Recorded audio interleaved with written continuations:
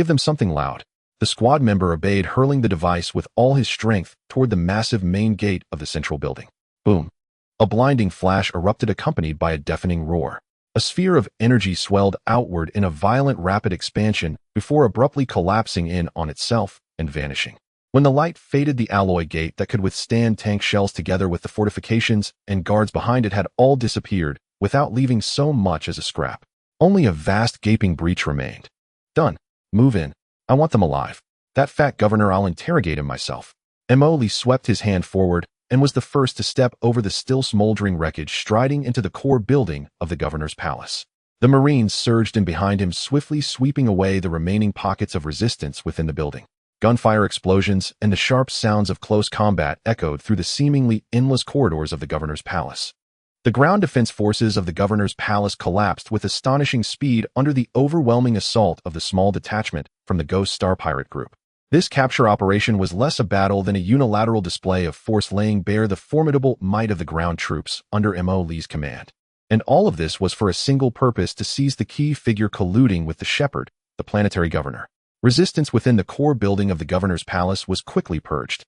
The Marines brutally kicked open the reinforced alloy door of the command center, flooding inside and pinning several trusted bodyguards to the floor. Two soldiers forced the planetary governor Lepek, whose legs had gone limp and whose face was ashen from his command chair, down onto his knees. Still wearing his metal mask, Emoli walked in with a cold, imperious stride that acknowledged no one.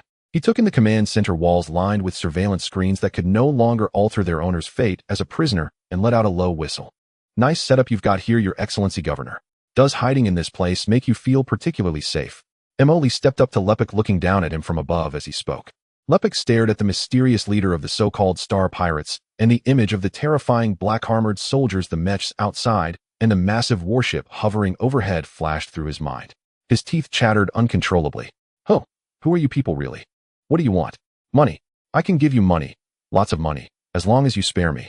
Money. Emoli let out a derisive chuckle, dragged a chair over, and sat on it backwards, his arms resting lazily across the backrest. Do we look like we're short on money to you? He pointed upward, clearly referring to the massive fleet outside. Then what is it you want? Lepek's voice was on the verge of tears. Simple. Emoli leaned forward, the gaze behind his mask seeming to pierce straight through him. Tell me everything about the Shepherd. How do you make contact? Who is he really? And in that mining zone, what exactly is hidden there? What are the key and the cradle? Be honest, and I might consider letting you go. At the mention of the Shepherd, the key, and the cradle, Lepek's pupils contracted sharply, and his face turned even more deathly pale. His gaze flickered as he stammered the sh Shepherd. I don't know what you're talking about. What mining zone? I'm just an ordinary governor responsible for managing planetary affairs. Still pretending. Emoli sighed, tapping the barrel of his gun against his own mask, producing a metallic clanging sound. Governor, do you really think I'm that easy to fool? That encrypted transmission you secretly sent to the Shepherd, do you need me to play it back for you? Shall I help jog your memory with a few words? Cleansing, Operation Zephyr Ashes. Lepek's whole body went rigid, cold sweat instantly soaking his back. He had never imagined the other side knew even about that. I'll talk. It was the Shepherd. He forced me. He has something on me. I had no choice but to work for him. Oh, something on you. Emoli raised an eyebrow. Go on. The mining zone. Yes, that mining zone. Lepek's eyes flickered. The Shepherd ordered me to use my authority to designate the abandoned No. 7 mining zone as a restricted area. He built a secret depot inside it. He stored some contraband military hardware and rare ores there. He said it was to fund certain activities. That's all I know. I really was forced. He sounded utterly sincere, the very picture of someone reluctant yet compelled. Emoli listened in silence, merely drumming his fingers rhythmically on the armrest of his chair. Only the monotonous tapping remained in the room, along with Lepek's ragged breathing. Suddenly, Emoli's fingers stopped. Tilting his head, he looked at Lepek. The voice from beneath the mask held a trace of amused cruelty. Governor Lepek, you're not being honest with me. Lepek's body went rigid. I've told you the truth. The truth. Emoli sneered. The Shepherd went to all that trouble just to stash some weapons and/or. Do you take me for a fool, or do you take the Shepherd for one? He suddenly thrust his masked face close to Lepek's, nearly touching his voice, dropping low, heavy with pressure. Seems that without a bit of persuasion you won't tell the truth. Emoli straightened up and waved to the Marines beside him. Looks like His Excellency needs some help with his memory. Yes, sir. 2 burly Marines stepped forward at once, hauling the limp Lepek from the floor and forcing him down onto a cold metal chair. Another Marine opened a portable metal case revealing several specialized devices designed to act on nerves and pain receptors. What are you going to do? I am the Imperial Planetary Governor. You can't do this. Lepek struggled in terror. Just helping you refresh your memory, Emily replied lightly. I'm a kind man, I can't bear to see people suffer, so we'll use a bit of high technology, painless and efficient. A soldier picked up a headband studded with fine probes, and without asking clamped it onto Lepek's head. Activate level 1 neural signal interference, the soldier said coldly, pressing the switch on the device. Aya! Lepek let out an unimaginably shrill scream. It felt as if countless red-hot needles were madly stabbing and twisting through every nerve in his brain. The pain defied description far beyond anything he had ever imagined. His entire body convulsed violently against the table, eyes bulging as drool spilled uncontrollably from his mouth. No. Stop. I'll talk. I'll tell you everything. At his words, Emily signaled the soldier to stop. Lepek slumped over the table like a heap of rags, gasping for breath, his eyes unfocused. Now have you remembered anything? Emily's voice sounded again like a demon whispering in his ear. My patience is limited. If you'd like to sample the upgraded version of this service, I'd be more than happy to oblige. Lepek looked at Emily's ghastly mask, then at the cold instruments nearby, and completely broke down. He knew there was no room left for luck. Tears and mucus streamed down Lepek's face as he howled in broken phrases. I'll tell you everything. There's something in the mining zone. Beneath it, there's a secret research site belonging to Night Owl. They're studying something salvaged from the wreck of the Zephyr. It's related to the key. Operation Ashes. It was orchestrated by Night Owl. It was to silence witnesses and bury the truth about the Zephyr. I helped by providing gaps in the Imperial Defense Fleet's patrol schedule, and after their operation, I erased the relevant records. The key seems to be some kind of ancient relic, something that can open a sort of gateway. The cradle is a project. I truly don't know the details. The shepherd never told me. He only had me handle logistics and cover for intelligence operations here on Lonrway Star. Lepek spilled everything he knew as if pouring out a jar of beans, laying out in one breath the roles of the Mining District Research Station and Night Owl in the trade wind incident, yet he remained vague and evasive about the true nature of the key and the cradle. Listening to him, Emily's lips curled beneath his mask. He could tell this old fox was still playing tricks, but the information he had revealed was already crucial enough. A research station, salvaged from the trade wind. Emily rubbed his chin. Now that sounds more like it. He gestured for the Marines to pick up the neural stimulation device once more. At the sight of the device, Lepek nearly lost his soul, shrieking, No. I've told you everything I know, I swear. No more torture. Emily waved his hand, signaling the Marines to stop. He stepped up to Lepek and patted his sweat-soaked, pudgy face. We'll end here for now. Your performance, barely passable. If I find out you're still hiding something. He pointed at the neural stimulation device, then at several other instruments of torture that looked even more terrifying. We'll just change to a fresh set of toys. He turned and ordered the Marines keep a close watch on him. Don't let him die. We still need him later. With that, he ignored the governor, who had gone limp like mud and whose mind hovered on the brink of collapse, and strode out of the interrogation room. You heard that. There's something buried under the mining district. Tell the people sealing off the area to be careful. There might be some tough nuts down there. He said into his comm to Shadow Crow. Leaving the interrogation room in the governor's mansion, where the atmosphere of friendly exchange still lingered, Emily was in a good mood. Although that old fox had certainly kept a few things to himself, the key piece of intel about the mining research station was already in hand. He had the Marines escort Governor Lepek onto the assault craft waiting outside, then returned to the battleship's bridge and issued a direct order: target abandoned mining zone No. 7. Full speed ahead. Beneath him, the engines and reactors of the battleship Glorious roared to life as it flew toward mining zone No. 7. Soon the expanse of terrain covered by jagged slag heaps and derelict facilities appeared in view. The mining zone lay within a desolate mountain range on Lonrway Star. Huge open-pit mines scarred the planet's surface like wounds, while abandoned rails and extraction machinery lay scattered around, rendering the place deathly still and desolate. A Kanglong-class heavy cruiser that had arrived ahead of them had already sealed off the entire airspace. An energy field blanketed the area. Not even a single bird could have flown out. On the ground, Marines and Yazimechs had formed a perimeter surrounding the main entrances to the mine. Numerous corpses and wrecked armed vehicles were strewn across the approaches. Obviously the remains of Night Owl's fighters. Emily descended in an assault craft, landing at the temporary command post near the mine entrance. The acting commander in charge of the blockade immediately stepped forward to report. Commander, the mining zone is completely sealed. We have detected faint energy reactions and life signs within. Scans show a complex artificial structure underground, but the construction is fragile and the surrounding strata unstable. Our initial assessment is that using ship-mounted main batteries or heavy missiles would likely trigger massive cavians, burying the target completely and making it impossible to retrieve any materials or intelligence inside. Emoli rubbed his chin. So we can't just blast it with big guns. That is a bit troublesome. Looks like we'll have to send in mechs and marines to force our way through. He was just about to order the Yazi mech units to prepare for an assault when a thought flashed through his mind, making him pause mid-motion. Wait. He tilted his head, recalling how he had nearly been wiped out by an explosive trap while scouting that abandoned relay point and remembering Night Owl's habitual preference for rat-like tactics. With Night Owl's fondness for blowing themselves up at the drop of a hat, would a research site this important really be without a self-destruct system? The more he thought about it, the more likely it seemed. If our people fight their way in with great effort, and the person in charge down there, seeing the situation turn bad, simply hits a self-destruct switch and takes everyone with him, wouldn't all our work be wasted? And we'd lose people on top of that. He glanced at the Marines and mechs waiting nearby, then lifted his gaze to the Kanglong-class heavy cruiser hanging in the sky above. No, we're not doing a losing deal like that. His eyes rolled slightly as a simpler, more brutal, and absolutely safe idea gradually took shape in his mind. Heh!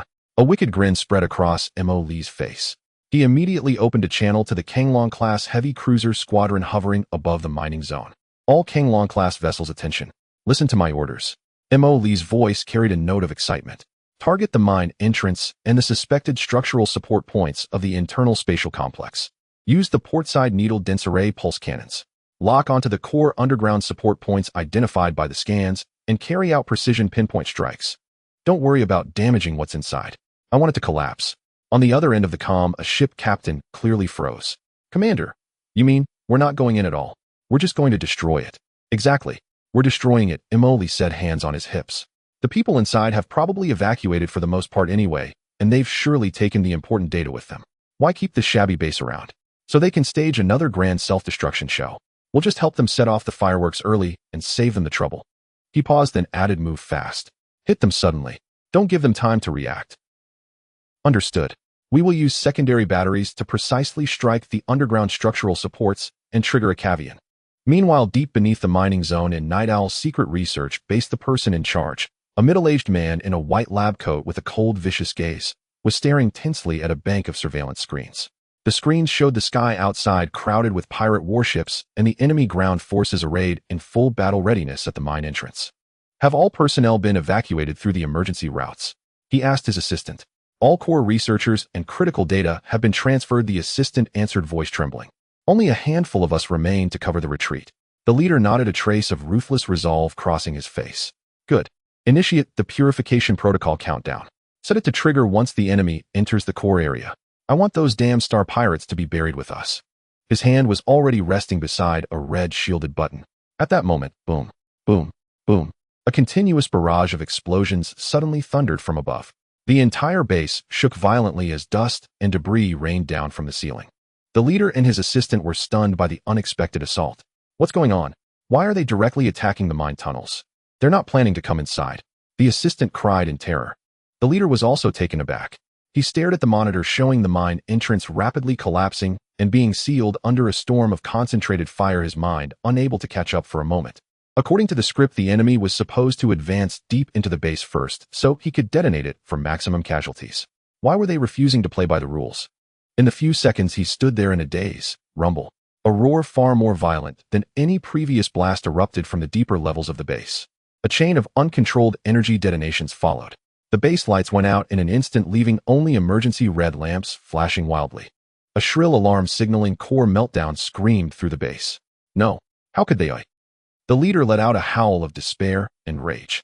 The purification protocol, the energy core, their bombardment triggered it prematurely. He watched helplessly as the countdown display for the self-destruct program, overloaded by energy surges and structural damage, skipped straight to 0 and then went dark. He did not even get the chance to press that red button. The grand plan to heroically blow himself up once the enemy charged in had turned into a complete joke. The enemy had never intended to come inside at all. They meant to erase this place from the map by sheer physical force. A colossal explosion erupted from within the base, devouring everything in an instant. The shockwave was so powerful that it blasted open the already collapsed mine entrance, once more spewing out a vast plume of smoke and flame. Outside the mining zone, Mo Lee watched the smoke and fire geysering from the mine entrance like a volcano and nodded in satisfaction. Done. Job's finished. He clapped his hands and spoke into his calm sea. I told you there would be fireworks inside. We just helped them light them early so they wouldn't have to. He turned and headed toward the assault craft, saying to Shadow Crow as he walked, Crow, have the fleet pull back. There's nothing worth looking at here anymore. It's probably all been blown to ash. Commander, Yin Ya's voice came through. We have yet to acquire any intelligence data from this site. Is this action truly advisable? Relax, relax. Emily waved dismissively, utterly unconcerned. Intelligence is merely one piece of the puzzle. Night Owl has far more than just this single base. Such a critical location would surely have had its core data and personnel evacuated long ago. What remains here is almost certainly an empty shell. Just a trap. Blowing it up isn't a loss. At least it saves us the trouble of painstakingly disarming it. He yawned lazily. Pack up and withdraw. We still need to interrogate that portly governor on our way back. See if we can squeeze out a bit more value. As for this place, consider it our contribution to Blue-Ray Star's environmental remediation, filling in an abandoned mine shaft. He turned toward the assault shuttle, his mood light, not the slightest trace of regret over potentially forfeiting intelligence. In his view, neutralizing a latent threat with minimal risk was an exceptionally favorable transaction. As for Night Owl's secrets, time is abundant, and so are his methods. He intends to savor this game slowly, deliberately. For now, however, he prefers solutions that are clean, direct, and unburdened by complication. No sooner had Mo Lee returned to the bridge of the fleet flagship Dawn, a Titan Dominant-class battleship hovering above the city, than Yin Ya's urgent comms report pierced through. Commander, massive spatial jump fluctuations detected at the outer rim of the Roline system. Coordinates K77L33. Confirmed as Imperial Border Fleet reinforcements. The Vanguard comprises the 3rd and 7th Patrol Fleet groups, led by the 3rd group's flagship Iron Wall, a Stormhammer-class heavy battleship. They have completed jump transit and are now deploying into combat formation. On the holographic star chart, a dense swarm of crimson blips erupted abruptly, spreading rapidly, radiating unmistakable hostility as they advanced upon Blue-Ray Star. Oh, they arrived rather swiftly. Emoli glanced only briefly at the chart, his expression utterly unruffled, then calmly lifted his water cup and took a slow, deliberate sip. Perfect. Saves me from boredom. He turned to Yinya. Where are our Judgment and Thunder fleets? The Judgment fleet entered stealth position 15 minutes ago, within the asteroid belt flanking the Imperial fleet's rear flank. The Thunder fleet is projected to arrive at its ambush coordinates in 8 minutes, Yinya reported instantly. Excellent. Emoli set down his cup and clapped his hands lightly. The cast is assembled, the stage set.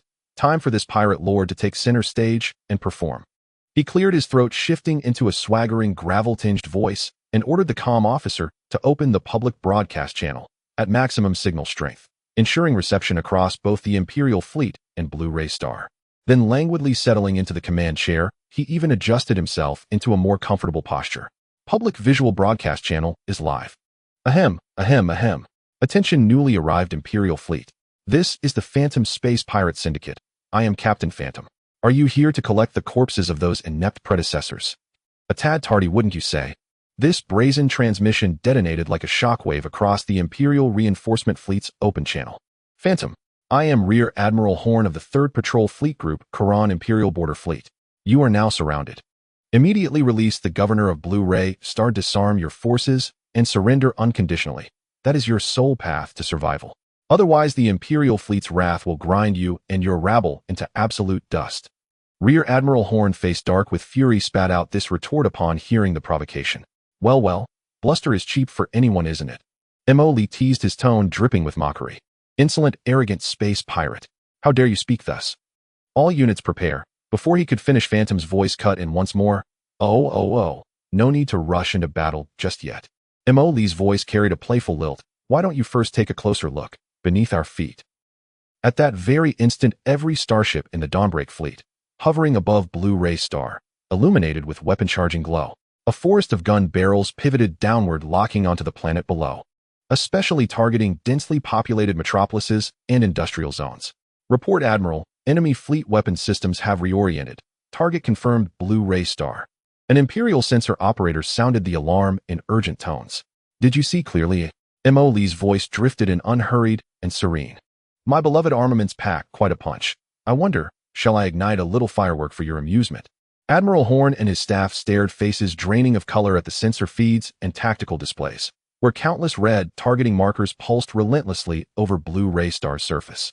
They harbored no doubt whatsoever these ruthless pirates would commit any atrocity without hesitation. You dare? Horn's voice trembled with suppressed rage. To bombard an imperial civilian world is a flagrant crime against humanity. The Empire will not forgive or forget. Crime. Ha ha ha.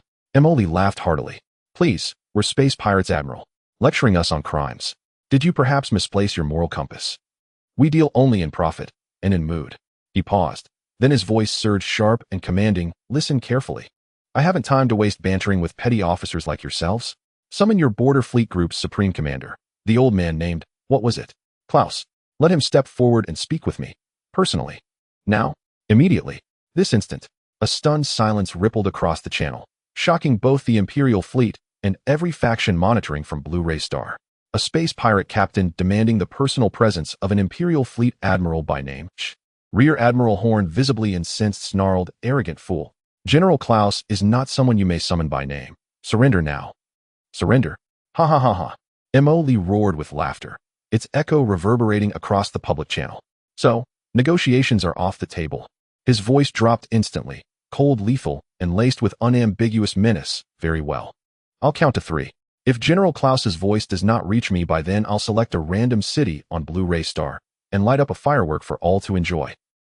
Horn trembled violently, but he dared not gamble. Hundreds of billions of Imperial citizens' lives rested upon his shoulders, a burden he could not bear. 2. Mo Lee's voice fell like a death knell. Meanwhile, the flagship's secondary batteries hummed to full readiness. Wait. Horn bellowed, nearly hoarse. I must request authorization. 1 minute. Do hurry. I'm dreadfully impatient. Mo Lee drawled as if the countdown had never been his own. The visual feed cut abruptly, leaving only silence.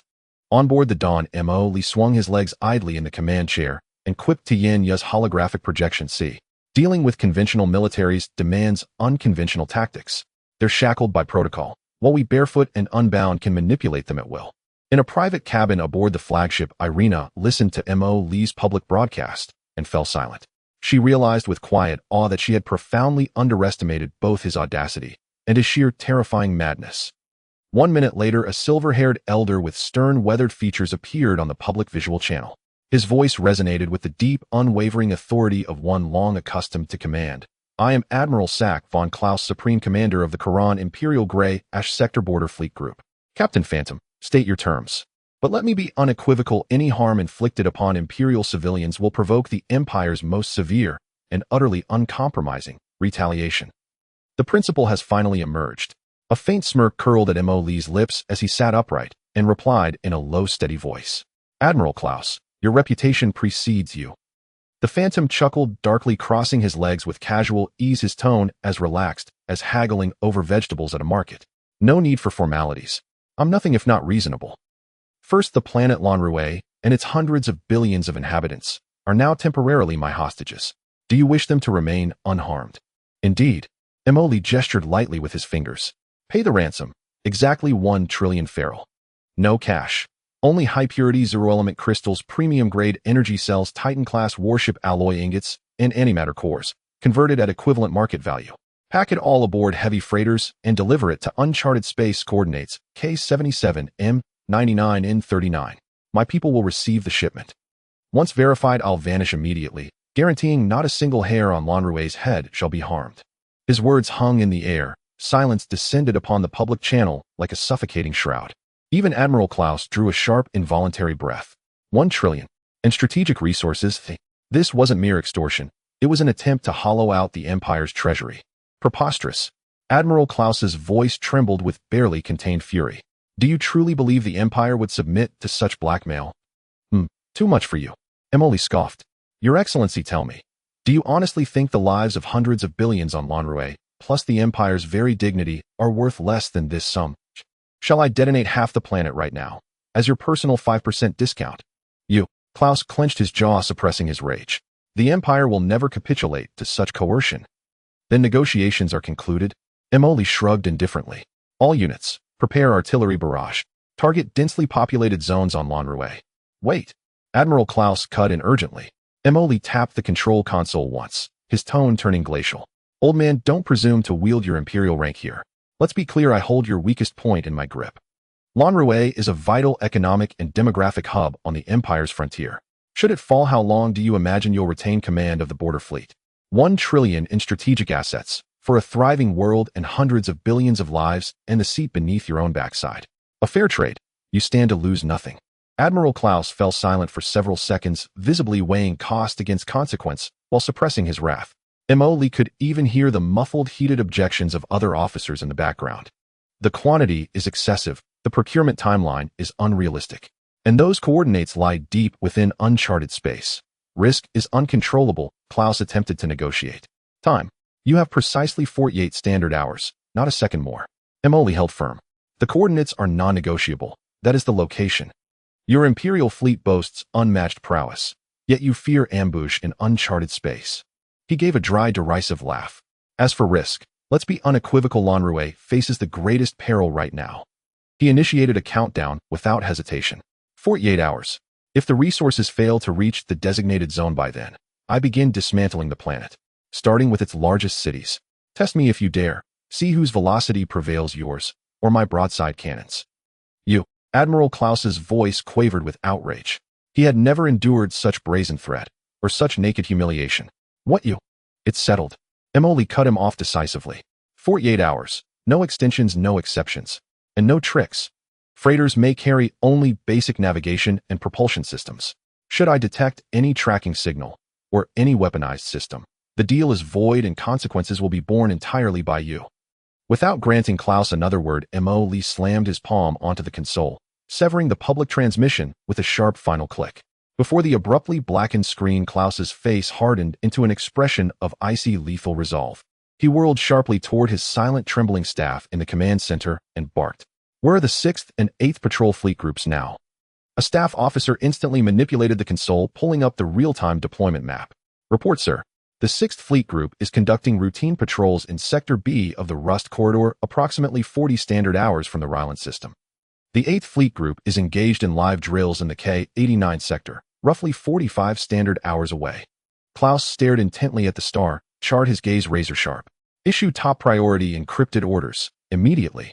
Command both fleet groups to abort current operations and proceed at maximum combat readiness, full burn, to the outer perimeter of the Ryland system.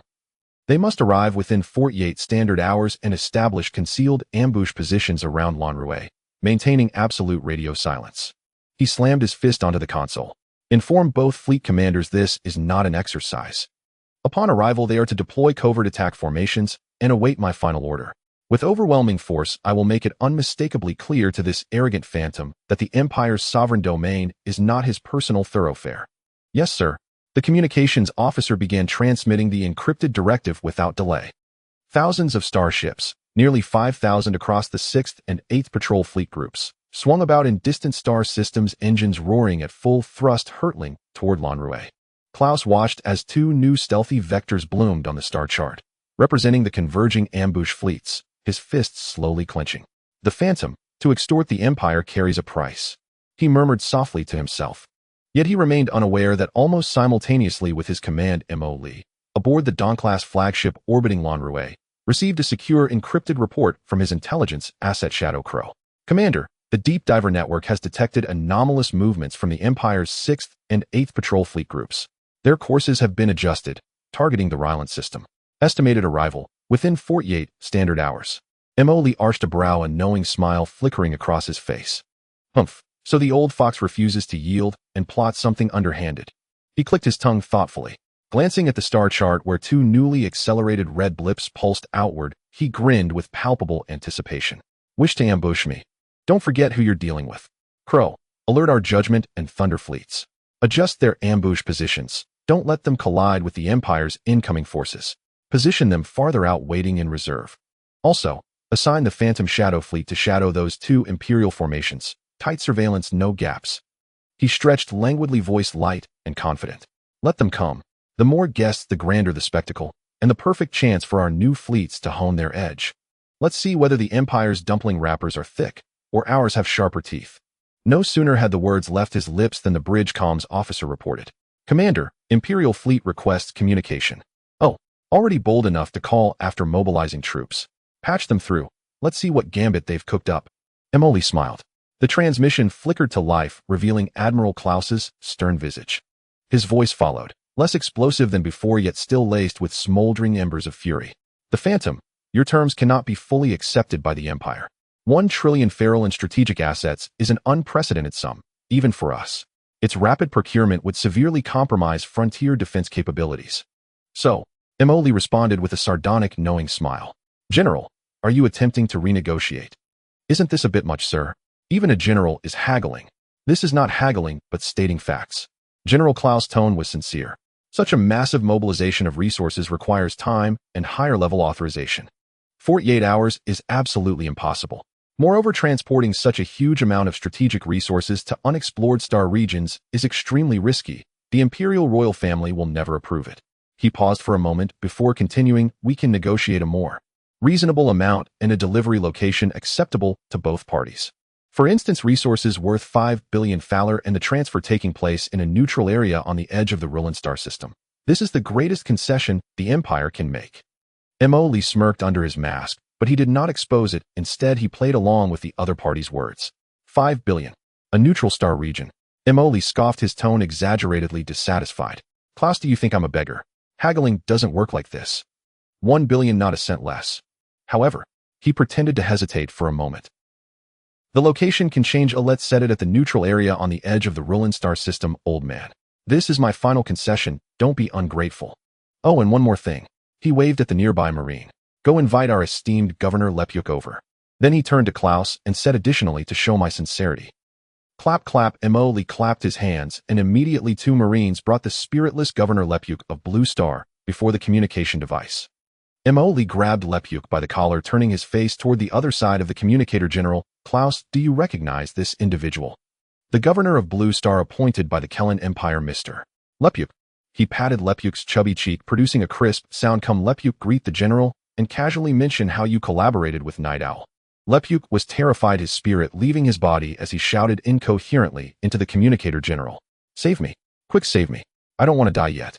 Moli added, by the way, he has also done many things detrimental to the Empire for Night Owl, truly hardworking and meritorious. The other side of the communication fell into a brief silence. Emoli eagerly awaited Klaus' reaction, shock, rage, denial.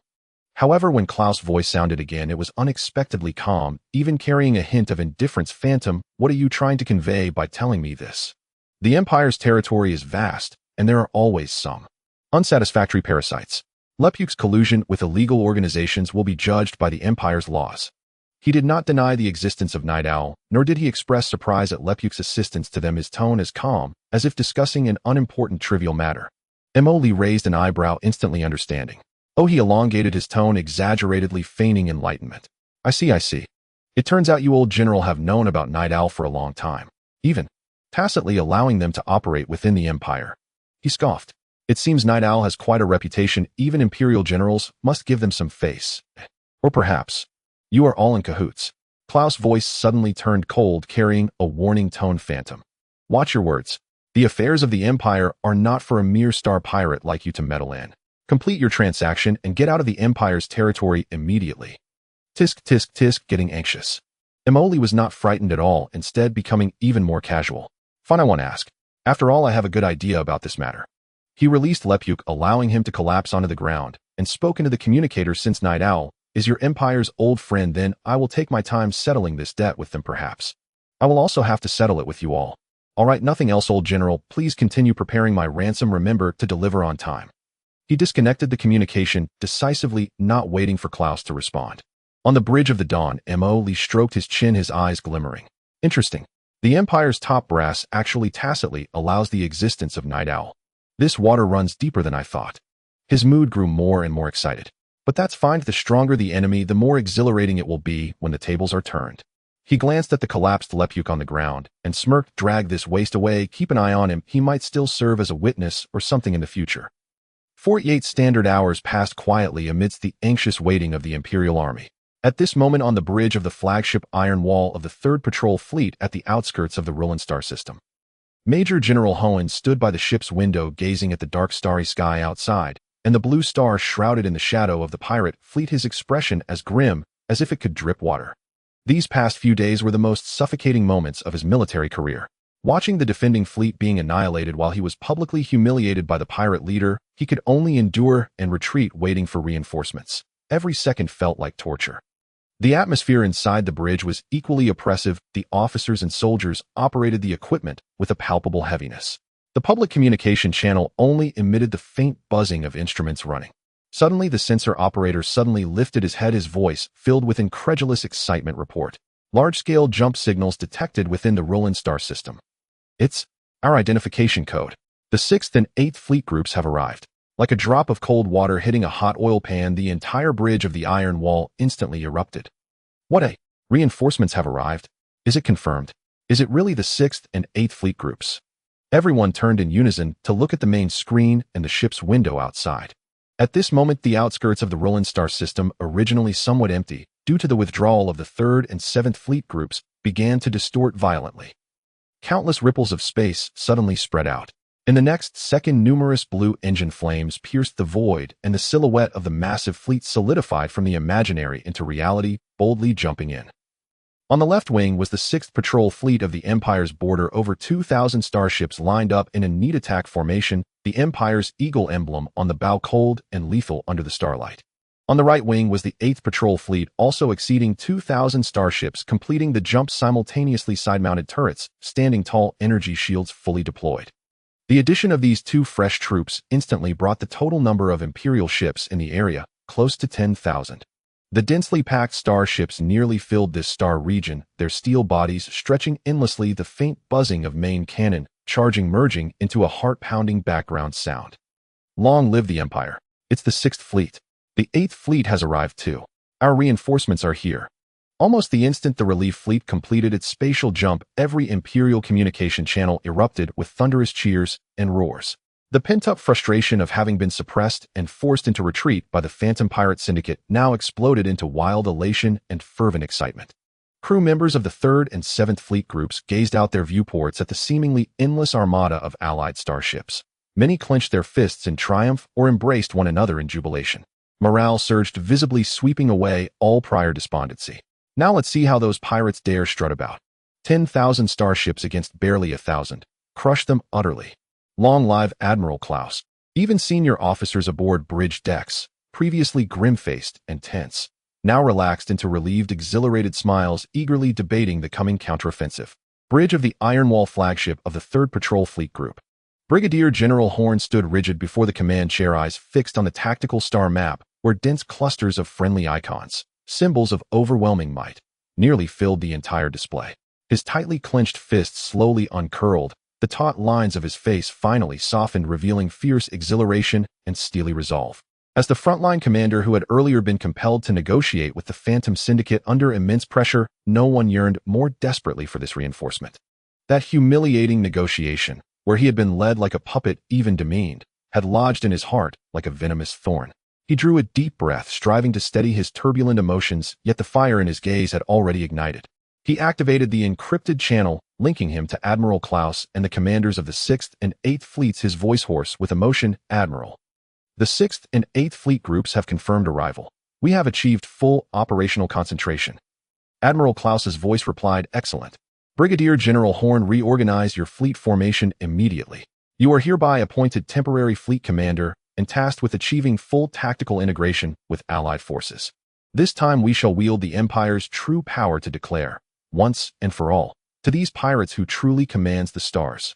Understood, sir. Brigadier General Horn snapped upright and responded with resonant clarity. He turned to address his entire bridge crew, and through them the entirety of the 3rd Fleet Group and all Allied formations. With a voice charged with long-suppressed determination and raw authority, all units attention. Per High Command Directive, reconfigure formations immediately and achieve full tactical synchronization with all fleet groups. Commence main battery charging. Let the annihilation of our enemies cleanse the shame we bore. For the Empire! For the Empire! A deafening chorus echoed across every channel. Horn gazed upon the vast Imperial armada beyond the viewport, his heart brimming with unshakable conviction of victory. At that moment, the Empire's morale and confidence soared to their zenith. Every soul believed without doubt that the scales of victory had tipped irrevocably in the Empire's favor. Report to Command. Imperial Border Patrol 6th and 8th Fleet Groups have rendezvoused with the 3rd and 7th Fleet Groups, forming a combined force nearing 10,000 starships. A sensor officer aboard the Dawnbreaker battlecruiser reported from the bridge. Oh, swift response indeed. Old Admiral Klaus's transmission should be arriving any moment. Hardly had the words left his lips when an official Imperial Fleet communication request was routed through. Admiral Klaus reappeared on the holoscreen, his voice restored to its customary gravitas and icy severity, tinged now with quiet certainty of imminent triumph. Phantom, Imperial fleets have converged. I hereby order you to release Governor Lonrue immediately and withdraw entirely from Lonrue's system. Failure will result in your complete annihilation. He deliberately synchronized real-time deployment data of the Imperial reinforcement fleet onto the Phantom's feed, an act of psychological warfare designed to overwhelm, with sheer numerical superiority compelling surrender, or if they fled in panic, enabling a decisive ambush. Emily studied the star map, where crimson icons spilled across the display, and listened to Klaus's threatening ultimatum, not with tension, but with languid nonchalance. He casually dug his ear with a finger and drawled into the calm, "Oh, reinforcements arrived. Impressive speed, Old Admiral. Quite the spectacle, rather intimidating, wouldn't you say?" His utter indifference tightened Klaus's brow and stirred a cold premonition deep within his gut. At that moment, Emily snapped his fingers and added tone light as air. "All right, enough theater. Our people need not hide any longer. Ye signal the Judgment Thunder Phantom Shadow. All units, reveal yourselves, my little darlings." His command struck the silence like a stone dropped into still water. In the next second, along the Imperial Armada's starboard rear port flank, starboard flank, and even within the orbital shadow zone hugging Lonrue's near space, the void abruptly blazed to life. Countless engine glows and sleek hull silhouettes materialized from nowhere. The Judgment fleet surged forth from a dense asteroid belt, shedding its stealth field. 20 Titan Sovereign-class dreadnoughts, each a mobile fortress leading over 1,000 cruisers and frigates, their frost-cold broadsides already trained upon the Imperial flank. Meanwhile, the Thunder fleet emerged from a colossal interstellar ion cloud, equally massive, equally devastating, locking its lethal focus onto the Imperial formation's opposite flank. The Phantom Shadow fleet, true to its name, slipped through the gaps between Imperial fleet arrays, its unmatched stealth and hypermaneuverability allowing it to infiltrate undetected. 3 elite task forces, plus the Dawn fleet, which had remained poised in high orbit above Lonrue, revealed Emily's entire arsenal in a single breathtaking unveiling. A total of nearly 6,000 elite warships, 60 of them Titan Sovereign-class heavy dreadnoughts alone. They formed a vast tightening encirclement, turning the tables completely, surrounding the Imperial Armada of nearly 10,000 ships in layered, inescapable rings.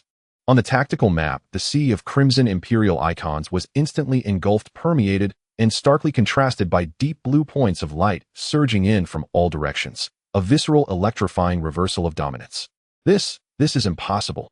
Imperial comms channels exploded. Captains and crew alike cried out in utter disbelief. Where did they come from? Why did our sensors detect nothing? 60, those colossal vessels. What faction is this? How can their starships dwarf ours? Panic spread like wildfire through the Imperial ranks. Admiral Klaus stared at the tactical map. The battlefield's balance overturned in an instant, his own armada now trapped in a merciless counter-encirclement. Stunned, he shot bolt upright from his command chair, his face draining to pallid ash. His lips trembled, but no sound emerged. Klaus had assumed the Phantom Syndicate's 1,000-ship force represented its absolute ceiling, never imagining they possessed such formidable allies. His show of overwhelming force had not cowed the enemy, instead it had delivered his own fleet into perilous vulnerability. M.O. Lee's voice, teasing, mocking, cut crisply across the open channel, reaching every Imperial officer and crewman. Well then, Admiral Klaus, how does it feel now? Whose sovereignty truly governs this expanse of stars? He regarded Klaus with effortless calm and added, unconvinced. Shall we test your mettle against my little brothers? Though I must warn you, I'm a lone wolf answerable to no one.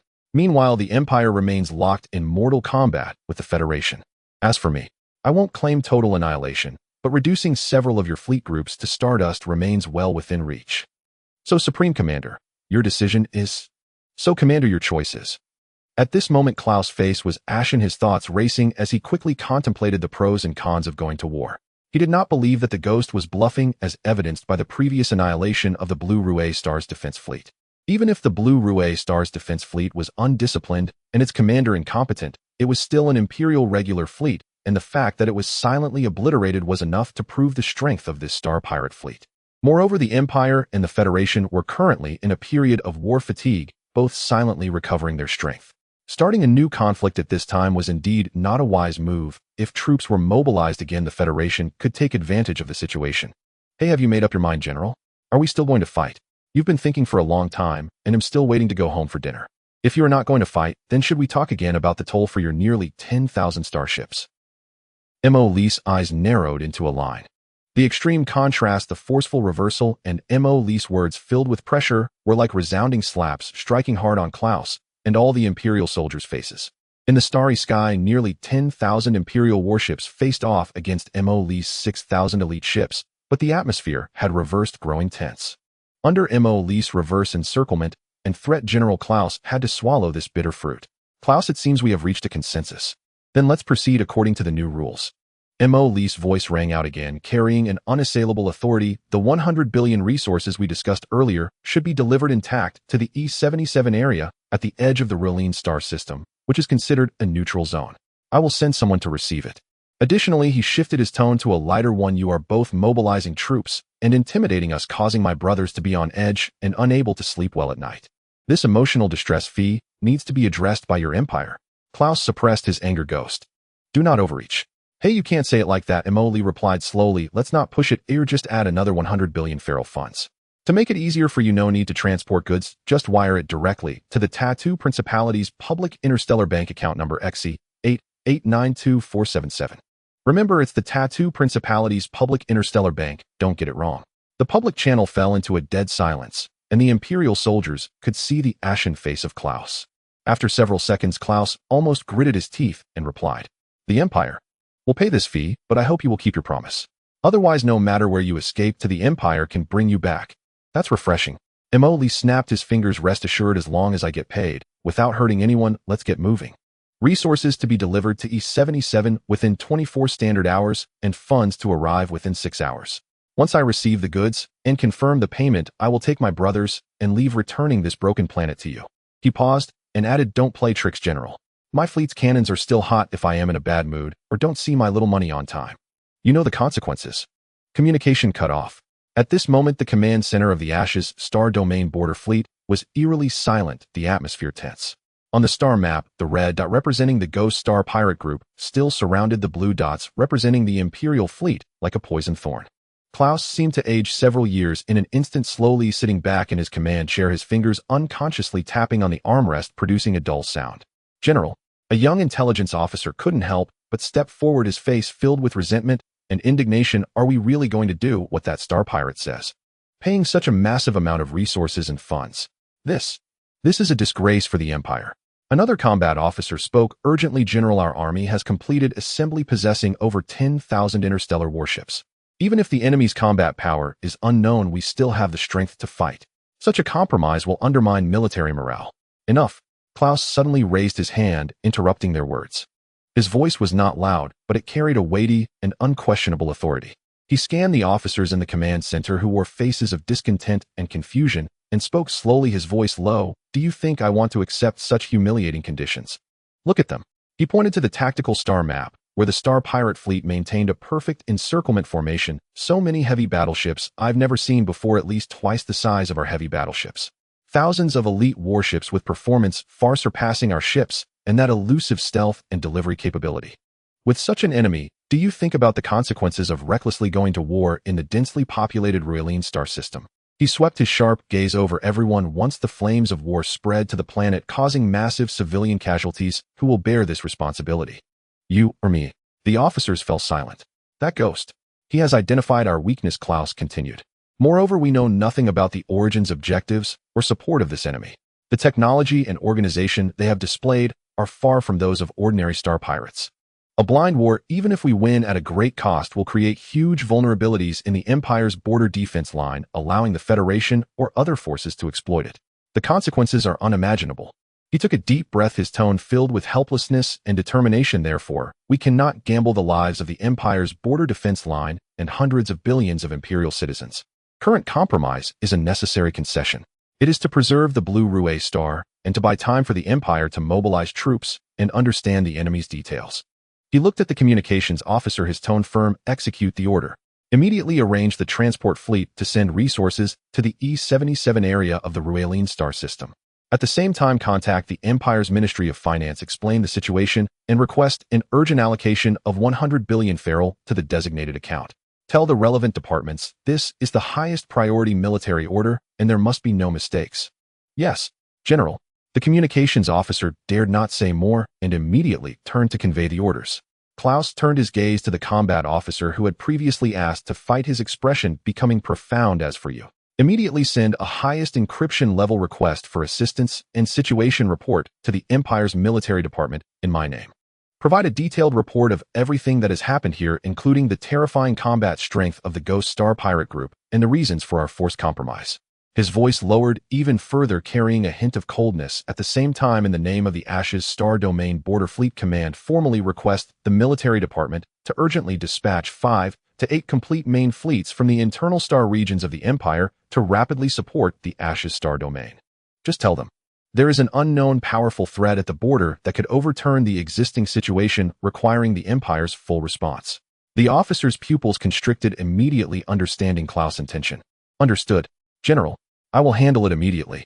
The officer saluted solemnly and quickly left. General Klaus sat alone in the command chair, gazing coldly at the enemy fleet on the star map. Phantom, no matter who is behind you, the Empire's foundation is far deeper than you can imagine. The humiliation of today will surely be repaid 100-fold in the future. Meanwhile, at the edge of the ruined star system in the E77 neutral zone, the atmosphere grew slightly tense. 500 massive Imperial transport ships floated quietly at the designated coordinates. They were laden with high-purity energy blocks and other rare resources worth 100 billion Faller. Each transport ship's engine turned off, and the eagle emblem, symbolizing the Empire, appeared somewhat dim. Surrounding them, 50 heavy cruisers of the Judgment Fleet, classified as Kanglong class, circled the transport fleet like overseers. Additionally, there were hundreds of slightly smaller, yet highly efficient cleaner-class salvage ships and large cargo ships. No communication, no signals. As the flagship Dawn received a simple command of begin receiving from Mo. Lee, the engineering team immediately sprang into action. The cleaner-class salvage ships fired thick composite towing beams, firmly locking onto the Imperial transport ships. The large cargo ships extended their docking passages rapidly. Heavy engineering mechas traversed between the vessels, using cutting and handling equipment to drag the packaged resource modules out from the Imperial transport ships and transfer them to their own cargo ship storage areas. The entire process was efficient, rapid, and silent. Only the faint buzzing of operating equipment and the occasional sound of metal clashing could be heard. The crew on the Imperial transport ships could only watch helplessly through the portholes as their precious resources were so brutally emptied, the feeling of humiliation gradually gnawing at their hearts. Meanwhile, in the distant data center of the Tattoo Principality's Interstellar Universal Bank, a line of inconspicuous data streams quietly passed by. Account XC8892477 received an anonymous transfer, 10 Faller, current balance updated. The funds vanished instantly into the complex financial network of the Principality Bank, like a drop of water merging into the sea, waiting to be cleaned and accessed through channels controlled by Mo. Lee. On the Titan Dominion-class bridge of the Dawn, Mo. Lee reclined with his legs crossed, watching 2 live feeds displayed on the main screen, one showing the bustling scene of resource transfer, the other displaying the delightful balance change confirmation from the Tattoo Principality Bank account. TSK Tisk, look at this efficiency. Our people are indeed impressive. He took a bite of the apple in his hand and mumbled in admiration. And look at this mental distress fee. Such a quick deposit. The Empire is quite prompt when it comes to paying, he remarked, swinging his toes. Inyas subsequently reported, all resource receiving processes are normal, no hidden tracking signals detected, expected to complete all transfers within 3 standard hours. Funds have been confirmed to the target account. Perfect. Mo. Lee snapped his fingers. Tell the brothers to finish loading and withdraw. Don't waste time chatting with those sullen Imperial transport ships. Oh, and send a thank you letter to the Empire. Remember to use the public channel, just say. The Phantom Star Pirates thank General Klaus for his generous sponsorship. See you next time. This sarcastic thank you undoubtedly sprinkled salt on the already bloodied wounds of the Empire.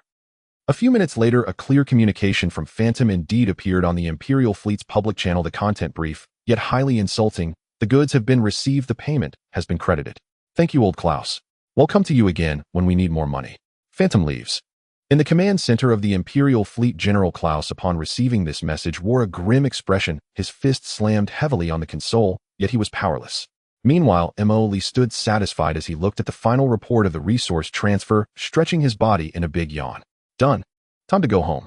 This trip was both a training exercise and a money-making venture, a blood profit.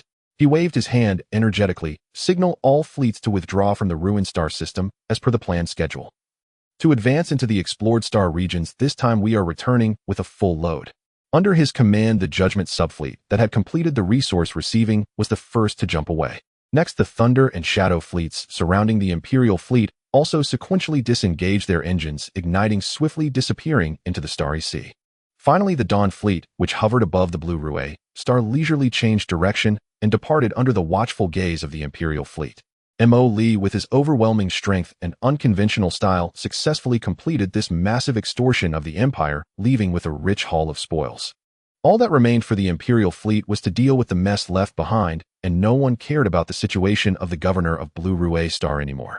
As Mo Lee circled back to the Screw factory base with his spoils far away in the central region of the Empire at the capital star, circled the Central Star domain, the Imperial Star Heart of Glory was no longer calm. In the Imperial Military Headquarters Top-Level Strategic Intelligence Analysis Center, a massive circular holographic star map occupied the central area of the Top-Level Analysis Center, on which the vast Imperial territory was represented by countless light points indicating fleet space stations and important planets. At this moment, at the edge of the star map, the area representing the Ashen Star domain's ruined star system was highlighted alongside continuously scrolling data streams and loss assessment reports. The Minister of the Empire's Military General Astor, with gray hair, dressed in a neat silver military uniform and a gaunt face, stood with his hands behind his back in front of the star map. Behind him stood several senior military leaders and intelligence department heads of the Empire, all with unusually serious expressions. The door to the analysis center slid open, and a communications officer hurried in holding an encrypted data tablet, his steps quick and his face tense. Report to the Minister and Generals, an urgent battle report with the highest encryption level and situation explanation from General Klaus of the Ashen Star Domain's border fleet. The officer's voice echoed particularly clearly in the analysis center. General Astor slowly turned around to take the data tablet. His finger activated the authentication light that scanned his pupils and fingerprints upon contact. The data tablet unlocked, and a lengthy report accompanied by battlefield record sensor data and that public communication recording that humiliated all Imperial soldiers began to play. At first, it was General Klaus' heavy voice reporting that the Blue Rouet Star Defense Fleet was annihilated by an unknown force in an extremely short time. Then came the arrogant threats and extortion communication footage from the Phantom. Until the end, a brief explanation of Klaus being forced to accept conditions and pay a huge amount of resources and funds along with his plea for help. Throughout the playback process, the analysis center was silent as a grave. Only the faint buzzing of data flowing on the holographic star map and the occasional sound of a general involuntarily gasping could be heard. When the last segment of footage finished playing, the fingers of Minister Astor holding the data tablet trembled slightly. He was silent for a few seconds before slamming the tablet heavily onto the nearby console, producing a dull thud. Trash. Minister Astor's voice exploded like thunder in the center. Klaus. How is he in charge of the border fleet? Over 10,000 Imperial starships, yet surrounded by a group of unknown space pirates. Is he just loafing around? He abruptly turned, his sharp gaze sweeping over every general present. A complete defense fleet, over 1,000 starships obliterated in less than an hour. A planetary governor openly kidnapped and interrogated.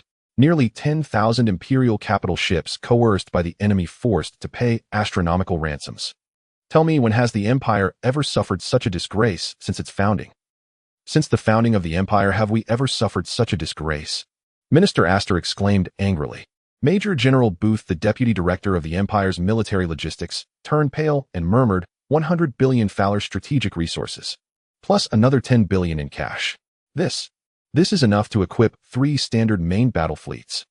How dare Klaus agree to this? Could he refuse, eh?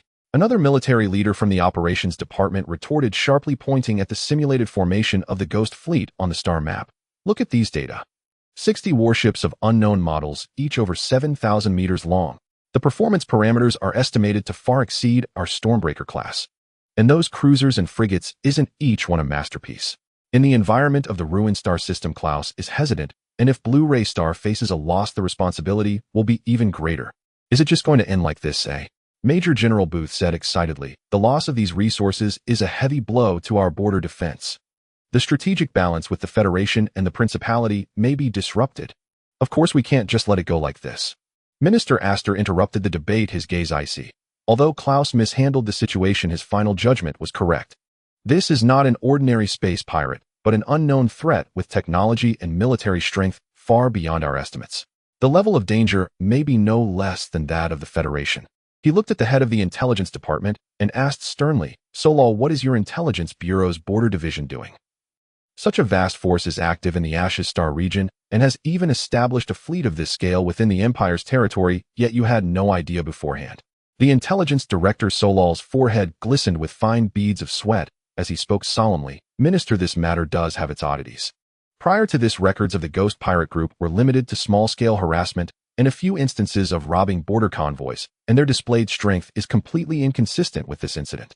We suspect that they either received full support from some unknown force or have been conducting extremely covert strategic camouflage all along." He instructed his subordinates to bring over an encrypted photon tablet, waving his hand to project some blurry images and signal analysis reports in the analysis center. "These are the enemy ship energy characteristics and weapon data we obtained from battlefield wreckage and limited reconnaissance. Analysis shows that their technological tree significantly differs from that of the Empire Federation and Principality, forming its own system. Especially their engine efficiency and weapon power far exceed that of ships of the same level, a level not attainable by ordinary space pirates or rebels. Investigate," Minister Astor commanded. "Utilize all resources, find out who this ghost truly is. Where does his fleet come from? What is the source of their technology? Who are their supporters?" "Yes."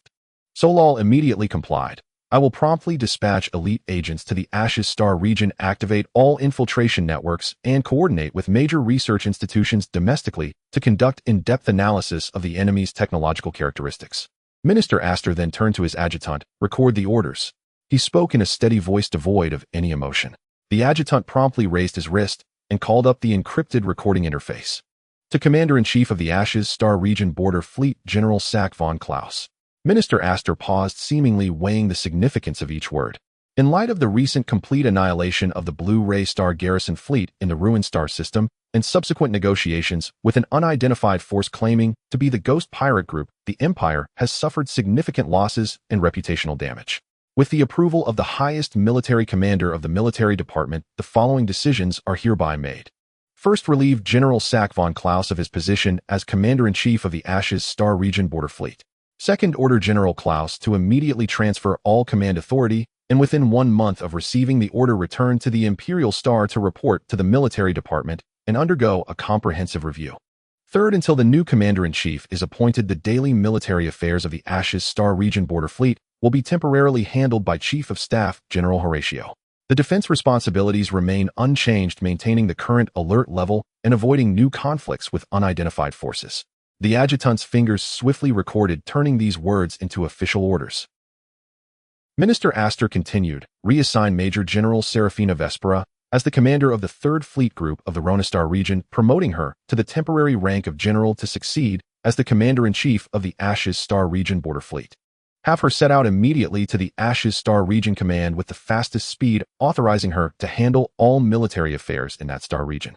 Primary tasks: stabilize the defensive line, assess threats, and restore morale. Moreover, order the command headquarters of the Rona Star Region, Gold Sand Star Region, and Carol Star Region fleets to each gather 3 fleet groups and swiftly rush to reinforce the Ashes Star Region border defense line, informing each fleet commander to fully obey the new commander's orders, prioritizing the consolidation of the defense line, avoiding large-scale conflicts with the enemy, focusing on reconnaissance and defense while awaiting further orders and intelligence support." "Understood." The adjutant responded solemnly, then presented the recorded orders for confirmation. Minister Astor glanced over, picked up the electronic pen, and signed his name along with the highest military authority code at the end. "Immediately send this with the highest level of encryption and present this matter to the palace at once. His Majesty must be informed immediately." Minister Astor added, his tone grave. "Yes." The adjutant immediately turned and walked out towards the analysis center. Half a day later, in the Imperial Palace, deep in the council chamber, the Emperor of the Empire Onedo Bell sat on the throne inlaid with star gemstones.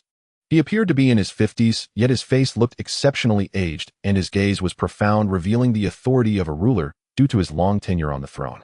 At this moment, he held the encrypted report submitted by the military. Below the throne, aside from General Astor, a few core ministers, including the Prime Minister, the Minister of Finance, and the Minister of Internal Affairs, were present. Everyone's expression was incredibly grave. Emperor Onedo slowly set down the report, his fingers gently tapping on the armrest of the throne, creating a rhythmic sound. The atmosphere in the council chamber was suffocating. 110 billion.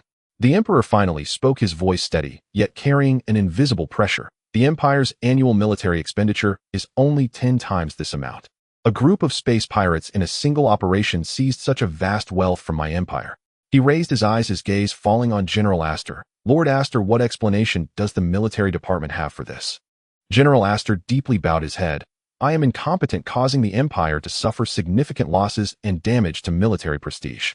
I have ordered a thorough investigation into the intelligence system's shortcomings and urgently dispatched the main fleet to reinforce the border. The enemy's strength far exceeds expectations, and their technological level is likely not to be underestimated. Not to be underestimated. The Emperor repeated this term, his tone unreadable. To annihilate 1,000 ships of garrison forces within an hour and to silently infiltrate the depths of the Empire's border, completing an encirclement of the Empire's main fleet. Is this merely not to be underestimated?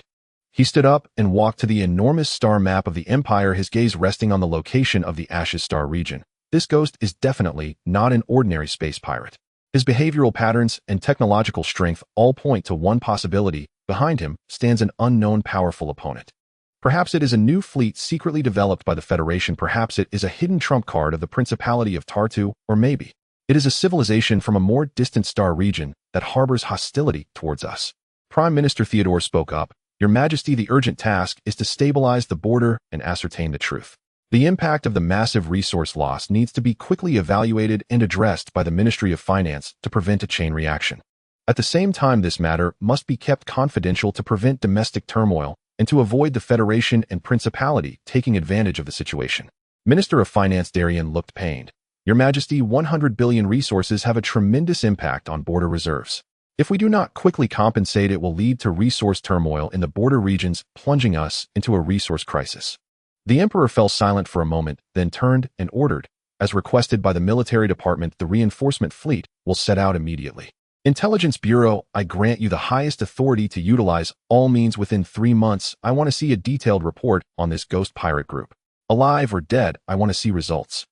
The Emperor's voice suddenly turned cold, infused with regal authority and a hint of murderous intent.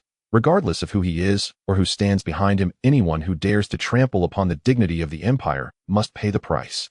The territory of the Empire does not tolerate provocation. Yes, Your Majesty, everyone responded in unison. In the Empire's Intelligence Bureau, deep within the Underground Command Center, Director Solar returned to headquarters and immediately convened an emergency meeting. At the massive circular conference table, the heads of various departments in the Intelligence Bureau were seated, including Soren, the head of the border branch, who had been urgently recalled from the frontier. In the center of the conference room, a holographic projection displayed the image of the Phantom wearing a ghost mask along with his Phantom fleet. Everyone understands the situation now. Director Solar's voice carried no emotional inflection. The Emperor is enraged, and the military has been shamed. Our Intelligence Bureau has also lost face this time. Everyone present, especially from the border branch, bears an undeniable responsibility.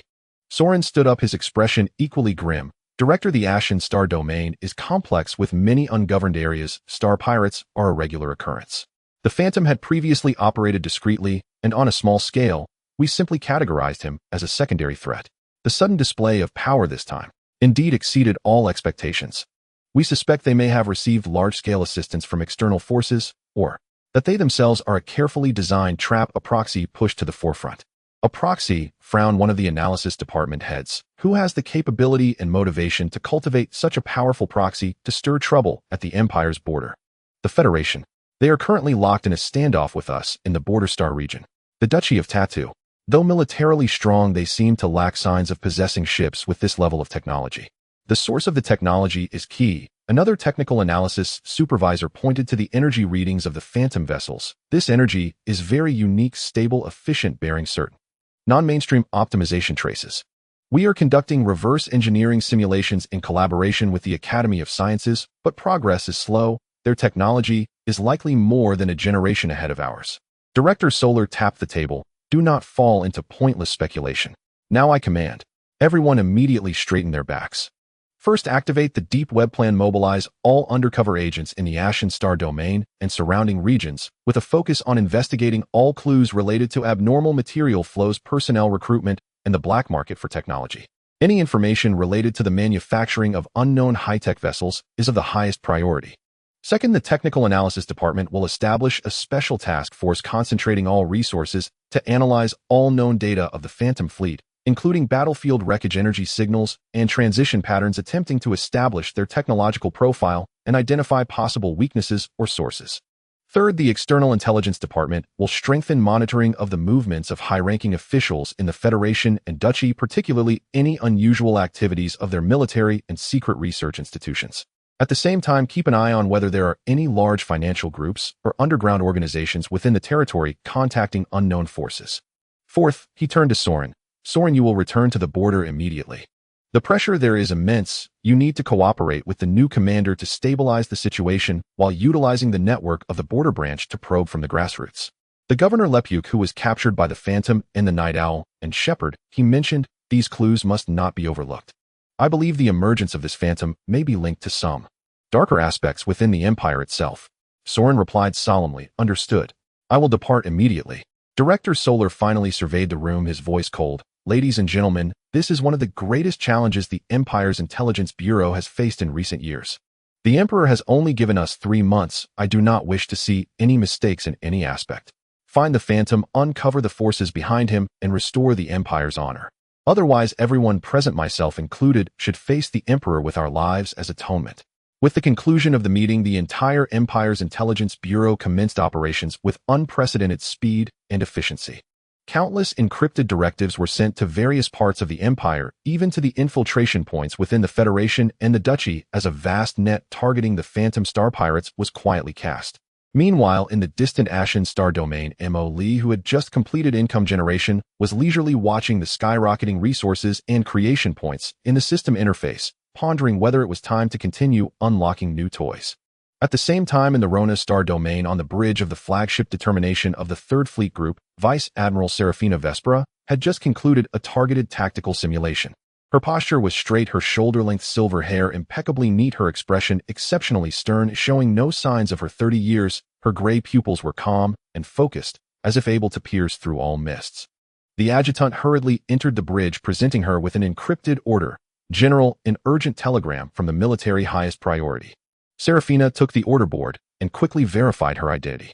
The content of the order unfolded before her. When she saw promotion to temporary general and appointment as commander of the Ashen Star domain border fleet, her expression showed no sign of fluctuation, only a slight contraction of her pupils. Her gaze lingered briefly on the keywords Phantom Star Pirates and General Klaus dismissed. Moments later, she set down the order board, her voice clear and steady. Relay to the entire fleet group, cancel all scheduled training and patrol missions, and enter a state of Level 1 combat readiness.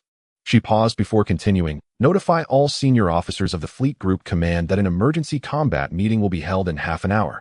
At the same time, in my name, reply to the military. Serafina Vespera has received the order and will set off immediately for her post. Yes, General. The adjutant immediately took his leave. Serafina walked to the bridge's window, gazing at the familiar starry sky of the Rona Star domain, lost in thought. The Ashen Star domain, a mess, a powerful unknown enemy, and also an opportunity. She needed to familiarize herself with everything at the fastest speed and then solve the problem. Rona Star domain Fleet Group Command Center. Commander Silius received a dispatch order from the military. He glanced at it and issued a command to the operations officer beside him. Mobilize the 7th, 9th, and 11th Fleet Groups. Prepare to depart immediately. Target the Ashen Star domain. Tell the 3 commanders that this indicates a hard battle is imminent. Bring everything you have, and do not bring shame to the Rona Star domain. Yes, the same situation unfolded at the command centers of the other 2 major star domains.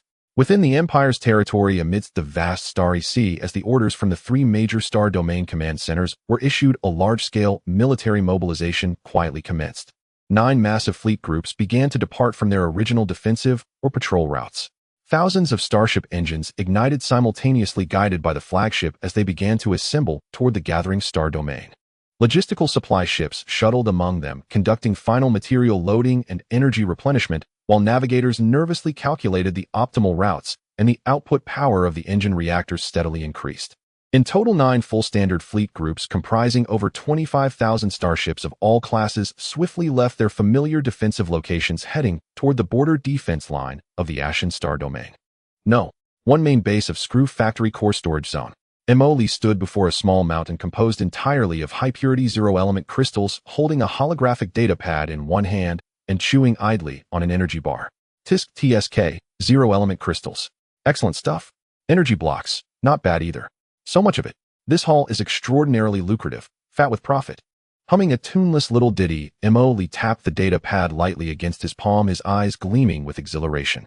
Indeed, negotiation ahem. I mean friendly negotiation, is far more profitable than combat. He gave a satisfied pat to a towering slab of deep blue metallic ingot beside him, larger than his own frame, eliciting a low, resonant thud. The entire storage zone blazed with light. Rare resources, acquired from the Empire, piled skyward in staggering abundance. Engineering mechs and construction drones moved with disciplined precision, sorting, scanning, and relocating cargo. The air hung thick with the scent of cold metal, raw energy, and a faint tang of ozone. Truly no man grows wealthy without unexpected fortune, no horse gains strength without midnight fodder. Our Imperial comrades are remarkably generous. Aware of my modest means, they've delivered warmth straight to my doorstep. Lee took a hearty bite of his energy bar, cheeks puffing out contentedly. At that moment, a subtle vibration pulsed from his wristcom terminal, and Shadow Raven's cool, crystalline voice flowed directly into his auditory cortex. Commander. Urgent intelligence. Highest priority encrypted transmission from the deep diver network. Oh, our deep divers have eavesdropped on another wall again. Let's hear it. Lee paused mid-chew, then resumed, smoothly swallowing the rest in 2 quick motions and brushing crumbs from his palms. So our deep divers have overheard something interesting behind the walls again. Do tell. I'm genuinely curious. His tone remained light, even tinged with anticipation. Shadow Raven's holographic projection materialized beside him, delivering her report. The message has been decrypted. The contents read: the Imperial Military High Command has formally relieved Admiral Sark von Kraus, former Supreme Commander of the Ashen Expanse Border Fleet Group, of his duties and ordered him to return to High Command for debriefing. Whoa. Lee arched an eyebrow. They've already dismissed that old fox. Impressive efficiency. Clearly those 1.2 trillion credits stung deeply. Shadow Raven continued. Pending the arrival of the new Supreme Commander, day-to-day operations of the Ashen Expanse Border Fleet Group shall be temporarily assumed by Chief of Staff Admiral Horatio. Defense responsibilities remain unchanged. Current alert status is to be maintained, and all engagements with unidentified hostile forces are strictly prohibited. Avoid conflict. So they're retreating or biding their time for something larger. Lee stroked his chin, eyes flickering thoughtfully. Still, the same soup, just a different bowl. Merely an interim appointment. Not quite, Commander. Shadow Raven corrected him. High Command has already appointed a new Supreme Commander. Oh, that was swift. Who is it? Which sector did they transfer her from? Lee asked, intrigued. The newly appointed Supreme Commander is Serafina Vespula, formerly commander of the 3rd Fleet Group in the Rona Expanse. Her rank is currently Major General. This appointment includes immediate provisional promotion to Lieutenant General. Serafina Vespula. Lee repeated the name slowly. A woman, promoted from Major General to Acting Lieutenant General. When did the Empire grow so progressive as to entrust an entire border fleet group to a woman? Raven, dig up her background. What kind of figure warrants such a sudden reassignment and an instant promotion? She's clearly no ordinary opponent. Supplemental intelligence from the Deep Diver Network indicates Serafina Vespula is 30 standard years old, and her service record is exceptionally distinguished. Distinguished. Now you've piqued my interest. Tell me, what glorious exploits define our new adversary? Lee dropped onto a nearby metal crate brimming with energy blocks, swinging his legs idly, settling in like an eager listener awaiting a tale. Serafina Vespula hails from a prestigious imperial military dynasty, the Vespula family, and stands among its most outstanding contemporary science. At 16, she was specially admitted to the Imperial Royal Military Academy with exceptional academic credentials. At 19, she graduated ahead of schedule, ranking first in every discipline across 5 decades, and during her final tactical exercise annihilated an enemy fleet commanded by seasoned instructors. Shadow Raven recited the facts with unflinching calm. 16. A true prodigy. Lee muttered wryly. At 16 I was, well, also diligently studying. Ignoring his aside, Shadow Raven continued. Upon graduation, she declined postings to safer staff departments or core sectors, and instead volunteered for frontline duty along the volatile border of the Tattoo Confederacy, the Blood Falcon Expanse. The Blood Falcon Expanse. That region's perpetually embroiled in skirmishes with the Confederacy seems chaotic enough. Precisely. Records indicate she participated in 17 border engagements during her tenure there.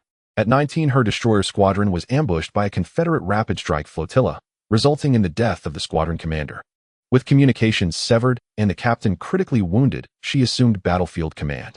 At great cost, 1 destroyer heavily damaged, she destroyed 5 Confederate strike vessels and crippled 9 others, forcing their full retreat. For this action, she was awarded her first Imperial Falcon Medal. Whoa, 19 battlefield command and a decisive counterstrike. Emily sat upright, fully engaged. Now that's impressive.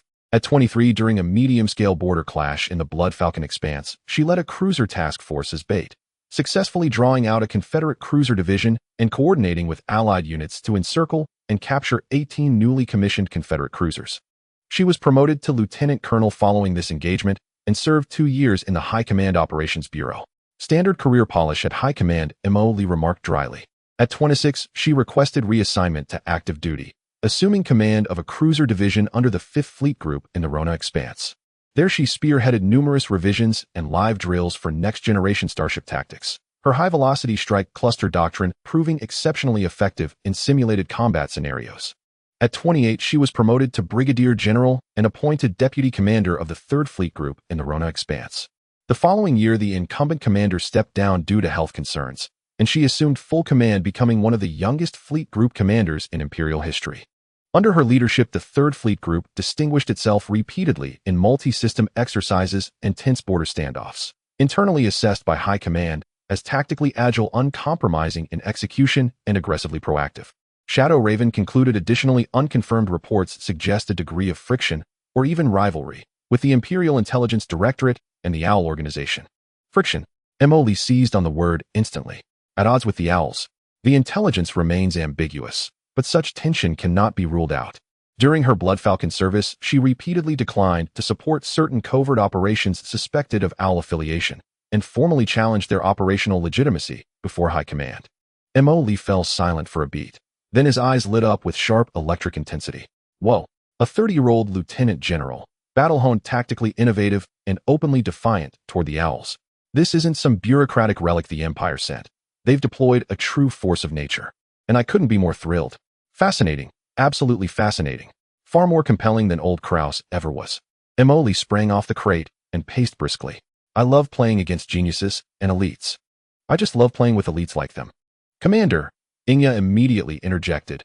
In addition to personnel reshuffles, the Deep Diver Network has confirmed that the Imperial Military High Command has ordered 3 full-strength standard fleet groups, each from the Lona Jinsha and Kaler sectors, to rush reinforcements to the Ashes sector's frontier defenses. The total reinforcement force is expected to exceed 9 fleet groups, over 25,000 starships. The Vanguard units are projected to reach the outer assembly zone of the Ashes sector within 15 to 20 standard days. 9 fleet groups, 25,000 vessels. Emily halted mid-stride and blinked. Blimey, the Empire's truly going Allen. Looks like our last engagement really stung them. This must be their bid to reclaim face. He began counting on his fingers. At present we have Dawnbreak, Judgment, Thunderclap, and Umbral Shadow, plus garrison and patrol vessels scattered across the theater. All told, barely over 6,000 combat-ready ships. That's quite a numerical disadvantage. Inya watched him in silent readiness for orders. Ha. Didn't we just score a windfall? Perfect time to mass produce. He eagerly pulled up the system's fabrication interface, eyes gleaming at the surge and creation points. Brother system, wake up. We've got a mega-order incoming. His voice soared an octave higher with excitement. Commander awaiting instructions. A cool mechanical chime echoed through the chamber. Immediately. Right now, initiate the highest priority fabrication sequence. Emily swept his hand decisively. Resources are unlimited. Expand all 4 current main fleet divisions tenfold, restoring them to full original strength. Execute now. Command received. Resource calculation in progress. Resources sufficient. Executing tenfold expansion directive. Dawnbreak, fleet tenfold expansion confirmed and queued. Requires 47 of current high-density alloy reserves and 35 of zero-element crystals. Approved. Build it fast. Emily didn't even glance at the consumption figures. Judgment fleet tenfold expansion confirmed. Thunderclap fleet tenfold expansion confirmed. Umbral Shadow fleet tenfold expansion confirmed. All expansion directives queued under highest priority fabrication. Every idle dockyard and construction array across the base has been activated. Resource flows have been reallocated. First vessels will roll off the lines in 1 standard hour. Full deployment will complete in 1 standard hour.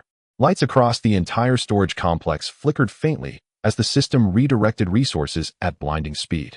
Vast quantities of raw materials vanished before his eyes.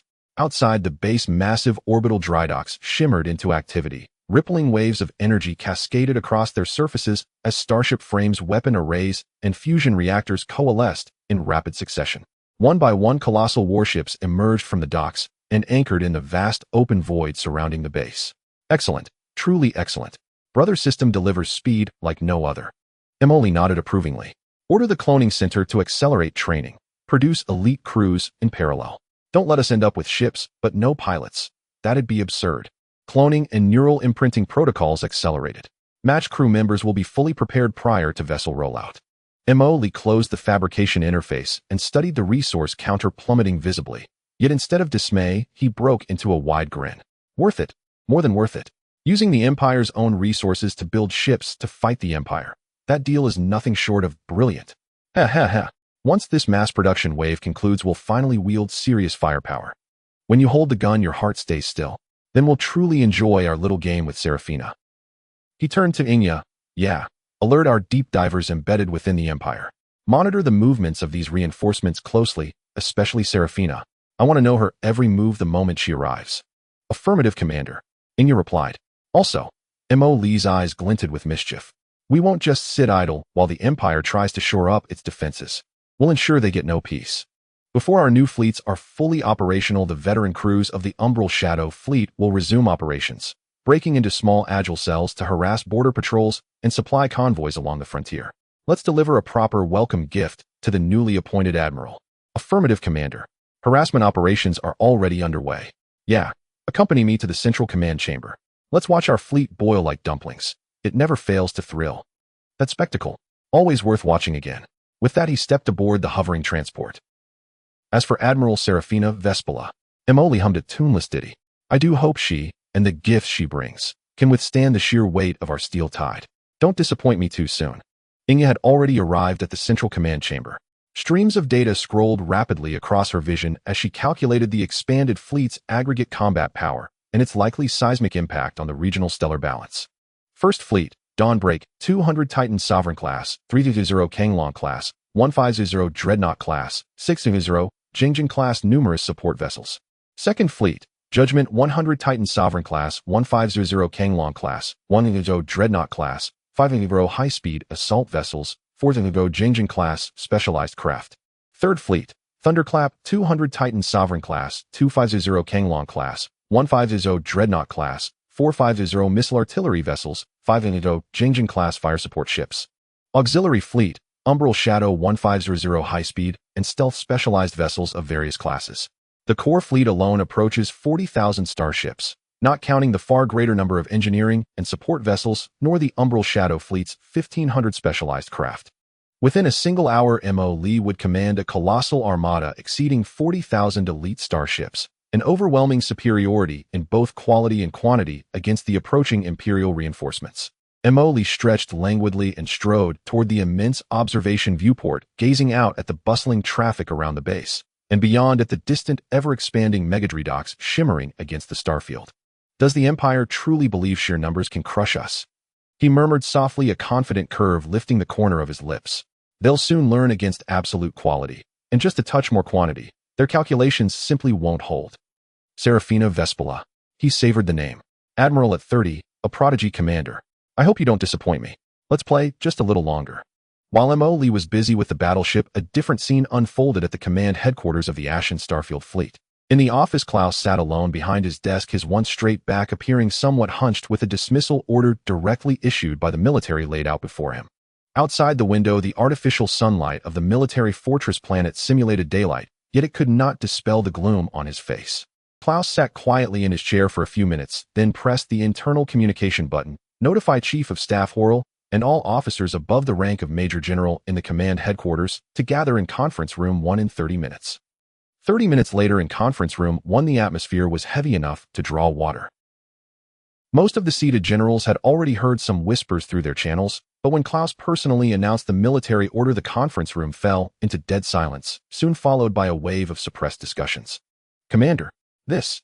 A senior subordinate who had worked alongside Klaus for many years could not help but speak up, his face filled with indignation. Klaus raised a hand to stop him, scanning each colleague and subordinate present. His eyes were weary yet still bore an air of authority. The military order has been issued. After I leave Chief of Staff Horrell will act in all military matters until General Vespula takes office. He looked at General Horrell, who was seated in the first position on the left. Horrell, of a similar age to Klaus and known for his caution and adeptness in handling daily affairs, wore a serious expression and nodded slightly at Klaus. Horrell, Klaus said, stabilize the defense line and restrain the troops. Without a military order, do not act rashly. Our enemy is extraordinary. I understand, Commander, Horrell replied in a deep voice. Klaus then turned to the others. Everyone cooperate with Horrell in his role as acting commander and prepare to welcome the new commander. The honor of the Empire needs to be restored, but that requires time and caution. He did not say more, announcing the meeting adjourned. The handover process was swiftly underway. Klaus transferred all documents, passwords, and unfinished plans within his authority to Horrell. Throughout the entire process, the two exchanged few words, only necessary confirmations and signatures. Hours later, a small high-speed assault ship belonging to the military's communications division quietly docked at the command headquarters spaceport. Klaus brought only one aide and a simple luggage aboard the small assault ship. There was no farewell ceremony, no colleagues to send him off, only the cold starlight watching as the small vessel departed the spaceport, its engines igniting and swiftly leaping into hyperspace, vanishing into the vastness of the starry sea. His era in the Ashen Starfield came to a temporary end in a most undignified manner. A month later, in the Empire's military headquarters, building minister's office. The heavy wooden door silently closed behind General Klaus, isolating him from the sounds of the corridor outside. This office was spacious to the point of feeling empty, with dark walls and only a massive floor-to-ceiling window casting artificial daylight from the Empire Star onto the floor, creating long shadows. Minister General Astor sat behind a large desk without rising.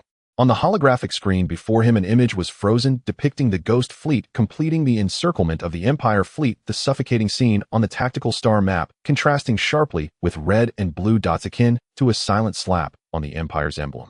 General Klaus stood a few meters in front of the desk, his body straight, the stars on his shoulder insignia appearing somewhat dim under the cold light.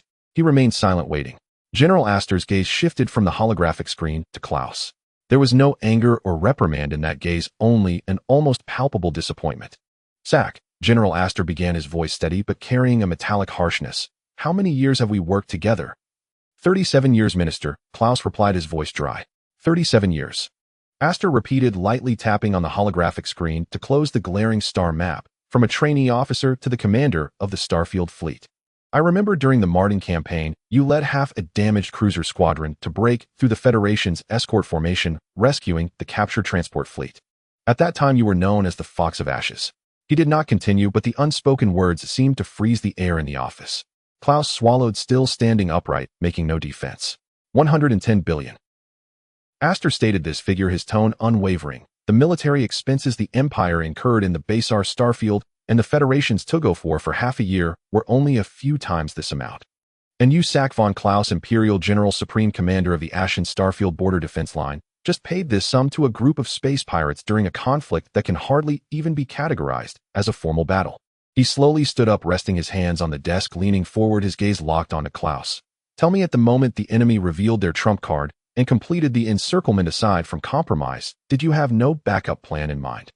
Even a tentative attack to tear open a breach, or at least a symbolic resistance to preserve the Empire's last shred of dignity.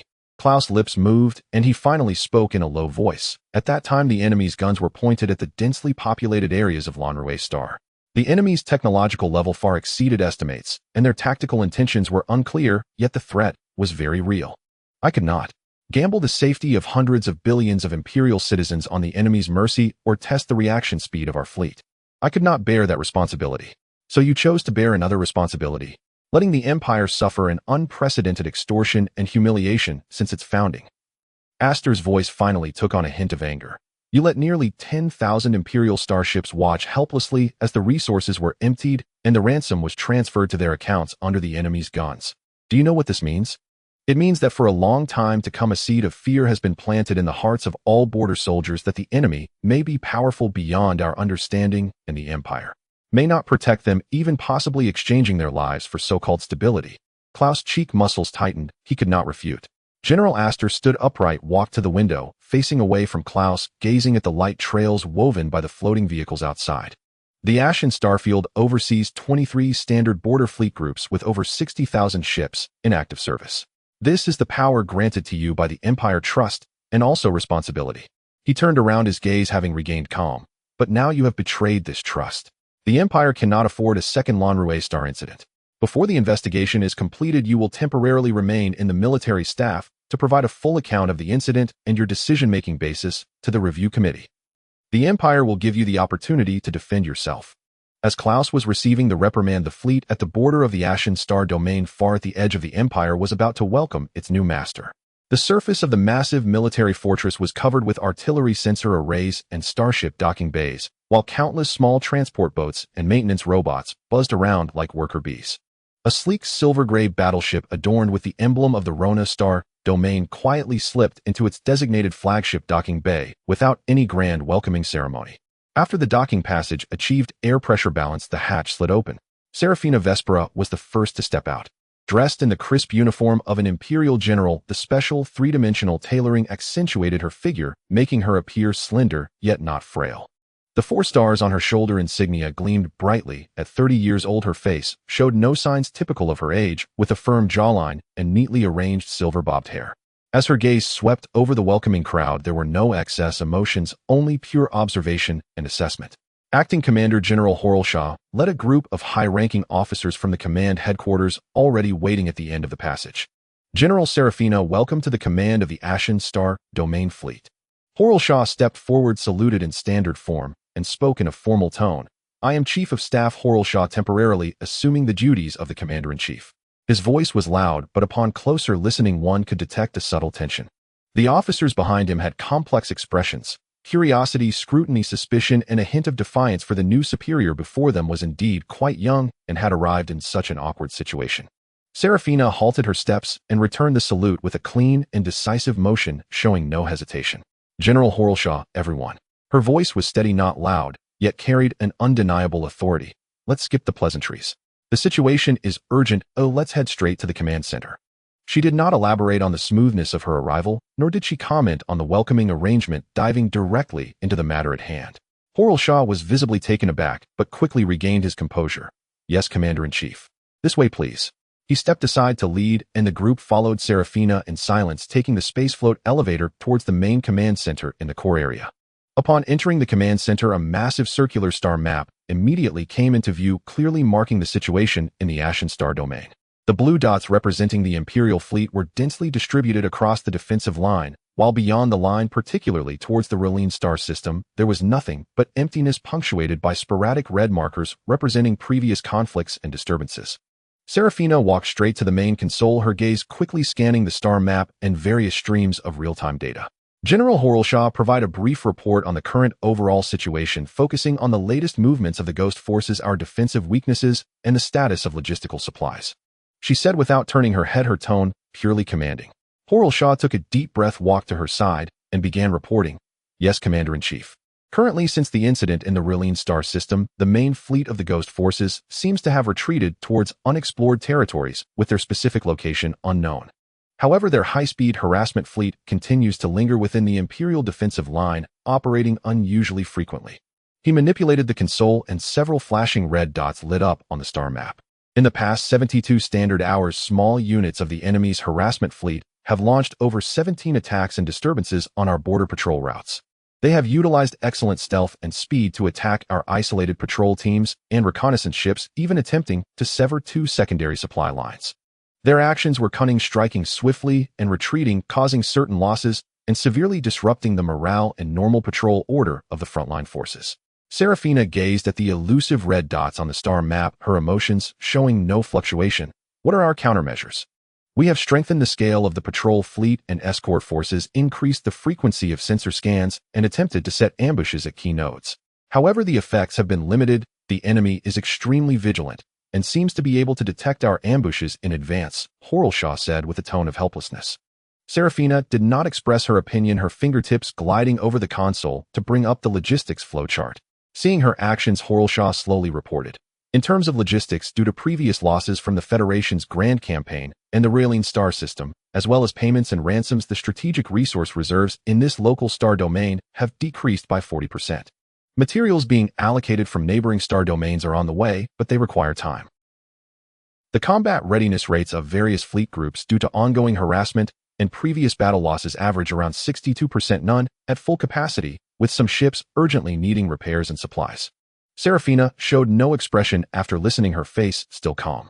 She then pulled up the deployment charts of each fleet group, carefully examining the positions, compositions, and status reports of each fleet before speaking softly. The overall defensive line is linearly distributed, lacking depth, with insufficient forces at critical nodes, and the maneuverability of the reserve forces is weak. She quickly pointed out the issues, her bland tone striking like a knife in the hearts of many officers present, as these were all old problems left over from Klaus' era. Is there any reliable intelligence on the movements of the Ghost main fleet? She raised her head and looked at Horlshaw. Horlshaw shook his head. None. Our reconnaissance ships cannot venture too far into unexplored territories, and the enemy's counter-reconnaissance capabilities are extremely strong. Our intelligence network has also failed to return any information of significant value. We speculate that they may be gathering strength or planning a larger-scale operation. Serafina fell silent for a moment, leaving only the hum of the equipment operating in the command center. Notify all fleet commanders on duty that in 1 hour a video conference will be held for a Level 1 readiness meeting across the entire war zone. She issued her first official command since arriving. Yes, the communications officer immediately complied. Additionally, she added, send all records of engagements with the Ghost forces from the past 3 months, the data captured by sensors on enemy ships, and the energy characteristic analysis reports, all to my private terminal. I want the raw data, not processed analysis reports. Understood, the technical officer replied. She once again focused on the star map, her finger pointing at the blank space representing the activities of the Ghost. Passive defense will only lead to slow bleeding. We need eyes, but more importantly, we need fists. She turned to Horlshaw. Chief of Staff Horlshaw, while I familiarize myself with the situation, you will continue to be responsible for daily defense coordination. However, there are 2 points that require your immediate execution. Please give the orders. Please issue the order. First, readjust the patrol routes and frequency. Abandon fixed patrols in some low-value areas and concentrate forces on the main jump points and supply line nodes. Form 3 high-speed reaction fleets commanded by experienced assault officers equipped with the latest models of reconnaissance and interception ships specifically tasked with hunting down the enemy's harassment fleets. Engage upon discovery, allowing slight deviations from the designated defense zones. Horatio hesitated slightly. General, diverting forces to form a quick reaction fleet may continue to weaken the strength of the fixed defenses and allowing deviations from the defense zone. Serafina interrupted him, her tone brooking no argument. The defense is static, but the people are alive. We cannot be led by the nose by the enemy's harassment tactics. We must regain the initiative on the battlefield, even if only locally. Yes, Horatio could only nod. Second, notify the intelligence department to activate all backup intelligence lines using all means necessary. I want reliable intelligence on the movements of the Phantom main fleet within 10 days, at least directional intelligence. Tell them I don't care what methods they use, they must dig out the enemy for me. This command made several intelligence officers go pale. 10 days. Without yet figuring out the enemy's approximate location. Serafina disregarded their difficulties, her gaze sweeping over every senior officer present, her voice clear. Gentlemen, I know many of you have doubts about me, which is quite normal. General Klaus is a respected veteran, but his era has passed. The Empire's military department sent me here not to clean up the aftermath, but to win victories. We are facing a cunning, powerful enemy who plays by no rules. Reinforcement fleets are on the way, but distant water cannot quench a near thirst. Before reinforcements arrive, we must stabilize our position and gather as much intelligence on the enemy as possible. I don't care what habits or rules you had before. From today, there is only one standard here: efficiency and results. What I want is intelligence and victory, not excuses and explanations. Her voice was not loud, yet it carried a profound pressure that almost froze the air in the command center. In 1 hour at the meeting, I want to see your preliminary response plans regarding the current situation, not a summary of problems. Dismissed. No superfluous words, no comforting speeches, only cold orders and strict demands for results. The officers exchanged glances, then saluted and quickly left the command center, each busying themselves. This newly appointed young female general in just over 10 minutes made the entire command feel a style starkly different from the era of Klaus. Efficient, tough, with clear objectives, and even somewhat unapproachable. Horatio was the last to leave. He looked at Serafina, who was still standing in front of the star map, focusing on the data. His lips moved, but in the end he said nothing and turned to leave. Only Serafina and a few core operators remained in the command center. She pulled up the communication records of Klaus' coerced negotiations, fast-forwarding to the arrogant statements from the Phantom, her expression calm as she listened. Then she accessed close-ups and data estimates of the massive ships in the Phantom Fleet, especially that Titan Overlord-class heavy battleship. Technological disparity, she murmured to herself, lightly tapping the edge of the control console, is not insurmountable. She closed all interfaces, leaving only the brilliant starry sky. Phantom, no matter who you are or who is behind you. A glint of sharp light flashed in Seraphina's eyes. The Ashen Star domain will not become the stage for your performance. I will be here waiting for your appearance. Achoo. Without warning, Mo Lee, who was lounging and watching the fleet training footage at the main base of the screw factory, suddenly sneezed loudly. Hiss. Who was whispering about me? He rubbed his nose suspiciously, looking around. Could it be Irina is thinking of me? Just as he finished speaking, the holographic projection of the Shadow Crow quietly emerged. Commander, the latest news from the Deep Diver Network confirms that General Serafina Vespera has officially taken command of the Ashen Star Domain Border Fleet Group and completed her first meeting with senior military officers an hour ago. Oh, so quick to act. Mo Lee's eyes brightened. It seems this new official is quite fiery. What did they discuss specifically? As for the specific content of the meeting and subsequent action plans, Deep Diver has not yet obtained it. Serafina has taken extreme confidentiality measures, and the meeting content is only known to the core level. Shadow Crow reported, however, after the meeting we observed that the Empire's Border Fleet Group began adjusting patrol routes and frequencies with signs of some fleets gathering. Serafina also ordered the formation of high-speed reaction fleets and issued a strict order to the Intelligence Department to obtain our main forces' movements within a deadline. Forming quick reaction forces. Still want to find trouble with us? After hearing this, Mo Lee grinned. Hee. It seems this woman still wants to pursue us relentlessly. Her fiery start in office is quite conventional, with no originality at all. He stood up, stretching lazily, his whole demeanor exuding a relaxed air of I'm not afraid at all. It seems this talented general has not yet stepped out of the conventional military mindset. Does she think that strengthening patrols and doing some quick reactions can stop us? Mo Lee walked to the massive star map, tapping on a point located relatively far back in the Empire's defense line. That was a military space station called Nebula 04. Our 1st Division fleet has probably finished its adjustments, right? Mo Lee asked. Yes, Commander. Shadow Crow pulled up the data. The Dawn Fleet's tenfold expansion has been completed. All ships have been assigned crew and completed basic testing, and after simulated combat drills, the fleet coordination has been good. Currently, all starships are in position, ready to mobilize at any time. Very good. Mo Lee clapped his hands, a mischievous smile on his face. It's not my style to let the new fleet sit at home collecting dust. It's time to take them out for a spin and deliver a surprise welcome gift to our new friend Serafina. He pointed at the Nebula 04 space station and order the Dawn Fleet to set off immediately. Target Nebula 04 space station. Same old rules. Annihilate the enemy loot and withdraw. Remember to disguise as the Phantom Star thieves. Shadow Crow timely reminded Commander, the defense force at Nebula 04 is not weak. Please be cautious. Oh, what's the situation? Please elaborate.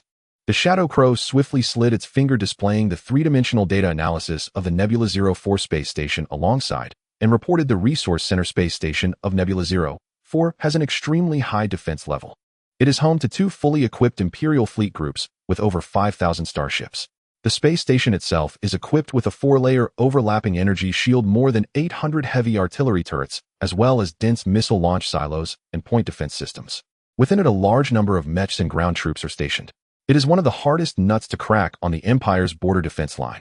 Moreover, Nebula 04 is located deep within the Empire's defensive line, and the support speed from nearby Imperial fleets will be very quick. Goodness, with such a setup, is the Empire piling all its resources here? Mo Lee asked in surprise. However, after a moment's thought, he began to feel something was amiss. Wait, why do I feel like there's something fishy going on here? He stroked his chin and paced back and forth in the control room. Logically speaking, with such a lack of military strength on the Empire's Ashes Star Domain border defense line, these 2 fleet groups remain utterly unmoved. There must be something wrong. Do we have any deep divers in Nebula 04? Mo Lee raised his head and asked. The Shadow Crow called up the data and reported, due to limited numbers, most deep divers are located within the Empire's internal regions. There are only key areas along the border where deep divers are stationed, and there are currently no deep divers in Nebula 04. After hearing the report from the Shadow Crow, Mo Lee counted on his fingers and thought for a moment before slamming the table. Forget it. With over 10,000 starships against 5,000, the advantage is mine. I have a feeling something big is going to happen. Let's take a gamble. A bicycle can turn into a motorcycle. Let's do it. Follow the original plan and let Junfeng be cautious. If something seems off, retreat quickly. I trust his judgment. The order has been given, the Shadow Crow responded. The Dawn fleet is beginning to assemble and is expected to enter warp status in 15 minutes.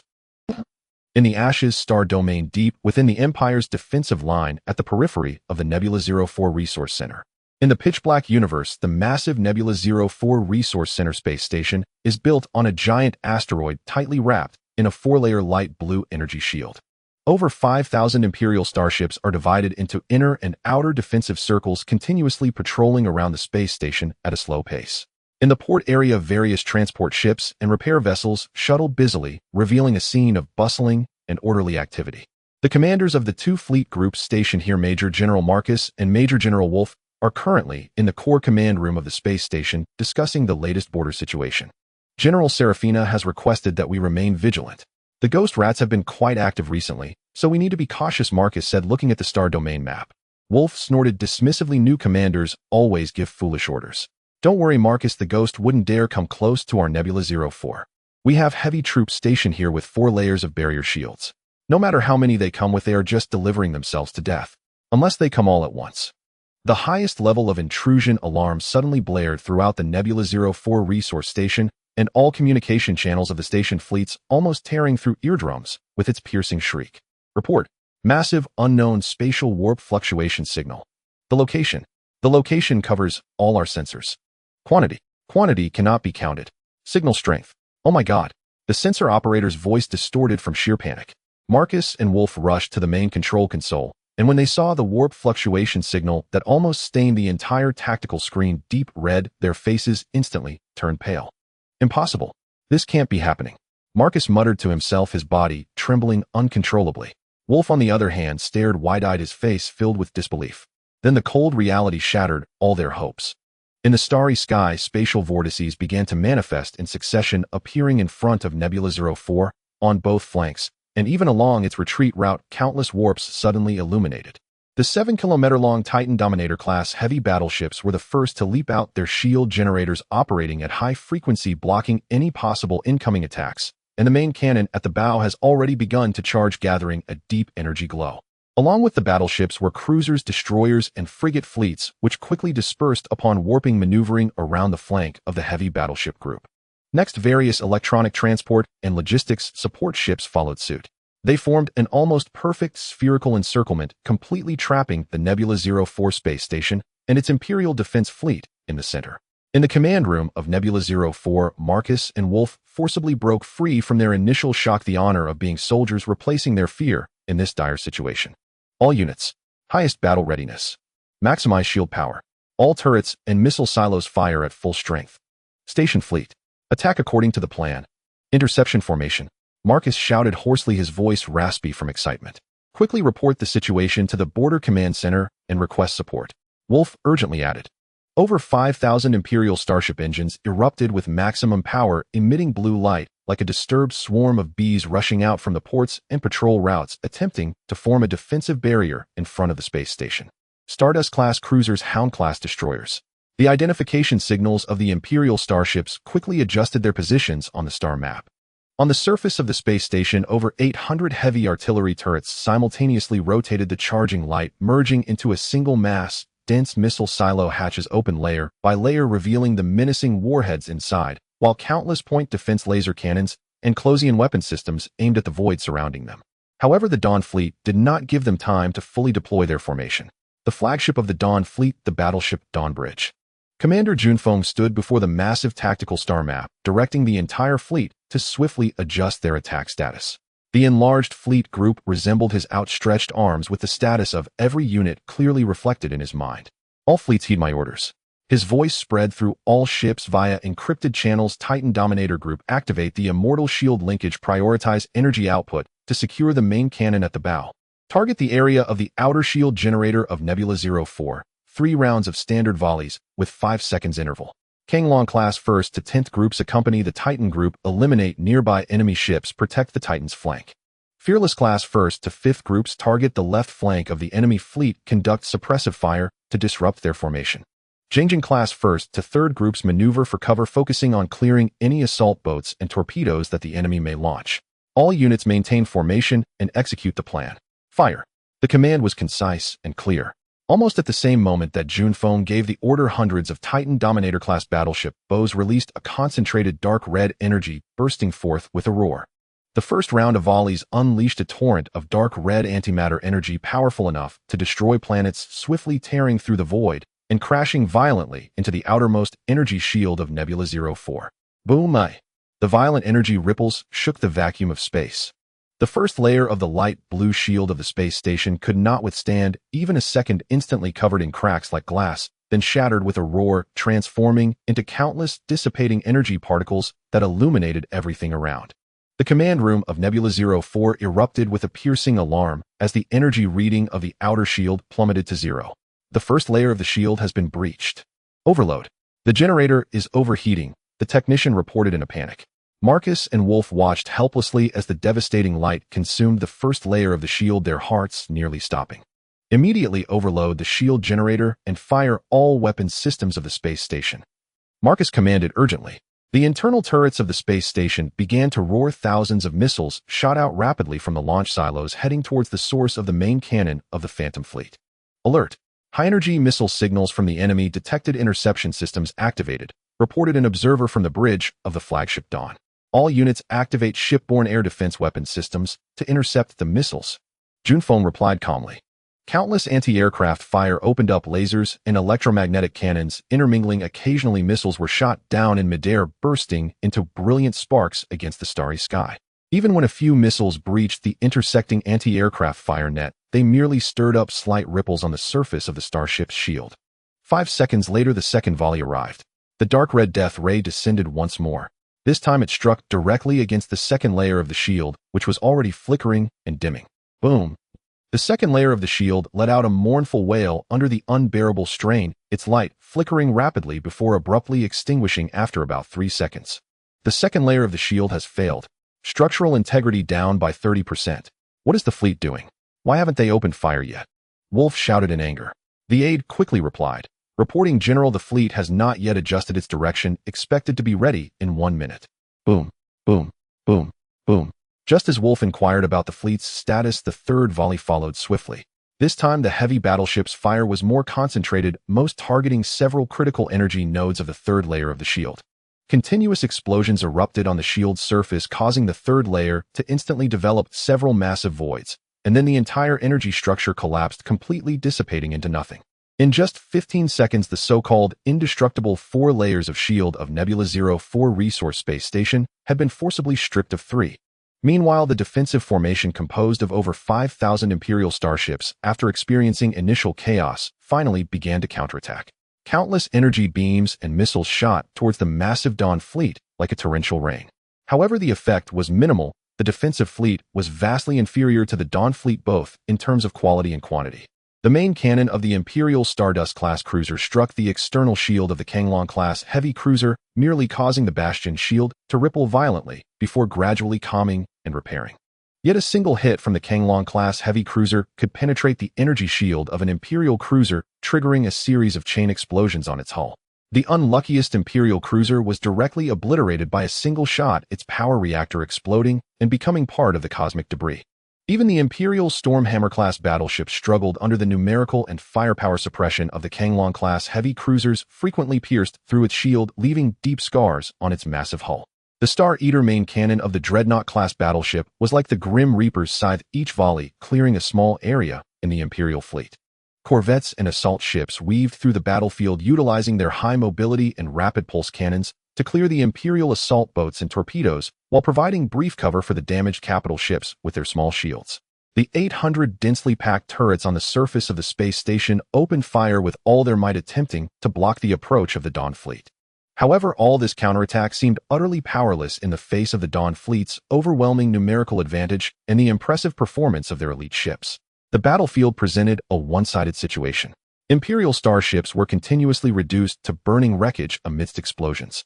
The Third Fleet has lost over half. The 7th Cruiser Squad requests support. We are being targeted by at least 3 enemy heavy cruisers. The turrets in Sector C of the space station have been destroyed. Weapons system compromised. Bad news came one after another into the Nebula 04 command room. Marcus and Wolf's faces turned pale, their uniforms drenched in sweat. Deploy the Starfighter. All Thunderhawk squadrons entangle those damned corvettes. Prepare the mecha units to prevent enemy boarding. Wolf roared his orders. From the space station and the hangars of several large Imperial starships, tens of thousands of Imperial Thunderhawk starfighters and drones surged out, charging bravely towards the Dawn fleet. They attempted to disrupt the defense of the Jingjing-class corvettes with their agility and numbers, even conducting suicide attacks against the Kanglong-class and Dreadnought-class ships. At the same time, the newly developed Defender heavy mecha units of the Empire began to deploy at the external armor plates and port areas of the space station, preparing for boarding defense. However, the Dawn fleet had long been prepared for this. Junfeng observed as the enemy deployed starfighters, then calmly spoke. Whaleshar-class mecha transporters released the Yaji mecha units. Target the enemy starfighters and mecha groups. Jingjing-class formation change formation to assist mecha in clearing aerial targets. Battleships and above concentrate main cannons on Area B-37, clear the front to provide cover for the mecha units landing. Each unit quickly adjusted their deployment according to the orders. The belly hatches of hundreds of Whaleshar-class mecha transporters opened rapidly, launching new Yaji Aya-type mecha into the battlefield. These mecha, equipped with particle beam rifles and rapid-fire cannons on their arms, dealt devastating blows to the Imperial Thunderhawk starfighters and mecha. The Jingjing-class corvettes also changed formation, forming a crossfire net working in coordination with the Yaji mecha to systematically eliminate the Imperial aerial forces. Space became a massive meat grinder. Some starships of the Dawn fleet, which had suffered shield breaches and hull damage due to concentrated fire, retreated calmly to the rear safe zone under the cover of friendly starships for repairs, re-entering the battlefield once repaired, provoking a wave of helpless anger from the Empire. Explosions of starships and the crossfire beams of mecha crisscrossed, with starships occasionally exploding in succession. Every second lives were lost, and steel melted. 40 minutes later, after sustaining immense losses and unleashing nearly all long-range firepower, the last layer of shield of Nebula 04 finally shattered under another wave of precise volleys from the Titan Dominator. The massive space station had completely lost the protection of its energy shield, left starkly exposed to the cannons of the Dawn fleet. Concentrate fire. Target the main structure of the space station. Engine area, energy core, main weapon array. Completely incapacitated. Prepare the landing troops to board. Junfeng issued the final command. Even more concentrated and precise firepower struck mercilessly against the external armor of the Nebula 04 space station. Boom, boom, boom, rumble. The sounds of explosions were incessant, and the interior of the space station had already turned into a scene of devastation. Boom, boom, boom. The sound of explosions echoed endlessly. Inside the space station, chaos reigned supreme. The piercing alarm, the metallic groans of twisted metal, and the distant roars of detonation intertwined. The red emergency lights flickered wildly, illuminating the pale and desperate faces of Major Marcus and Major Wolf. On the control panel, the indicators representing the statuses of various systems within the space station extinguished one by one, with alarming red failure notifications nearly covering the entire screen. The fourth layer of the shields has been confirmed breached. Structural integrity has dropped to 20%. A large-scale collapse has occurred from Zone B7 to Zone C3. The energy core output is unstable. There is a risk of meltdown. The technician's voice trembled with despair as he shouted. Marcus stared intently at the main screen. Outside in the void, the massive Phantom fleet relentlessly unleashed its firepower, each salvo causing the space station to tremble violently. His clenched fists trembled from the strain, his nails digging deep into his flesh. It's over. All is lost. Wolf muttered in a daze, suddenly grabbing Marcus' arm, his tone urgent. Marcus, we can't hold out any longer. We must evacuate. We need to board the emergency shuttle immediately. It will be too late if we wait any longer. Marcus violently shook off his hand, turning around, his bloodshot eyes fixated on Wolf, his voice hoarse, but filled with undeniable resolve. Evacuate. Wolf, look outside. Look at those soldiers who bravely died for the Empire. Nebula 04 is the Empire's most crucial logistical node in the Ashen Star domain. As commanders, this place is our stronghold. To live and die with this stronghold is our duty. Do you want to be a coward? Duty? Live and die together. Wolf exclaimed as if someone had stepped on his tail, shouting in agitation. Marcus, wake up. This is not bravery, it is foolishness leading to death. If we die, it does no good for the Empire. Only by living can we continue to serve the Empire and take revenge on those damned space pirates. Revenge. Marcus smiled bitterly, pointing at the Phantom starships on the screen. What can we use for revenge? Are we two defeated generals? The Empire's shame needs to be washed away with blood. I, Marcus, will never live under the stigma of losing an important stronghold. He took a deep breath as if making a certain resolution, his gaze becoming exceptionally calm, even carrying a hint of relief. Wolf, if you want to leave, I won't stop you. But I will remain here fulfilling my final mission. Just then, an urgent report came through the communications channel from the space station's defense team. General, the enemy boarding craft has breached the port defenses. The enemy has entered. They are advancing toward the core area. Outside the heavy alloy door of the command room, the sounds of energy weapons firing and explosions grew increasingly closer. Wolf's expression changed dramatically. He knew that if he didn't leave now, he truly wouldn't be able to escape. He glanced at the resolute Marcus and then at the precarious command room door, his eyes flickering before he finally gritted his teeth. Marcus, you? Take care. After saying that, he no longer hesitated, turning and sprinting toward a hidden emergency passageway behind the command room, which was reserved for senior officers' escape. Marcus watched as Wolf fled in panic, a complex expression flashing in his eyes, only to be replaced by determination. He adjusted his slightly disheveled military uniform and straightened the eagle insignia shoulder patch that symbolized the Empire's glory. Then he approached the control panel and, using his highest authority, sent a final message to all the resisting or surviving troops of the space station. This is Major Marcus. To all Imperial soldiers at the Nebula 04 space station, you have bravely fulfilled your duties and accomplished your mission. I command that all personnel unable to continue fighting may evacuate by any means or surrender to the enemy for a chance of survival. The Empire will remember your sacrifices. As for me, he said calmly and solemnly, I will stand with Nebula 0 for a long live the Empire. The communication ended. Boom. With an explosion, the reinforced alloy door of the command room was forcefully blown open with a deafening roar from the outside. Amidst the billowing smoke, several members of the Dawn Fleet's Marines clad in black power armor with red sensors flashing on their helmets rushed in, pulse rifles at the ready. Their guns instantly locked onto the only person still standing in the command room, Marcus. Marcus had his back to them, seemingly unaware of the intruders behind him. He slowly drew his standard-issue officer's sidearm from its holster, his fingers gently caressing the Imperial Eagle insignia mark on its surface. Then he quickly raised his hand, the cold muzzle steadily pressed against his temple. A squad leader of the Marines immediately roared through his built-in communicator, "Stop him. The commander must live." Two Marines immediately lunged at him, but it was too late. Marcus gazed past through the viewport, taking one last look at the starry sky stained red by the fires of war and the Imperial soldiers who had perished. A faint, almost imperceptible curve of relief seemed to form at the corner of his lips. Long live the Empire. Bang! A crisp yet not loud pulse gunshot rang out in the smoke-filled command room. Major Marcus' body trembled slightly, then slowly slumped onto the command chair, bright red blood and brain tissue splattering onto the control panel covered in snowflake patterns. Even in death, he maintained the demeanor of an Imperial general, ensuring that his corpse did not fall in a way that appeared overly disgraceful. The Marines who rushed and halted, looking at the fallen Marcus, silent for a moment. The squad leader stepped forward, checked his carotid artery, then reported into the communicator. Report, Major Marcus, the highest commander of the Nebula 04 Imperial garrison, has committed suicide. Receive, prepare his body respectfully, do not desecrate it, and transport it to the flagship. The commanding officer aboard the flagship spoke slowly. At the same time, inside the hidden emergency passageway, Major Wolf was sprinting down the dimly lit, smoke-filled narrow passageway, the distant sounds of gunfire and explosions making his heart race.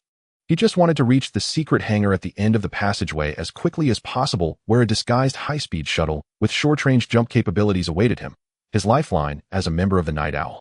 However, just as he was about to burst out of the passageway and see the hangar doors, two black figures suddenly flashed out from around the corner ahead. "Oh, look who we have here. Seems like we've caught a big fish," one of them said with a laugh. They were Marines from the Dawn Fleet. They had clearly discovered this passageway and set an ambush here in advance. Wolf's heart sank in horror, and he instinctively raised his gun to shoot, but his movements were far slower than those of these elite soldiers trained in systematic skills. Swoosh, swoosh. Two precise low-power pulse beams struck his wrist and knee simultaneously. "Aunt!" Wolf screamed in agony, losing his grip on his sidearm, and stumbled to his knees, a wave of pain washing over him. A Marine swiftly stepped forward, securing his wrists behind his back with a Durasteel restraint band and injecting a potent sedative into his neck. Another Marine conducted a thorough, vigilant search of his entire body, removing every concealed weapon and toxin. Wolf felt his consciousness rapidly blurring. He strained to keep his eyes wide open, staring at the figures before him, his gaze burning with defiance, fury, and a deeply buried undercurrent of fear. He had never imagined that he, Night Owl's hidden operative, would fall into enemy hands in such a manner. Target secured. Identity confirmed: Imperial Brigadier General Wolf. Vital signs stable, reported the Marine. Take him away. Two Marines hoisted Wolf, now utterly incapacitated, and withdrew swiftly along their original route. The escape shuttle, hidden deep within a classified hangar, would remain unseen by him forever beyond his final glance. Titan-class battleship Dawnbreaker cryochamber. A silvery gray metallic chamber hung heavy with the stillness peculiar to sub-zero environments. At its center, before a single open storage vault, June Feng stood motionless. Major General Marcus's body lay supine upon the vault's cold metal stretcher. Her orders, boarding troops had cleaned the blood from his brow and dressed him in his immaculate Imperial General's uniform, smoothing every crease, even affixing his personal command insignia precisely over his chest. His face was pale, his eyes closed, his expression eerily serene. Save for the charred, coagulated bullet wound at his temple, the sole visible testament to his self-inflicted death. June Feng's gaze swept slowly over Marcus, from head to toe. He spoke not a word, only the faint, steady hum of cryogenic systems filled the chamber. After nearly a minute, June Feng slowly raised his arm and rendered a full, unwavering military salute, precise, solemn, devoid of pretense. The gesture held for exactly 3 seconds. Then, lowering his arm, he remained gazing at Marcus and finally spoke, the clarity of his voice cutting sharply through the frigid air. Brigadier General Marcus. It was neither address nor monologue, but something between, a quiet communion with the fallen and a solitary reckoning. You made the choice a soldier must make, to shatter rather than bend. You are a man of steel. No hollow praise, no performative sorrow, only the quiet recognition of shared vocation and a measure of hard-won respect for an adversary worthy of it. Yet he gave a slight, almost imperceptible shake of his head, as if gently rebuking Marcus's ultimate act as one of tragic, stubborn folly. You could have fled like Wolf, or in your final moments ordered the remnants of your forces to surrender, thereby sparing needless sacrifice. Instead, you chose the most extreme path, the one enshrined in every Imperial field manual. His tone remained flat, detached, as though conducting a clinical tactical review. You knew accountability for the fall of Nebula 04 demanded a sacrifice. You understood that a captured general would wound Imperial morale more grievously than a battlefield death, so you sealed this chapter in your own blood. June Feng leaned forward slightly, his eyes settling on the insignia gleaming upon Marcus's chest. You upheld the dignity of an Imperial general, fulfilling your understanding of duty with absolute, unflinching resolve. Straightening, he held Marcus's face in his gaze for a final silent moment, then turned without another word and strode from the chamber. His back remained rigid, yet in that brief, suspended instant he had inscribed within his own heart a definitive soldier's period after the name Marcus. To June Feng, allegiance belonged to opposing banners. War was existential contest. Yet for an opponent who chose the most extreme path to honor his duty, who preserved his last dignity in fire and silence, basic respect transcended faction. It was reverence for the very essence of what it meant to be a soldier. That reverence owed nothing to ideology, only to the weight of choice. Moments after returning to the bridge, June Feng received the boarding team's report. His eyes traced the tactical star map, where Nebula 04 now pulsed red, marked destroyed. Secure the battlefield. Recover all high-value wreckage and any free-floating resources. Full withdrawal in 30 minutes. He commanded. The vast Aurora fleet deployed salvage vessels to sift through the ruins of station and starship alike. June Feng's gaze returned to the viewport, where countless Imperial hulls drifted amid the debris field. He then opened an encrypted channel to the Screw factory base. Commander, objective Nebula 04 has been achieved. The station and its garrison fleet have been annihilated. 1 Imperial Brigadier General captured, 1 killed. Our losses are minimal. We are withdrawing per plan. Half a day after the Aurora fleet completed its salvage and departed, the outer space surrounding the station erupted in violent spatial distortion. Wave after wave, then swarms, of spatial jump signatures surged into existence across multiple pre-designated rally points behind and alongside Nebula 04. Countless Imperial starships materialized from the rifts, vast, armored, and grim. The Imperial reinforcement fleet had arrived at last. Leading the transition into real space was the flagship of the Ashen Expanse 9th Patrol Fleet, the heavy battleship Corin.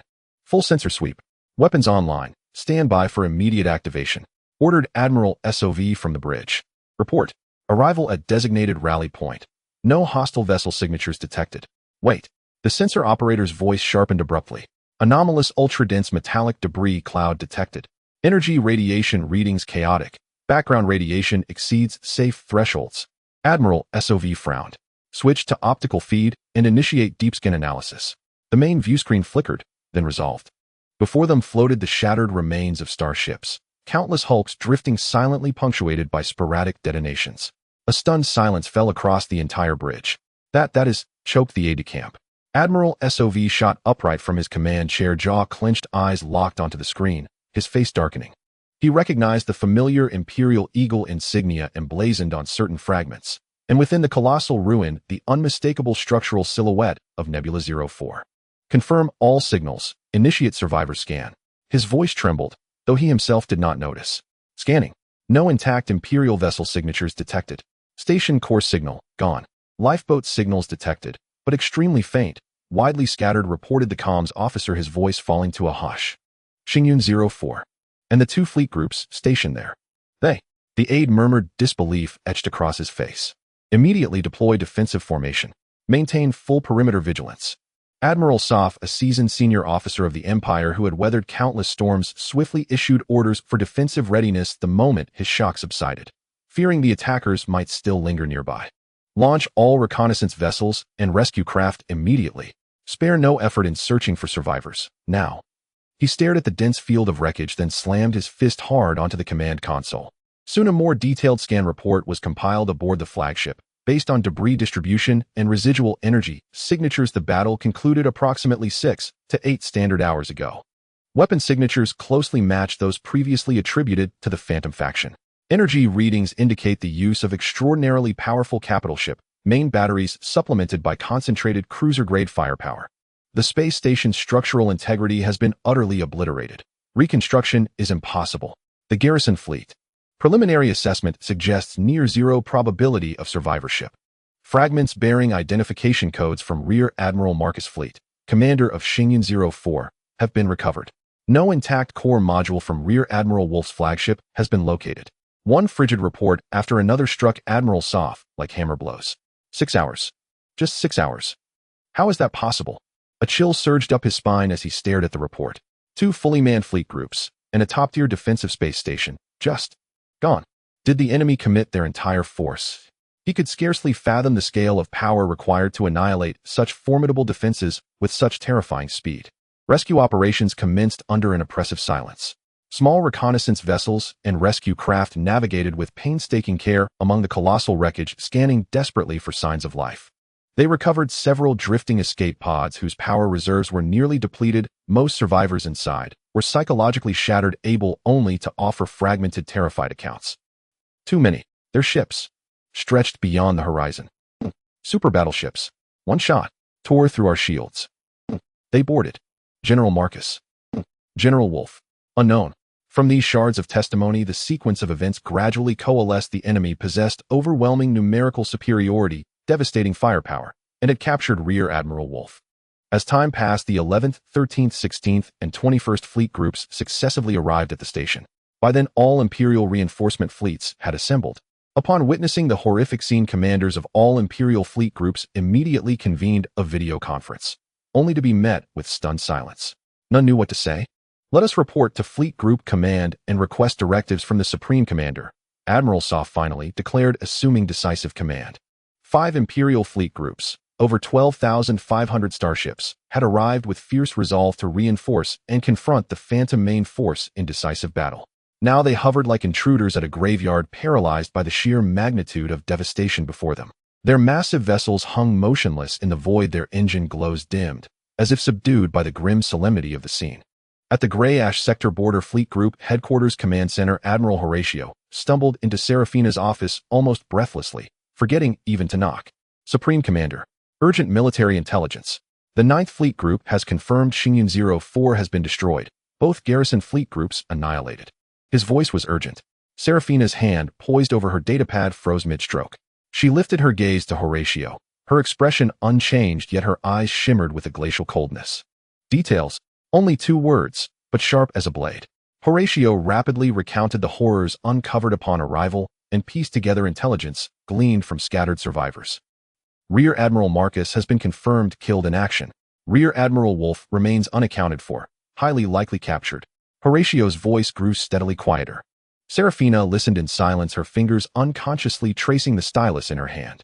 The command center fell into absolute stillness. Only Horatio's ragged breathing broke the hush. After a full minute, Serafina set the stylus down slowly. Orders, she said, voice unwaveringly cool. Horatio snapped upright instantly. The 9th, 11th, 13th, 16th, and 21st Fleet Groups shall immediately establish a triple-layered defensive cordon centered on Xingyun 04's former coordinates.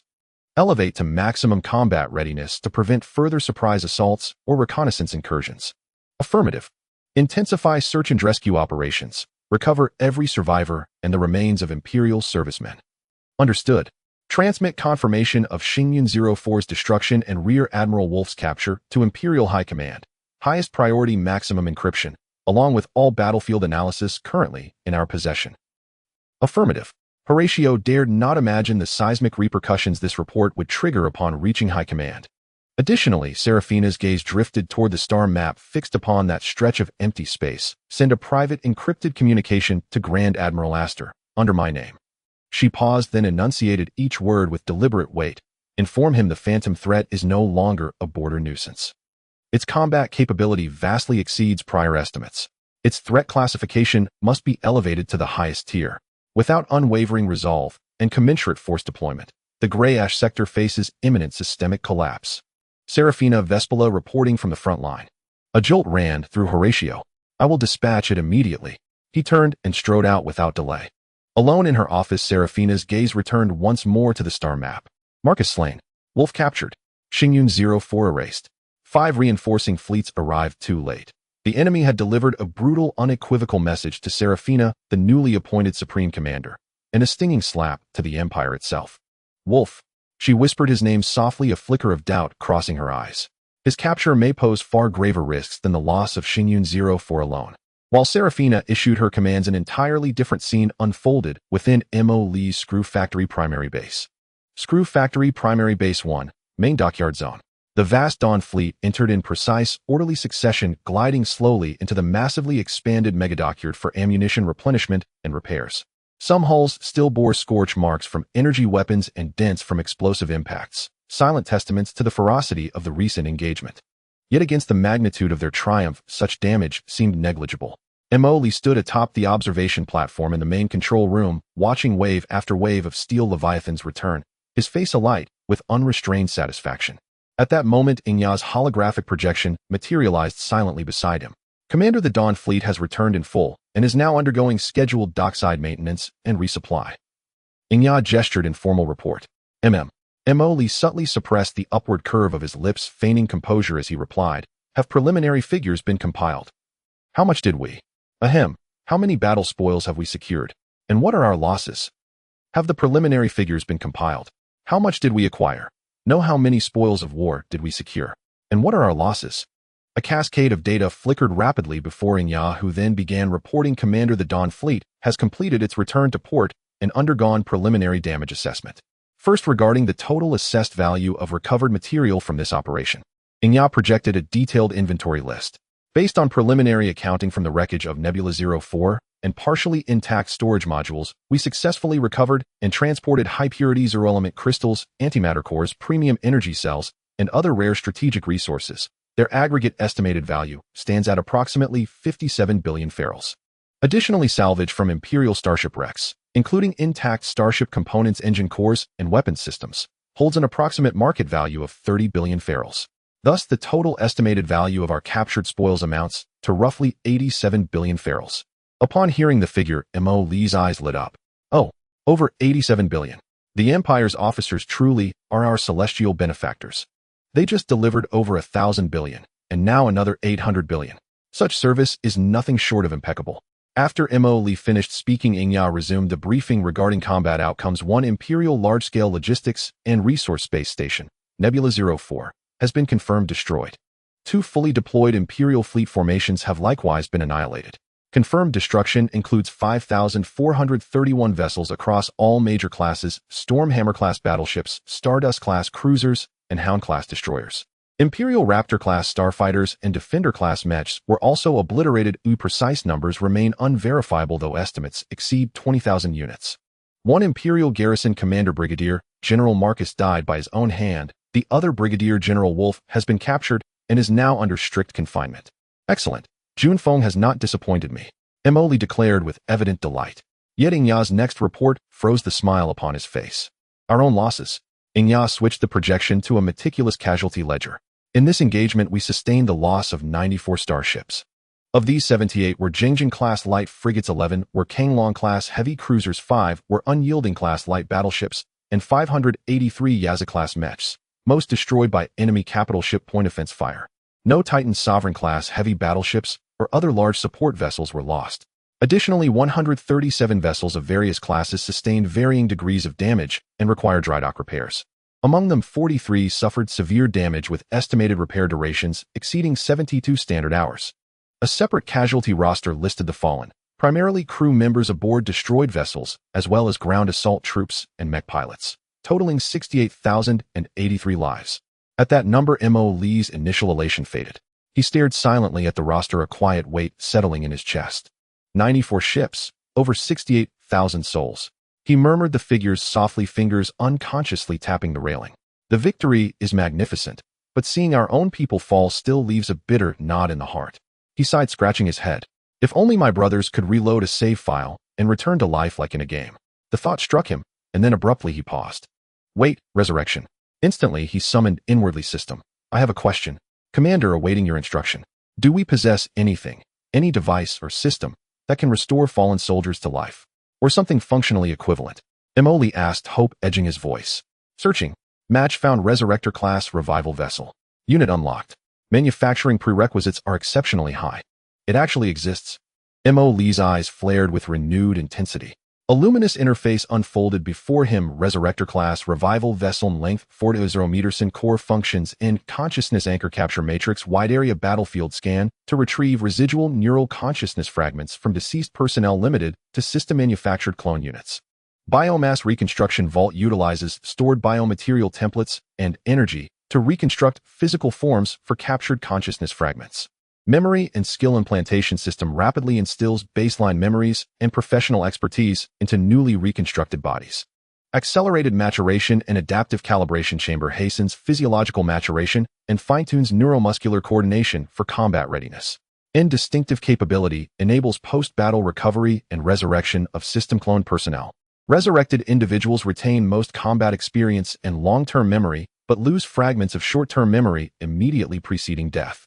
The process consumes vast quantities of biomass and energy. Non-system personnel and those whose consciousness signals have fully dissipated cannot be revived. And note, the revival vessel itself is a high-value asset requiring stringent protection. Mo Lee read through the specifications of the Resurrector-class revival vessel, carefully stroking his chin in contemplation. Consciousness capture, bodily reconstruction, memory imprinting. This is resurrection, in all but name. He murmured to himself, granted it only applies to clones. But such capability is nothing short of miraculous. Immediately he grasped its profound strategic significance. It meant that so long as the Resurrector-class vessels remained intact and could deploy swiftly to the battlefield after hostilities ceased, his forces would effectively possess an inexhaustible capacity to renew themselves. High resource consumption. No matter, we've just struck a windfall. Supplies are abundant. Emoli glanced at the 87 billion feral inventory, his confidence resolute. What matters is that this vessel preserves our most precious asset, our people. He envisioned the clone soldiers who had perished during the Nebula 04 campaign. If even a single Resurrector-class vessel had stood ready in the rear, perhaps most of them might now stand once more among their comrades. Fortunately, the clone foundry retained full genetic and cognitive backups, though post-backup memories remained unrecoverable. Once the Resurrector-class vessels entered service, they would synergize perfectly with the foundry, one forging new life, the other restoring lost life. However, this vessel is essentially a mobile resurrection node, its own combat capability likely negligible. It must be stationed in absolute safety. Mo Lee stroked his chin, already mapping deployment strategies. It will require the strongest possible escort contingent, perhaps anchored deep within the screw factory base core, or held in reserve at the safest jump point, receiving consciousness signatures from the front lines for immediate revival after battle concludes. The plan grew ever more compelling in his mind. System. What resources are required to construct one Resurrector-class revival vessel? Constructing one Resurrector-class revival vessel requires 3500 units of high-purity zero-element crystal, 2000 units of Titan-grade alloy ingots, 850 units of antimatter core. Total resource valuation approximately 23.5 billion ferals. 23.5 billion. Emoli whistled low. Truly steep, yet worth every credit. He glanced out the viewport at the damaged ships undergoing repair, then back at the casualty roster, and made his decision. Build it, immediately. No, construct two. Better safe than sorry. Emoli swept his hand decisively. Deduct the cost from our newly acquired 87 billion Pharaoh reserves. Deploy them without delay. Command confirmed. Resource deduction in progress. 2 Resurrector-class revival vessels added to top priority production queue. Hearing the system's confirmation, Emoli felt a profound sense of reassurance settle within him. With the revival vessels, soon operational future campaigns would allow bolder, more decisive action. Oh right. Yeah. Emoli suddenly recalled another matter. Has that General Wolf been securely detained? Are the interrogation specialists ready? He is confined in sub-level interrogation chamber 7 alongside Governor Lepek of Lonrue Star. 3 world-class interrogation experts and psychological analysts are already on standby and prepared to commence at any moment. Inya replied, "Oh ho, nearly forgot about that, Governor." Emoli's eyes gleamed with sharp insight. Let them stew for now. See if we can coax some intelligence out of them. Understood. Inya's holographic projection gradually dissolved. Inside the screw factory, based deep within its 7th-tier isolation interrogation chamber, entirely forged from ultra-high-strength alloy, the atmosphere hung thick with oppressive silence. At the chamber's center stood 2 custom-forged metallic interrogation chairs. Former Governor Lepek of Lonrue Star sat bound in one chair. His once portly frame had visibly withered under days of terror, and strained, dark sunken pouches shadowed his eyes, his gaze unfocused, and vacant lips murmuring incoherently. Opposite him sat General Wolf, recently escorted into the chamber. Unlike Lepek's disheveled despair Wolf, though his uniform was rumpled and his wrists shackled with energy suppression cuffs, sat ramrod straight, his expression a taut mask of wounded pride, simmering fury, and deliberately cultivated composure. His eyes remained closed, as if conserving strength or perhaps methodically assessing his predicament. The Marine escort completed the handover in silence and withdrew, the heavy alloy door sealed behind them with a resonant final click. A brief, suffocating silence settled over the room, broken only by Lepek's ragged breathing and the low hum of climate control. Lepek slowly lifted his drooping head, his clouded gaze drifting vacantly across the chamber toward his new cellmate. At first, spotting the Imperial General's insignia, he felt little more than fleeting surprise. Another unfortunate officer captured. But as his eyes focused on Wolf's face, a flicker of eerie familiarity stirred, like a half-remembered dream. He squinted through puffy eyelids, straining under the chamber's harsh pallid light to discern Wolf's features. Then, after several seconds, his entire body locked rigid. His previously dull eyes snapped into razor-sharp focus, his pupils contracted violently with shock and dawning electrifying recognition. He knew this face, older now yet unmistakable. Years ago, while serving as an outering coordinator for the Shepherd, handling illicit material transfers, he'd glimpsed this man once during an exquisitely covert exchange. Then the man had stood directly beside the Shepherd himself, close trusted unquestionably among the Shepherd's innermost circle. You. Lepek's voice rasped dry and trembling with sudden fervor. You're one of the Shepherd's most trusted. Wolf's eyes flew open, cold piercing, locking onto Lepek's face with unambiguous warning. Shut your mouth, fool. He growled low and guttural. You've mistaken me. No, I can't be wrong. Lepek surged forward against his restraints, voice cracking with hysteria and tears. I know this face. You were one of the Shepherd's most trusted lieutenants. Wolf's expression hardened into granite, his gaze turned predatory, fixed on Lepek as though sizing up carrion. I'll say it one last time, you have mistaken me. Each word dropped like a stone, gritted, deliberate, drawn from the depths of his jaw. But fear had long since shattered Lepek's reason. Clutching at salvation, he babbled in desperate, broken pleas. Master. It's me, Governor Lepek of Lonrue Star. I've served the organization. I've bled for the Shepherd. Please, contact him. Get us out of here. These pirates, these monsters, they'll torture us to death. Snot and tears streamed down his face as he writhed toward Wolf. You must have a way to reach the outside, right? Please, for the sake of our shared loyalty, save me. Wolf watched Lepek's grotesque spectacle with undisguised contempt and revulsion. He cut off the wailing with icy precision. Contact. How? Look around you. He raised his cuffed hands, gesturing sharply at the impenetrable, hermetically sealed chamber. This is a pirate stronghold. We don't even know our coordinates. All comms are dead. Right now I'm no different from you, just another prisoner. He paused, his tone flattening into glacial calm. Lepek, face reality. The Shepherd won't learn of our capture. And even if he did, the organization would never risk exposure to rescue 2 failed assets. No, impossible. Lepek shook his head violently. The Shepherd would never abandon us. I know so much. The more you know, Wolf interrupted, his gaze sharpening like a blade. The faster you die. Now, shut your mouth and you might live a little longer. Keep barking and I won't hesitate to silence you myself. The lethal intent beneath his words struck Lepek like a physical blow. His breath hitched, a choked wet gasp, and he collapsed backward into the chair, hollow-eyed and utterly extinguished. Wolf turned away, eyes closing again, not in rest, but in controlled vigilance, though only the subtle rise and fall of his chest betrayed the storm churning beneath his stillness. In the adjacent surveillance hub, their hushed exchange, every whisper, every tremor, was captured with crystalline clarity by Mo Lee's ears. Mo Lee reclined comfortably in a floating chair surrounded by vast, seamless holoscreens displaying every angle of the interrogation chamber in flawless detail. Inya stood motionless at his side. "Oh ho!" Mo Lee drawled, a spark of exhilarated discovery lighting his face. Well, what began as a casual catch has just dragged up a hidden leviathan." He swiveled toward Inya, eyebrows arching with playful mischief. Yeah, did you hear that? Our General Wolf runs far deeper than we imagined. Not merely an Imperial officer, but a high-ranking operative of the Night Owl. Now that's explosive. Inya responded, evenly data logged. General Wolf's potential intelligence value has increased significantly. Significantly?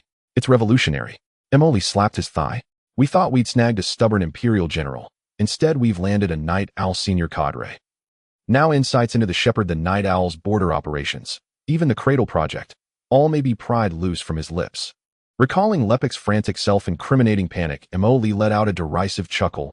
Lepek ironically just handed us a monumental favor. Without his blubbering, terrified blunders, confirming Wolf's affiliation would have cost us weeks of painstaking work. Still, does the Shepherd truly recruit this caliber of operative? Pathetic resilience. Yet Wolf, he's different. Far sturdier than soft-boned fools like Lepek. A true Night Owl Corps member. Calm, rational, intimately versed in organizational doctrine. A clear thinker. Shame he pledged his loyalty to the wrong cause. "Commander, should we begin the formal interrogation now?"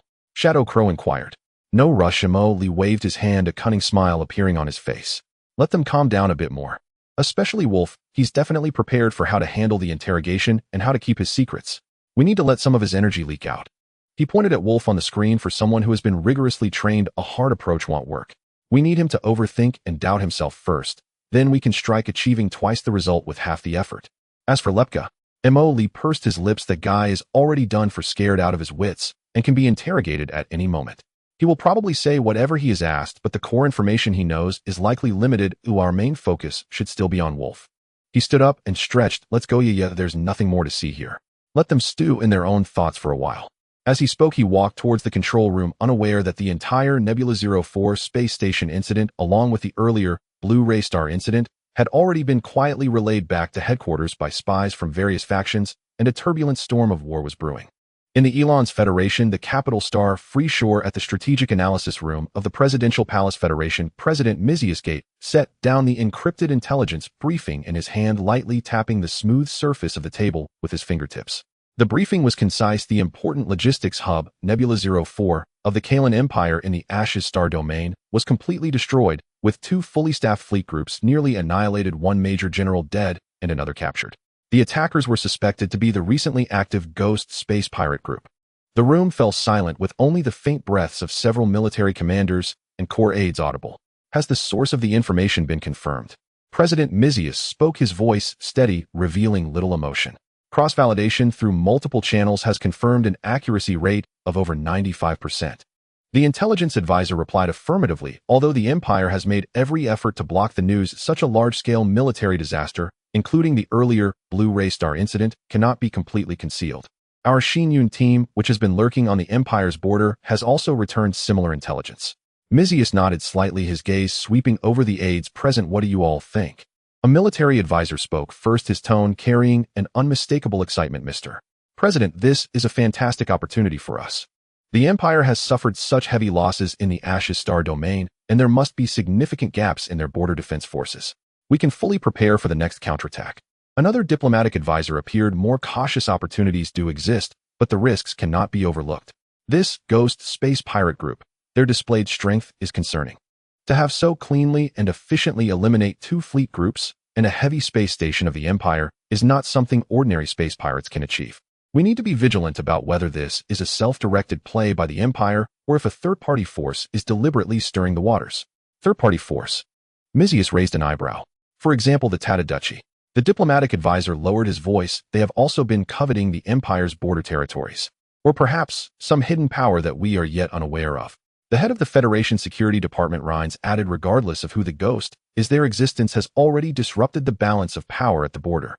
We must immediately strengthen reconnaissance and monitoring of the border territories, while also assessing the potential long-term impacts this new force may have on the Federation's interests.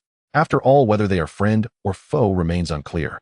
President Gate was silent for a moment before making a directive: order the command headquarters at the Barca Star Domain front to maintain a strategic defensive posture, refraining from large-scale proactive attacks. But we can appropriately increase reconnaissance and probing harassment efforts to further ascertain the Empire's true situation.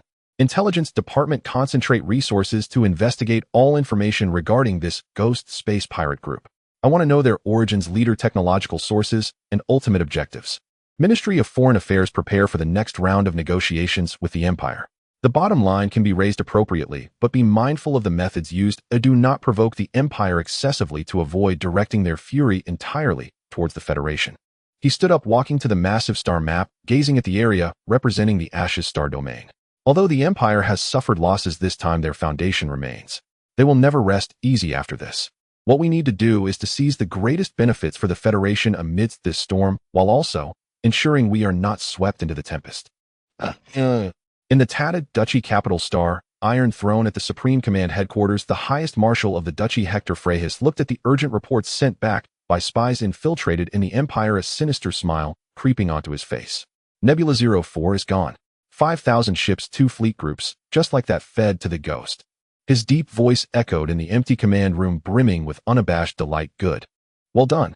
Those arrogant bastards of the Empire, today, they got a taste of their own medicine. He slammed his hand onto the alloy table, producing a dull thud. Immediately gather the operational staff. This is our golden opportunity to seize benefits. The Empire is currently in chaos and cannot afford to care. Marshal, an older staff member, reminded in a steady tone, the origins of the ghost force are unclear and they are powerful. If we act rashly, could it provoke their misunderstanding or even lead to direct conflict? Catching the mantis while the cicada is unaware. Hector snorted coldly. What is there to fear? The ghosts are targeting the Empire. What does it have to do with us? As long as we do not provoke them actively, can they really create enemies out of thin air, simultaneously antagonizing both the Empire and our duchy? He approached the star map, heavily tapping on the rust corridor that borders the Empire and the duchy. Opportunities are fleeting. The Empire's defensive forces here have already been drawn down significantly, and now they have internal strife. If we do not act now, when will we? He turned around, his gaze sharply sweeping over the attending general's order. The 2nd, 3rd, and 5th Main Army Corps to immediately gather at the forefront of the rust corridor. Conduct the highest level live-fire exercises. Inform the commanders of each corps that the exercise range can be appropriately flexible. If the Empire's garrison overreacts and some friction occurs, then handle it according to the rules of friction. Yes, Marshal. The messenger responded loudly, quickly departing. Hector gazed at the duchy's territories on the star map, his eyes gleaming with a combative light. Empire. Ghost. Let them fight. The more chaotic, the better. It is time to redefine the boundaries of power in this starry sky. As the Tattoo Principality and the Ilansi Federation stirred restlessly, the Liming Jijian resistance, less conspicuous compared to the 3 great powers, also received word that the Imperial Border Fleet had suffered heavy damage. At a covert mobile base of the Liming Jijian resistance, one of the 3 leaders, like Hisi, studied intelligence passed along by comrades embedded within the Empire, and eager excitement crept across his face. He handed the report to the 2nd leader, Taiwan. Taiwan skimmed it swiftly, a faint lift to her brow. This Yuling is ruthless. Her tone carried a note of begrudging admiration. Is the source reliable? She asked. Multiple channels have confirmed it, came the reply. Like Hisi nodded, his gaze deepening. The Empire has been wounded to the bone this time. The Huijin Star region's defenses have a massive breach. A glint flashed in Like Hisi's eyes. This is an opportunity for us. With the Empire's border forces tied down and its interior exposed, we can seize the moment to launch larger assaults on several mining worlds and industrial systems, plunder resources, and broaden our influence. Taiwan remained cooler. There is opportunity, yes, but what do you make of this, Yuling? Like Hisi pondered for a moment. Formidable in strength, their motives unclear. Yet objectively, they have weakened the Empire. They are for now our indirect allies. Taiwan inclined her head in tentative agreement. She stepped before the base's star map and stared at the sector that represented the Huijin Star region. Order all units to intensify operations as planned, but measure your actions. Do not unduly provoke the Empire and risk setting ablaze we cannot control. Also, she paused, attempt to reach this Yuling through covert channels. Perhaps, there is potential for cooperation. Likisi blinked in surprise. Cooperate? With star pirates? Taiwan turned to him, her gaze sharp. An enemy's enemy is not necessarily a friend, but it can serve a purpose temporarily. Do not forget our ultimate goal, so long as it helps topple the Empire's tyranny, any possible force is worth probing. At a highly encrypted quantum communications node of the Yexiao organization, countless data streams threaded through predetermined cryptographic protocols. The communications interface was an abyssal dark, only a few algorithmically distorted silhouettes, devoid of recognizable detail, represented the participants in this emergency conclave, and the atmosphere was grave. The situation has been reported, Myengren's voice electronically processed, and Lo declared. Wofu has fallen into Yuling hands. His identity is very likely exposed. This is my grievous error. His virtual outline drooped slightly, as if bearing the weight of pressure from higher echelons. Silence lingered for 10 seconds before the silhouette, marked Yuanding 05, finally broke it, voice likewise obscured by processing an error. Myengren, your error could inflict catastrophic damage on the organization's deployments in the Huijin Star region and beyond. Wofu is not a mere peripheral asset. He is our clandestine senior operations commander embedded within the Imperial military. He knows far too much. The other interface marked Yuanding 07, who replied with measured tones. You are aware of organizational principles. Any risk that might expose the organization's core secrets must be extinguished swiftly. Wofu cannot remain in outsiders' hands. Myengren felt a chill. He understood the meaning of extinguish and answered immediately, I understand. I have initiated emergency protocols. All overt and covert links to Wofu and Lepyuk have been severed.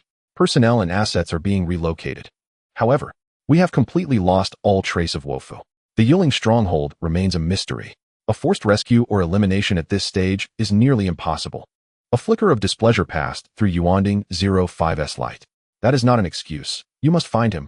Yuanding 07 interjected with a different tack. Perhaps we should consider the problem from another angle. He paused, choosing his words carefully.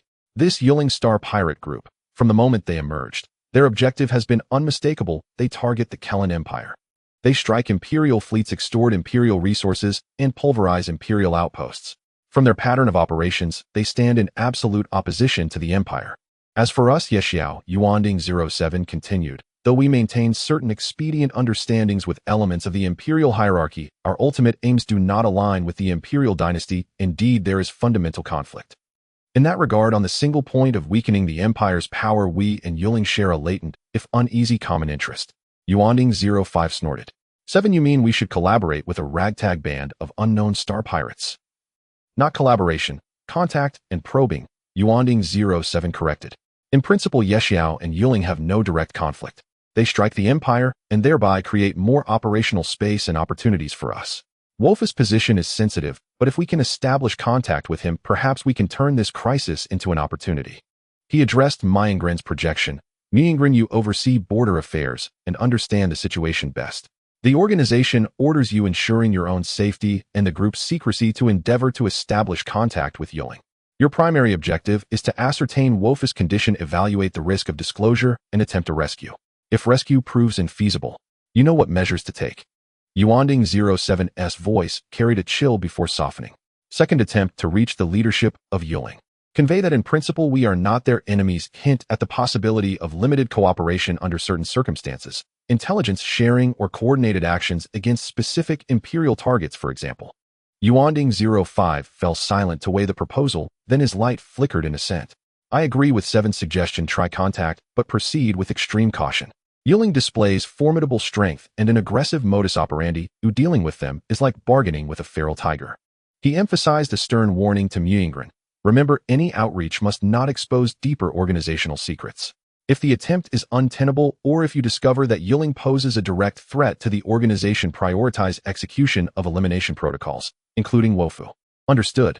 Myengren replied at once, feeling the weight of responsibility, yet perceiving a path forward.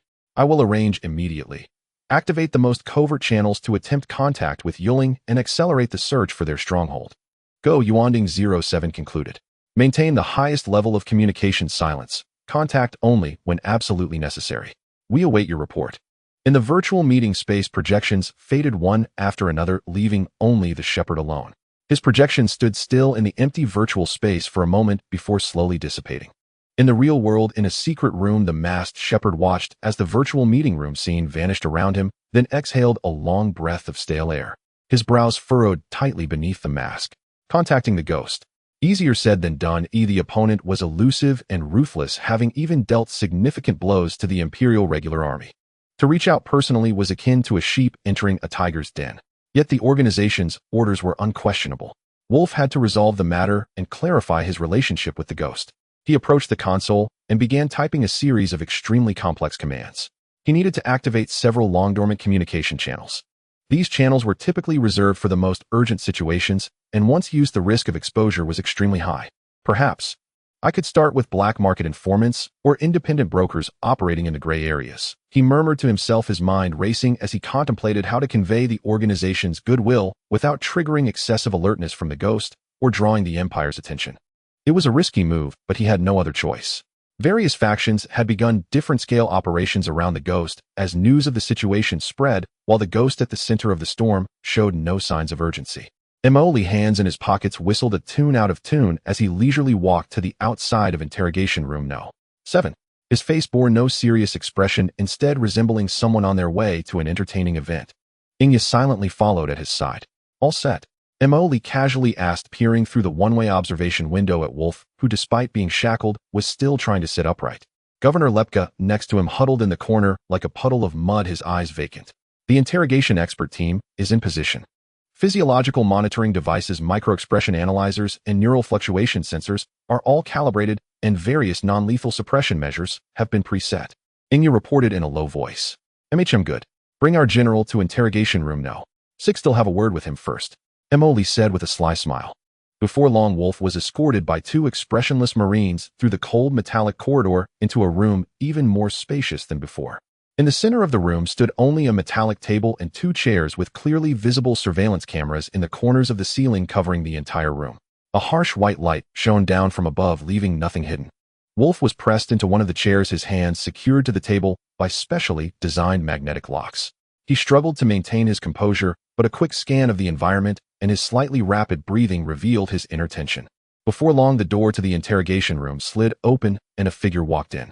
The newcomer wore a black combat suit with no insignia, and a grotesque metal mask with a grinning face covered his features, his neck hidden beneath a high collar. His gait was somewhat casual, even carrying a hint of nonchalance, which stood in stark contrast to the serious interrogation environment.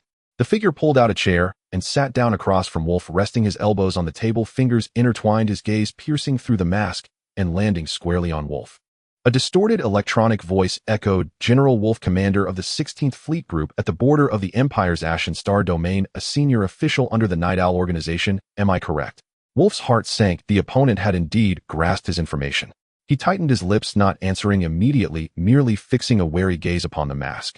Seeing him silent, Emoli seemed unconcerned and continued on his own. "Well, identity confirmed. All right, the process is complete." His tone was as relaxed as if chatting about the weather. He casually waved his hand towards the door, ordering nothing more to ask, "Take him out and execute him." The command was abrupt and cold, as if uttering something trivial. Two Marines guarding the door immediately moved forward to unlock the magnetic lock and lift Wolf. Wolf stiffened, his heart nearly stopping. He had not expected that the interrogation would not even start before the execution order was given. This unorthodox approach threw him into a panic. "Wait," he almost blurted out, his voice trembling with tension. You haven't asked yet." The Marines paused, looking at Emoli. Emoli tilted his head, the grin on the mask more pronounced, his voice tinged with mockery. "Ask. Will you even speak if I do?" Wolf was momentarily taken aback by his words, but his survival instinct overwhelmed everything else, and he hurriedly replied, "How would you know I wouldn't speak if you don't ask?" He had to buy time, even if it was just a few more minutes. He couldn't die here without any value. "Oh." Emoli feigned interest, raising his hand to signal the Marines to step back slightly. Leaning forward, his mask almost touching Wolf's face, he lowered his voice, full of playful intrigue. "So, General, tell me, who is the leader of the Night Owl? What's their name? Where are they?" Wolf opened his mouth, but no words came out. How could he possibly know the answer to that question? The leader of the Night Owl. That was classified information. Even the council members were the organization's top secret, and even the shepherd might not know all, let alone a small pawn like him. "I don't know," Wolf said desperately, and he was indeed telling the truth. You see. Imoli shrugged his shoulders, his tone laced with a resigned, "Just as I thought, I told you you wouldn't speak even if I asked." He waved his hand again to the Marines. "All right, confirmation complete, take him out and execute him, make it quick." "No, wait." Wolf was completely panicked now, sweat beading on his forehead. I don't know who the Supreme Leader is, but I know other things. About the Shepherd. About the organization's activities in the Border Star domain. And some information about the Cradle Project. He seemed to have grasped at a lifeline, trying to throw out some bargaining chips. Lee's mouth curled beneath the mask. "The Shepherd. What do they look like? Which planet do they live on? Send me the coordinates." Wolf was once again at a loss for words. I've never seen their true face. Oh, all contacts are encrypted in one way. "Look, you still don't know?" Lee interrupted him, his tone impatient. "If you don't know anything, are we keeping you here to waste food? Hurry up, take him away." The Marines moved forward again, strong arms seizing Wolf and lifting him up. The overwhelming force made Wolf's psychological defenses collapse in that moment. He struggled violently, shouting, "You can't kill me. I'm a general of the Empire. I know many Imperial military secrets. I still have value. The Night Owl won't let you go? You cannot kill me. I am a general of the Empire. I know many military secrets of the Empire. I still have value. The Night Owl will not let you go either. General of the Empire." Imoli scoffed, his voice filled with disdain. "Your fleet is gone, the space station is gone, and now you are nothing but a prisoner. As for the Imperial secrets, do you think I care about the Empire's trivial matters? As for the Night Owl," he paused, his tone laced with mockery, "if they really had any capability, they wouldn't have let you fall into my hands. Perhaps right now they are not thinking about saving you, but rather how to ensure you remain silent forever." These words struck like a poisonous thorn, piercing deep into Wolf's heart, instantly reminding him of the organization's ruthless methods, causing his face to turn even paler. Just as he was about to be dragged out the door, Wolf finally abandoned all hope and dignity, shouting with all his strength, "I will speak. I am willing to cooperate. I know several backup contact points of the Shepherd on Blu-ray Star. I know the organization is planning a second salvage operation concerning the wreckage of the Shinfeng. I also know of several undercover agents the organization may have placed in the Imperial military. Let me go. I will tell you everything." Imoli looked at the completely broken, desperate Wolf and silently laughed, achieving his goal. He raised his hand again, and the Marines immediately stopped their movements, but still firmly controlled Wolf. "Wouldn't it have been better to be this straightforward from the start?" Imoli's voice carried a hint of regret as he stood up and walked in front of the limp, gasping Wolf, looking down at him. "Remember what you just said? I will have someone record it. If what you say has value, you might live a little longer. But if I find out you have even half a lie, or if you hide anything." He didn't finish, but the cold, killing intent was still evident, even through the distorted sound, sending shivers down Wolf's spine. "Take him away. Lock him up for now," Imoli ordered the Marines. This time Wolf did not struggle anymore, being carried like a pile of mush by the Marines. His eyes were hollow, filled with fear, but more so with a sense of weakness after surviving a catastrophe. He knew that from this moment on he had betrayed the Empire and also betrayed the Night Owl. There was no turning back. Imoli watched Wolf being taken away, softly humming as he removed his mask to reveal a handsome face adorned with a cunning smile. "Tisk, I thought you were tougher. Has this scared you to death?" He moved his neck, "But it's good, saves me from wasting my breath." "Crow, did you record everything?" The voice of Inya echoed in his earpiece. "All recordings are complete. The highest level interrogation expert has been arranged to take over and conduct a detailed questioning of Wolf. Let them dig deep, extract everything this guy knows." Imoli nodded, "especially regarding the Night Owl and the Cradle plan. I have a feeling there is a big secret hidden within." He walked to the interrogation room door and glanced back at the empty chair. "Looks like putting on a show occasionally works quite well," he murmured to himself, then returned to his lively demeanor, whistling as he left the interrogation area. Half an hour later, Imoli in the control room was deeply focused on the star map, pondering where to hunt for resources next when a report suddenly sounded beside him. "Commander, the preliminary interrogation results have been compiled." Ingya's projection quietly appeared beside him to report. "Oh, so soon?" Imoli turned around in surprise, looking at Inya. Under the professional interrogation and psychological pressure, he has been very cooperative. Inya replied while projecting a neatly organized report onto the main screen. "The following is a summary of key information." Imoli pulled over a chair, crossing his legs, and glanced at the screen. 1. Regarding the activities of the Night Owl organization in the Border Star regions, Wolf admitted that his direct superior is a high-ranking official of the Night Owl, codenamed Shepherd, responsible for managing certain affairs in the Ashes Star domain of the Kulan Empire and all matters in adjacent unexplored star regions. He provided 3 encrypted communication nodes used by the Shepherd on Blu-ray Star and a complex pattern for changing verification codes, but he admitted that after his capture these nodes may have been abandoned or relocated. Recent actions, Xinfeng's second salvage. According to Wolf, he vaguely heard that the Night Owl is planning a second secret salvage of the wreckage of the Xinfeng travel spaceship. The objective is suspected to be the search for a key item that was overlooked in the first salvage, which may be directly related to the key. The operation is expected to commence within the next 15 to 20 standard days, with specific execution teams and salvage ship information Wolf claims are unknown to be directly assigned by the Shepherd. Assessment regarding Ghost. Before the Nebula 04 incident, the Shepherd had ordered an enhanced investigation and assessment of the Ghost Star pirate group, trying to clarify their technological sources and true objectives. Wolf himself had also received instructions to keep an eye on any abnormal material movements or personnel changes within the border fleet, attempting to find links between Ghost and potential factions within the Empire. Resource transfer. Wolf revealed that in recent months several batches of high-purity energy and special alloys had flowed out through secret channels from the Empire's military warehouses or cooperating enterprises, with their ultimate destination unknown, suspected of being sent to a secret research site of the Night Owl. He also provided the names of several possible intermediaries and transport companies. 2. Regarding the Cradle plan, according to Wolf's testimony at his level, he knows very little about the full scope of the Cradle plan. He only knows that it is a top-secret plan directly promoted by the organization's highest-level council, involving research into dimensional technology and the essence of life, considered the core of the organization's future. It has been confirmed that the key is a tool or medium for starting or connecting to a critical part of the Cradle, though its exact form and function remain unclear. Suspected research site. Based on the abnormal material flow and fragmented information he handled, Wolf speculated that there may be a secret research facility related to the Cradle plan in a gravity anomaly zone at the boundary of the Ashes star domain and unexplored star regions. However, he had never been allowed to approach, so he could not confirm its specific function or existence. Regarding his personal situation, Wolf claimed that he was forced to cooperate after being caught by the Night Owl, yet interrogation experts believe that he gradually acknowledged some of the organization's ideologies, showing a degree of initiative. Before the incident involving Nebula 04, he had not received any warnings or instructions from the Shepherd, suggesting that the organization may not have anticipated the Phantom would directly attack such a critical target. The briefing concluded here, as Mo Lee touched his chin processing this information.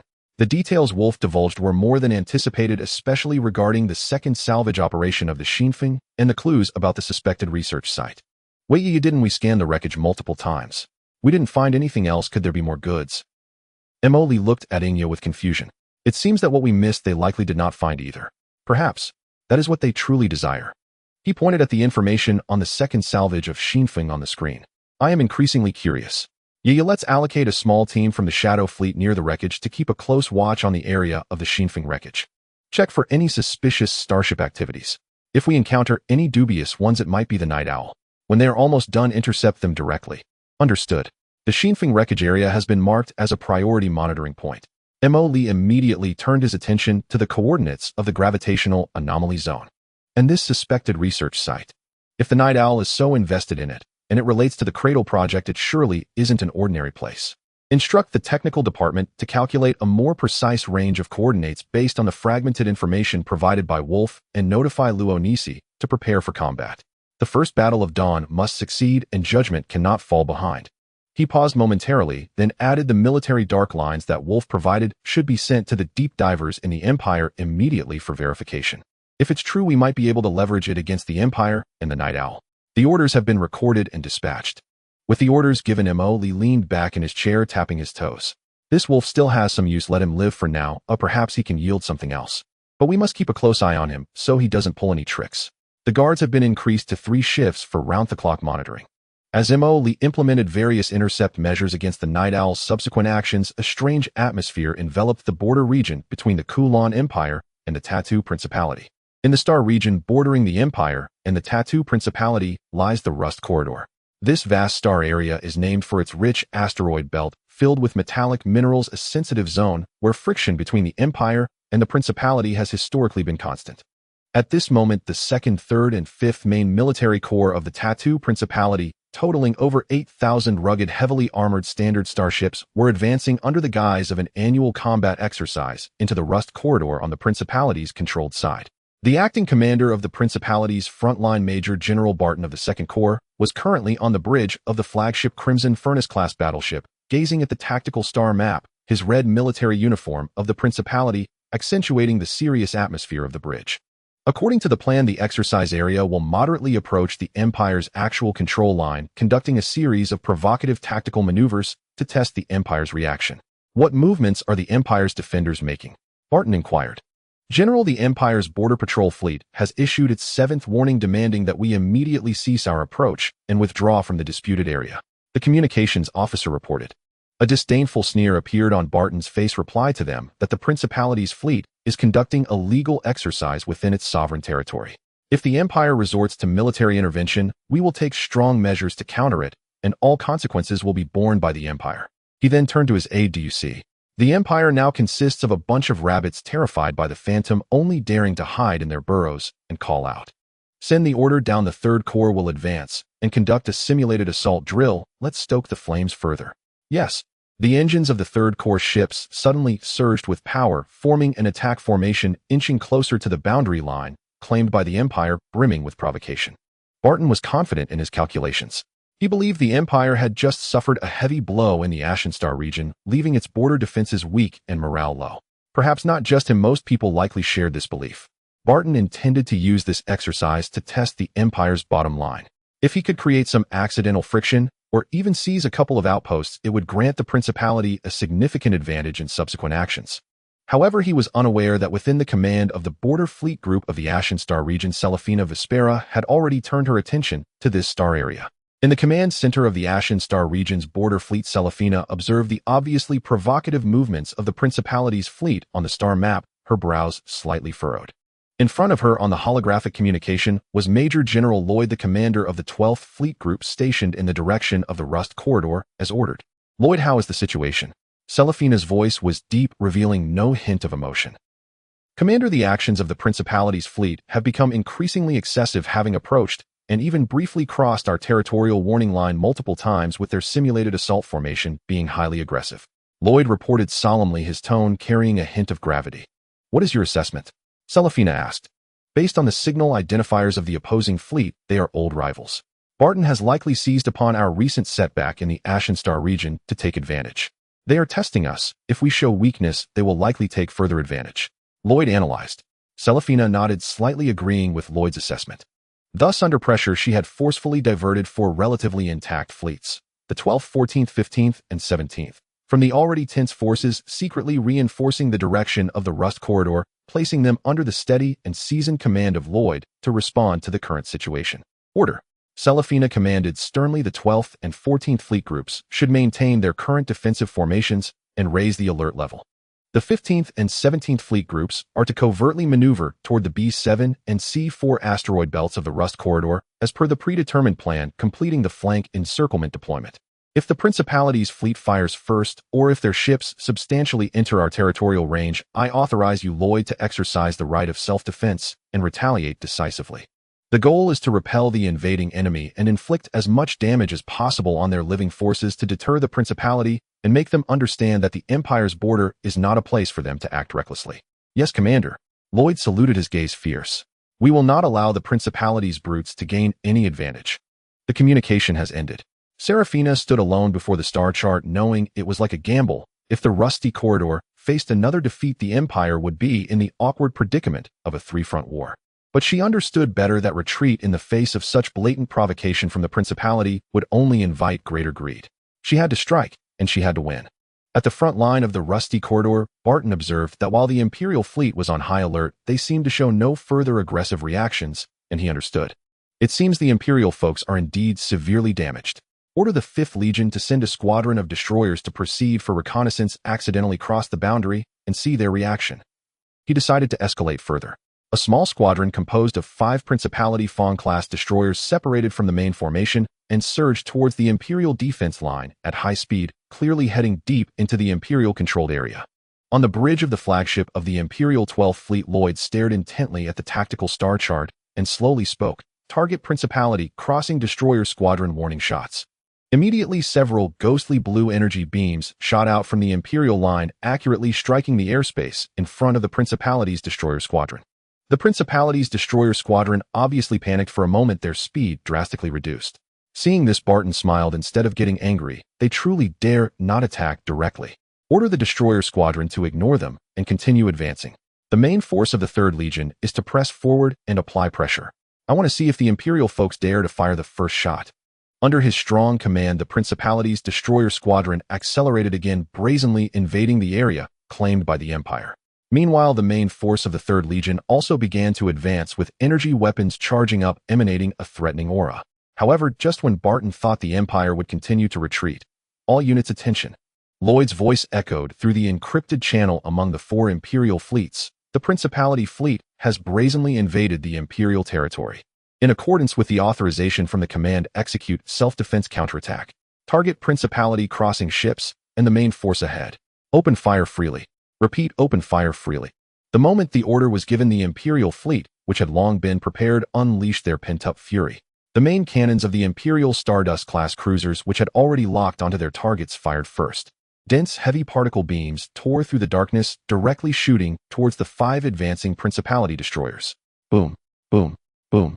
The shields of the 5 Principality destroyers were instantly shredded by the concentrated fire. Their hulls ripped apart and detonated, transforming into 5 expanding fireballs with metal debris flying everywhere. With absolute firepower advantage, not even the escape pods could be ejected. Almost simultaneously, the first wave of heavy anti-ship missiles launched by the Hound-class destroyer group behind the Imperial line also rushed towards the approaching Principality's 3rd Legion Vanguard fleet. The Principality fleet clearly did not expect the Empire's counterattack to be so decisive and fierce. However, Barton was no fool. The Hammer-class cruiser of the Vanguard fleet immediately moved forward, raising a joint shield, while the dense point defense firepower network lit up, successfully intercepting most of the missiles. Only a few stray missiles hit the shields, creating violent ripples, but none caused substantial damage. Barton was shocked by this sudden counterattack. He never expected the Empire would actually dare to act, and they came out swinging with full force. All legions advance, collectively lock weapons, aim at the Imperial front-line fire. Barton's command echoed on the bridge. The follow-up main fleet of the Principality received the order and immediately began to counterattack. Fong-class destroyers utilized their speed advantage, attempting to quickly close the distance to the Imperial fleet and use high-speed railguns and close-range torpedoes for harassment, but were all intercepted by the Imperial destroyers in time.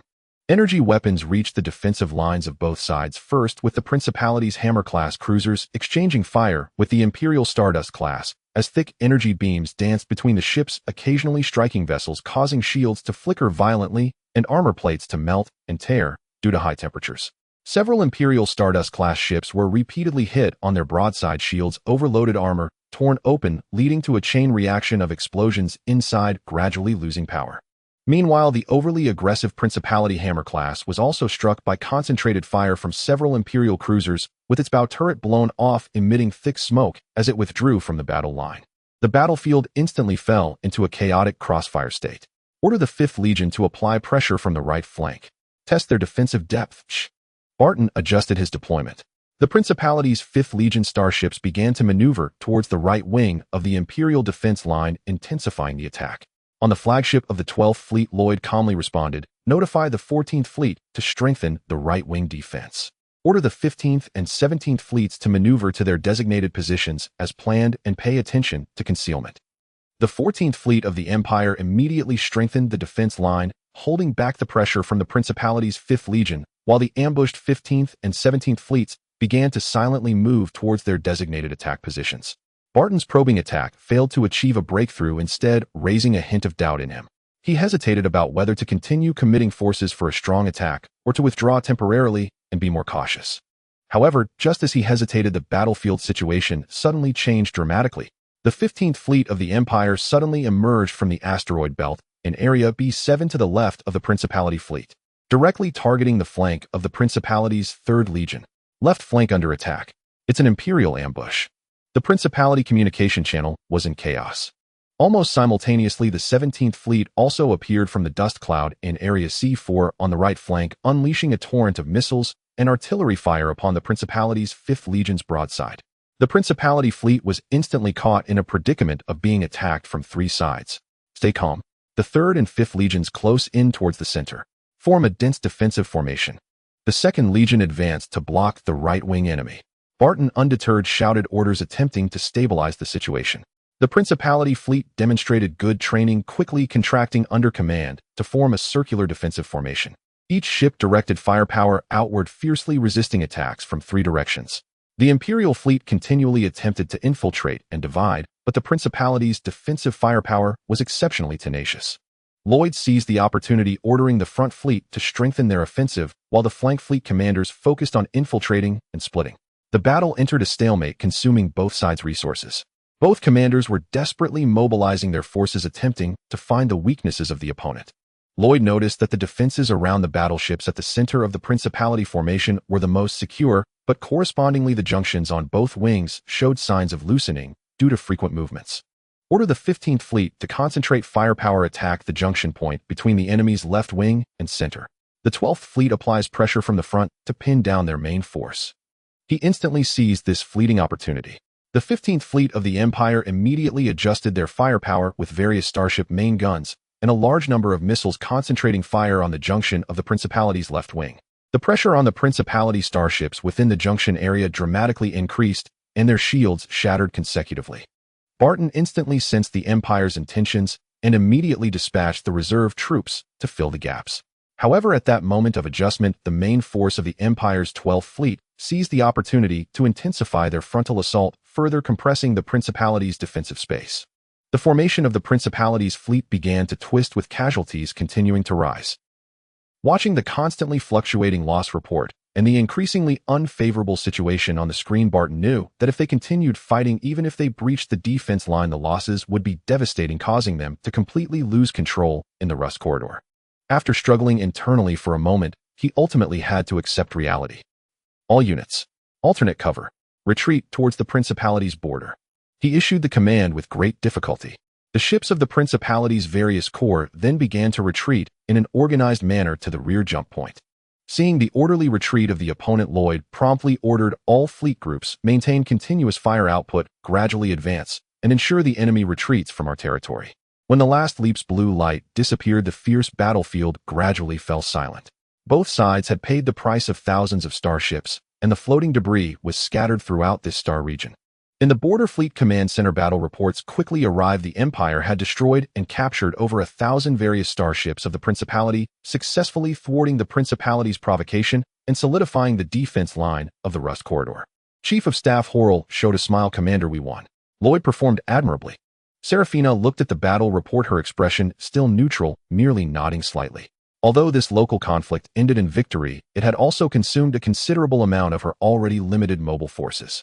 Order Lloyd to consolidate the defense, strengthen patrols, and remain vigilant against any counterattacks from the Principality. Additionally, timely treat the wounded and repair the ships. She commanded. Yes. Serafina walked to the star map, gazing thoughtfully. Solving the Principality's troubles only allowed her to breathe a momentary sigh of relief. The real threat remained that mysterious ghost. What Serafina did not know was that the person she was pondering, Emily, was currently in the control room of the Screw Factory base, enjoying the live broadcast. In the main control room of the base, a giant main screen was displaying split screens of encrypted images and battlefield data streams regarding the Rust Corridor conflict returned by deep divers from different channels. Inya stood quietly beside, responsible for filtering and interpreting the information. TSK Tisk, it's quite lively. Emily commented while munching on fruit. Serafina is quite impressive. She actually anticipated that the Principality would take advantage of the chaos and set an ambush in advance. Fortunately, the commander on the Principality's side isn't completely incompetent. Their response was quite swift. He observed the final loss statistics and analyses indicating mutual destruction. However, this isn't good news for us. Emoli set down the fruit, wiped his hands, and frowned slightly. Although the Empire suffered some losses, they at least pushed the Principality back, stabilizing the defense line on the other side. So won't they have more resources to focus on creating trouble for us? He stood up, pacing in front of the control console, his fingers unconsciously tapping on the metal surface. No, we can't let the Empire be so comfortable. We need to give them more things to deal with to stir the waters even further. The Principality just suffered a setback. They probably won't dare to take large-scale actions for a while. He cast his gaze towards the star map, focusing on the Elon's Federation, which was continuously confronting the Empire in another direction. Let's not forget that the war between the Empire and the Federation isn't over yet. If they find out that the Empire is tied down by us in the Ashen Star domain and has also suffered significant losses in the Rust Corridor, do you think they would be tempted to take advantage of the situation?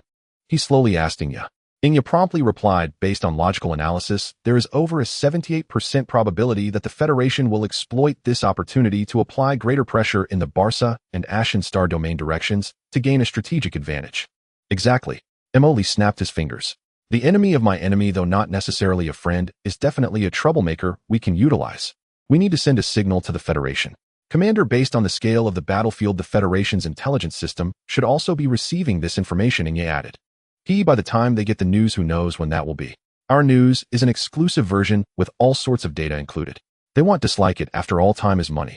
Emoli said with a smile, then inquired of Inya, do we have any deep divers on the Elon's Federation side who can directly contact their high-level decision makers? The higher the level, the better. Inya brought up a virtual data panel, the data flow, flickering the strategic analysis room of the Federation's presidential office, the Federation's military intelligence bureau, and the frontline command of the Barca Star domain all have our deep divers infiltrated at levels sufficient to influence or directly convey information to the decision-making level. Very good. Emoli snapped his fingers. Send them the highest encryption instructions. They need to find a way, using a reasonable and untraceable method, to quietly leak the detailed information about the Rust Corridor conflict, especially regarding the Empire's exposed troop deployments, defensive weaknesses, and battle losses, to the Federation's military or strategic decision-making departments. He paused and continued. The focus should be on highlighting the Empire's current predicament of fighting on two fronts, as well as the fact that its military defensive strength along the borders has been weakened. Imply to them that increasing pressure in the Barca and Ashen Star domain battlefields at this time might yield unexpected strategic advantages. Remember to ensure that the information appears to have leaked from within the Empire, containing some fragments and inaccuracies, but with a clear core message. The Empire is currently very weak. Emoli emphasized, nodding. The instructions have been recorded and the information has been drafted as per your request. It will be transmitted through 3 independent secret channels in phases and indirectly to the Federation's presidential office's strategic analysis room, the Federation's military intelligence bureau, and the frontline command of the Barca Star domain within 24 standard hours. Inya responded swiftly. Emoli nodded in satisfaction. Whether we can persuade those old foxes in the Federation to take action depends on how impactful this message is. Also, let's give the Empire a heads up about the Federation's fleet movements. Even if the Federation backs down and doesn't dare to take action, at least it will keep the Empire on edge, wondering if there's some sort of tacit understanding between the Federation and the Principality. He redirected his gaze to the main screen, where the Principality's fleet was awkwardly jumping away from the battlefield under the courteous send-off of the Empire's fleet. This is called drawing the water eastward. No, it's more about giving the Empire's guys a few more dance partners so they don't always focus on us. He sat back down in the command chair, chuckling. We'll take advantage of their mutual fighting to keep our heads down, cultivate our strength, and expand our forces. When they tire themselves out, we can go out and clean up the mess. Isn't that delightful? A few days later, in the Elon's Federation, the capital Star Free Shore, in the strategic analysis room of the presidential palace, encrypted intelligence from various channels, after preliminary verification and screening by the intelligence department, was laid before President Michuz and his core aides. The intelligence content was exactly as Emoli had designed, fragmented, yet clear in direction, depicting a border defense line of the Quran Empire weakened by successive blows. A brief silence fell over the analysis room. Have the sources been confirmed? Michuz asked in a low voice. The intelligence advisor hurriedly replied, the source cannot be traced, it is a typical ghost information. However, our other intelligence channels, including frontline reconnaissance and signal interception, have indirectly corroborated some of the content. There have indeed been significant changes in the Ashen Star region, with notable abnormalities in the frequency and communication patterns of the border fleet. The conflict in the Rust Corridor also undeniably exists, with substantial losses on both sides. The military advisor's eyes sparkled with a hint of excitement. Mr.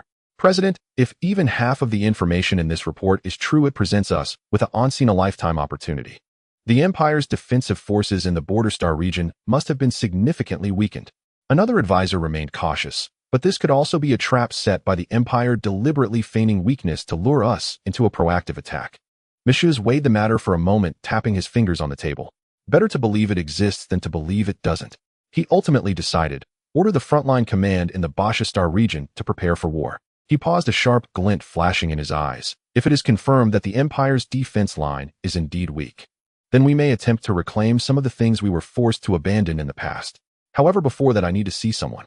Half a day later, in a secure communication room deep within the presidential palace, only a faintly glowing circular control console remained before Michuz.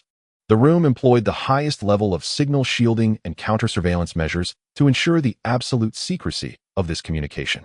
He took a deep breath, inputting a long series of highly complex dynamic keys. A small beam of light was projected from the center of the console, beginning to construct a continuously morphing, blurry humanoid outline.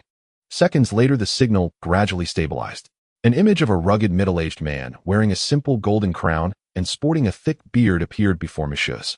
President Messieurs, the hoarse voice of the other party came through the encrypted channel, slightly forceful in tone. You initiated this urgent encrypted communication. I hope you have something of sufficient importance. King Freitag, Messieurs replied calmly. Time is of the essence, so we'll keep it brief. I believe we have both received similar intelligence regarding the recent situation at the Empire's borders. Freitag's eyes flickered slightly, and he snorted. Are you implying that the Empire suffered a major loss in the Ashenstar region? Messieurs nodded in response. Exactly. According to the intelligence, the Empire is currently under immense pressure on at least two strategic fronts. The Ashenstar region faces the threat posed by that ghost in addition to our ongoing restraint in the Boschastar region. Coupled with your country's actions in the Rust Corridor, the Empire's border defense system has shown significant cracks. Moi. Freitag expressed slight surprise at the Federation's intelligence capabilities. After all, he had just received the frontline battle reports. Messieurs paused for a moment, observing the other's reaction, and continued. This is an opportunity, Freitag, a chance that may not appear again for many years. Freitag stared at him, slowly speaking. What exactly are you trying to say, Messieurs? Be direct. I propose, Messieurs said in a low voice, that the Federation and the Principality temporarily set aside past disputes to form a limited, clearly targeted strategic cooperation. Cooperation? Freitag raised an eyebrow. Indeed, a simultaneous offensive. Messieurs stated concisely. The Federation will launch a large-scale strategic offensive against the Empire's defense line in the Basha and Ashenstar regions. Meanwhile, the Principality will launch another attack in the direction of the Rust Corridor, and this time it must be with real force, not just probing. He leaned slightly forward. The Empire's troops are stretched thin, making it impossible for them to effectively respond to full-force attacks from two major directions simultaneously. Regardless of which side they choose to defend, the other side will have the opportunity to break through. We can take this chance to reclaim the strategic territories we lost and even redefine the boundaries of influence. Freitag fell silent for a moment, a thoughtful light flickering in his eyes.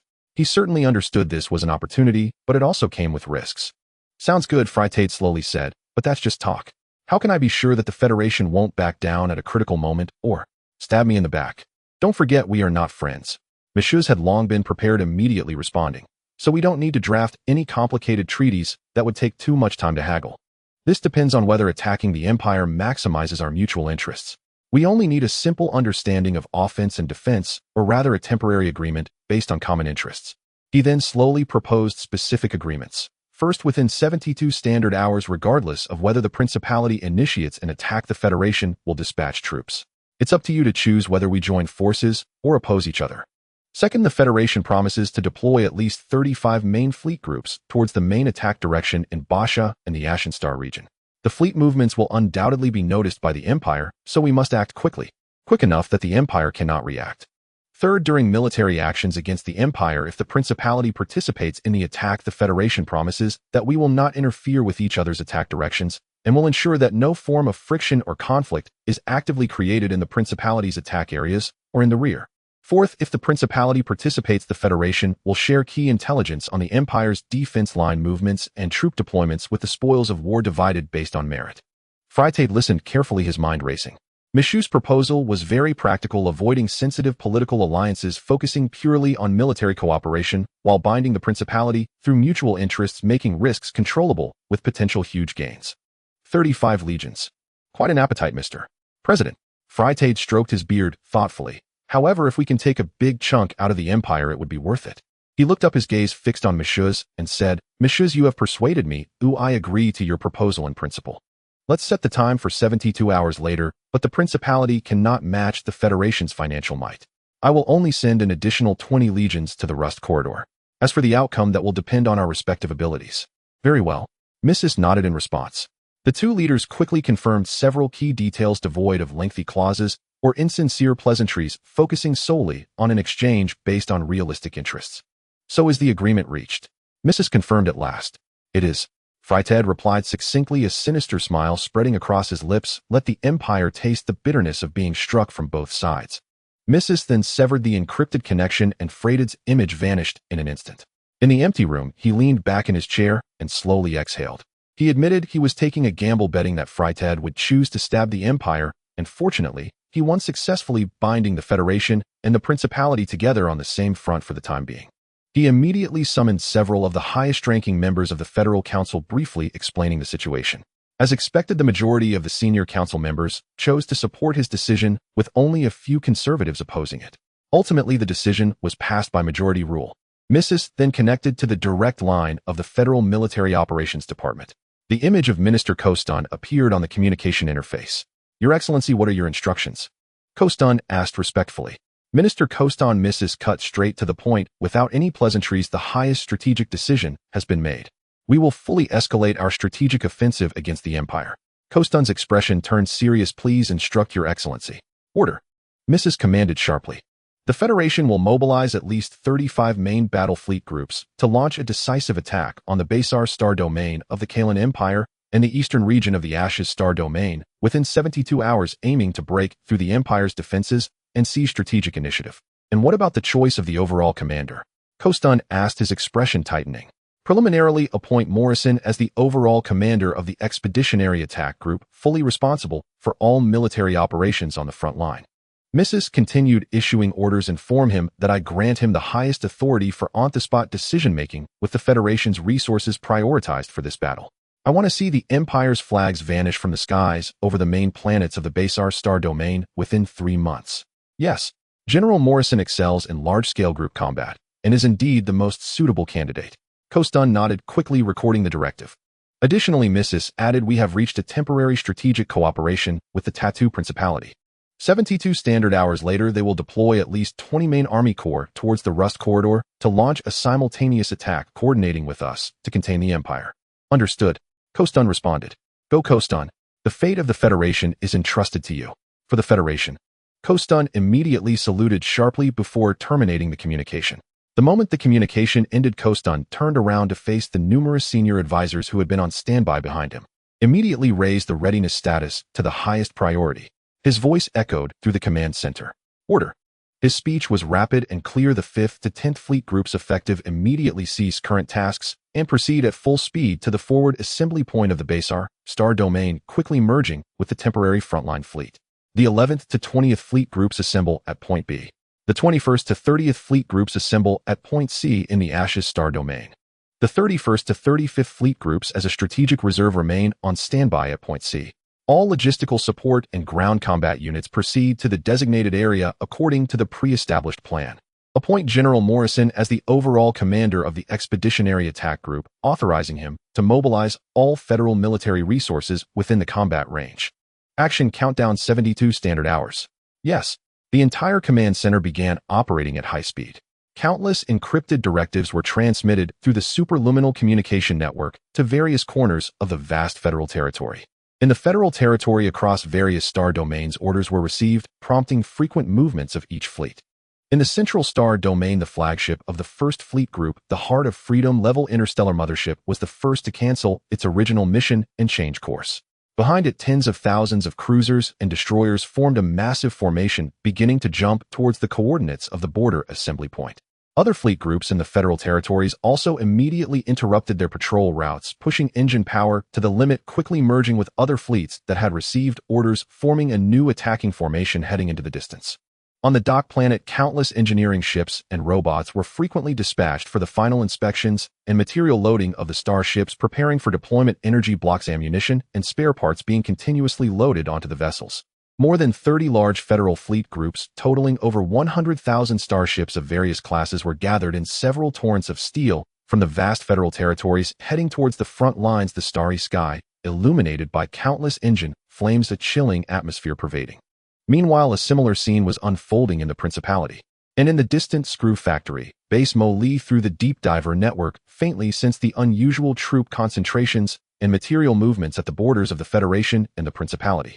"Oh, moving so quickly." He was somewhat surprised, but more excited. "It seems our letter had quite an effect. Now there will be quite a show to watch." Emily smiled at Shadow Crow. He felt he was doing quite well as the behind-the-scenes instigator. Let them fight, the more intense the better." He swung his legs, already pondering how to take advantage when the Empire, Federation, and Principality were all weakened, ensuring the maximum benefit for himself. After all, he had played a part in instigating this conflict. The smell of gunpowder in the Star Sea suddenly intensified.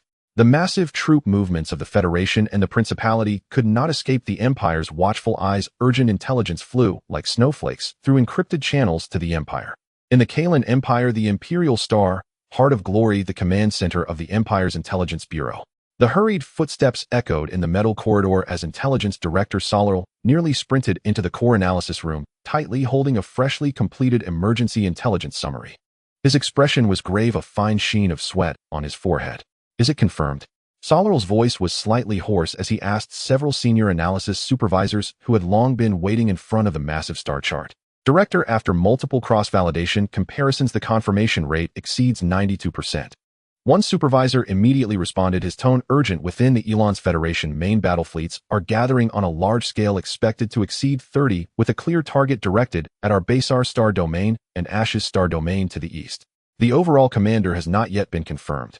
Another supervisor added quickly, "Additionally, within the Tattoo Principality, at least 20 main army corps and over 60,000 starships are maneuvering towards the Rust Corridor. The overall commander has been confirmed as General Camp of the Principality.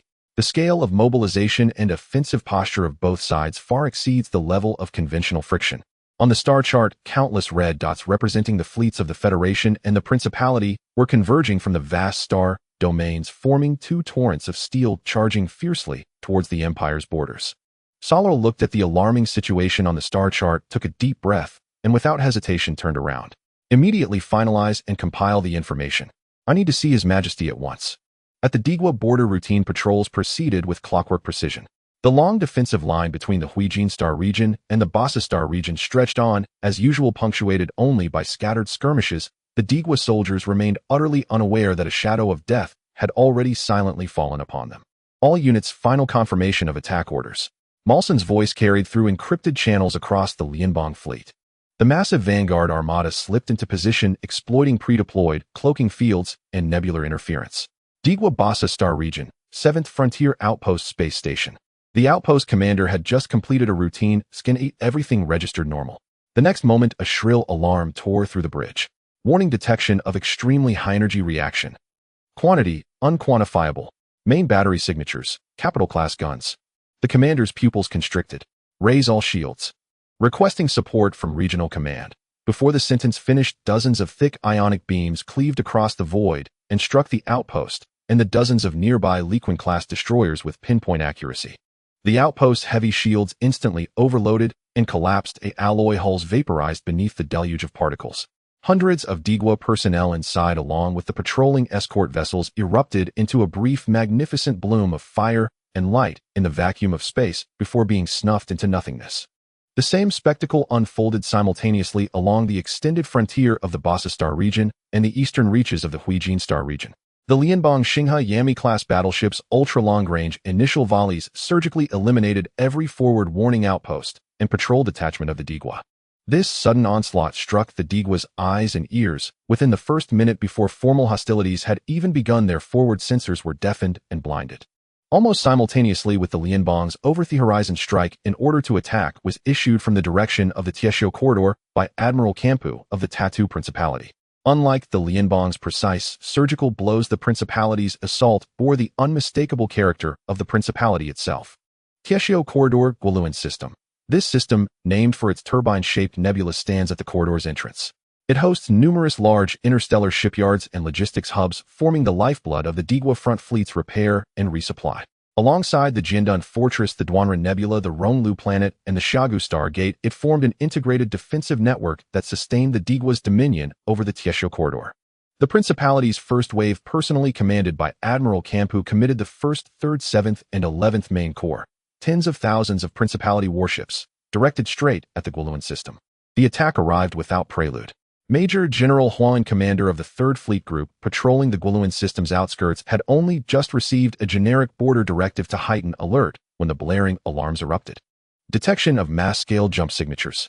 Bearing V3723, the sensor operator called out loudly. Huan slammed his hand onto the tactical star chart. At the system's rim, jump ripples fanned outward like waves, and one by one gargantuan vessels tore the fabric of space and brazenly manifested. The first to appear was a Principality Qian-Rongla-class battleship with its energy shields fully deployed. Its colossal bulk dwarfed the nearby cruisers and destroyers, glaringly conspicuous. Principality Corps. This scale, full combat readiness for all units. All ships converge toward your respective docks and form defensive arrays anchored to the dock batteries. Huan roared his order, but the Principality's strike moved faster than his voice. The 7th Corps' Liaoia-class destroyer swarms charged like a suicidal surge straight into the Digwa fleet before it could coalesce. They launched short-range interference flares and electromagnetic pulse torpedoes, heedless of losses, instantly scrambling the Digwa fleet's sensors and communications. Almost at once, the 3rd Corps' Rinya-class frigate squadron struck from the flank, a storm of railgun salvos and plasma torpedoes pounding the flanks of the Digwa cruisers. Even the shields of the Digwa's Zinken-class cruisers flickered violently under the saturation assault. Overwhelmed by sheer numbers, the 3rd Fleet Group had no choice but to fight a covering action while withdrawing toward the vast shipyards behind them. The true annihilation, however, came from the Principality line astern. The 1st and 11th Corps' Qian-Rongla-class battleship arrays and Chanchua-class cruiser batteries had finished charging their main guns. Objective confirmed: enemy large shipyards and affiliated vessels. Broadside fire. Campu commanded with decisive severity. A multitude of energy beams accompanied by heavy missiles streaked across the void and precisely lanced the core sectors of each major shipyard. The Digwa fleet attempted to intercept, but the disparity in firepower was simply too vast. A Zinken-class cruiser took a direct hit from the Principality's main battery. Its shields collapsed instantly, and the hull was cleft in two, the ensuing rupture ball consuming nearby escort vessels in a storm of explosive fire. Shipyard anti-air barges poured forth, yet hundreds of heavy missiles still found their marks, twisting external structures into ruins as internal chain explosions rolled through without end. Major General Huan's flagship became a prime target. A Qian-Rongla class main gun vaporized nearly half of its bow in an instant. A final roar from his comms came through at the end: hold the line. Yet the fate of the Digwa was sealed. With unified command gone, the remaining ships scattered, each fighting a desperate solitary battle. The Principality Corps advanced in coordinated steadiness, methodically sweeping aside resistance. In under 4 standard hours, the remnant Digwa vessels were forced to fall back. The Guoluan system changed hands, and with it the Digwa lost its most vital forward repair and supply hub. The fall of Guoluan sent shockwaves through the Digwa frontier. Celefina swiftly mobilized 2 fleet groups to reinforce the Guoluan system's rear defenses to prevent further Principality penetration. She simultaneously ordered heightened alert at the other 4 strategic points. The Principality Corps had yet to fully reveal itself. Jiandun Fortress defensive line. Jiandun Fortress, hewn into a gargantuan asteroid, was a heavy bastion whose exterior bristled with layers of composite armor, thousands of massive ion turrets, missile silos, and point defense laser matrices. A thick pale blue energy shield cloaked it entirely, marking it as the Digwa's most resolute fulcrum in the Tieshio corridor defense. Fortress Commander Vice Admiral Lida stood on the main bridge, eyes fixed on the deep space monitors. They were not fighting alone. Arrayed around the fortress in guarded positions, the Digwa 16th Frontier Fleet Group awaited in grim readiness. In the distance, the shadow of the Principality fleet coalesced across the starfield. All combat stations maximum alert. Maintain shields at 100%. Charge the main battery arrays. Target enemy capital vessels. Lida's voice reverberated through the internal comms, steady and laced with the proud bearing of Digwa officers. Let those Principality barbarians learn what a true fortress is. Yet the first strike upon the fortress was not the expected broadside from battleship main guns. From the Principality formation, several hundred specialized vessels belonging to the 13th Corps advanced. Smaller and more lightly armored, their hulls were festooned with strange arrays and myriad launch tubes. General Gore, commander of the 13th Legion of the Principality, issued his command from the electronic command vessel Whisper. Operation Mist commences. Full spectrum jamming activated. Deploy metal dust. Instantly, high-intensity multi-band electromagnetic interference beams surged toward the Bastion Fortress. External sensor displays on the fortress flickered violently, overwhelmed by static snow and corrupted data, while all long-range comms channels shrieked with piercing white noise. Moments later, countless microscopic metallic particles erupted from 13th Legion vessels, rapidly dispersing across the surrounding void to form a vast expanding electronic fog, an impenetrable shroud that swallowed both the Bastion Fortress and the Imperial 16th Fleet Group. Inside the fortress's main control chamber, the radar officer reported urgently, "General, sensor efficacy has plummeted by over 70%. Optical observation is severely degraded. Long-range fire control systems cannot acquire targets. Lyta frowned and commanded voice low and steady. Activate auxiliary sensor arrays.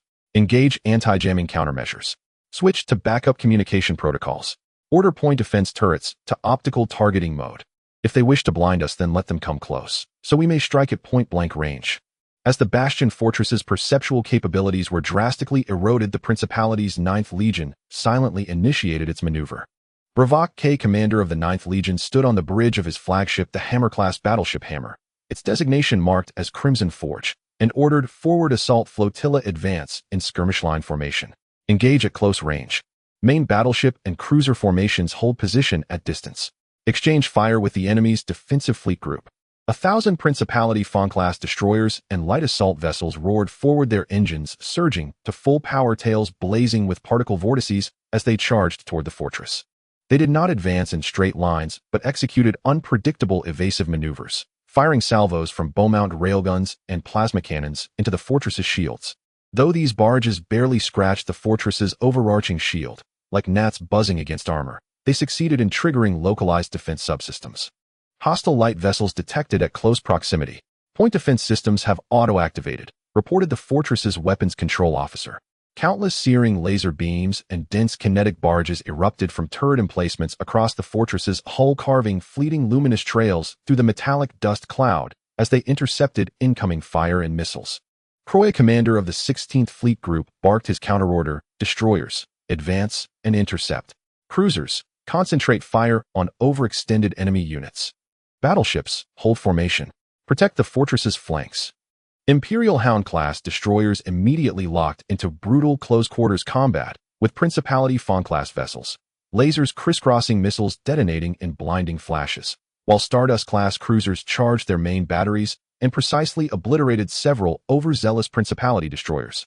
Simultaneously, Bravak K's Hammer-class cruiser squadron opened fire from extreme range. Their main battery energy beams tore through the dust-laden void, striking the fortress's shields and rippling them with violent concentric waves. General Lyta stared at the tactical display, its readings blurred, enemy signatures indistinct, and shield energy levels descending slowly but steadily. Order the main battery array to conduct saturation bombardment across the approximate sector occupied by enemy cruisers. Deny them comfort. The fortress's largest ion cannons began rotating with deep resonant hums. Houm! A torrential pulse of ionized energy surged forth, aimed broadly at the Principality cruiser formation. Yet due to sensor degradation, accuracy collapsed. Most shots missed, entirely vaporizing only fleeting corridors through the cosmic dust. Bravak K watched an ion beam scream past his flagship's flank and gave a cold, mirthless smile. Maintain pressure. Sustain evasive maneuvering. Our sole purpose is to fix this armored can's full attention upon us. As the 9th Legion successfully drew the Bastion Fortress and its defending fleet into a vortex of sustained engagement, the Principality's true weapon deployed unseen behind the front lines.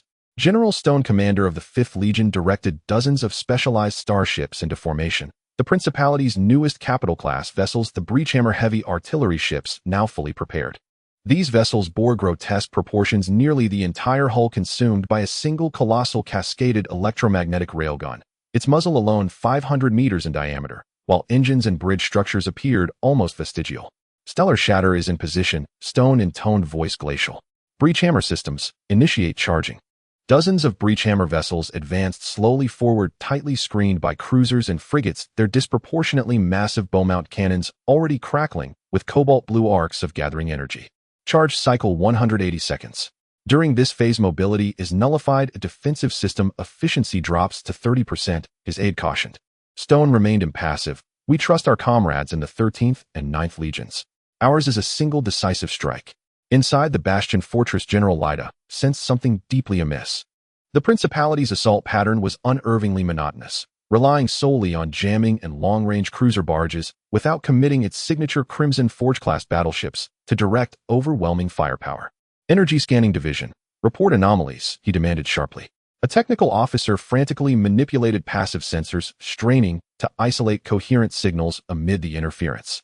General, anomalous energy accumulation detected in rear sectors. Spectral analysis confirms non-standard ordnance signatures. Energy levels still accelerating exponentially. A chill settled in Lyta's chest. He realized the jamming and feints had been mere prelude. a calculated smokescreen masking the deployment and charging of some unknown weapon. Croya, redirect all fleet main batteries. Recalculate firing solutions immediately. Target high-energy source behind the fortress. Now, he roared the order to both Croya and the fortress's main battery crews, but it was already too late. The fortress's main guns rotated with agonizing slowness, further hampered by metal dust and electromagnetic distortion. Their targeting systems required precious seconds to recompute. Meanwhile, the defending fleet remained locked in desperate combat with the Ninth Legion, unable to disengage. As if receiving silent orders, Principality vessels intensified their barrage. Several destroyers even launched deliberate suicide charges, sacrificing themselves as decoys to further divert the fortresses and fleet's defensive fire.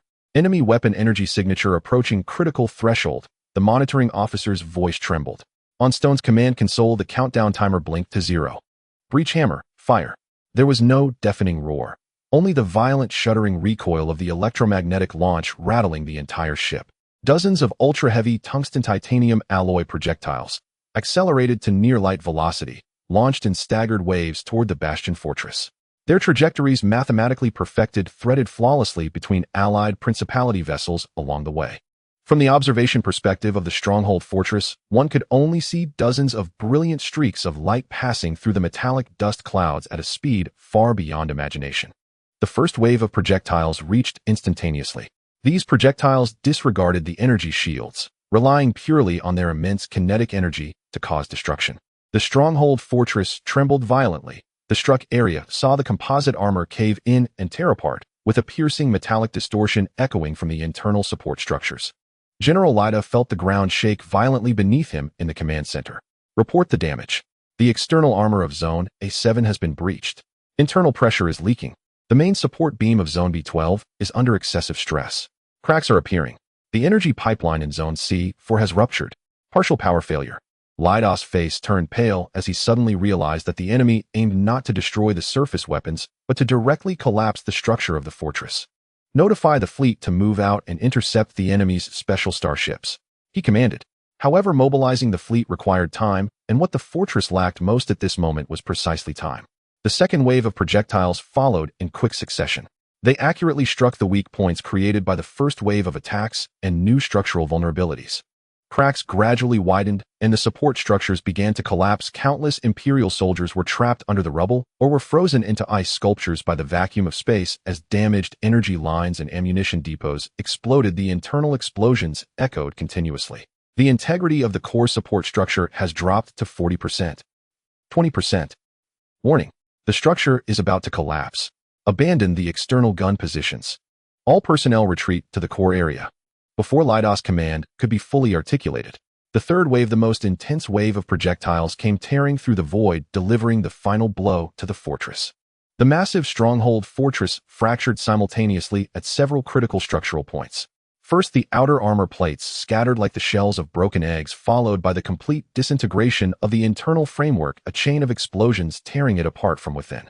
The core command center was engulfed by a massive explosion at the last moment as General Lyda and the Imperial soldiers within were buried in the flames. The colossal fortress, under the attack of such extreme specialized weaponry from the 5th Legion of the Duchy, held out for less than 30 minutes before collapsing in a thunderous explosion, with metal debris scattered for thousands of kilometers. With the destruction of the stronghold fortress, the remaining small Imperial defense platforms, and the few starships that had not managed to retreat completely lost their will to resist, with the fleet turning to withdraw into the depths of the Imperial defense line. 9th Legion, sweep the battlefield and destroy all remaining resistance forces. 13th Legion, maintain electronic suppression to prevent any information leaks. The 5th Legion, the battering ram unit, retreated to a safe area for cooling and maintenance. General Stone methodically issued follow-up orders. Then, looking at the dissipating signal of the stronghold fortress on the holographic platform, he solemnly said to the communication officer, report to General Camp, the stronghold fortress has been cleared and the passage is open. The Second Front Army requested further instructions. However, the Duchy's supposed tight news blockade in Mo Lee's eyes was as transparent as an old couple shyly avoiding undressing, having long been seen through. TSK Tisk, quite a lively scene, Mo Lee remarked, gazing at the brutal battlefield. These brutes of the Duchy are truly not ordinary brutes. As the stronghold fortress disintegrated into stardust under the unreasonable physical bombardment of the Duchy's battering ram-class heavy artillery ship, Li, who had been lazily leaning back in the command chair, unconsciously sat up straighter. He waved his hand to pause the image, zooming into focus on those uniquely shaped heavy artillery ships, most of their hull occupied by a massive cannon. In the image, these steel behemoths, under the protection of a few escort ships, were slowly withdrawing from their launch positions, with their long cannon barrels still retaining residual electromagnetic energy in the vacuum. Hiss! Li inhaled lightly, his fingers unconsciously tapping on the armrest. This thing is quite interesting. The playful smile on his face faded slightly, his expression becoming serious. From a distance, without engaging in energy shield confrontations, directly using solid projectiles to crush targets with pure kinetic energy. Simple, crude, but damn effective. Especially effective against fixed fortresses like this turtle shell. It's simply tailor-made for the job. Inya stood behind him, adding, "Commander, according to data analysis from the deep diver, the Duchy's battering ram-class heavy artillery ship has a length of about 1,800 meters, with its core weapon being an unknown model of a supergiant electromagnetic railgun. The advantage is its extremely powerful single-shot destructive capability, which has a devastating effect on fixed targets and large ship structures. However, the drawbacks are equally evident. It has a long charging time, poor maneuverability, is extremely reliant on battlefield conditions and friendly cover, and its own defenses are weak." Li nodded at these words, his gaze still lingering on the powerful silhouette of the battering ram-class ship. The drawbacks are clear, but the advantages are too pronounced. A weapon that can settle things with one blow. A real man should play with such big stuff. His tone carried a hint of admiration and desire. He fell silent for a few seconds, seemingly in thought. The earlier opportunistic mindset of make a quick profit and run quietly shifted after witnessing the power of such a strategic weapon. The brutality of war and the technological rivalry made him realize that merely relying on quantity and the advantages of conventional fleets might not be sufficiently safe. You never know what kind of trump card your opponent might pull out. So he needed something that could make a decisive impact, intimidate the enemy, and even change the rules of the battlefield. A trump card. System. Li spoke, his voice slightly steadier than usual. "Do we have anything similar to the Duchy's battering ram-class heavy artillery ships? I mean something with a similar positioning, but with better performance." Searching. Search completed. Units matching the ultra-long-range heavy railgun and precision strike positioning have been unlocked. Starbreaker-class ultra-long-range heavy artillery ship. Would you like to display detailed data? Display. Li replied succinctly. A data-dense light screen quietly unfolded before his eyes, clearly listing the parameters of the new type of ship. Starbreaker-class ultra-long-range heavy artillery ship, length 4950 meters, core weapon system, ding-ding, tri-barrel super, giant mass projector, X1 axial layout of the hull. Core characteristics: triple rapid-fire projection, can perform 3 consecutive shots within one charging cycle, with a very short interval between shots, greatly enhancing firepower density and strike efficiency. Destructive firepower: the kinetic rating of a single projectile exceeds that of the Duchy's battering ram-class heavy artillery ship by about 220, capable of destroying fortress-level targets and large starship structures with one or multiple shots. Outstanding sustained combat capability: equipped with a dedicated ammunition, automated assembly line, and efficient cooling system, it can maintain long-term high-intensity bombardment operations provided resources are sufficient. Secondary weapons: Fortress Point Defense Matrix, X-48 Interdiction Closian Pulse Gun Group, X-36 Defense System, 4th Generation Guardian Fortress Class, Joint Shield System, Enhanced Version, Unyielding Type, Key Area Reinforced Armor, Maneuverability, Stellar Class Jump Drive, with a maximum conventional cruising speed reaching faster than light, capable of independent operation without escort. Positioning: Strategic Level Precision Strike, Fixed Fortress Assault Fleet, Decisive Core Firepower Platform. Li read through the data line by line. His expression grew increasingly grave until a faint curve tugged at the corner of his mouth. A smile of satisfaction and quiet confidence that only appears when one beholds something truly excellent. Triple barrel rapid charge, formidable firepower, sustained output. My word, this is not merely similar. This is a comprehensive, flawless, supercharged upgrade. He sighed to Inya. Then he shut the data hollow down, leaned back in his chair, and fell into thought. Expanding the fleet increases conventional strength, but these specialty vessels are the key to building an asymmetric advantage.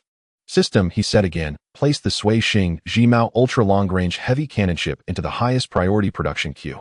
Allocate resources preferentially. Prioritize dry docks. Initial batch. 10 vessels. Plan accompanying escort fleets and support units concurrently. Resource calculations in progress. Sui Xing Jimao production sequence loaded. Recommended escort complement: 10 Tai Tenju Zhe class, 120 Tsong Long class, 500 Gung Jin class, with corresponding support vessels added to the synchronized production queue.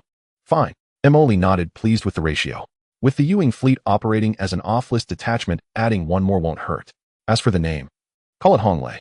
He hesitated, then turned back to Inya. But resources are not infinite. We must keep them flowing. Yeah, how much material have those three brothers stripped so far? Commander, the Shun Qianjia network confirms that the state of war between the Digwa Gongwa and Lian Bang escalated from conflict level to full-scale war 6 standard hours ago. All 78 star regions under the Digwa show fleet movements toward the front. It is estimated that within half a month the Digwa will augment its border forces by 30 fleet groups. Inya brought up the Shun Qianjia network and spoke slowly. The engagement along the tripartite contact lines is ferocious. Based on energy dispersion, the rate at which ship beacons vanish and battlefield debris density modeled preliminarily, the three belligerents have all suffered severe losses in ships and installations over a short period. Preliminary estimates indicate that in the first phase of fighting in the Taisho corridor and Basa sector, confirmed losses of starships across all classes exceed 30,000, and fixed installations, space stations, defensive platforms, number in the thousands. And that number is still growing. A glint sparked in Mo Lee's eyes. He exclaimed in surprise, over 30,000. Think of how much high-quality recyclable material that is, floating out there in space wasted. What a shame. He turned slightly to Inya. How are the first and third task forces holding up? Can we pull them out? First Task Force Pashao and Third Task Force Leiting have completed ship undocking systems self-checks and replenishment of logistics power and munitions. They are at the highest state of readiness and can respond to and execute operations of any level at a moment's notice. Inya immediately brought up the detailed status panels for both fleets, the screen filled with dense green confirmation markers and performance parameters. Excellent. Emoli nodded and refocused on the star chart, locking onto the Taisho corridor where the Digwa and Gongwa clashed most brutally. There, the lights marking the Digwa's defensive nodes were extinguishing one after another, replaced by the advancing red tide of the Gongwa legions. After the tide came vast swathes of gray markers denoting drifting wreckage and derelict installations. Orders, he said in a low voice. First Task Force Pashao and Third Task Force Leiting, stand down from standby and elevate to level 1 battle readiness immediately. Target areas the main engagement zones between Digwa Gongwa and Lianbang, particularly the confirmed destroyed large drydock in the Walloon system, the Jiandun Fortress debris field, and the wreckage belts formed where fleets tangled. He paused a beat and scanned the star map. Tell Junfeng and Sang Pu that their core mission is not to intervene in the fighting, but battlefield resource recovery. The fleets will advance in a standard deterrent formation with no need for stealth. Bring those starship wrecks, engines, weapons, arrays, armor modules, energy cores, back to us. After all, we are star pirates. If we are to be that, we must seize the goods. The data stream in front of Ing accelerated instantly. She raised no objection, only confirming, Commander, although our forces hold local advantages in number and quality, if we are drawn into a frontal clash, due to proximity or misjudgment, we will violate our strategic principle of non-intervention. Risk and reward go hand in hand. Right now the Gongwa has the upper hand. If they salvage the debris, first we will be left with nothing. Mo Lee's tone was calm and resolute. The Gongwa has devoted all its strength to smashing the Digwa's shell. As long as our fleet does not attack them and does not block their main assault corridors, and as long as camp is not foolish, they will not provoke us. A third-party force of mysterious origin whose strength is plainly on display at the very moment they are about to break through the Digwa defenses. Besides, they dare not. He gestured to the two vast blue clusters on the star chart representing the Pashao and Leiting fleets. Their scales far exceeded conventional fleet organization. We might as well take this chance to flex a little. Let them weigh for themselves whether it is worth provoking our fleet over the battlefield trash they cannot attend to or carry away in the short term. Understood. A resource recovery operation under strategic deterrence. Inya grasped the intent at once.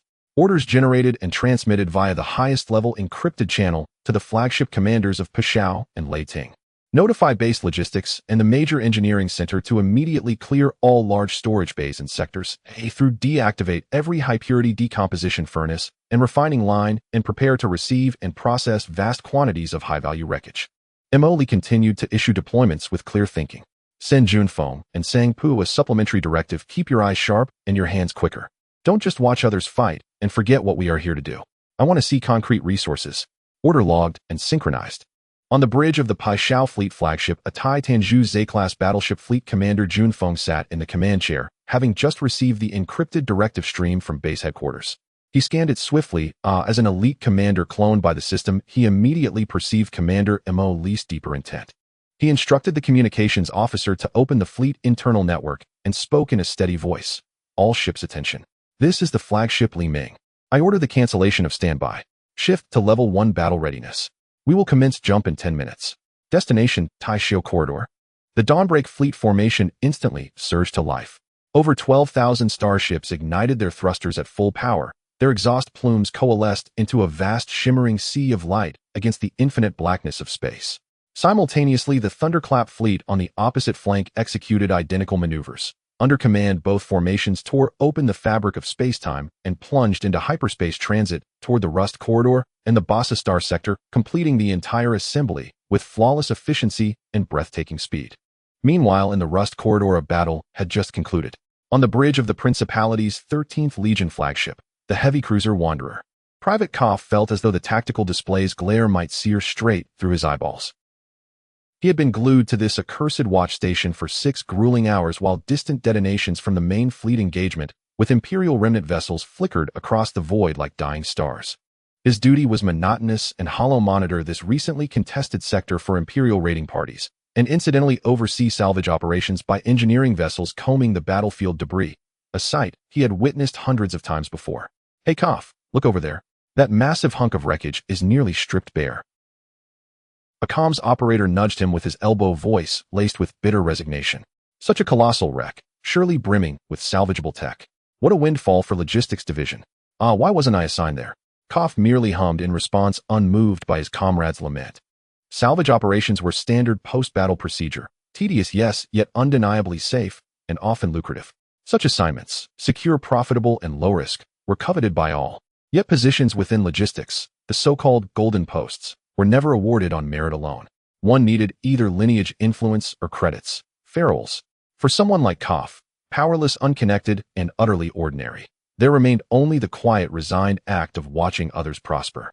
Koff dismissed the thought and adjusted his sensor focus, aimlessly scanning the skeletal remains of an Imperial heavy cruiser slowly being dismantled in the distance. Suddenly, a cluster of anomalous high-intensity signals flared at the edge of his sensor field. Unfamiliar, neither Imperial nor Principality in signature, nor matching the sluggish signatures of engineering vessels. Hey, what is that? He muttered, zooming the deep space telescope onto the region. The image that bloomed on screen stole his breath. Starships. An overwhelming armada of them. He beheld a vast fleet silently anchored at the periphery of the battlefield, precisely straddling the contested border between Principality-controlled space and the active combat buffer zone. Unknown fleet contact. Bearing U-7355. Koff's voice cracked with urgency as he triggered the alarm and frantically manipulated controls to extract further data. The bridge erupted in blaring sirens and pulsing crimson light. Lethargy evaporated, replaced by razor-edge tension. Captain Makov's voice cut through the din. Identify that signal. Running analysis, cross-referencing database. Koff swallowed hard, staring at the screen as an unclassified ID code flashed back. Signal identity, unknown. It's pirates. Pirates. Captain Makov's tone brimmed with disbelief, then flared into outrage. You're telling me that is a pirate armada? Koff could not answer. Sensor telemetry scrolled relentlessly, ship counts spiking past 5,000 and still climbing. Cold sweat erupted across his brow. Vessel count exceeding 5,000, no, still rising. Detecting multiple signatures consistent with battleship-class hulls. Repeat, confirmed presence of numerous battleship-tier vessels. What a... Makov strode swiftly to Koff's station, eyes locked on the main tactical display, where dense clusters of crimson icons pulsed ominously, their core dominated by colossal symbols denoting capital-grade warships. Their scale dwarfed the 13th Legion entirely. What do they want? Makov stared unblinking at the screen. No transmission emanated from the fleet, only silence. Yet its formation spoke volumes, a textbook combat array. Cruisers fanned out along both flanks, destroyers and frigates dispersed forward and laterally like outstretched wings, while at the heart those titanic vessels trained their broadsides. Magnify. Focus on the bow of their flagship. Makov commanded. High-resolution imagery flooded the main screen. Thereupon, each flagship's prow colossal dual-mount main batteries glowed with a deep sapphire luminescence, the unmistakable radiance of fully charged weaponry primed for immediate discharge. Not only the main batteries. The feed revealed heavy particle beam turrets along the flanks of unknown-class heavy cruisers rotating deliberately into firing arcs. Missile silo hatches stood half open. Across the entire formation, every vessel mirrored this state of lethal readiness. All weapon systems, are at combat alert, cough, whispered voice parched. He was only a private, but even he understood the gravity. This armada was neither passing through nor spectating. It had arrived for war. Cleaner 3 reporting. One armed engineering vessel has entered our operational zone. Their fire control radar has actively scanned our ship. Another sensor operator reported urgently as movement rippled through the alien fleet. Captain Makov watched helpless as the enemy's dispersed engineering craft descended upon the debris field, cutting, towing, and reclaiming with ruthless precision and efficiency, far surpassing Principality salvage vessels. Cleaner 11 reporting. Our tow of an Imperial battleship's armored core has just been intercepted mid-transit by an enemy salvage beam. They are refusing all hails and challenge transmissions. Makov's jaw tightened. Then he understood. Damn it, they're here to steal our spoils. He almost ordered the Wanderer to open fire, but then his gaze swept across the monstrous armada thick with lethal intent, and the words died in his throat. His fists clenched, knuckles white. Filthy hyenas. He hissed under his breath, then suppressed his fury and barked orders with iron authority. Immediately transmit full situational report to Legion Command. All hands aboard the Wanderer. Stand to general quarters. Weapons systems lock targets. But no engagement without my explicit order. Repeat, no firing unless directly commanded. The directive echoed instantly through the ship. The Wanderer's engines roared with deep resonant power, maximizing maneuverability. U-shield generators surged to peak output. Gunner fingers hovered above firing keys, sweat tracing paths down their temples. Every eye remained fixed on the distant armada, vastly superior in number, terrifyingly poised, and utterly merciless. The same tense tableau unfolded across nearby Principality patrol vessels. Salvage ships gradually withdrew from the debris belt, yielding space to the interlopers. Even several Blade-Fang-class frigates instinctively reversed course, increasing distance from the unknown fleet. Encrypted data streams traveling at light speed raced backward toward the Principality's Rust Corridor frontline command headquarters. In the Duchy, at the front command center of the Rusty Corridor, the temporary flagship core of the Furnace. General Camp had just repelled a counterattack from a remnant of the Empire, staring intently at the star chart, planning the next offensive route. The urgent voice of the communications officer interrupted his thoughts. General, urgent intelligence. From the reconnaissance team of the 13th Legion. A large, unidentified fleet has been found at the edge of the combat buffer zone, identified as Star Raiders. Camp suddenly looked up. Star Raiders. What is their scale? According to preliminary summaries from the patrol team and multiple observation points at the front, the number of enemy ships is estimated to exceed 15,000, and among them are numerous signals of large capital ships with extremely high energy readings. 15,000 ships. Capital ships. Camp's pupils constricted sharply, immediately bringing up the real-time star chart and data stream for that area. As the clear images and sensor data returned, the entire bridge of the core of the furnace fell into a dead silence. On the star chart, the numerous red dots representing the Ghost Star Raiders formed an extremely orderly and distinctly layered battle formation.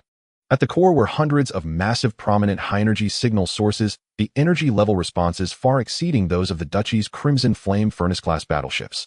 Surrounding them were thousands of cruiser-class medium and large signals, along with an even greater number of light vessel signals. Within the protective circle of this massive fleet, thousands of large engineering and salvage ships were brazenly dragging and cutting the wreckage of Empire battleships floating in the battlefield with their towing beams. Those wrecks, in the eyes of the Duchy, were precious resources and technological samples that could be reclaimed after the war. They are stealing our spoils. A young officer couldn't help but shout, his face filled with anger. General Camp stared intently at the screen, his expression darkening. As the highest commander of the Duchy's front lines, he had never been so provoked. An unidentified force actually dared to blatantly plunder the fruits of victory right under the noses of his main legion. General, another officer responsible for tactical analysis, spoke with a slight tremor in his voice based on energy signal analysis and ship model comparisons. The large vessels at their core could possibly surpass our Crimson Flame Furnace class in terms of firepower and defense level. Their cruiser-class units also generally had energy readings higher than our Hammer class. This statement was like a bucket of cold water poured over the agitated atmosphere in the bridge, surpassing the Crimson Flame Furnace class comprehensively.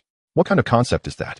The highest-level battleships that the Duchy relied on to maintain its military power might be seen as mere conventional units by the enemy. Camp took a deep breath, forcing himself to calm down. He could not make irrational mistakes out of anger. Communications officer attempt to establish contact with them using the general channel. Inquire about their intentions and identity. He ordered, his voice regaining its previous calmness. The communication was soon connected, but what came through was only a repetitive electronic synthesized voice. This area has been designated as a temporary resource recovery zone by the Ghost Star Raiders.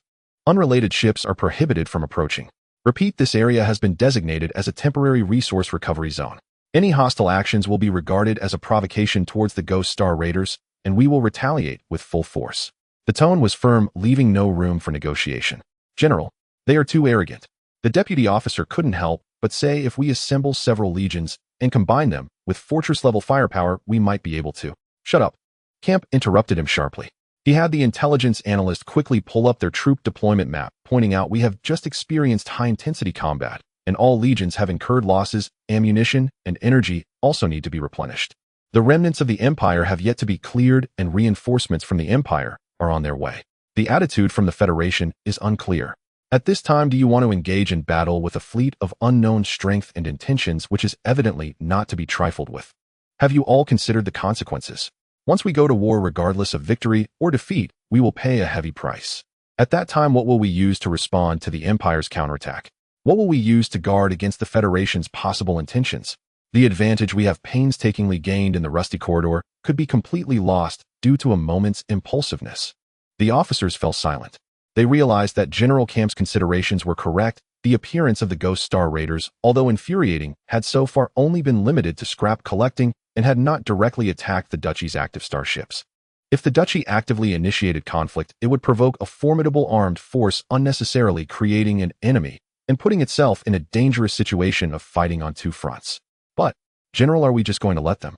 An officer unwillingly pointed at the screen where the spoils belonging to the Duchy were being salvaged. General Camp looked at the wreckage being dragged away on the screen, his eyes twitching slightly.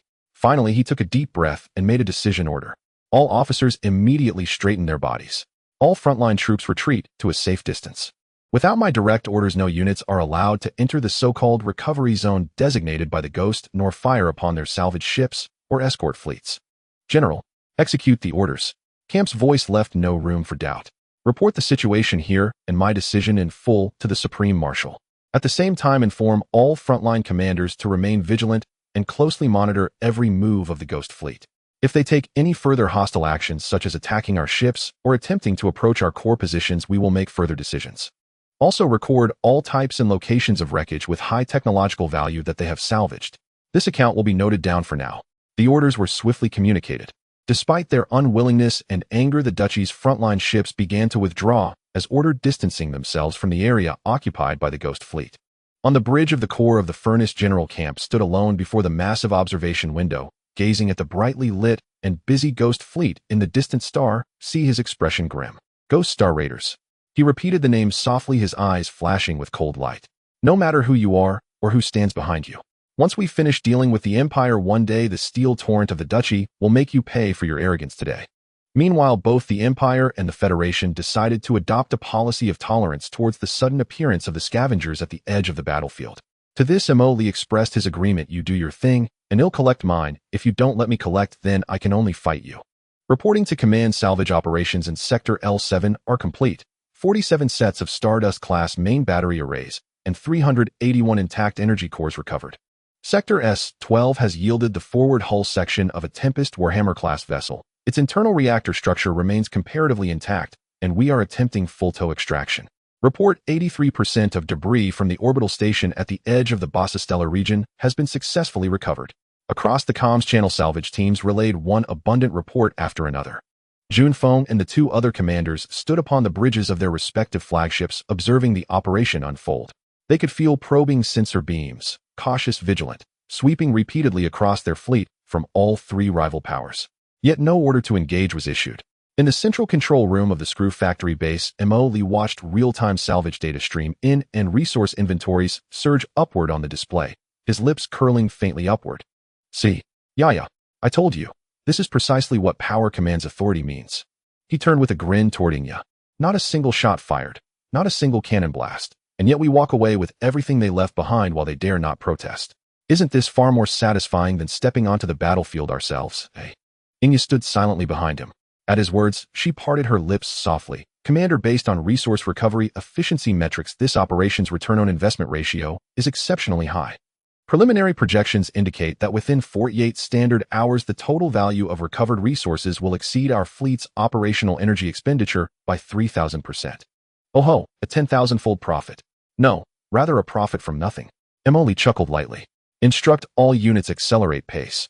Retrieve everything. Every alloy plate, every circuit fragment. Leave nothing for those three factions.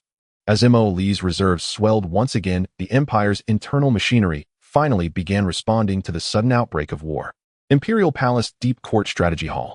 Emperor Arnardo Bell had just concluded a meeting with the Minister of Internal Affairs regarding domestic resource allocation.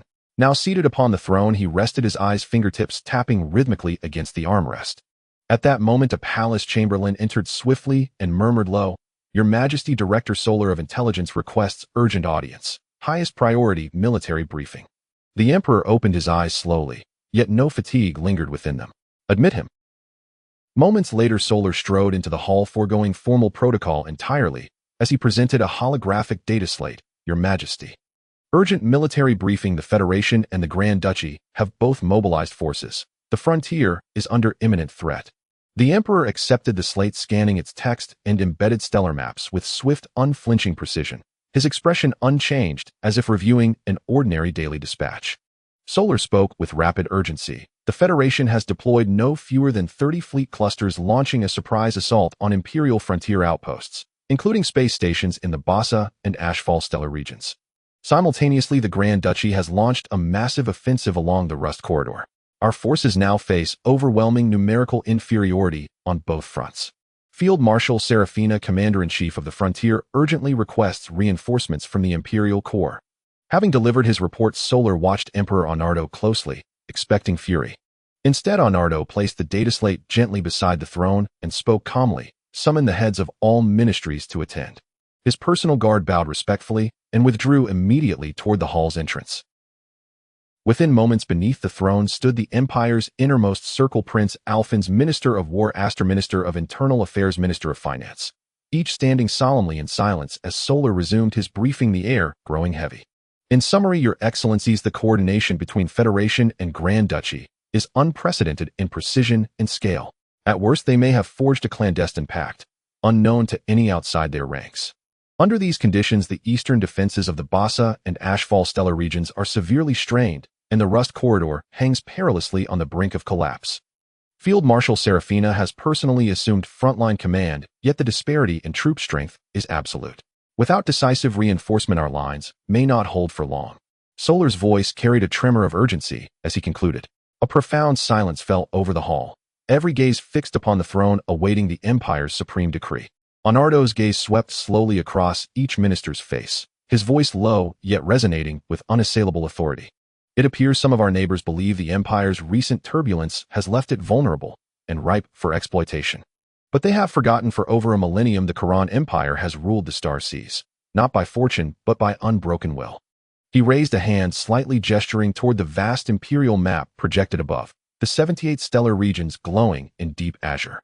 "Aster, I am here." Minister of War Aster stepped forward, instantly, voice ringing with clarity. "Inform the ministers how many fully manned fleet clusters remain available for immediate deployment." Arnardo asked quietly.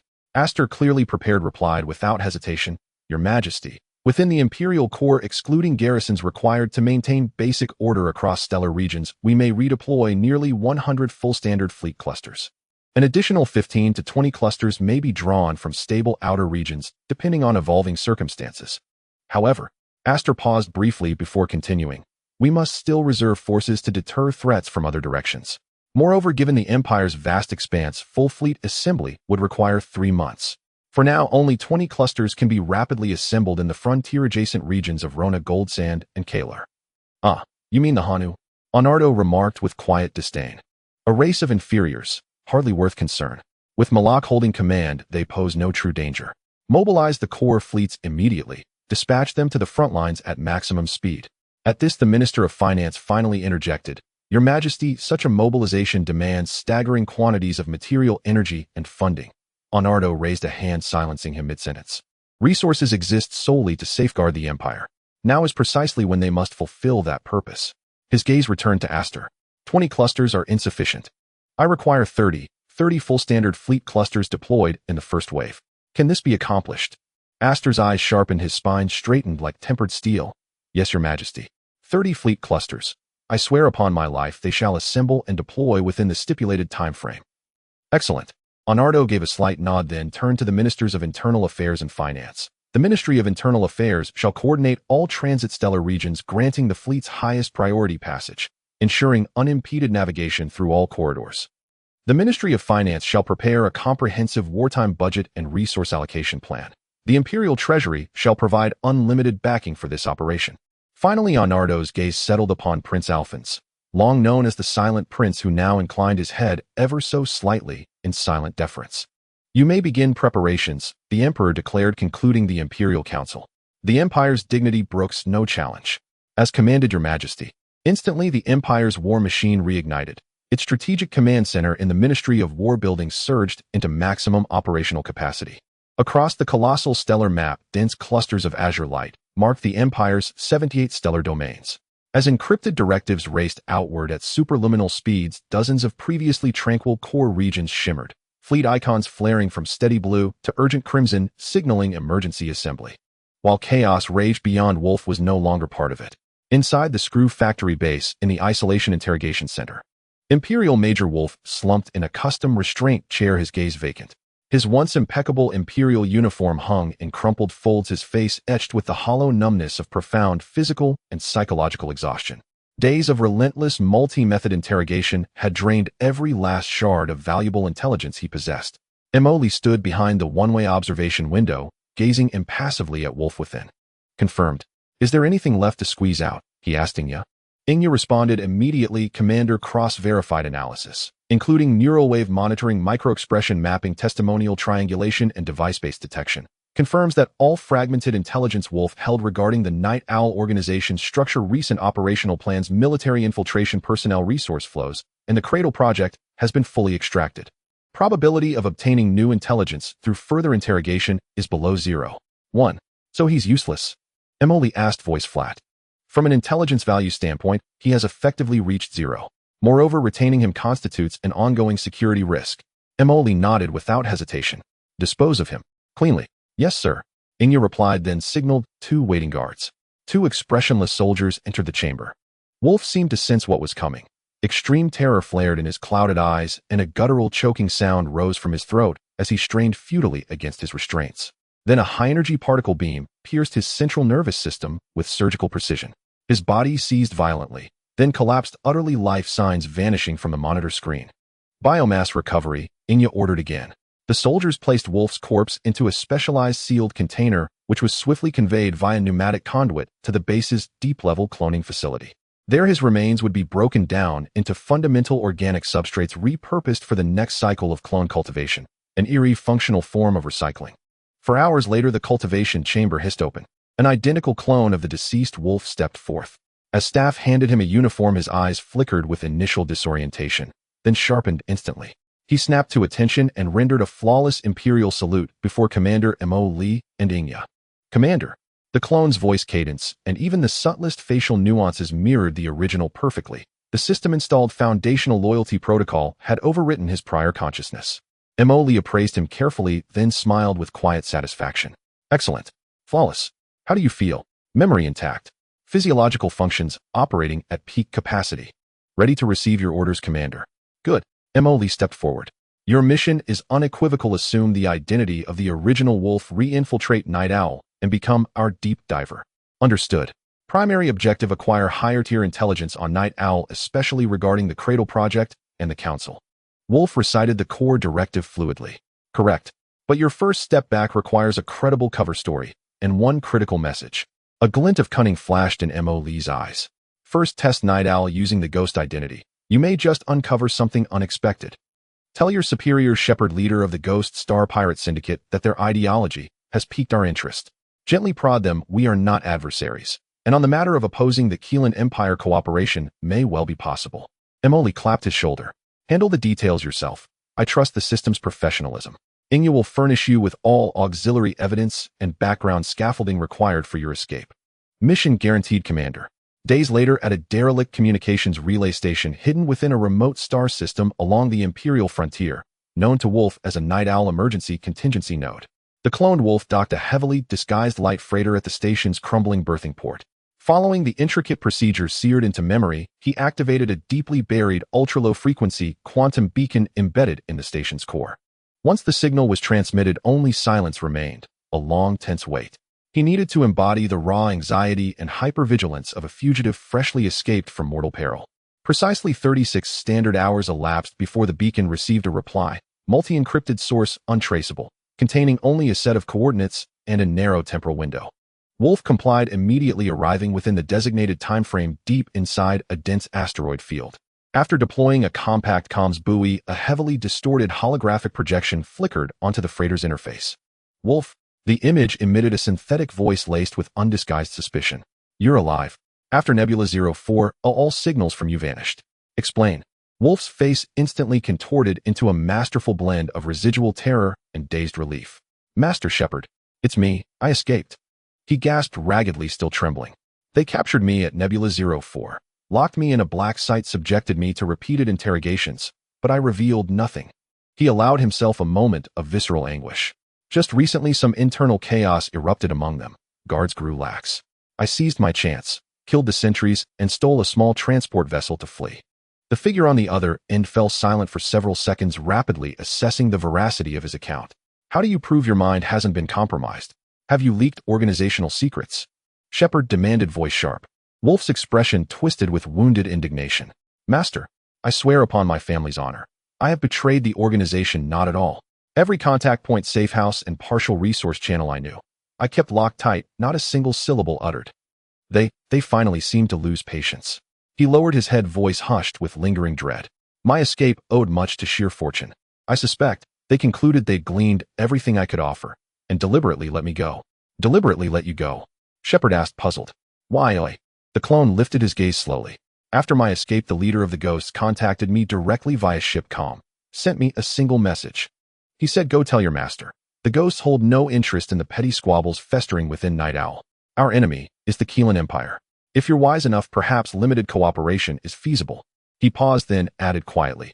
He also said, if you wish to cooperate, show sincerity. Stop sending minor operatives like Wolf to test us, wasting everyone's time. Then he transmitted coordinates and an access cipher saying, come find me yourself, if you decide. Shepard fell silent, fully aware the tale was fabricated. Yet if this opened a path to direct contact with the Ghosts, Wolf's fidelity, or lack thereof, had already ceased to matter. The Shepard was rapidly weighing his options. The miraculous survival of a high-ranking officer taken captive was in itself deeply suspicious. Nearly a minute passed before the Shepard's voice returned. Softer, now seemingly swayed by Wolf's reasoning. Wolf, the fact that you've established secure contact with me is commendable. However, everything you've endured must undergo rigorous scrutiny. Report your precise coordinates immediately. I'll dispatch a retrieval team. You know the organization's protocols, mandatory isolation and review is non-negotiable. Wolf's face instantly relaxed into an expression of profound relief and quiet understanding. Yes, sir. Coordinates are. He transmitted the location of an abandoned relay station. I will remain here and await extraction. Maintain concealment and await further instructions. With those words, the Shepard severed the transmission. Wolf slumped into his chair and exhaled, deeply marveling inwardly at the flawless execution of his performance. Meanwhile, the figure known as the Shepard reviewed the unexpected exchange with Wolf. Wolf was alive, and he had brought word that the Wraith sought contact. It was too convenient, too suspicious. Yet the possibility of cooperation proposed by the Wraith, coupled with its pointed hostility toward the Empire, aligned, however tentatively, with certain strategic interests of the organization. More critically, if the Wraith truly possessed access to advanced technological assets potentially shareable with the organization, the temptation was overwhelming.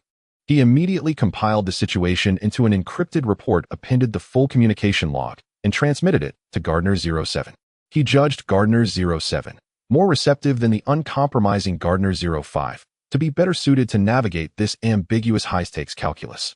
Soon after, Gardner 07 replied, with terse precision: risk and opportunity coexist. Authorize controlled contact. Prioritize assessing the Wraith's true intent and technological value. Handle Wolf per standard protocol. He may serve as an initial liaison channel. You are hereby authorized to conduct Phase 1 exploratory engagement, strictly contingent upon operational security.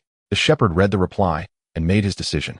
He reactivated Wolf's communication interface, waited for the connection to stabilize, and said, Wolf, transmit that coordinate and the comm cipher to me now. Yes, sir. Wolf offered no questions, only compliance. He transmitted the coordinates and cipher without hesitation. Screw Factory Base Central Command Chamber.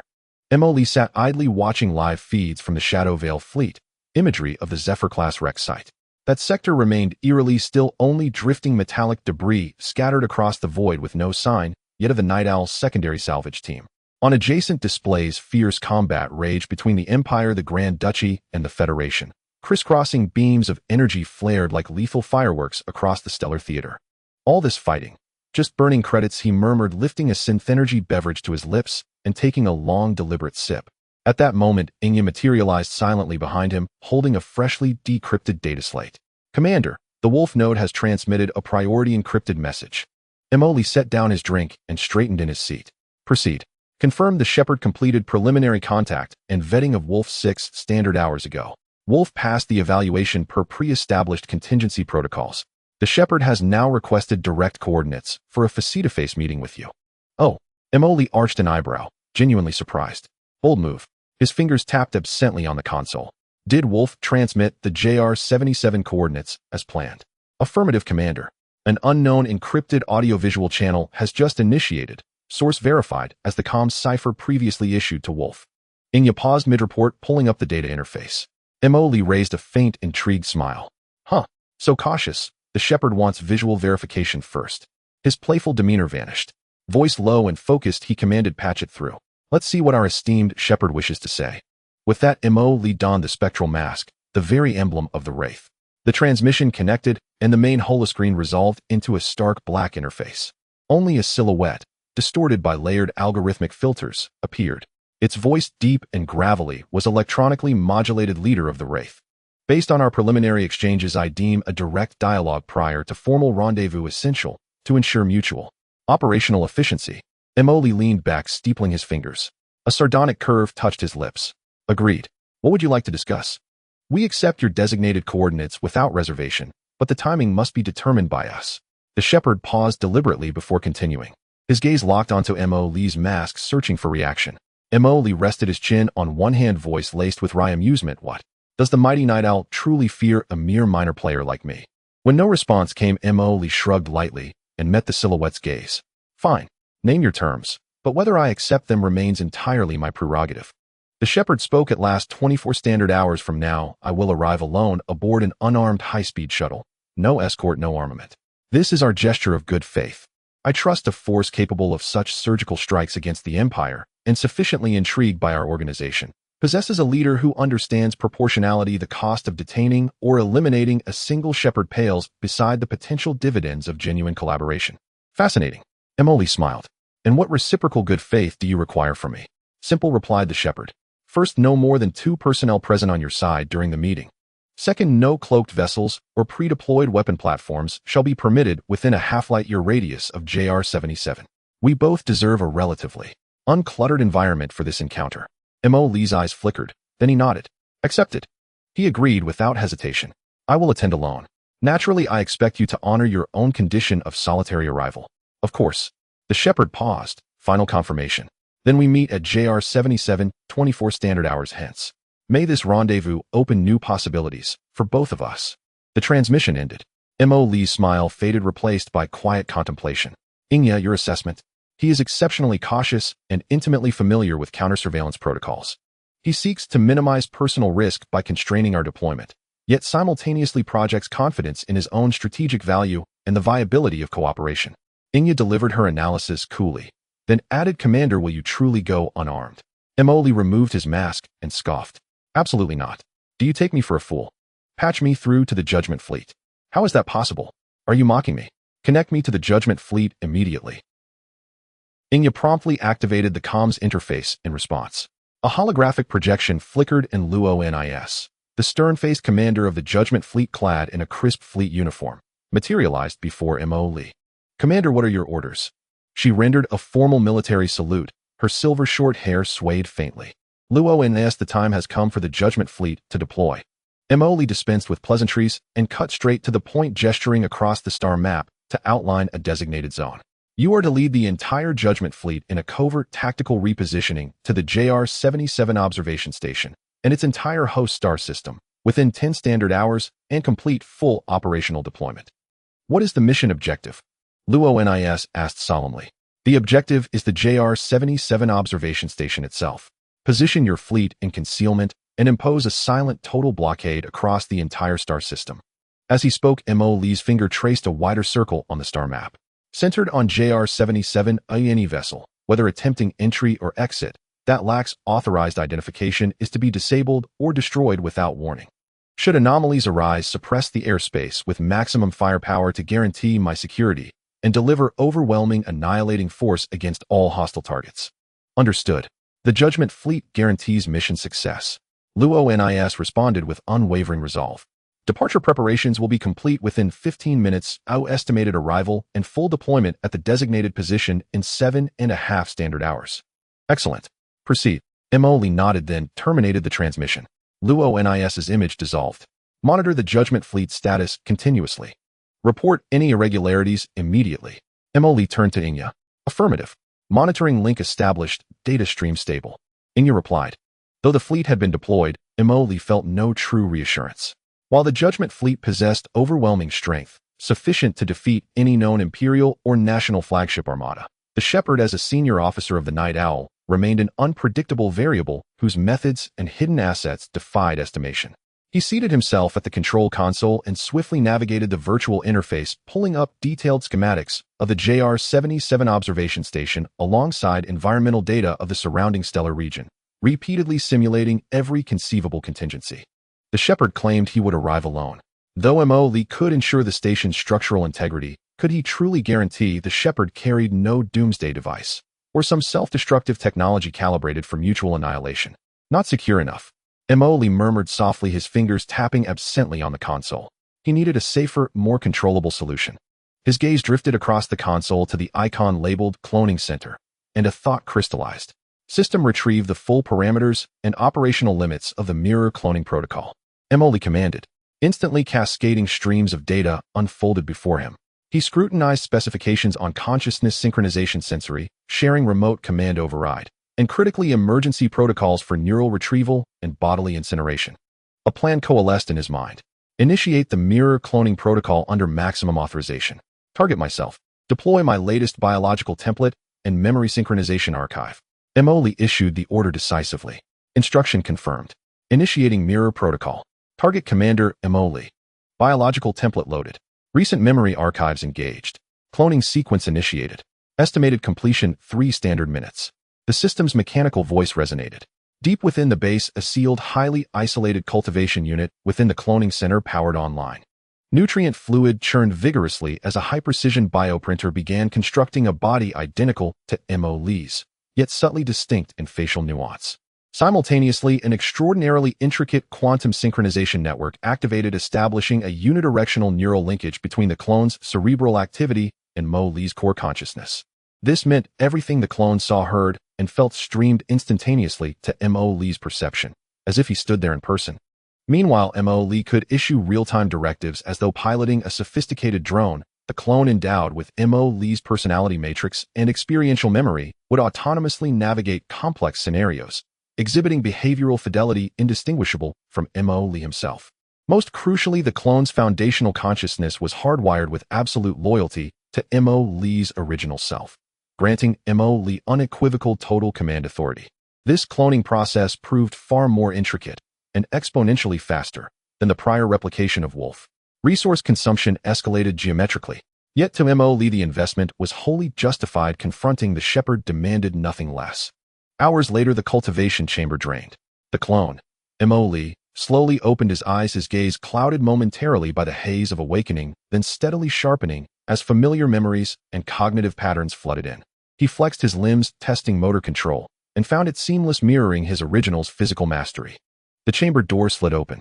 The clone stepped out, accepted a black combat suit, identical to Mo Lee's, from Inya, and dressed with flawless instinctive efficiency. How do you feel? Mo Lee observed his own replicated visage, an uncanny, almost surreal sensation. Familiar, as if I've just awakened from deep slumber. The clone replied, voice timbre and cadence identical to Mo Lee's own. State your mission, Mo Lee continued. Mission objective: proceed to the JR-77 observation station to establish contact with the Night Owl senior operative codenamed the Shepherd. Assess cooperation intent, evaluate threat level, and, where feasible, acquire additional intelligence on the Night Owl organization. Correct. Emily nodded. Your conduct will be guided by your embedded memory and personality framework. I will monitor all proceedings via the synchronized link. Should danger escalate beyond your capacity, or should I determine the meeting must be terminated, I will issue a direct command. Remember, your primary mandate is intelligence acquisition while safeguarding the base's core secrets. Extract every possible revelation. Understood. A flash of analytical clarity passed through the clone's eyes. I will act according to circumstance. Without further word, he turned and strode toward the hangar access corridor. His gait was steady, his demeanor natural, every micro-expression, posture, and gesture indistinguishable from Emily's own presence. The stealth shuttle Shadow glided silently from the concealed launch aperture of the Screw Factory base. Its cerulean ion engines ignited, spewing luminous plasma vortices as it adjusted course, then surged forward at blistering velocity, hurtling toward the coordinates of JR-77. Inside the central control chamber, Emily's original body remained comfortably seated in the command chair, his gaze fixed on the holographic display, feeding him the clone's first-person perspective. A macro-level tactical map of the Judgment Fleet's covert deployment zone and real-time environmental telemetry from the local star system were projected simultaneously onto the main wall screen of the base's command center. The clone had already departed the base aboard the stealth shuttle Shadow, now en route toward the JR-77 Deep Space Observation Station. Shadow has entered its designated flight path, reported Inya. Affirmative, Emily replied with a quiet hum, his full attention riveted on the clone's visual feed. He could feel the subtle thrum of the shuttle's engines and watched through the forward viewport as the derelict station emerged ever clearer, a hulking silhouette pitted with rust and corrosion. This immersive yet utterly secure vantage allowed him to observe and analyze with absolute composure. Inya, initiate full spectrum monitoring of the clone's physiological metrics and Neuralink stability. Monitoring active. All vital signs nominal, Neuralink signal strength stable, zero latency in data transmission. Inya responded swiftly, her fingers dancing across the interface. At this moment, Emily had fully transformed, from a potential frontline operative exposed to mortal peril, into a master strategist orchestrating events from afar. Seated safely in the rear command nexus, he bore none of the risk himself. Every hazard was borne by the expendable clone, while all intelligence streams and final authority remained irrevocably centralized in his own hands. Lornis reports status of the containment zone. Emily transmitted via encrypted channel to the Judgment Fleet. Containment zone remains stable. No anomalous jump signatures or cloaked vessels detected. A single biosignature has been confirmed within JR-77, matching the unique spectral profile previously recorded during Wolf's encounter with the Shepherd. Trajectory analysis indicates the Shepherd entered the station 1 standard hour ago. No additional thermal emissions or concealed energy signatures have been observed. Continuing surveillance. Lornis confirmed without delay. 24 standard hours later, at the abandoned JR-77 Deep Space Observation Station, the ancient orbital facility drifted like a colossal derelict metallic jellyfish rotating slowly in microgravity. Most of its outer hull was thickly encrusted with cosmic dust and frost, save for the primary docking collar, where a few dim, flickering red guidance lamps pulsed faintly against the void stark beacons in the endless dark. Emily, piloting the Shadow, executed a silent, seamless docking maneuver leveraging the vessel's advanced stealth coating and acoustic dampening systems. Once atmospheric pressure equalized, the airlock slid open. Emily stepped out alone, clad in matte black lightweight combat armor and a full-spectrum holographic combat helmet whose fabric absorbed detection wavelengths across multiple bands. His only visible armament was a sleek, high-yield compact pulse-energy pistol holstered at his hip. No other weapons or gear broke the clean lines of his silhouette. Inside the corridor, the air carried the acrid tang of corroded metal and ancient dust. The life support system wheezed along at minimal capacity, barely sustaining breathable atmosphere. His footsteps echoed hollowly down the cavernous metal passageway. At the corridor's end lay a circular observation lounge, once used by station personnel to survey the cosmos. Now its vast viewport was streaked with grime, allowing only a hazy, diffused glow from distant nebulae to seep through. Most instrumentation had long since been stripped or decommissioned. Only the bolted-down remnants of seating pedestals remained scattered across the central floor. A lone figure stood motionless before the observation window, back turned to the entrance, as if entranced by the silent expanse beyond. He wore a common gray interstellar traveler's robe, its loose folds concealing his frame entirely, rendering him appear slender, unimposing, almost frail. At the sound of Emily's approach, the figure turned slowly, revealing a smooth, featureless white alloy mask that obscured both face and contour alike. Punctual, mister. Ghost came a voice, precisely modulated, stripped of timbre or origin emanating from behind the mask. Lee halted 5 meters away, close enough to strike, far enough to retreat. His hands rested casually in his armor's pockets as his gaze swept the figure, unflinching, appraising, unyielding. You are the shepherd. Indeed, Mr. Ghost. We come with sincere intent to negotiate cooperation, the shepherd replied, his synthetic voice calm and measured.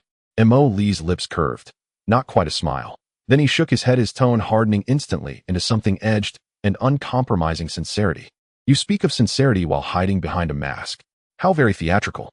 He took a single deliberate step forward, the air between them tightening, palpably charged with unspoken dominance. Remove it. Lee commanded, voice absolute. Let me see the face of the one who presumes to sit across from me and bargain. The shepherd paused, his masked gaze seeming to flicker faintly, yet he remained still. That Mr. Ghost bears no direct relevance to our intended negotiations. Here relevance is defined by me, Lee retorted, unblinking, his eyes locked onto the unseen eyes behind the mask. I said, remove it. You have precisely 2 options: turn and walk away, return whence you came, and we shall treat this meeting as if it never occurred, or abide by my terms. Here my terms are the law. There is no third path. Silence crashed down upon the observation lounge, sudden, glacial, absolute, broken only by the faint groan of stressed metal from the aging station skeleton. The shepherd stood frozen, an instant of rigid stillness, as an unspoken contest of wills unfolded in the hushed gloom. Then, just as Lee began to suspect the shepherd would choose departure, the figure moved, exhaling softly, raising his right hand to the hidden clasp behind his ear. A soft click resonated sharply in the silence. Slowly, deliberately, he lifted the white alloy mask, revealing what lay beneath. To underscore his gesture of openness, he then undid the high collar of his gray robe and slipped it off, exposing a form-fitting deep blue combat suit beneath. When that face emerged fully into the dim ambient light of the observation lounge, even though Lee had mentally rehearsed countless possibilities, braced himself for imperial dignitaries or notorious figures, he still flinched inwardly, his pupils contracted, and a fleeting expression of genuine astonishment crossed his features. That face, he knew it well. A soft click echoed as the smooth white alloy mask was slowly lifted, revealing the true face concealed beneath. The moment that face emerged fully into the dim light, Lee, watching from the base's central command chamber, observed it with crystalline clarity, his pupils contracted ever so slightly in quiet astonishment. That visage instantly shattered all of Lee's prior assumptions. Beneath the mask lay the mature, stunning countenance of a Western woman, regal, radiant, and steeped in aristocratic grace. Her golden hair, drawn back neatly for practicality, exposed a smooth forehead and an elegant, slender neck.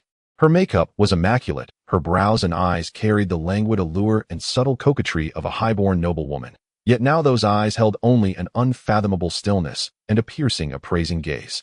Lyanna von Herbert, the cousin of Governor Lupke of Lonray, star a noblewoman famed in aristocratic circles for her warmth, her fondness for gossip, and her unmistakable interest in his former alias Viscount Morris. A fleeting flicker of astonishment crossed Lee's face in the command chamber.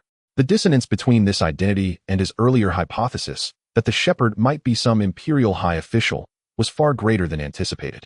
Could it truly be possible? A noblewoman seemingly immersed in opulent social rituals, preoccupied with fashion and rumor, was in fact the shepherd, as senior operative of the clandestine organization Night Owl, wielding real authority across the frontier star systems. After all, even her own cousin Governor Lupke ranked merely as a peripheral member of Night Owl, and crucially served directly under her.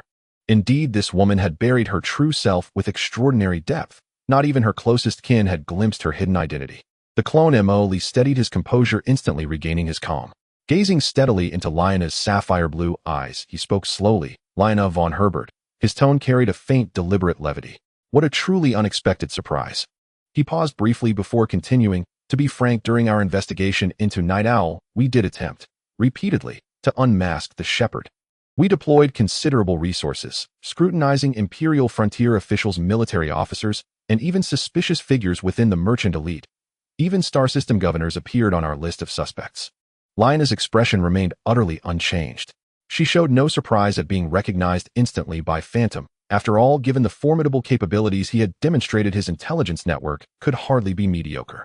Lee's gaze swept over Lyanna's face, now starkly different from the composed elegance she displayed at the ball, and he continued, "Yet we genuinely, never directed our focus toward a noblewoman such as yourself, one who appeared utterly detached from power struggles, living a life of effortless privilege.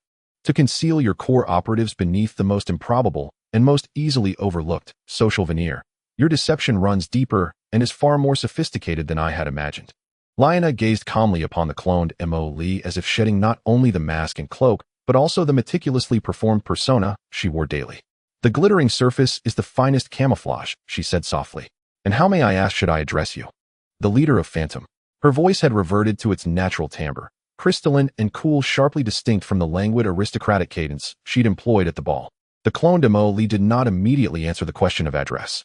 Instead, seeking further insight, he probed with gentle irony. I confess, Lady Lyanna, I am far more curious as to why you, a scion of the Empire's hereditary nobility, would choose to become the shepherd of Night Owl, to operate in shadows, undertaking endeavors well fraught with extraordinary peril. He steered the conversation toward deeper revelation. A faint, almost imperceptible trace of mockery flickered in Lyanna's eyes, but her voice remained steady. Status. Wealth. Those are merely the brightest leaves upon a rotting imperial tree. Mr. Phantom, do you truly believe that leaves clinging to a trunk, decaying from its roots, can remain vibrant for long? She leaned forward slightly, lowering her voice, imbuing it with a subtle magnetic resonance. The Quran Empire is no longer the realm it once was at its founding, consumed by internal strife, ossified institutions, and insatiable greed. It drags every soul bound to it down into the abyss. The truly wise sow seeds of the future in fresh soil. She steered the dialogue back to purpose. You have now seen my identity and glimpsed part of my motive. This alone demonstrates the seriousness with which we approach this meeting. May we now discuss whether cooperation between Phantom and Night Owl is feasible? After all, when it comes to nourishing ourselves upon the flesh and blood of the Quran Empire, our objectives appear perfectly aligned. The cloned Mo Lee fell silent for a measured moment, weighing her words carefully. Meanwhile, Mo Lee's original consciousness, deep within the base, was engaged in intense deliberation with Shadow Raven and the Strategic Council regarding Lady Lyanna. Though her identity came as a profound shock, it elegantly explained much how the shepherd accessed elite social intelligence with such ease, how certain operations slipped effortlessly past official scrutiny. Her noble lineage served as both an impeccable passport and an impenetrable shield.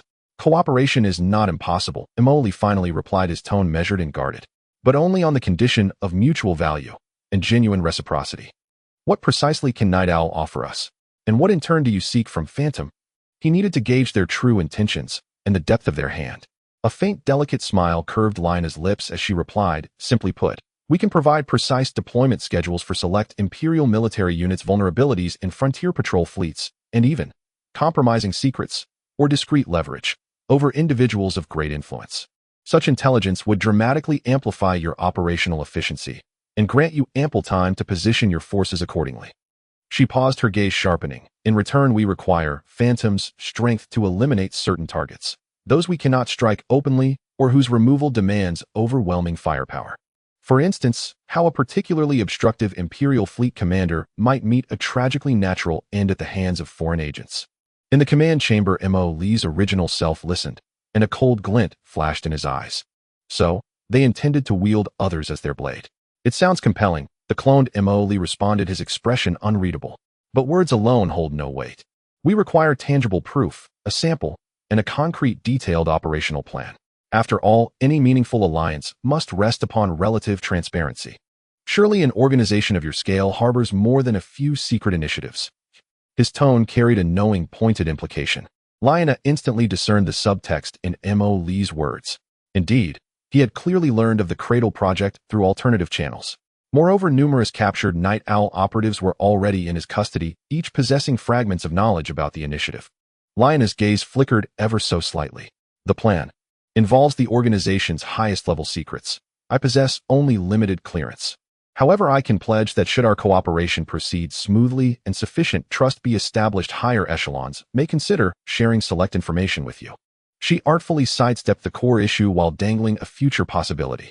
As for the sample, within 3 days you will receive an encrypted data packet containing the detailed patrol routes and vulnerability analysis of the Empire's 12th Border Patrol Fleet Group for next month. This shall serve as our first gesture of good faith. Mo Lee knew full well that during initial contact the other party would divulge no critical secrets. Yet securing intelligence on Imperial fleet movements brought them measurably closer to the true enigma. even if such imperial intelligence held little intrinsic value in his eyes. Agreed. Emily nodded.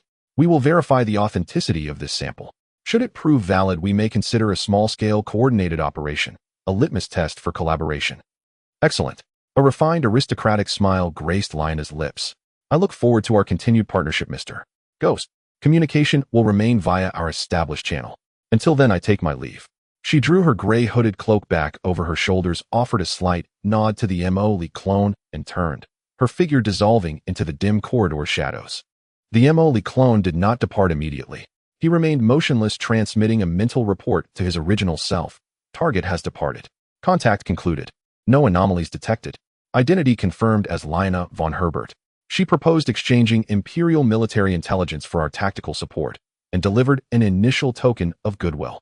In the central command chamber, M.O. Lee's original body set aside, his now-cooled teacup eyes gleaming with quiet intensity. Lina von Herbert, the shepherd. He murmured, a subtle knowing curve lifting the corner of his mouth. How convenient. Spares us considerable legwork. Intriguing. He turned to Inya, receive and analyze the promised data packet. Simultaneously elevate surveillance priority on the Herbert family of Lonrue Star and all associated social networks. This Lady Lina merits our particular attention. Understood, Inya replied. Surveillance priority for the Herbert family and affiliated personnel has been elevated. Emoli leaned back in his chair, exhaling slowly.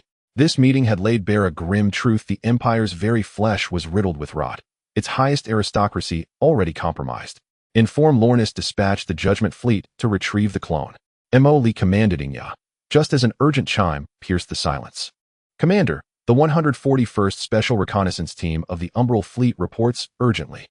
Inya announced. Emoli instantly switched the main display. The feed emerged from a stealth reconnaissance unit under the Umbral Fleet tasked with long-term surveillance of the Zephyr Wind Wreck Zone. Report, Commander. Anomalous activity detected in the target zone. 3 standard hours ago, a small flotilla arrived at the primary wreckage site of the Zephyr Wind. The flotilla comprised 2 Taurus-class light engineering tenders and 1 Black Mamba-class high-speed corvette. Their transponder signals were deliberately obscured, yet their operational patterns bore no resemblance to civilian salvage crews.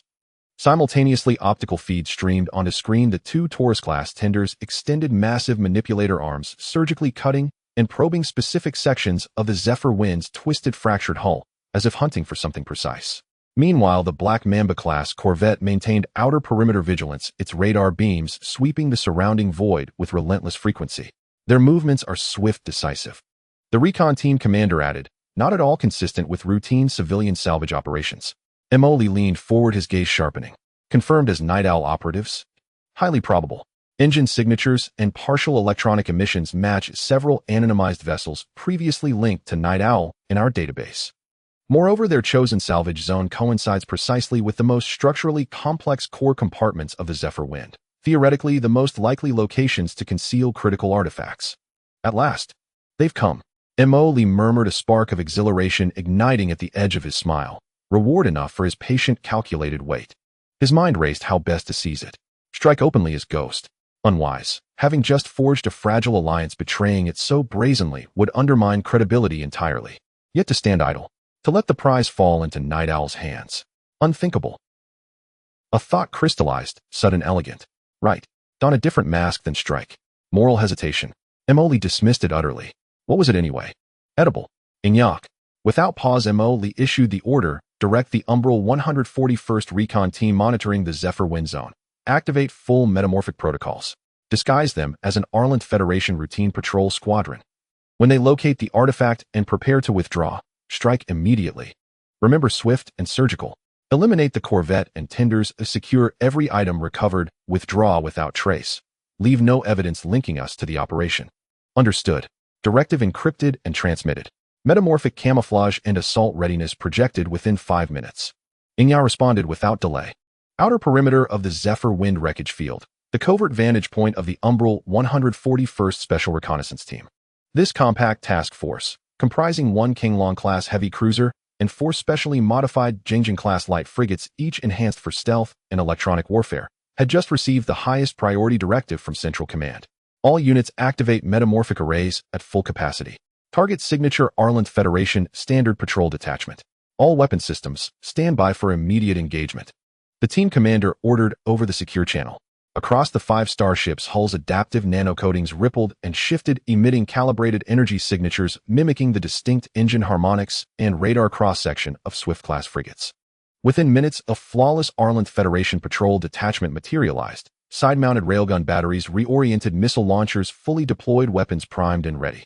They held absolute silence, engines idling at minimal thrust, poised in perfect stillness, watching unseen as the Night Owl salvage team worked feverishly in the distance. The wreckage zone of the Wind Whisper. Lloyd felt as though this damned task was driving him insane.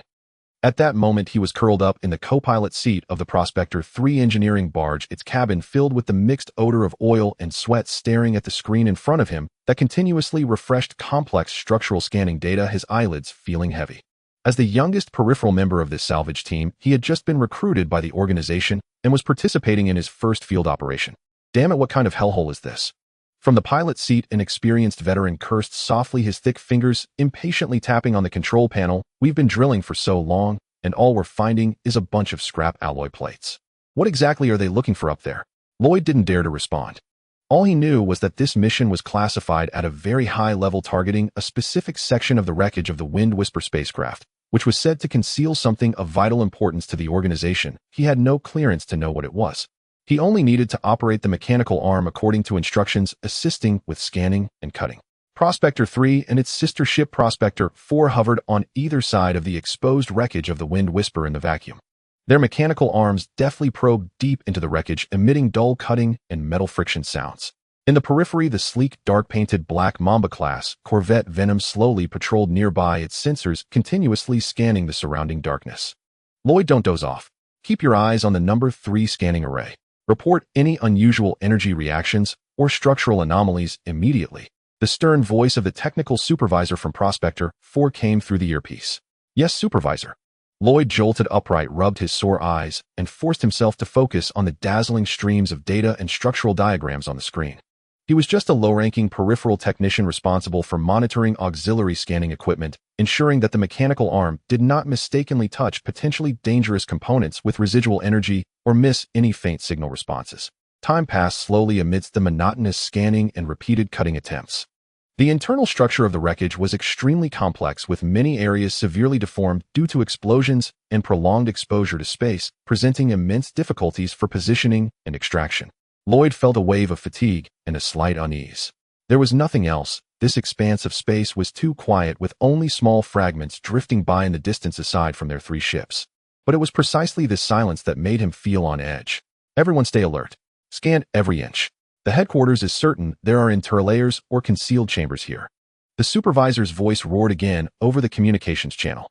Lloyd sat at his control panel, his fingers flying across the control board, adjusting the parameters of the deep space detection radar and gravity gradient meter.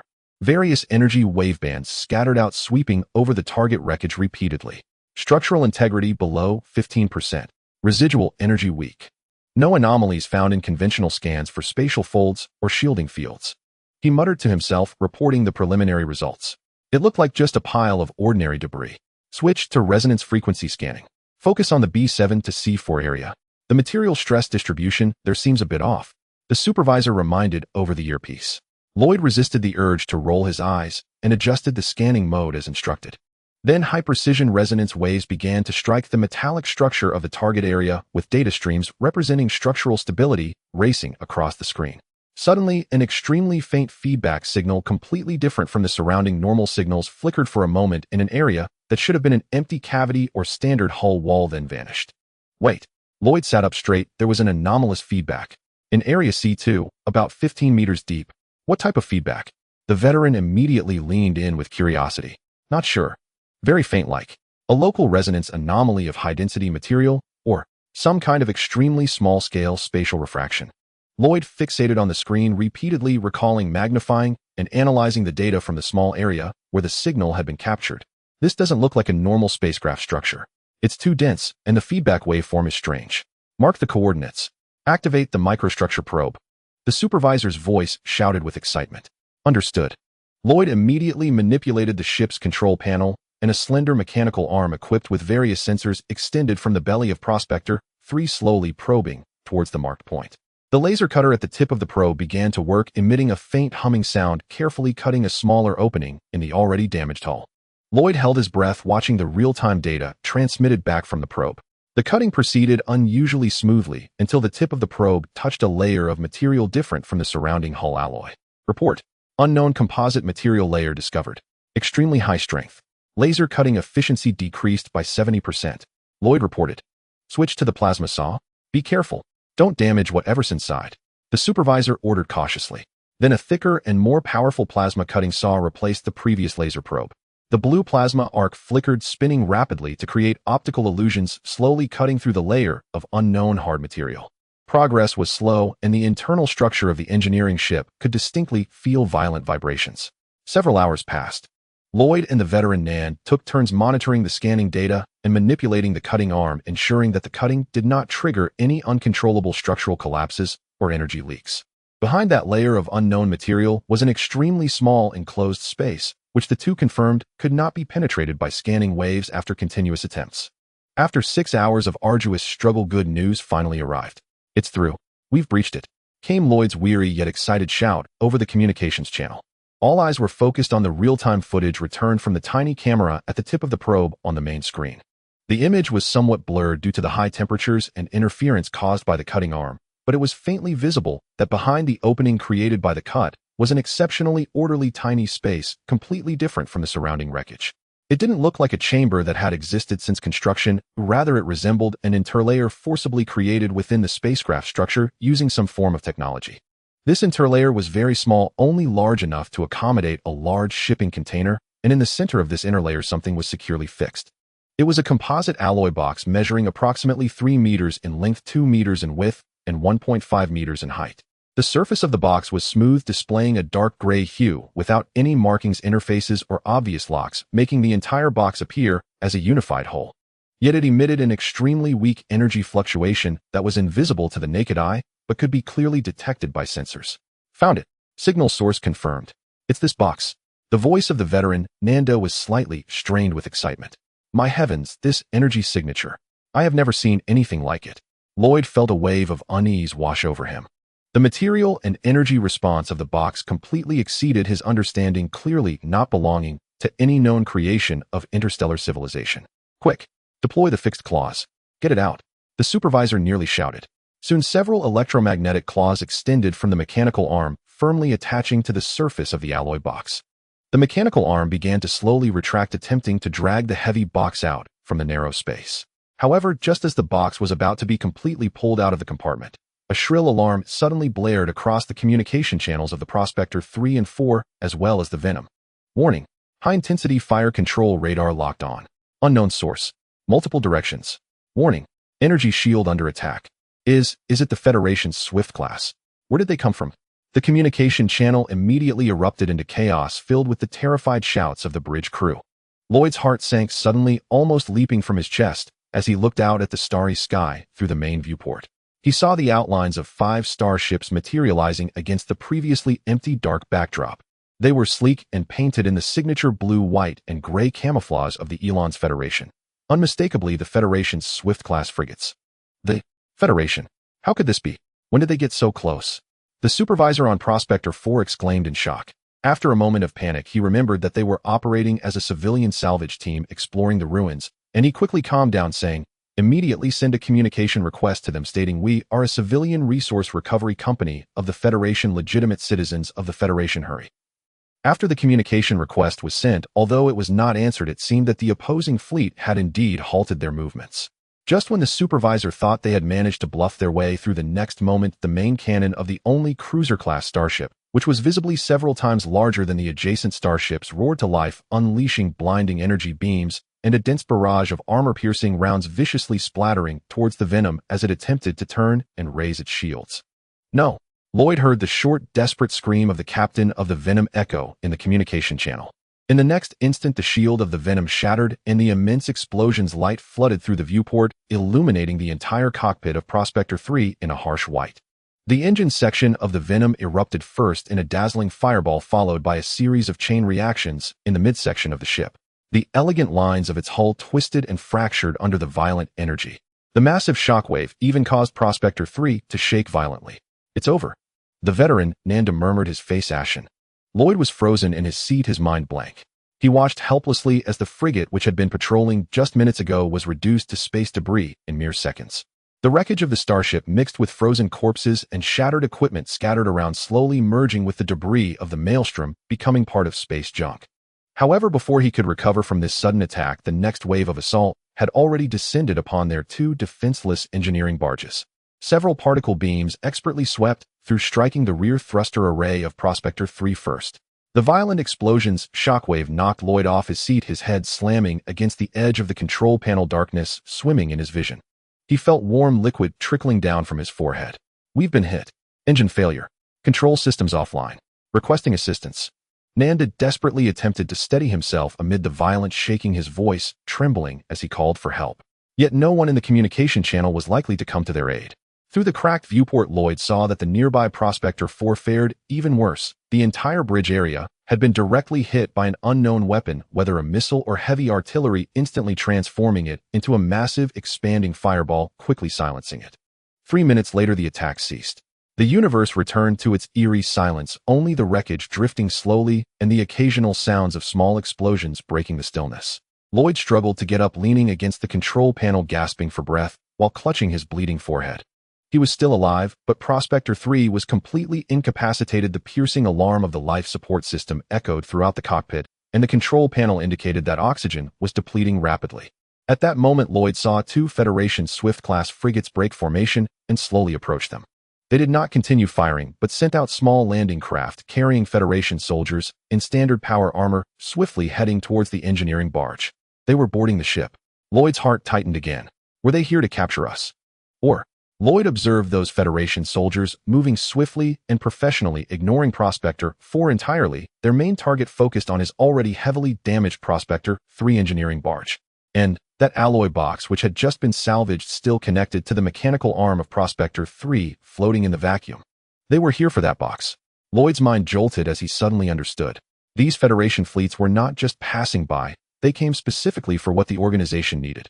They had been lurking nearby, waiting for his team to find something, then directly resorting to murder and robbery. A bone-chilling dread surged from his feet to the top of his head. He watched as those Federation soldiers skillfully used tools to sever the connection between the box and the mechanical arm, then used a tractor beam to securely pull it towards the open cargo hold of one of the frigates. The entire process was clean and efficient, with not a single unnecessary movement.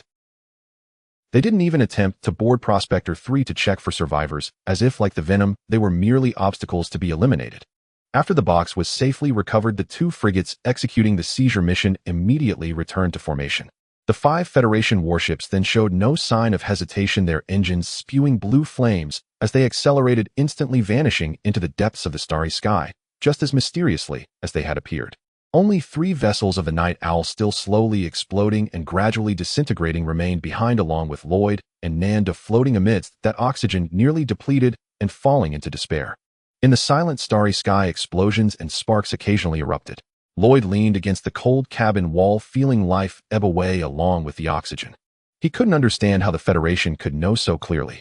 Their actions were so precise and their timing so ruthless. Before his consciousness sank into darkness, Lloyd's last vague thought was, will the organization avenge us? And what about that box? What secrets does it hold? Was it all worth it? Report to the commander. Mission accomplished. The enemy escort ship and engineering barge have been destroyed, and the mission objective has been successfully retrieved. Our side suffered no losses. The voice of the commander of the Shadow reconnaissance team was transmitted back to the base via a secure channel. Very good. M.O. Lee praised in the control room. Evacuate the scene immediately and return to base along the planned route. Ensure all navigation traces and energy residues are cleared. Understood. Just as the reconnaissance team successfully completed their mission and was returning home, another scene unfolded at a secret transit space station under the Night Owl organization at the edge of the Ashen Star domain.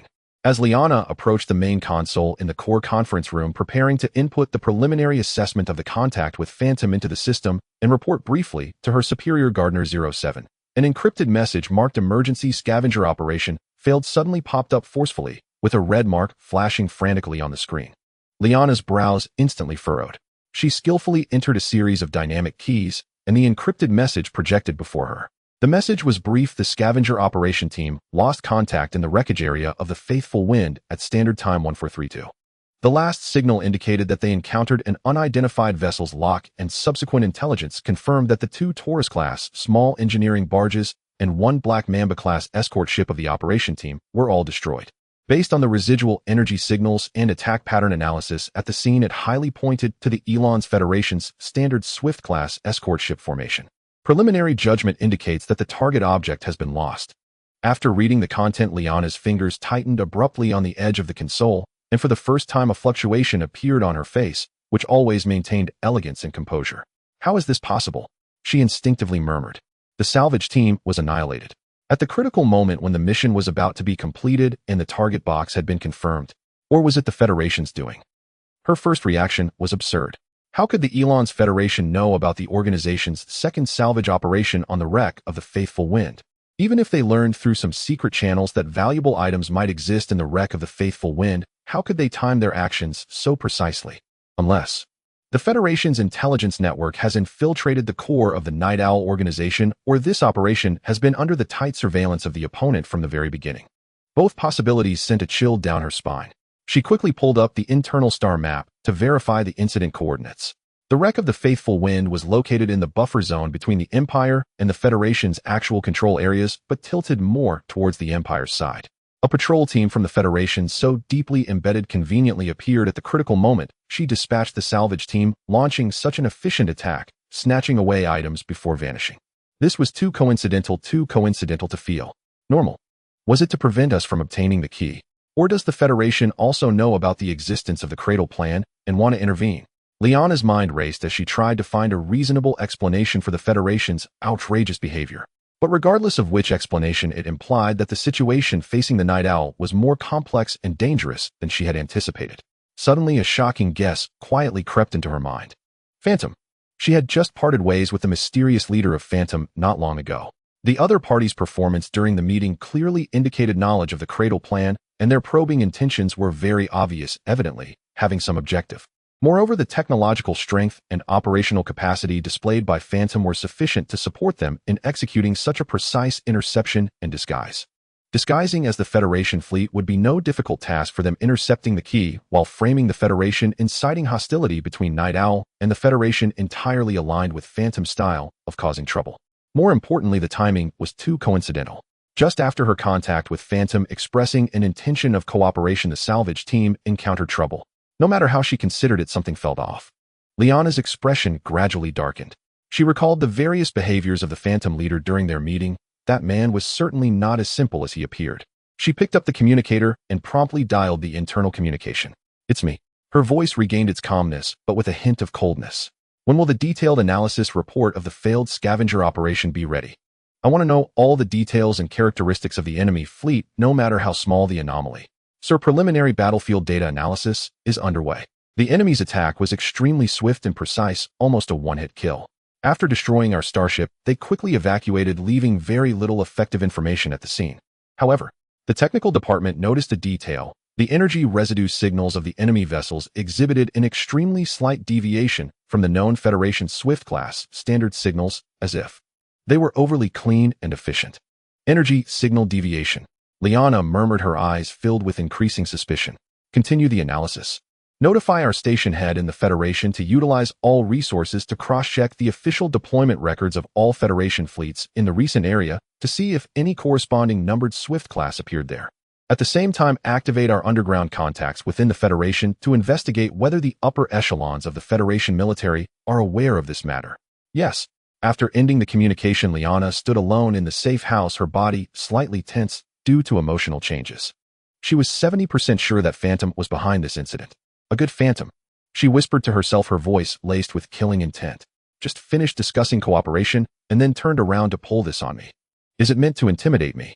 Or did you never intend to genuinely cooperate from the start?"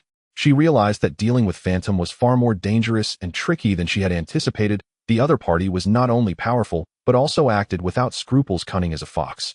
If the key falls into the hands of others, be it the Federation or Phantom, it would be a significant blow to the Night Owl plan.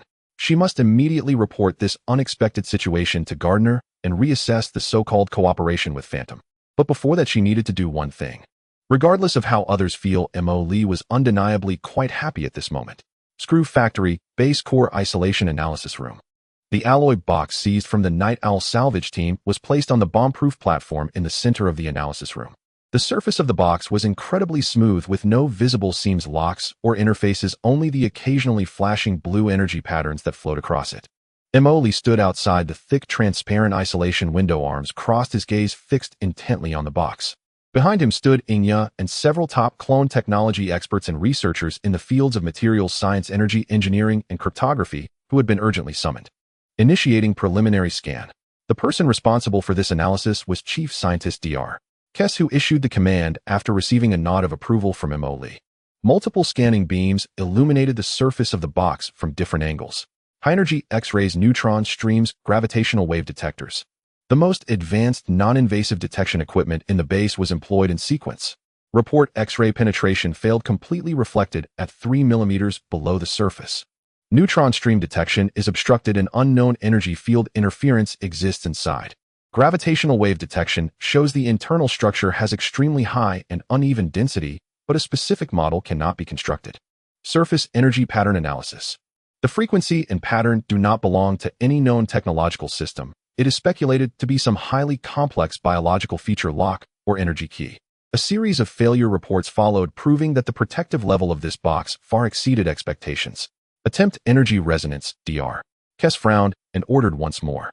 The technicians promptly adjusted the equipment, emitting energy pulses of specific frequencies, attempting to resonate with the energy patterns on the surface of the box to find an opportunity to open it. The energy pulses range from low frequency to high frequency, covering most of the known energy spectrum of interstellar society. However, the energy patterns on the box's surface remained unresponsive, continuing to flow at their inherent pace. Energy resonance ineffective, reported the operator. Proceed to the next plan. Attempt physical contact. Dr. Kess looked at Emoli, seeking authorization. The risks of forcibly opening it were unknown. Approved.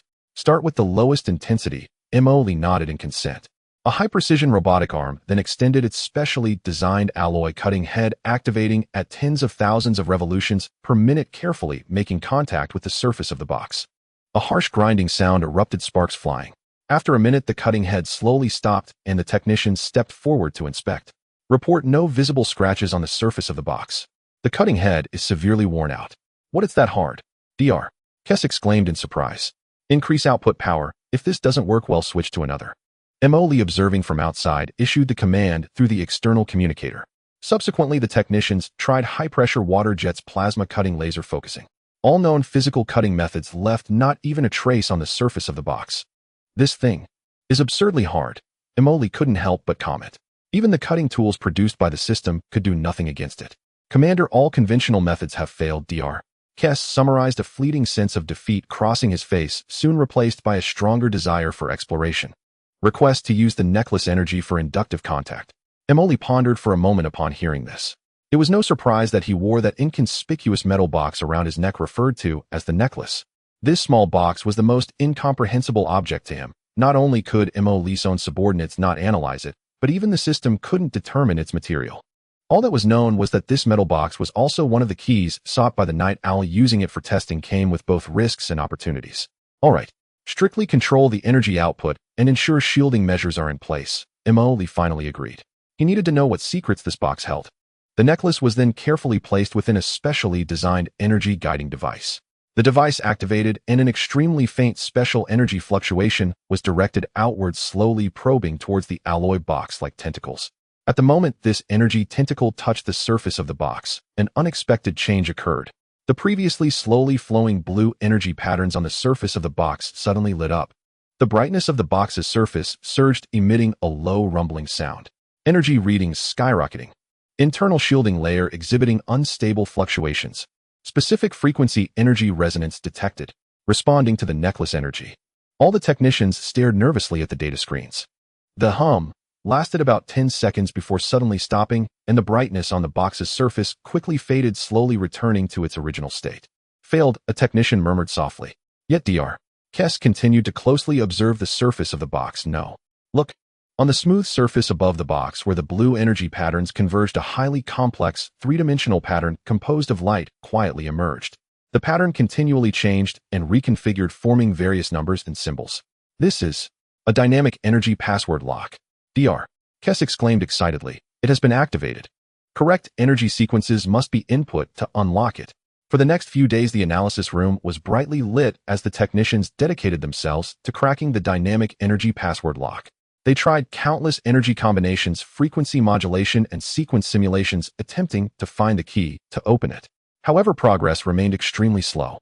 The complexity of the password lock far exceeded expectations, its changing patterns involving some higher-dimensional mathematics and physical laws. The simulation of energy sequence 3741 has failed. Frequency modulation 4188 unresponsive. The energy backflow intensity is increasing, exceeding the safe threshold with incorrect inputs, may trigger a self-destruction mechanism. Bad news continued to pour in, and the team's atmosphere grew increasingly oppressive. Emoli visited to inspect progress almost every day. He observed the technicians who, despite their fatigue, continued to persevere in their research without rushing them, merely instructing Inya to ensure they had proper nutrition. He understood that such matters could not be hurried. Group A rest for 6 hours. Group B take over Dr. Kess rubbed his bloodshot eyes and issued the rotation order. Not long after, Group B took over. A technician responsible for monitoring the basic energy readings of the box suddenly shouted, "Doctor, I've made a discovery." After contact with the necklace energy, the box retained a special harmonic signal in its internal energy field. This signal seems to be fixed. Everyone's attention was instantly drawn over. Dr. Kess suddenly rushed to the data screen. Analyze this harmonic signal. Use it as a reference frequency and readjust our simulation sequence. Hurry. Having discovered the potential breakthrough point of the alloy box, the team's morale soared. They centered their efforts around the unique harmonic signal, starting anew to construct the energy unlocking model. As time ticked away, Emoli, receiving news from outside the isolation window, also held her breath. Sequence construction complete. Beginning energy injection. The operator's voice carried a hint of tension. The specific energy flow began to gently inject into the energy password lock on the surface of the box following the newly constructed model. The three-dimensional light pattern started to accelerate its rotation and transformation, emitting an increasingly bright blue glow. Energy match percentage 70%, 80%, 90%. Everyone's hearts raced, tightening in their throats. 98%, 99%. Match successful. A crisp sound echoed from inside the box.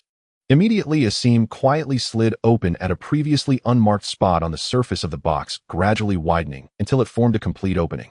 It's opened. No explosion, no traps, just a waft of stale air pouring out from within the box. Safety scan. Confirmed no harmful substances or energy radiation.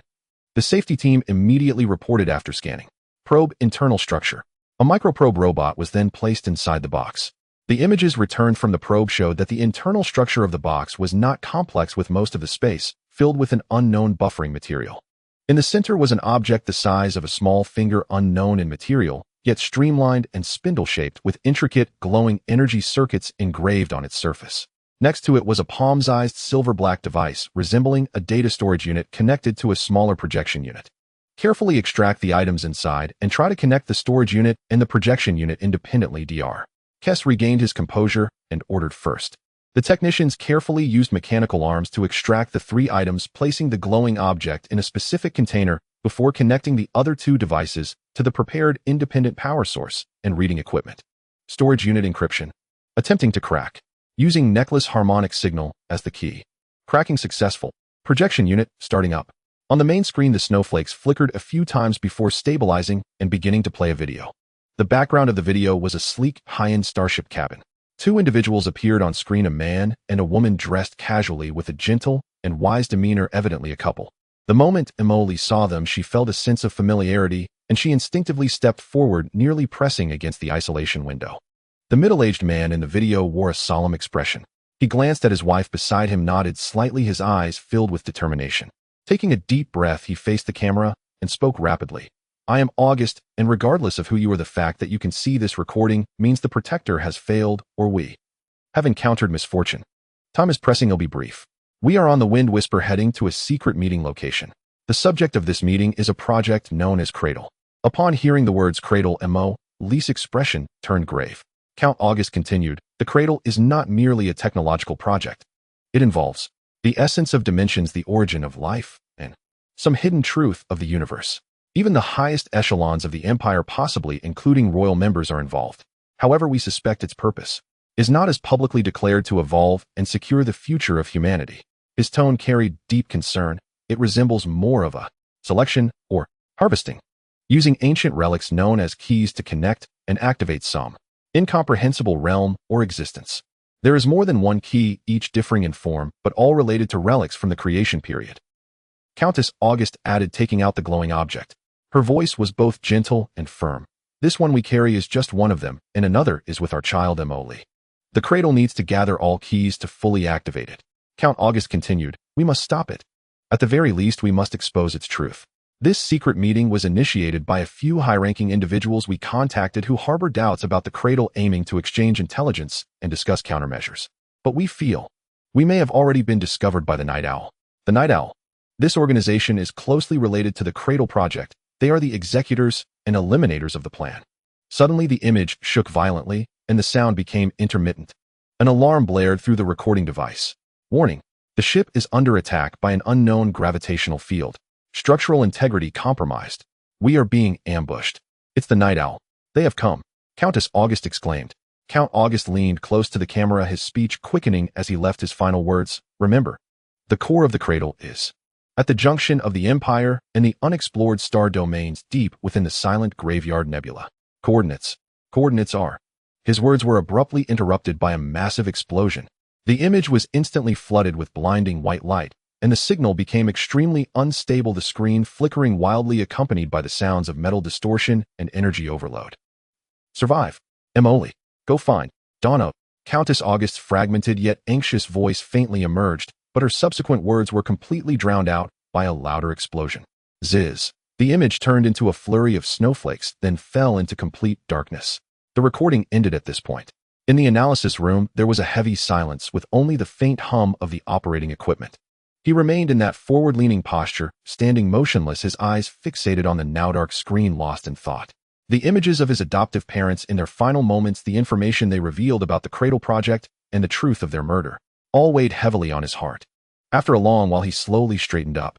His face showed no expression, but deep within his black eyes a storm seemed to be brewing. Cradle. Key.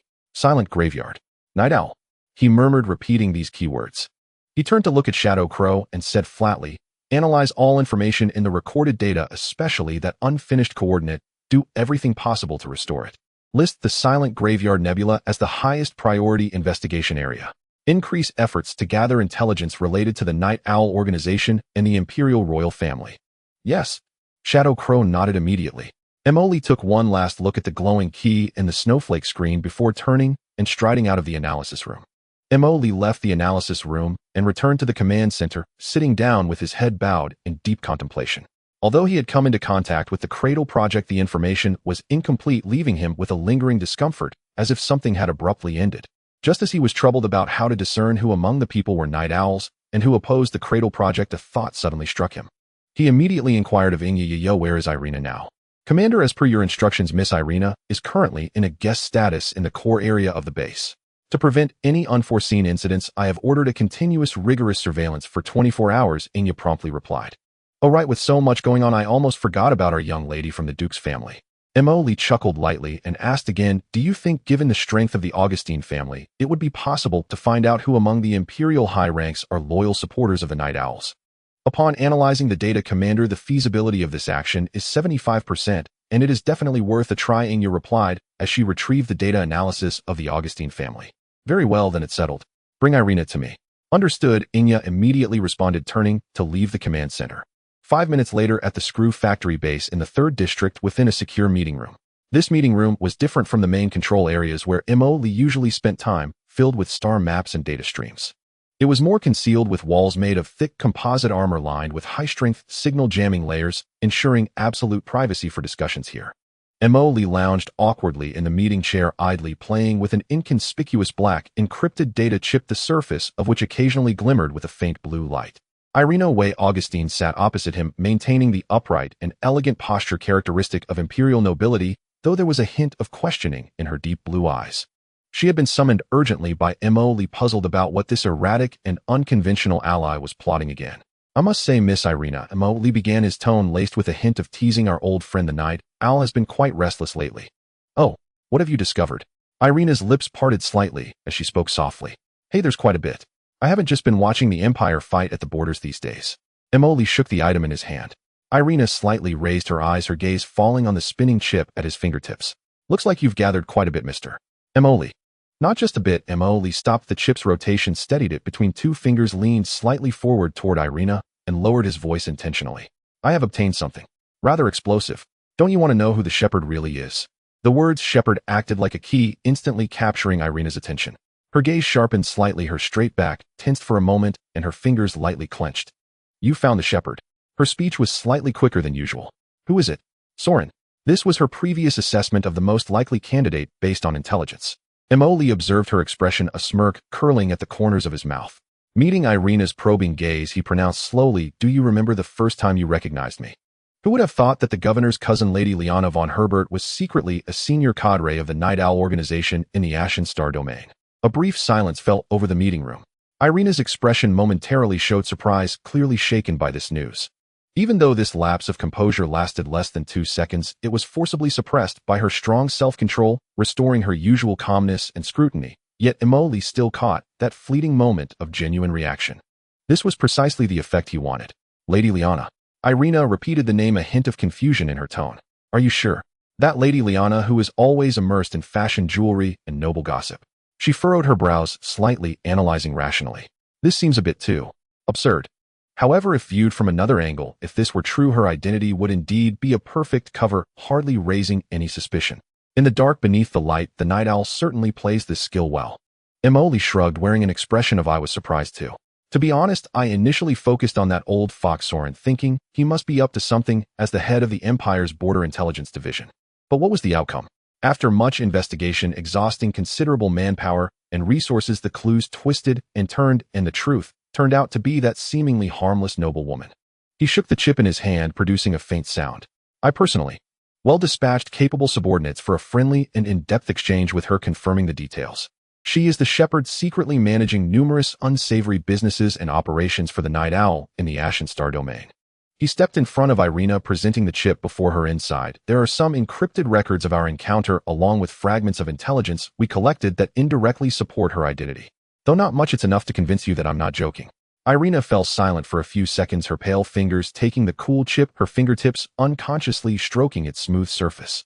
A member of the imperial nobility enjoying top-tier resources and status turning out to be a senior cadre of a hostile, mysterious organization surprised her. This not only subverted personal identity, but also indicated that the depth and breadth of the Night Owl's infiltration into the Empire might far exceed her previous estimates. She took a deep breath, seemingly using the action to calm her inner turmoil, then raised her eyes to Emoli and slowly spoke, What is your purpose in telling me this? Mr. Emoli, is it merely to share this astonishing intelligence? Of course not. Emoli retracted his hand, pacing back and forth in the meeting room. While speaking, what good is just knowing about a shepherd?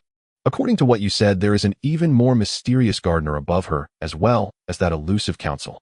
The true puppeteers behind the Cradle Project are those supporters providing vast resources and political protection who undoubtedly lurk at the highest levels of the Empire.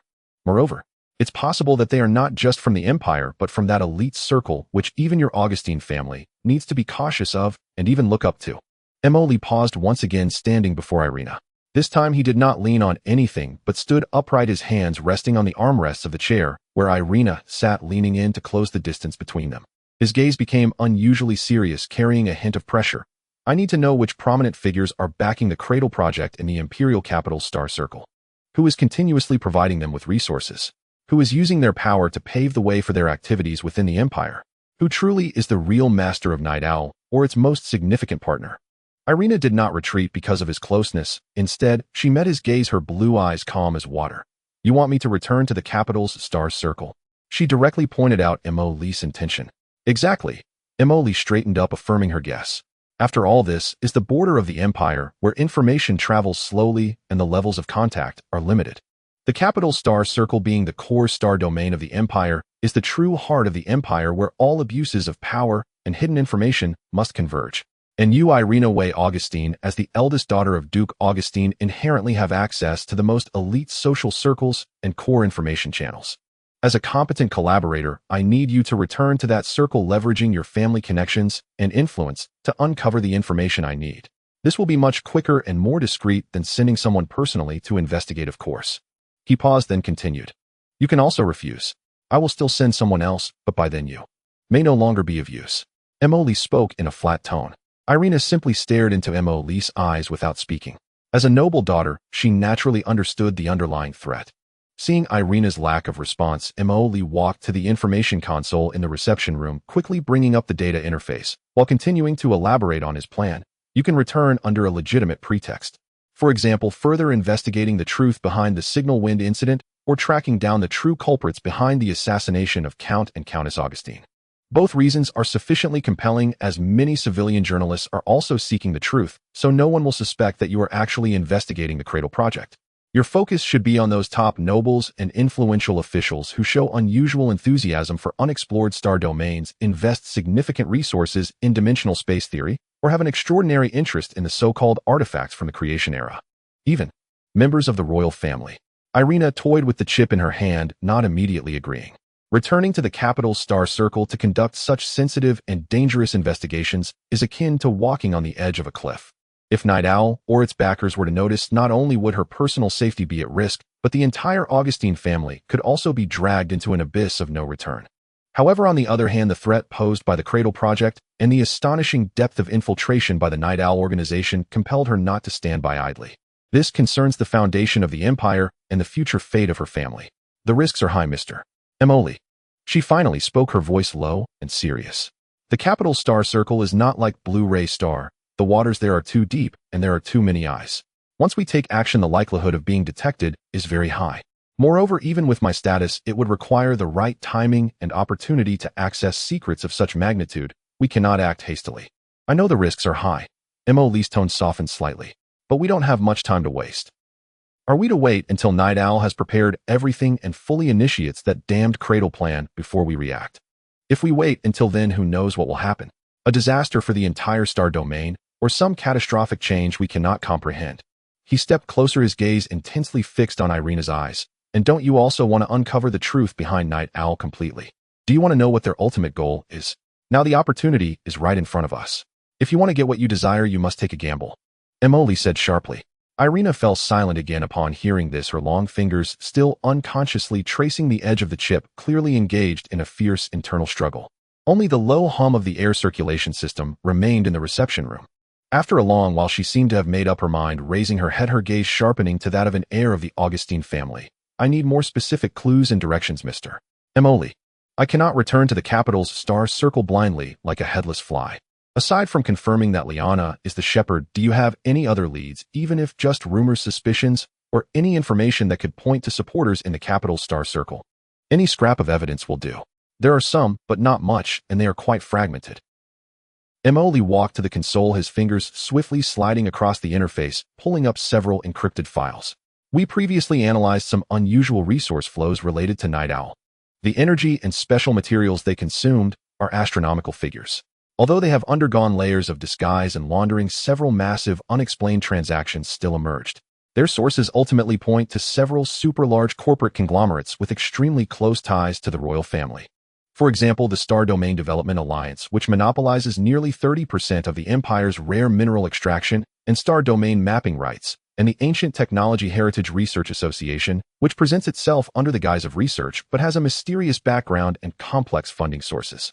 He then switched to another interface and continued, additionally, it seems that the military department within the Empire is not as solid as it appears. There seems to be an unknown force collaborating with some of Night Owl's actions to some extent.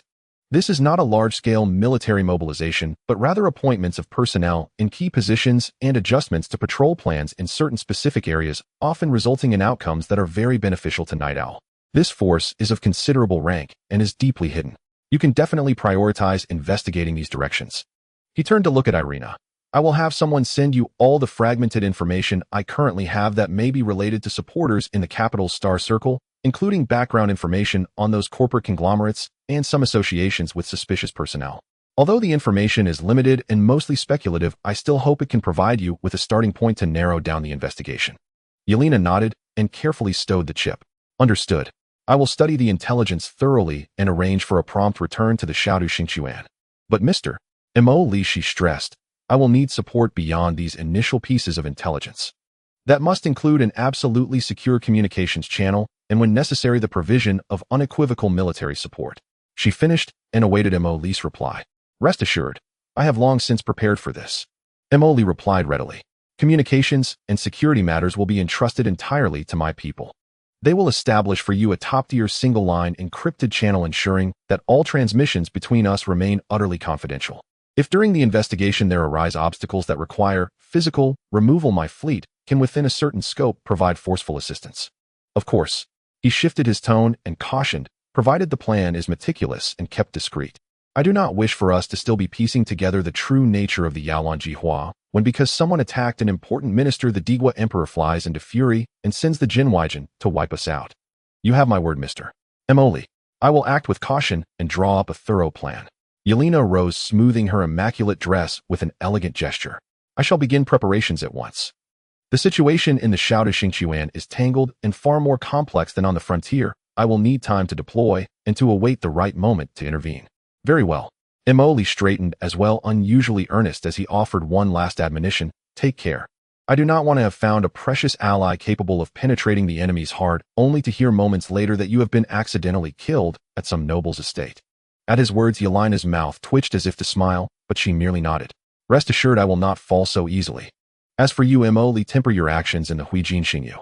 Selefina is not someone to be trifled with. Do not play too recklessly under her gaze and risk exposing your position prematurely. I know my limits, so I will back down when I must. Emoli waved his hand. Go, Miss Aoguziting. The fate of the Digwa may well hinge on what you can unearth from the traces left by those great figures. Yelena said nothing more, turned and left the encrypted reception room. The alloy door slid shut behind her without a sound. Emoli watched her retreating figure, and the trace of his own cynicism melted away. He summoned a holographic star chart and fixed his gaze upon the dense cluster of lights that marked the Digwa capital on the map, brow furrowing slightly. Yeah, he called. A silent hologram of the fully monitored Shadow Raven appeared at his side. Commander. Emoli did not turn. He tapped the star chart at the point labeled Rongyao Gxin. I am not entirely confident whether Yelena's move is wise or reckless. This young lady certainly has ability, but she is after all of the Aoguziting line. Her roots are in the Digwa. Her cooperation with us now is driven in large part by the grudges between the Yi Shao and her family. What if? And I mean, what if she uncovers something that strikes at the very foundations of the Digwa, or something damaging to her own house? Would she not turn and sell us out? He turned to regard the Raven. Trust is the most extravagant commodity in the stars. We cannot stake everything on a single person, we must keep a contingency. The Raven produced an analysis. Commander, based on current behavioral models, Yelena Wei Aoguziting's short-term objectives overlap significantly with ours. The basis for cooperation is solid. However, her long-term motives, the weight she gives to family interests, and the independence of her own intelligence network remain variables. It is recommended to maintain cooperation while exercising necessary caution. It seems we are of the same mind, Emoli said with a light laugh. We cooperate, yes, but we must not place all our bets on her alone. Precautions are indispensable. Who can say she will not, for the sake of her family, turn and fetch a handsome price for us? One must remember that the Shao de Xingqiuan is not populated solely by good people.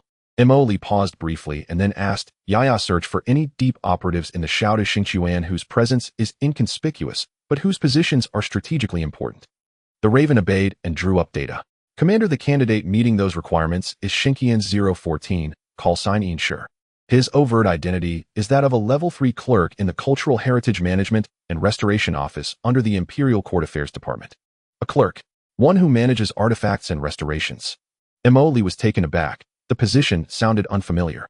Yes, the post has limited formal authority, but it affords convenient access to certain royal-affiliated archives and to non-sensitive historical documents. More importantly, the role is unassuming and seldom subjected to intense imperial scrutiny, granting relatively high freedom of movement. By virtue of professional skill and low-profile conduct, Inshur has gradually earned the trust of departmental superiors and occasionally gains access to administrative papers and social schedules that flow upward without undergoing strict encryption. Emoli stroked his chin and considered. It sounds sufficiently covert. Very well, it's him. Emoli nodded, formed his orders, and instructed, Order 1 effective immediately commence secret surveillance and evaluation of all activities undertaken by the Aoguziting Duke's eldest daughter, Yelena Wei Aoguziting, upon her return to the Shao de Xingqiuan. Pay particular attention to those she contacts, events she attends, and any speech or conduct that may touch upon the Yexiao, the Yaolan Jihua, the Huangshi, the Juanbu, High Command, or related corporate conglomerates. Should any sign emerge that Yelena intends to betray us, report immediately. if necessary authorization to carry out elimination procedures is granted. Remember, do not initiate contact unless she acts overtly. Our observation and record-keeping are paramount. Order 2, while ensuring absolute safety, exploit every information channel available through his official post to verify the authenticity of the intelligence Yelena transmits and to independently gather any clues, however small, related to the Yexiao and supporters of the Yaolan Jihua. Order 3, all related intelligence must be reported to you via an independent, encrypted line isolated from Yelena's communication channel. Understood. Orders recorded and encrypted. Ensure will enter silent surveillance and carry out monitoring and auxiliary investigation tasks. The Raven confirmed. Having set this hidden piece in motion, Imoli felt a slight sense of reassurance settle within him. He could not place all his hopes on Ilena's self-discipline alone. Contingencies were indispensable. He returned to the base's central control room, his gaze sweeping across the star map, over the Empire's vast dominion, especially its remote hinterland sectors far from the front lines. A thought began to take shape. Yaya, how is the compilation progressing for the fabricated reports we discussed earlier? The so-called defeats suffered by the Empire in the Rust Corridor, Frontier, and the Bassa Star region. He asked Inya. Completed. The package includes processed battlefield footage, inflated statistics on Imperial vessel losses, and testimonies, purportedly from captured Imperial soldiers. All materials are untraceable to us and bear unmistakable hallmarks of frontline improvisation. Excellent. A cold glint flickered in Mo Lee's eyes. It's time to stir the pot among those high-ranking bureaucrats in the Empire's heartland. They've grown too accustomed to triumphal announcements. Surely they're due for a different kind of voice. With a decisive sweep of his hand, he ordered Inya, initiate Operation Static Disturbance. Deploy all our secondary information nodes and propaganda channels inside Imperial territory. Disseminate these defeat reports as swiftly as possible. But under no circumstances must our identity be exposed. He paused, a sly smile curling at the corner of his lips. This time, let's borrow the name of the Dawnblade Resistance Movement, for convenience's sake. After all, while we clashed with the Empire, they profited handsomely from the shadows, lending their name to our operation. Surely that's not unreasonable. Inya instantly grasped Mo Lee's intent. Understood. The material will be framed as intelligence acquired and disseminated covertly by the Dawnblade Resistance, exposing the Imperial military's concealment of battlefield realities and deception of the populace. This will sow panic within the Empire, provoke public distrust toward both government and military authorities, and simultaneously divert Imperial intelligence agencies' scrutiny toward the Resistance, shielding our own operations. Precisely. Emily nodded. Let them believe it's the Resistance stirring up chaos. And since the Xinfeng-class cruiser's footage mentioned the Dawnblade, they likely already suspect something. Once the rumors spread, they'll come knocking on our door soon enough. As for us, we'll continue operating in silence, reaping our rewards. Remember, restrict distribution to several key industrial and commercial hub worlds within the Empire's interior, where information travels fast and fear spreads faster. Orders confirmed. Operation Static Disturbance is now active. Targeted dissemination is projected to ignite within 72 hours. Mo Lee gazed calmly upon the star map, upon those Imperial worlds soon to be swept by rumor. He was no longer the impulsive infiltrator who had acted solely for fleeting satisfaction upon his arrival. Mounting intelligence, increasingly intricate entanglements, the truth behind his adoptive parents' deaths, the looming threats of Night Owl, and the Cradle Project, shadowy hands possibly reaching from the highest echelons of the Empire, all compelled him to think deeper, move more deliberately. Spreading disinformation, framing the Resistance, secretly monitoring the lies. These methods lacked moral luster, yet in this merciless expanse of stars they were necessities. Survival, uncovering the truth, standing victorious at the end, these mattered above all else. Well then, every piece has been set. Emoli stretched languidly before settling back into his command chair. Now let's see what intelligence our pawns bring us back. As for the Empire, a little chaos wouldn't hurt. He opened the system fabrication interface, watching resource metrics and creation points pulse steadily on screen. Our true foundation lies in these numbers. Continue mass-producing forces. Accumulate resources. Only when strength is absolute can one claim a seat at the table and play the long game against those wily old foxes. Just as Emoli thought he might finally steal a moment's rest, Ya's report chimed once more. Commander, the Shepherd's prior communication cipher has transmitted another request for contact. Awaiting your instruction. Oh, so soon. I'd assumed Lady Lyanna would hold out a bit longer. With that, Emoli donned the ghost's signature mask and issued his command. Proceed. Establish the connection. The transmission linked. The main screen displayed the masked figure of the Shepherd, though this time her voice remained unaltered. Lyanna's icy timbre resonated without distortion. Mr. Ghost. Her tone was direct. No pleasantries, no preamble. Lady Lyanna, what an unexpected coincidence. Reaching out at this hour, do you have a new collaborative initiative to propose? Mo Lee subtly emphasized the word collaborative, delivering it with playful irony. A 2-second silence followed on the other end, tense restrained, before her voice returned sharp with accusation. Just recently, one of my covert salvage teams was ambushed in the Zinfeng-class cruiser wreckage zone during a classified operation. The entire team was annihilated, and a critical artifact belonging to our organization was seized. Mo Lee betrayed no reaction. His expression remained utterly detached, as if hearing about an incident wholly unrelated to himself. Lyanna continued measured and unhurried. That fleet executed the ambush with surgical precision, ruthless efficiency, flawless exploitation of terrain, and impeccable timing. I suspect few factions along the frontier possess both the capability and the motive for such an operation. She paused, then demanded, voice sharpening, "May I ask, Mr. Ghost, was your organization involved?" Mo Lee leaned back in his chair, fingers tapping lightly against the armrest, neither denying nor betraying any flicker of exposure. He even sighed faintly, his tone laced with something almost like regret. "Oh, such an incident occurred. Who dares act so brazenly? To seize Night Owl's property, truly audacious beyond measure." He did not answer yes or no. Instead, he shifted course, speaking with teasing candor, as though offering sincere counsel. "Lady Lyanna, has Night Owl's operational security grown lax of late? Such a vital artifact, without even adequate escort. If intercepted en route by some unknown party, wouldn't the loss be catastrophic?" Leaning forward slightly toward the comm unit, he added earnestly, "You see, if delicate assignments like this had been entrusted to us, the Ghost, earlier, I guarantee no such mishap would have occurred. You know well our reputation as your partners, swift, immaculate, and unfailingly secure, ensuring every item arrives intact precisely where intended. Frankly, your organization's current security standards, well, let's just say they inspired genuine concern." A heavy silence fell on the other end of the channel. Across the screen, Mo Lee could almost envision Lyanna gritting her teeth beneath her mask. His words, feigning sympathy and advice, were in truth layered with mockery and a masterful, deliberate denial. After several seconds, Lyanna spoke again, her voice tinged with anger. "Mr. Phantom, I hope you understand that this item is of utmost importance to the organization, and I hope you can grasp this point." Mo Lee, upon hearing this, replied with a hint of nonchalance, "Oh, of course I understand. However, Lady Lyanna, rather than dwelling on who did it here, shouldn't we think about how to solve the problem? The item is lost, but it must be retrieved. After all, our cooperation has only just begun, and it would be unwise to let some accidents sour our relationship." He did not directly admit it, but the implication was clear. "The item is with me, and if you want it, let's see what you can offer." Lyanna clearly understood the hint. There was a moment of silence on the other end of the communication, as if engaged in an internal struggle. Finally, she said coldly, "This matter will not be let go so easily. I will report this to the organization for a thorough investigation." With that, before Mo Lee could respond, the communication was abruptly cut off, and the main screen reverted to the base's star map interface. The control room fell silent once more. The nearby Shadow Crow looked at Mo Lee and timely posed a question. "Commander, your response just now, while not a direct admission, was nearly equivalent to an acknowledgement. This will significantly escalate the Night Owl organization's hostility towards us. Is that too risky?"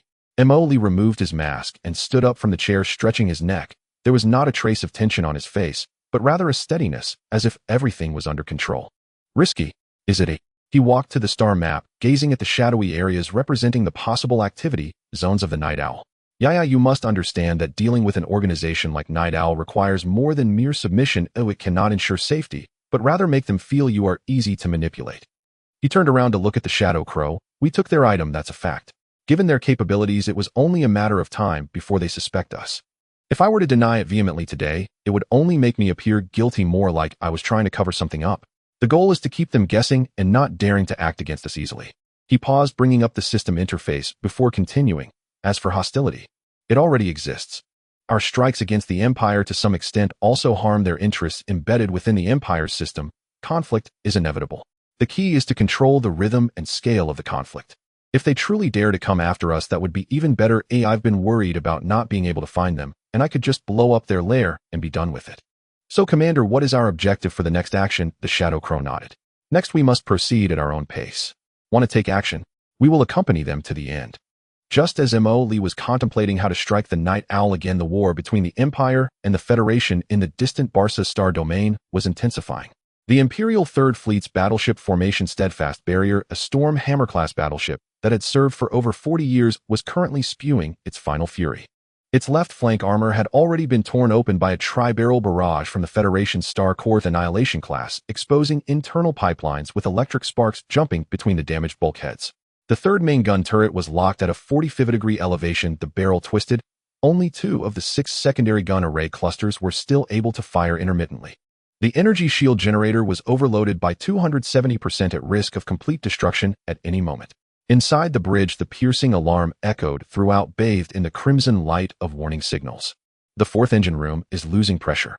Fire is spreading to the energy conduits. The right side missile array has suffered a catastrophic explosion. All damage control personnel are unaccounted for. The shield output continues to decline. 15%, 10%.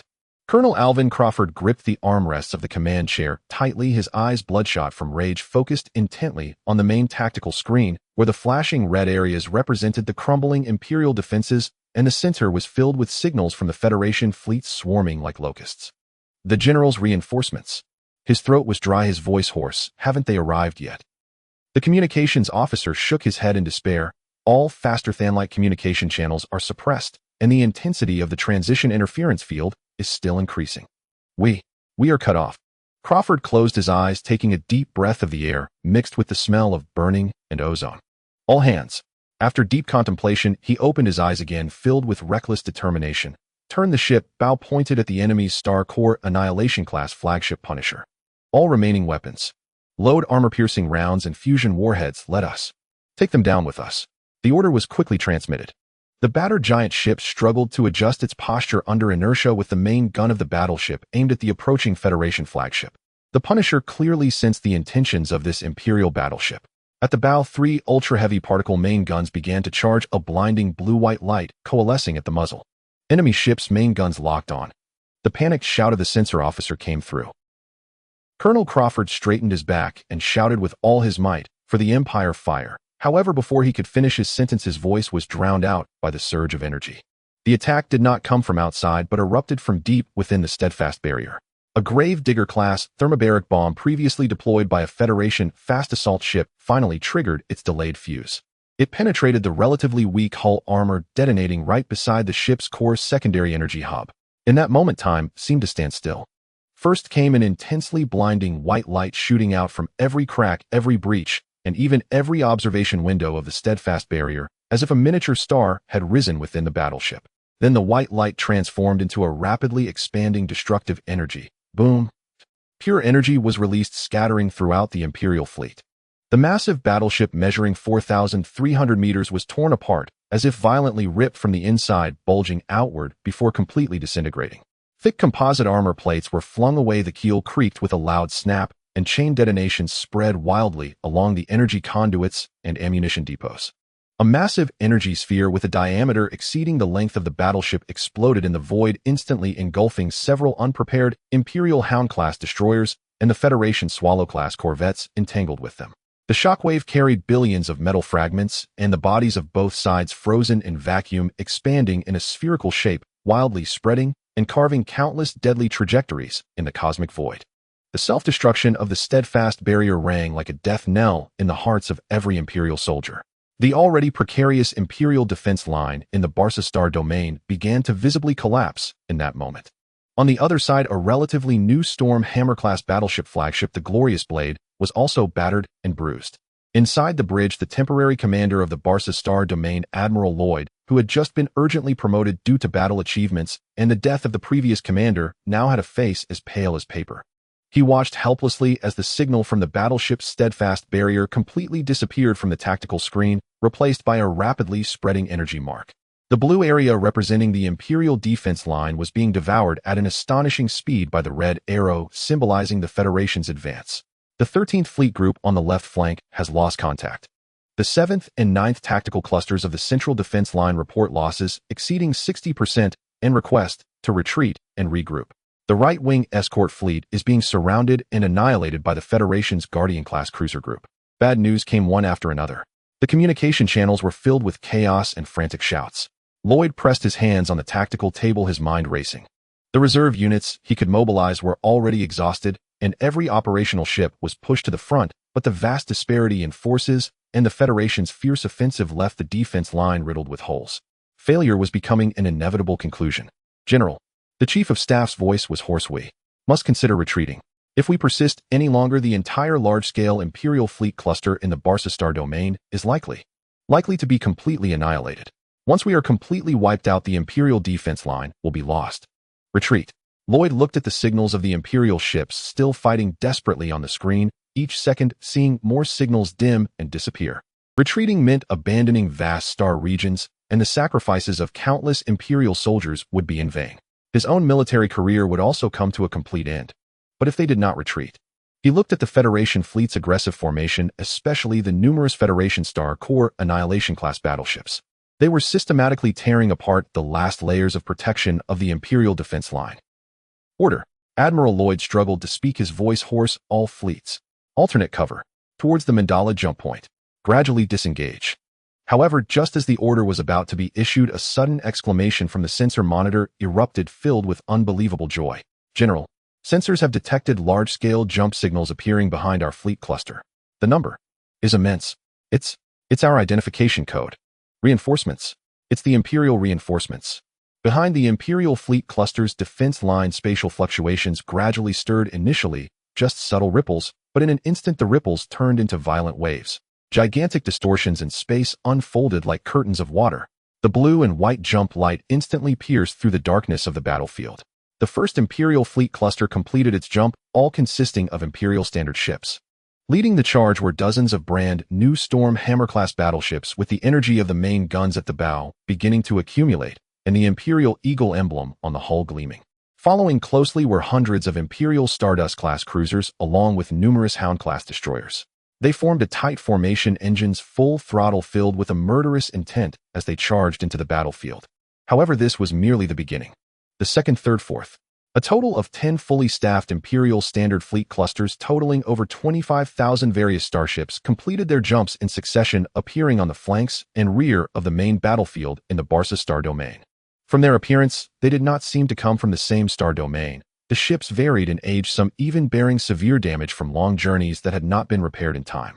But they all had one thing in common: every warship's weapon systems were fully charged, energy shields activated, and their gun muzzles were pointed directly at the advancing Federation fleet. The first wave of reinforcements promised by the Imperial military, urgently drawn from the star domains of Rona, Goldsand, Carol, and others, had finally arrived at the critical moment when the Imperial fleet cluster was on the verge of collapse. Admiral Lloyd suddenly lunged to the observation window, looking at the Imperial reinforcements outside the viewport that almost obscured the starlight. His face flushed, his lips trembling, momentarily speechless. It's reinforcements. It really is reinforcements." The Chief of Staff shouted excitedly. Admiral Lloyd took a deep breath, forcibly suppressing the turmoil in his heart, turned back to the command seat, and shouted into the fleet broadcast, "The Imperial reinforcements have arrived. All Imperial ships obey orders. Abandon the retreat plan. Reform the formation. Coordinate with the reinforcements, and push those Federation dogs back." This order was like pouring fuel on a fire that was about to extinguish.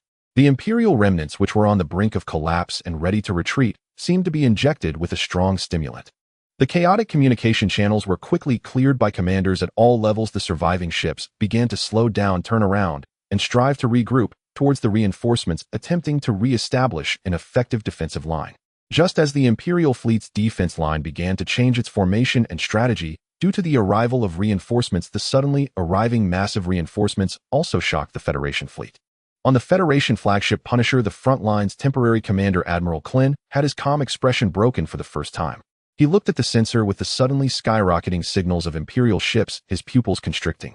Imperial reinforcements. How could they arrive so quickly? The number. At least 10 fully staffed fleet groups. The staff officer's voice trembled with panic. Klin's expression gradually darkened.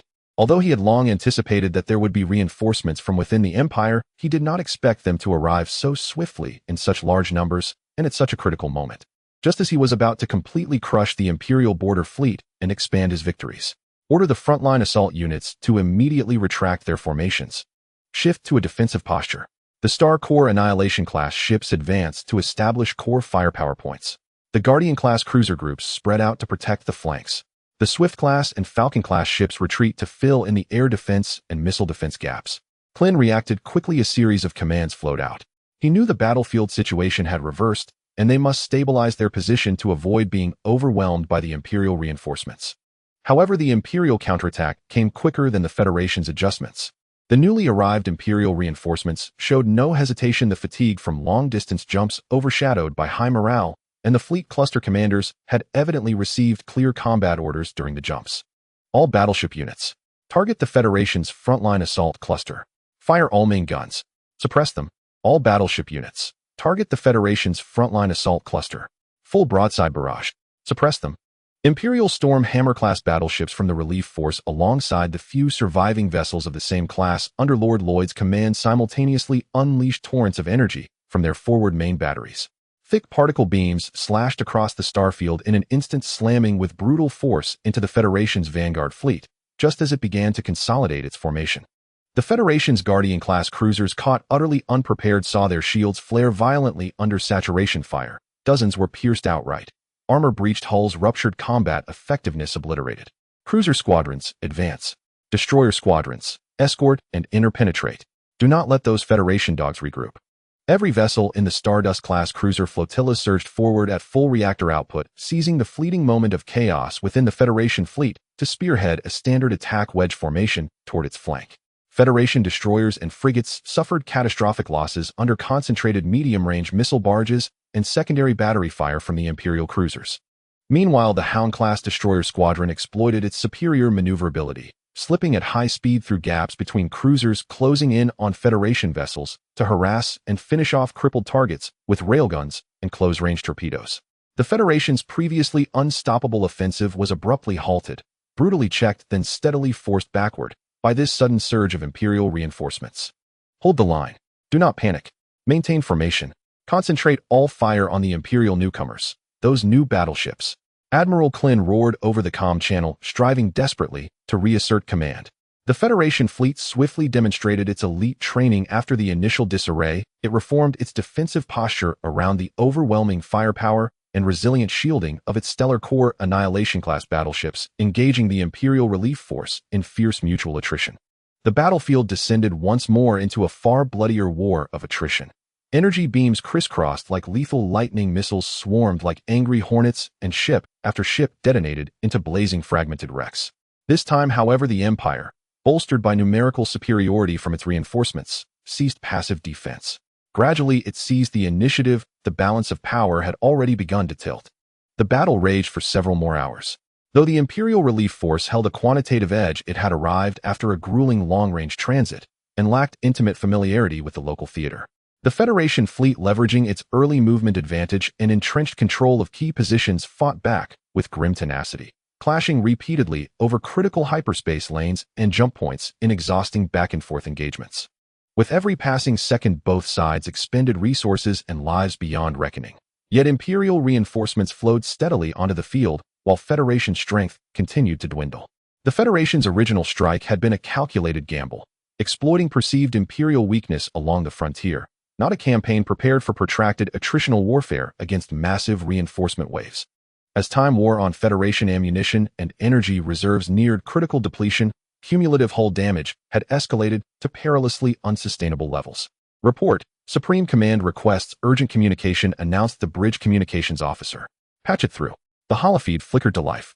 Admiral Morson's pale visage materialized on the view screen, his gaze steady and grave as he issued his order. Klin, I am fully apprised. Fall back, for now, awaiting arrival of the Federation's follow-on task forces. Klin stared silently at the tactical display, where casualty reports mounted relentlessly and the Imperial defensive lines remained stubbornly unbroken. He knew with quiet certainty that the original operational objective, swift annihilation of the Imperial garrison in the Bassa sector via lightning war-securing strategic initiative, was now irretrievably lost. To persist would only sink the Federation's main fleet deeper into quagmire, perhaps even into encirclement by successive waves of Imperial reinforcements. Yes, sir, I understand. After a brief inward struggle, Klin acknowledged, then severed the transmission. His duty lay not in prideful defiance, but in preserving the Federation's vital warfighting capacity. Orders. His voice carried a tinge of bitter resignation. All fleet groups. Execute Plan C, alternating cover, disengage from combat. Withdraw to the designated rally point, Echo Valley Jump Point. Upon receiving the withdrawal order, the Federation fleet executed a disciplined rearward contraction. Outer layer Swift-class frigates deployed dense chaff barges and electronic smokescreens, while capital ships retreated under sustained fire, fighting as they fled. Imperial commanders, Lord Lloyd and the newly arrived relief force admirals, immediately detected the Federation's intent. They're retreating. Pursue them. Don't let them slip away. But Lord Lloyd urgently restrained his eager subordinates. Wait. Our mandate is to hold the line and repel the enemy, not to pursue recklessly. Their retreat is methodical, forcing pursuit risks unnecessary losses. Order all formations to maintain pressure, delivering covering fire only, ensuring their complete withdrawal from our sovereign space and no further. Complying instantly, the Imperial fleet intensified its barrage, but refrained from aggressive flanking or encirclement maneuvers, watching stoically as the Federation armada receded, dissolving one by one into shimmering blue hyperspace rifts before vanishing into the void. When the final Federation jump signature faded, the battlefield's deafening fury at last subsided into eerie silence. Only drifting hulks leaking plasma clouds and the frozen broken remains of fallen warriors lingered, mute chilling testaments to the slaughter just concluded. The Bassa sector front had held. At staggering cost, the Imperial fleet had endured long enough for reinforcements to arrive, snatching victory from the jaws of near-total collapse. 6 standard hours later, on the outer rim of the recently contested Bassa sector near the Moonlight Jump Point defensive perimeter, the Soya, a Storm Hammer-class battleship of the Jinsha Sector 3rd Fleet, glided slowly through a stellar graveyard thick with debris. Fresh scorch marks marred its hull.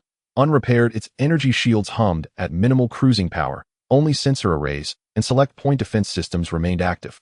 A pungent melange of sweat and faint coppery blood permeated the bridge, so thick that even the overtaxed air filtration system struggled to cleanse it. Most crew had rotated into rest. Only skeleton watch teams remained at their stations, straining to stay alert. Captain Reno Carlos stood motionless before the vast curved observation window, gazing wordlessly upon the desolate expanse beyond, a cosmic charnel house strewn with wreckage. Hours earlier this had been true hell, where Imperial and Federation fleets poured firepower sufficient to shatter worlds. Now only silent fragments drifted. Some larger hulks still orbited with unrecovered escape pods and frozen, severed limbs, their frost-rimed surfaces glinting coldly beneath distant starlight. Captain Battle Damage Assessment is complete. Hull armor integrity stands at 63%. Energy shield generators have overloaded and cannot be restored in the short term. Onboard mecha losses exceed 70%. The executive officer approached behind Colonel Rayner, fatigue edging his voice as he projected the casualty data. Rayner stared silently at the figures. As an Imperial colonel, he had fought in numerous engagements, but this was the first time he had pulled a war zone teetering on total collapse back from the brink. The weight of the casualty report pressed heavily upon him. Deploy damage control teams immediately. When will the logistics replenishment vessels arrive? Still en route. Estimated arrival in 6 hours. Energy reserves and munitions are barely sufficient for one medium-intensity engagement. The officer reported. Colonel Rayner nodded, his gaze drifting once more toward the viewport, just as new signatures flickered at the periphery of sensor range. What are those? He pointed to a corner of the tactical display. The sensor operator adjusted filtering parameters. Sir, they appear to be several engineering starships and light frigates. Identification codes are indistinct, neither Imperial nor Federation registry. Their trajectory suggests operations within the debris field, conducting salvage. Salvage? Rayner frowned. Post-battle recovery of wreckage was not uncommon, typically conducted by authorized military logistics units or civilian firms holding official salvage licenses. Yet who had moved so swiftly, before either Imperial or Federation follow-up forces had even entered the theater? Magnify the feed, he commanded, raising a hand. Instantly, the main screen resolved into a close-up image of one engineering vessel. Its design was unusual, not matching standard Imperial or Federation civilian configurations. Sleek matte gray hull devoid of insignia or markings. Multiple articulated manipulator arms extended from its frame, precisely cutting apart the bisected hulk of a Federation Guardian-class cruiser, extracting intact engine assemblies and primary sensor array mounts, then hauling them into its cargo bay. 2 similarly unfamiliar frigates orbited nearby in relaxed patrol formation, as if strolling through their own backyard. Who are these irregular contractors? Efficient, I'll grant them that. The officer murmured. Shall we transmit a dispersal order? By regulation, all battlefield wreckage falls under Unified Military Command jurisdiction. Rayner watched the vessels in silence. Their speed, precision, and singular focus on high-value core components suggested something far less legitimate than licensed salvage operations. A surge of indignation rose within him. Imperial soldiers had just bled and died here, their bodies still warm, and now these uninvited interlopers descended like vultures upon the carnage. Their brazen nonchalance felt like a desecration of every fallen comrade's sacrifice. Broadcast a warning over open channel. Raynor spoke, voice low and taut with restrained fury. This is Imperial military-controlled space. Unauthorized salvage operations are strictly prohibited. Cease all activity immediately and vacate this sector, or face armed intervention by Imperial forces. The warning signal transmitted. For a moment the salvage vessels paused. Then a voice replied over public channel, authorized salvage operation. Please do not disturb. That flat, almost dismissive tone ignited Raynor's temper like tinder to flame. Authorized. They bear no insignia, no registry. What manner of legitimacy is that? The sensor officer continued his report. Sir, they're still operating. On screen, the engineering vessel showed no sign of halting, its cutting beams now probing a larger fragment of wreckage. Issue a final ultimatum, Raynor said, voice chilling. I count to 3. If they fail to halt operations, declare their identity and submit to inspection. I authorize necessary force. 1. No response. The salvage beam remained active. 2. One frigate subtly reoriented, its bow now faintly aligned with the Soyuz position. The engineering vessel continued unabated. A rush of hot blood surged into Raynor's skull, exhaustion from relentless combat, grief for lost brothers in arms, and contempt for this scavenger's arrogance overwhelmed all restraint. All he saw were those mechanical arms defiling the sacred remains of Imperial heroes. 3. Raynor slammed his fist onto the command chair's armrest. Starboard, turrets 3 and 4. Target the space ahead of that engineering vessel. Warning shots only. Force them to stop. Sir, this. The officer hesitated, about to caution against escalation with unknown actors. Execute the order. Raynor growled, cutting him off. The massive hull of the Soya pivoted slightly. Twin heavy railgun turrets swiveled starboard, their muzzles flaring with gathering cerulean light. Boom, boom. 2 streaks of obsidian velocity tore across vacuum, blasting a nearby wreck into shrapnel that clattered violently against the engineering vessel's hull. The intent was unmistakable, a stark, violent warning. Yet no surrender followed, no panicked retreat. At the instant the railgun slugs passed, all salvage vessels froze in perfect unison. Then the previously relaxed frigate shimmered, its hull surging with a distinctive energy barrier. Deflection shielding. How can a frigate mount such a system? Raynor murmured, brow furrowed. He recognized the technology instantly, and that recognition deepened his confusion. Such advanced deflectors were theoretically restricted to battleships or heavy cruisers. Their integration into frigate-scale platforms posed insurmountable engineering constraints. Even the Empire had yet to overcome them. Along the frigate's flank, angular protrusions slid open, revealing intricately engineered launch tubes and emitter arrays for short-range interstellar missiles. No transmission, no warning. Retaliation struck without preamble. Slender crimson particle beams lanced forth, striking the Soyuz starboard railgun turrets with surgical precision. High-energy plasma vaporized internal structural lattices in microseconds. Within a single heartbeat, both turrets and their mounting bases collapsed into molten slag, then flash froze into twisted, blackened ruin under vacuum. Simultaneously, the engineering vessels and the second frigate accelerated sharply backward, releasing dense clouds of chaff and energy-disrupting smoke into the debris field as they withdrew. We are under attack.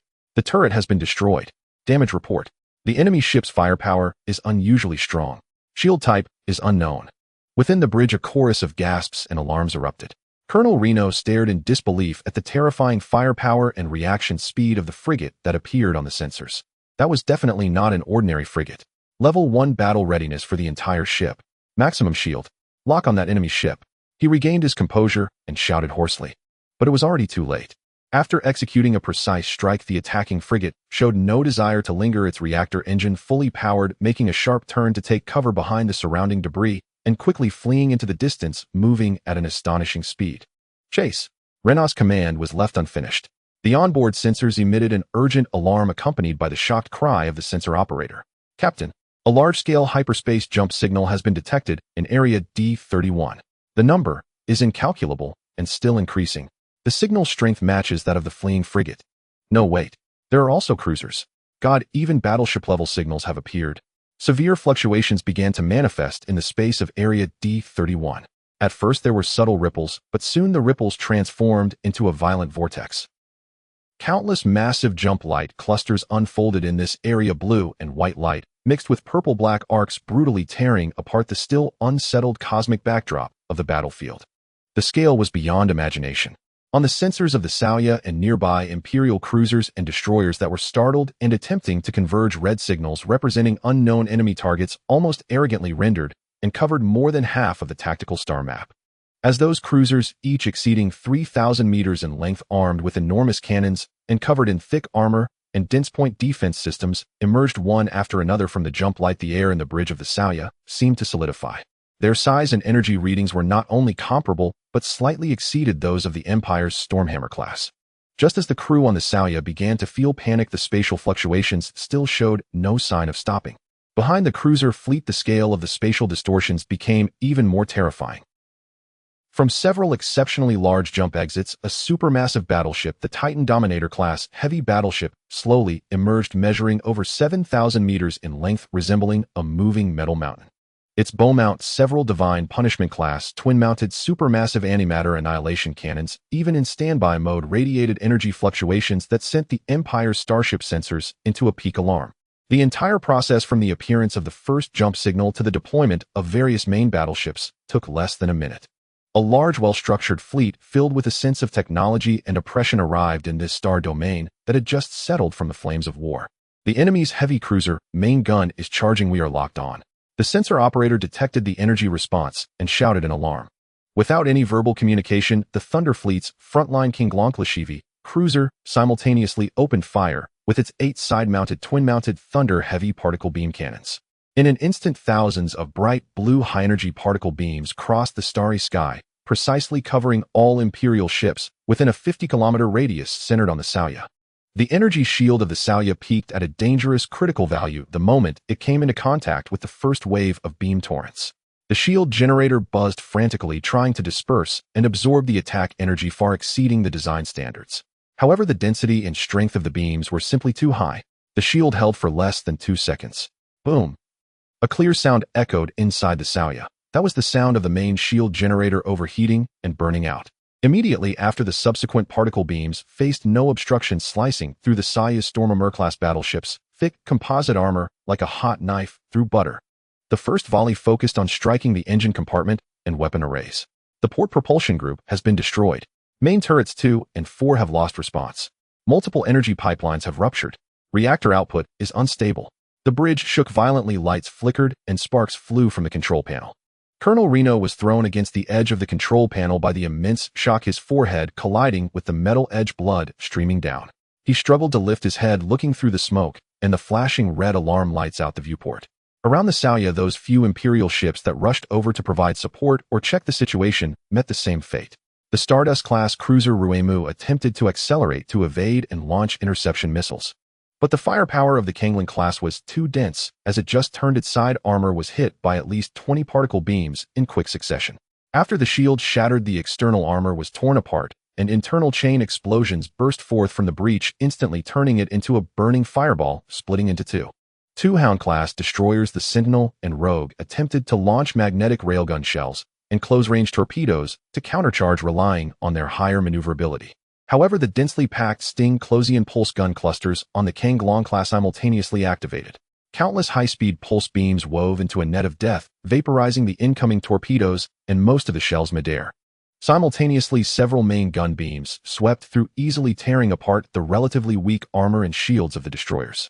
The bridge of the Sentinel was directly evaporated, and the engine compartment of the Rogue exploded violently, losing power and rolling under the influence of inertia, crashing into a massive starship wreck, completely disintegrating. Just as the first round of the Kangling class volley had not fully dissipated, the Fearless class light battleship, positioned slightly behind in the formation, had completed the charging of its bow-mount tri-barrel Star Destroyer class super heavy phased impact main gun. Battleship cluster, all main guns fire. The fleet commander Samp on the bridge of the Thunder flagship decisively ordered. Unlike the sustained particle beams of the Kanglong class, the main gun attacks of the Fearless class were devastating pulse impacts.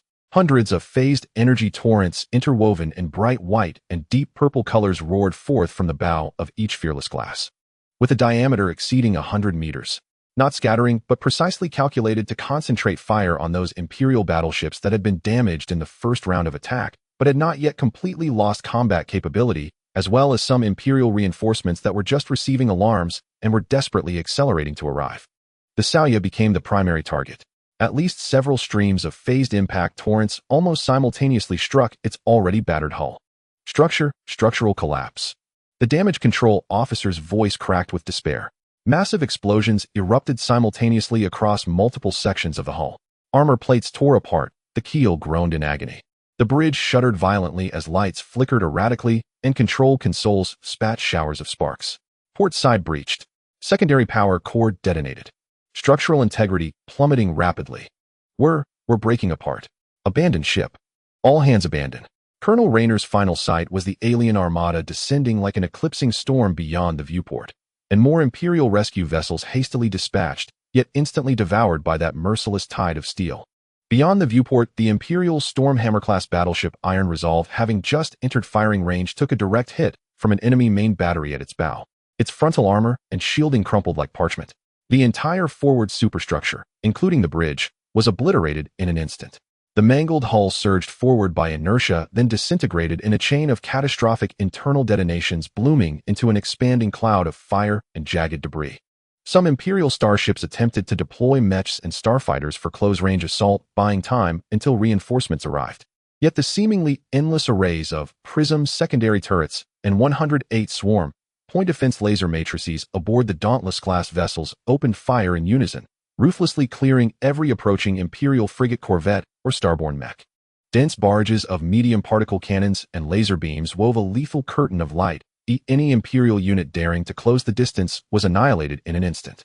Throughout the engagement, the Titan Sovereign-class heavy battleships, anchored at the fleet's core, did not even deign to join the assault. They simply hung in silent suspension, observing as their subordinate fleets executed the purge. Across their armored hulls, 204 chastisement, Closian defense turrets, and 2,000 absolute domain point defense nodes shimmered faintly with coalescing energy, poised to intercept any threat that dared approach. Indeed, under such overwhelming firepower, surviving Imperial vessels could scarcely muster even a semblance of coordinated resistance. From the moment the Thunder Fleet completed its spatial transition to the complete destruction or crippling incapacitation of the Soya and several adjacent Imperial warships, less than 5 minutes elapsed. Efficient. Absolute. As the final large fragment of the Soya vaporized in a secondary explosion, the sector, freshly drenched in Imperial and Federal blood, was forcibly cleansed once more by the Thunder Fleet's unassailable might. Only drifting wreckage, newly added Imperial hulks, remained.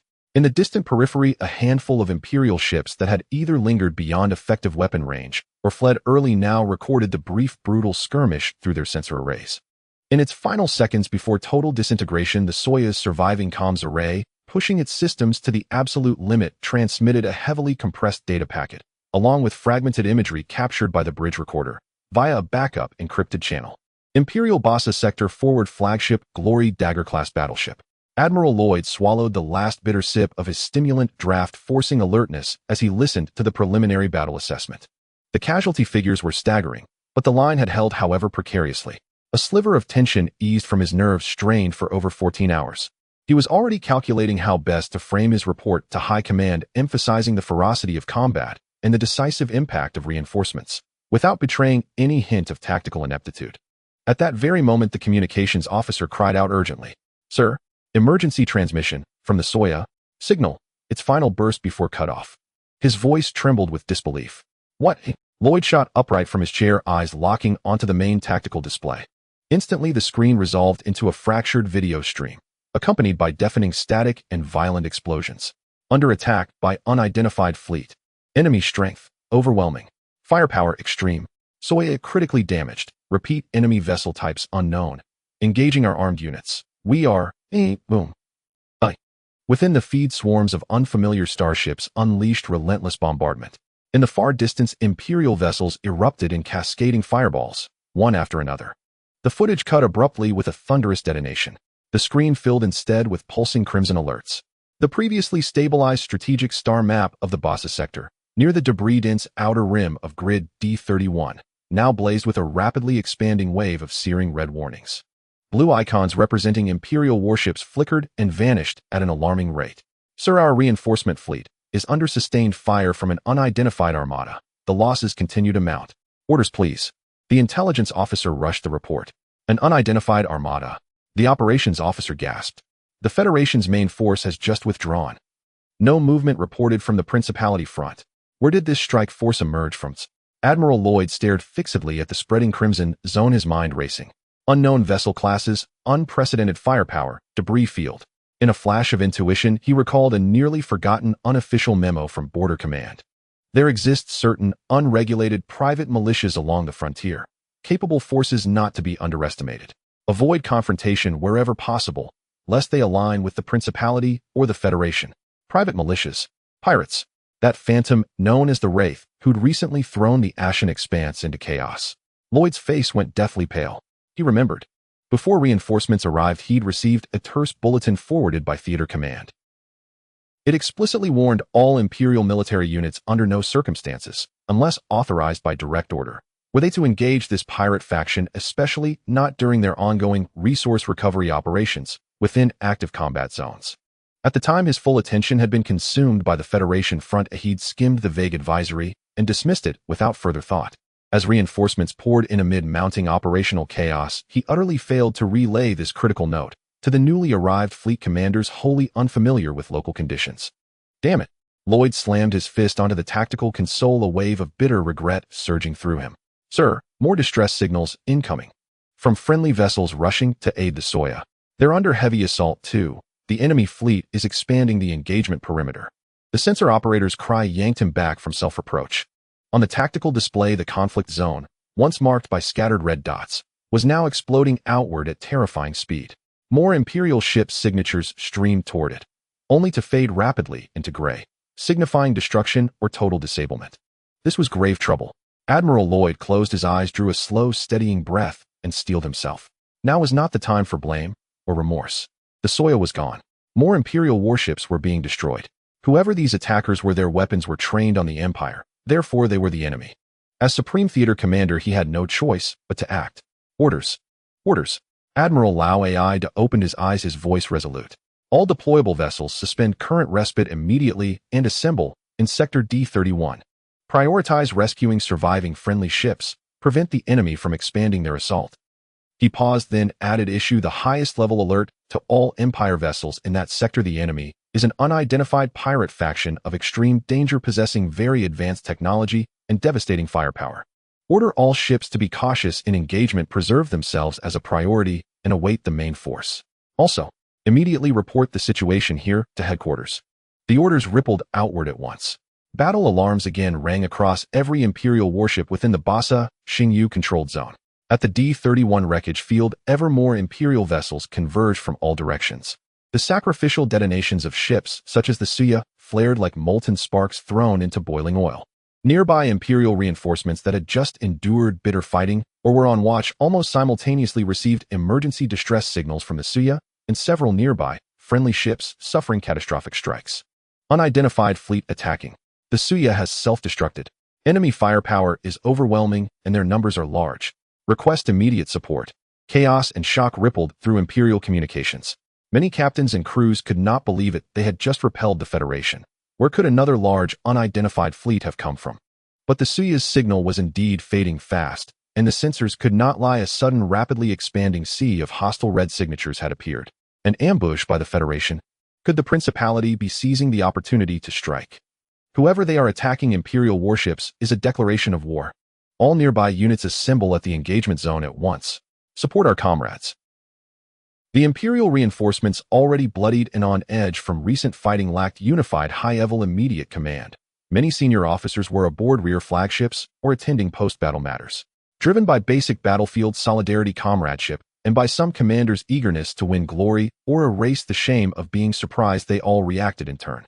One detachment after another peeled off from patrol routes or repair points, engines at full thrust converging upon the area where the Latang fleet had appeared. But the moment they reached Sector D31, they beheld a scene that chilled their souls. The unfamiliar Latang fleet was methodically clearing every Imperial ship that entered its firing envelope. Their fire coordination was flawless, their shields unnaturally resilient, and their tactical maneuvers cunning and merciless. Less the work of an improvised engagement than of annihilation rehearsed 1,000 times. The first Imperial arrivals, several Zinken-class cruisers and Liquan-class destroyers, attempted to strike from the flanks to distract the enemy. They were met by intersecting fire and rapid penetrations from the Latang fleet's flank destroyer squadrons. Most Imperial attacks were deflected or absorbed by those strange energy shields, while Latang's counterstrikes often crippled or instantly annihilated Imperial warships of equal class. In mere minutes, dozens of Imperial vessels became burning hulks. Enemy technology far exceeds our estimates. We need more support. Heavy battleships. The more the better. We cannot hold here. Distress and urgency intensified. Even more Imperial ships were drawn toward the fray. What began as small squadrons soon swelled into organized cruiser task forces, and even newly patched Baofeng's and Kua-class battleships under their captain's command broke from their main formations and surged toward the battle. The fight swiftly evolved from the Suya's sporadic clash with salvage teams into an escalating melee centered on that field of wreckage. The Latang fleet in turn received new orders. No longer content with defense and reply, they pressed forward, formations unfolded, and tens of capital battleships and cruisers split into several massive attack spearheads to crash upon the converging Imperial fleets. Beams of energy braided across space. Interstellar missiles left smoking trails as they scattered. Imperial ships disintegrated in explosions, and though Latang ships' shields sometimes flickered or took hits, the losses were starkly lopsided. Imperial reinforcements clung to the fight with bloodied valor, but having just endured a great battle and lacking understanding of Latang weapons and tactics, their casualties continued to mount. The engagement zone became an ever-widening vortex that devoured the forces committed by both sides. At its center, the once silent wreckage field was now again shrouded in denser conflagration. Songpu stood on the bridge of the Latang fleet flagship Lation Jinu, watching the increasing number of Imperial ship signatures on the tactical display with cold detachment. His fingers tapped lightly on the armrest. "Commander, the Imperial ships are concentrating faster than expected. Shall we, as planned, mete out a sterner punishment and then withdraw?" the adjutant asked. Songpu regarded the screen, a thoughtful light in his eyes. Our demonstration of force and the punishment for provocation have already exceeded their objectives. But since the Empire continues to commit forces, we shall treat this as an escalation. Order all attack clusters to execute Plan 3, widen the strike range, and concentrate on destroying their heavy units. Yes. At the bow of Lation Jinu, the iconic triple Miezing's-class super heavy phase impact main gun began to slowly swivel, locking onto a Baofeng's and Kua-class Imperial battleship that had just jumped into the field and was attempting to charge forward. The tempo of war continued to escalate. The flagship Shelluo, a Baofeng's and Kua-class battleship of the 6th Fleet in the Kailua Xingyu, having replenished roughly a third of its ammunition and barely repaired its shield generators, led the fleet at full speed toward the engagement zone. Major General Merkamu Seitlin, commander of the fleet group, was a textbook hardliner of the Empire. He worshipped offensive action and believed the Imperial fleet's iron tide could crush any foe. He had just rushed in from the rear and received scattered reports an unidentified fleet had attacked and numerous friendly ships were damaged. To him, this was surely the Federation or the Principality exploiting the chaos, a petty ploy he could answer with fresh shells and add another victory to the 6th Fleet's ledger. Sensors have locked the largest enemy signature. Merkamu sat in the command chair, his voice booming. Main batteries commenced charging. Let us give these skulking curs a lesson they will not forget. The massive hull of the Shero drew an arc through the void as 3 main gun turrets slowly turned to aim at the most prominent red dot on the sensor screen, where the energy readings were also the highest. It was an unfamiliar battleship, even larger than the Stormhammer class, with a streamlined design. The giant main guns lined up at the bow were flickering with a dangerous glow. "The enemy ship is also targeting us," the sensor operator on the bridge exclaimed in alarm. "What are you panicking for?" Malcolm scoffed. "Our shields have just been reinforced. Even if their firepower is fierce, they can't take us down in one shot." His words were abruptly cut off, because he witnessed a scene he had never seen since joining the military. That light shot from the enemy ship's main gun was beyond description. It had surpassed the realm of ordinary ship-mounted particle beams or laser weapons. A thick, deep blue energy torrent twisted and tore through space, arriving in an instant, its speed exceeding the limits of what the sensors could capture. When it appeared, you had already been hit. The emergency reinforced combined shield that the Shero prided itself on did not even flicker in the face of this deep blue energy torrent. Like a soap bubble being prodded by a red-hot iron rod. Hiss! The shriek of the shield generator overloading was instantly drowned out by a more terrifying tearing sound. The deep blue torrent struck the Shero directly at a position slightly right of the central hull.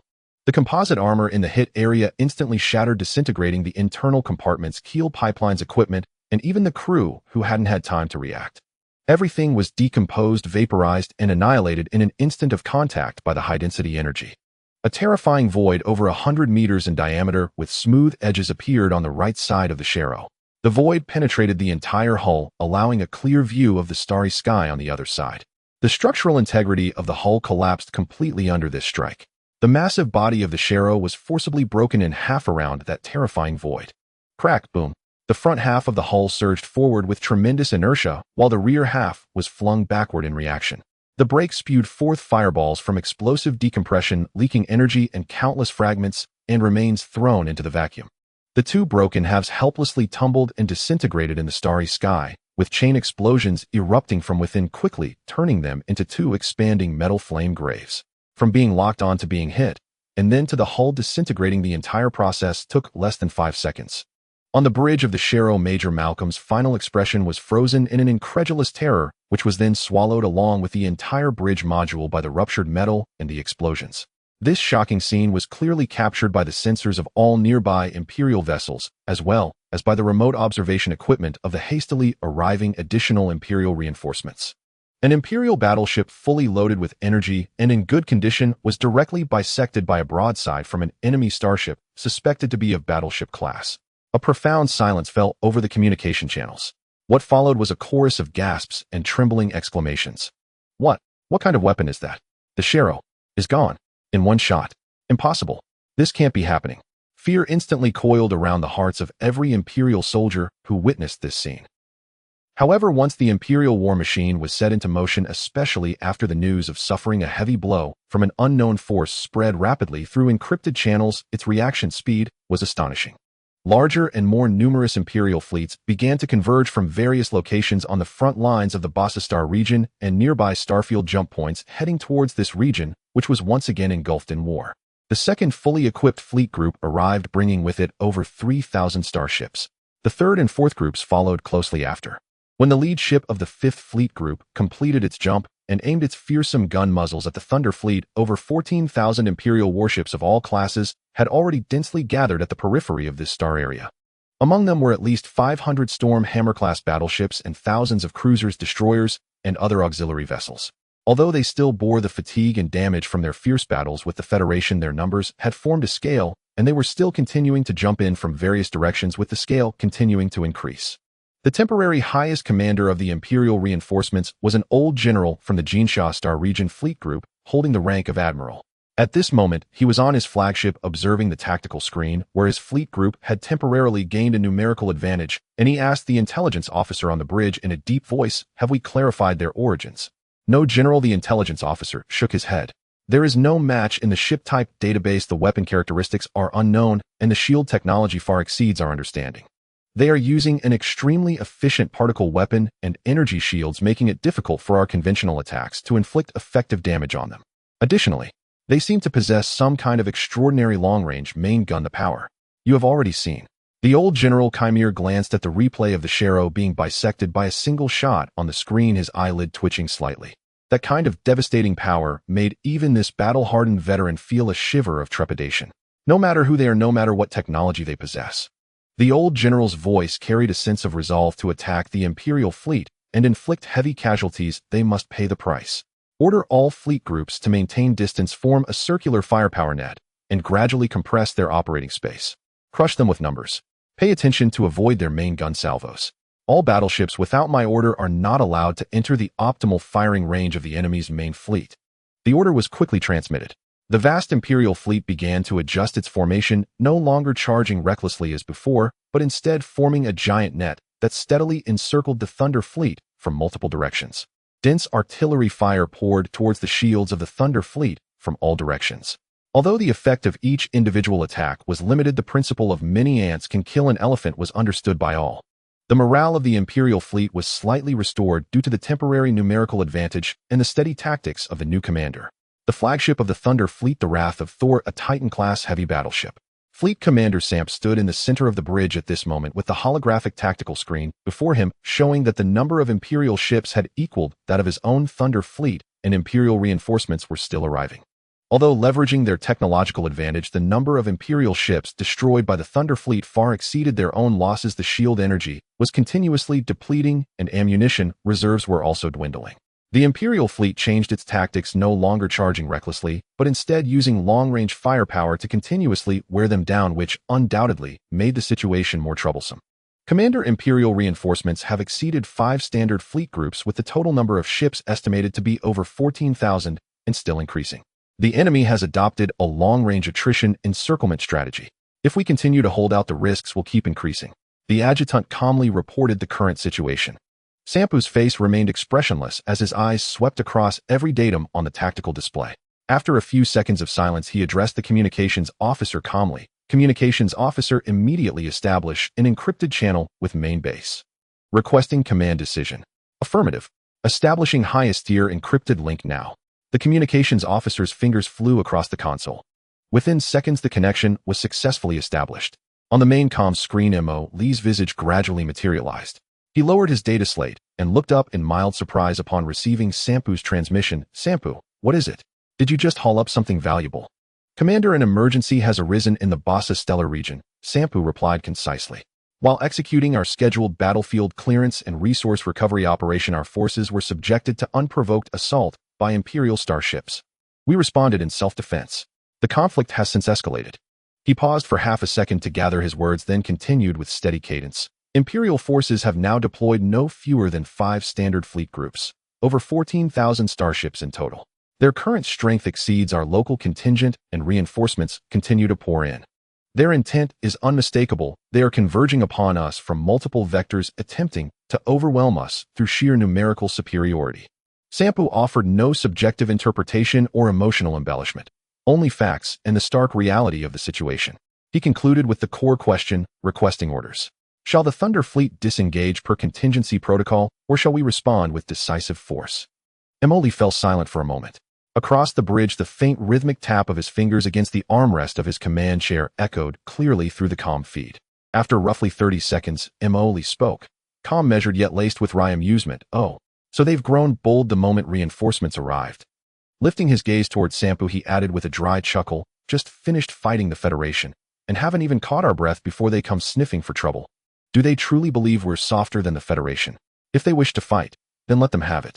Sampu. His voice hardened into a sharp command. Execute Combat Protocol Alpha. Annihilate them. Affirmative, Commander. However, full protocol execution may incur non-negligible combat losses and expose certain core combat capability metrics. Authorization granted. Emoli replied without hesitation. When it's time to flex muscle, we must do so openly. Concealment only invites exploitation. Acceptable losses remain within projected thresholds. A priority is preserving fleet command architecture and chain of command integrity. Remember, your withdrawal corridor will be secured and cleared by the Shadow Fleet. Understood. The last trace of hesitation dissolved from Sampu's mind. Not only had the commander authorized open hostilities, he had also guaranteed operational continuity. That was all that mattered. Oh, and one more thing, Emoli added as if recalling a minor afterthought. Make the spectacle grand when you strike.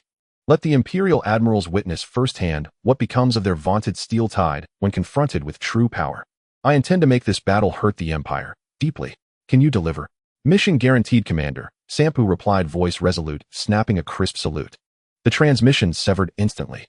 Slowly, Sampu turned to face the entire bridge crew. His gaze swept over each face before he spoke. Softly yet with crystalline clarity resonating throughout the bridge, command authorization received. Execute Combat Protocol Alpha. A handful of words, and the atmosphere aboard the bridge transformed utterly. The quiet tension born of overwhelming odds gave way to a taut, solemn war readiness. Everyone knew precisely what Protocol Alpha entailed. Order all ships, enter maximum combat readiness. Release energy shield limiters. Arm all weapon systems at full capacity. Bring jump drives to standby.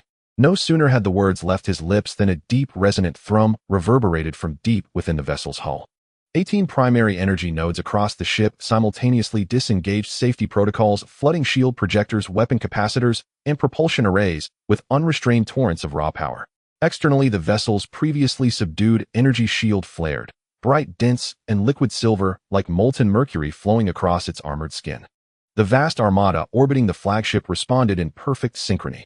Order's first assault cluster, 50 Dauntless-class light battleships at its core supported by 300 Kanglong-class heavy cruisers and accompanying escorts, will advance to coordinate D-33, establishing the first mobile defensive line. Its mission delay and harass Imperial Vanguard assembly, sow chaos and draw enemy attention.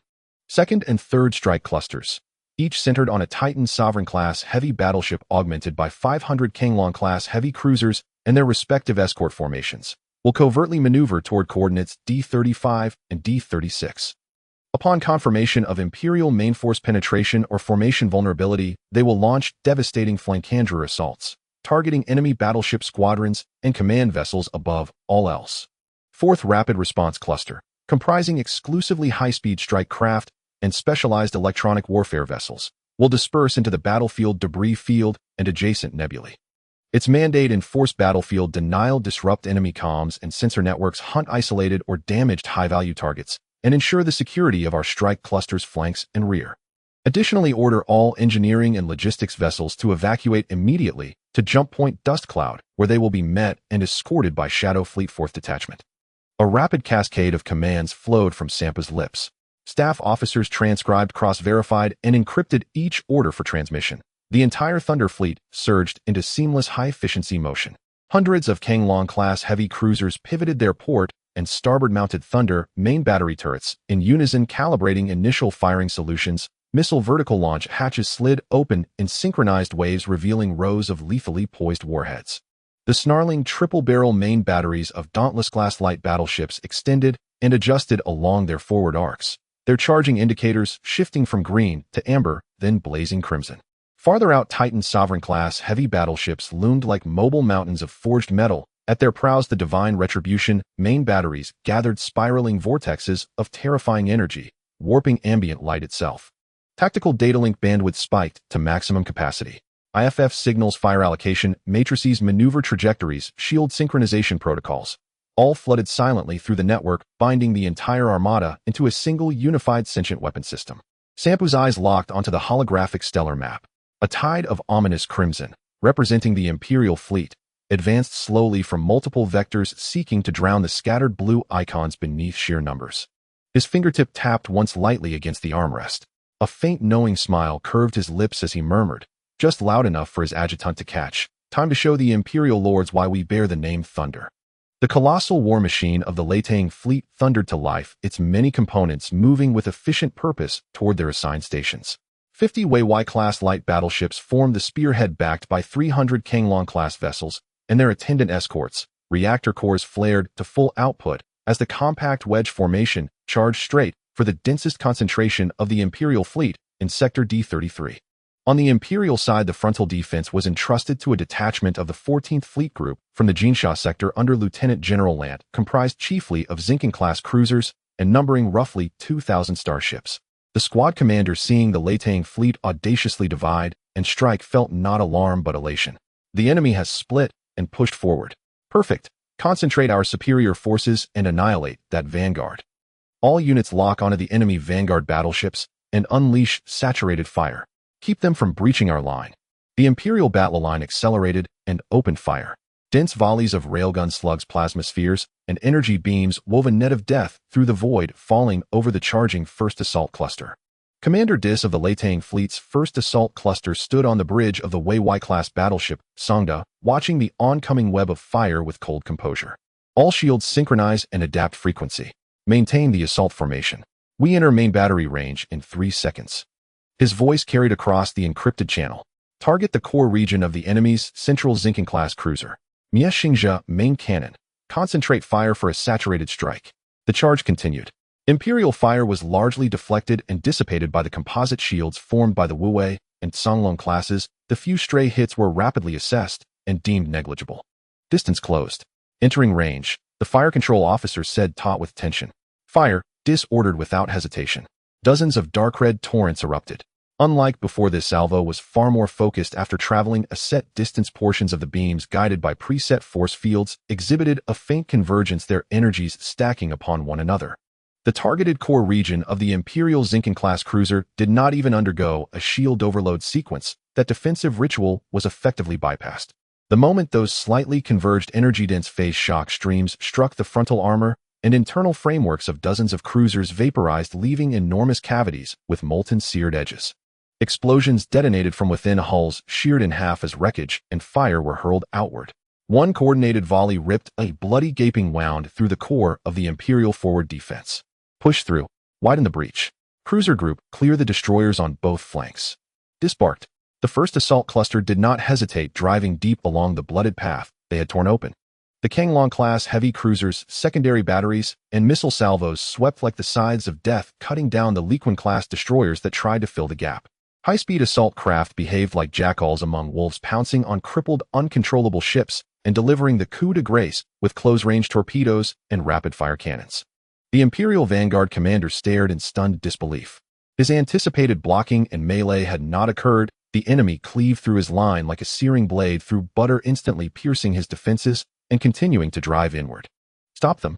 At any cost, stop them, he roared into his calm. More Imperial vessels surged from the flanks, attempting to encircle and sever the exposed Latang Vanguard. But that was precisely the effect Dis and Songpu had intended. As Imperial ships under direct orders recklessly closed in to blanket the first assault cluster with short-range fire, and as some bold destroyers attempted ramming or boarding actions, the Latang fleet revealed another trump card. The flanks of the capital ships, especially the Wuwei and Songlong classes, quietly slid open to expose neatly arranged launch conduits within. Yaji mecha units, catapult launch. Clear any enemy vessels that press close and protect our flanks and superstructure, came the terse order. In the next instant, hundreds of towering silhouettes were electromagnetically launched from the Latang fleet's launch tubes. Slimlined Yazi-type mecha tore onto the battlefield. Most Yaji carried heavy armor-piercing magnetic rail rifles suited for space close combat, shoulder-mounted rapid-fire laser batteries, or micro-missile nests, and high-frequency cutting blades hung from the outer leg armor.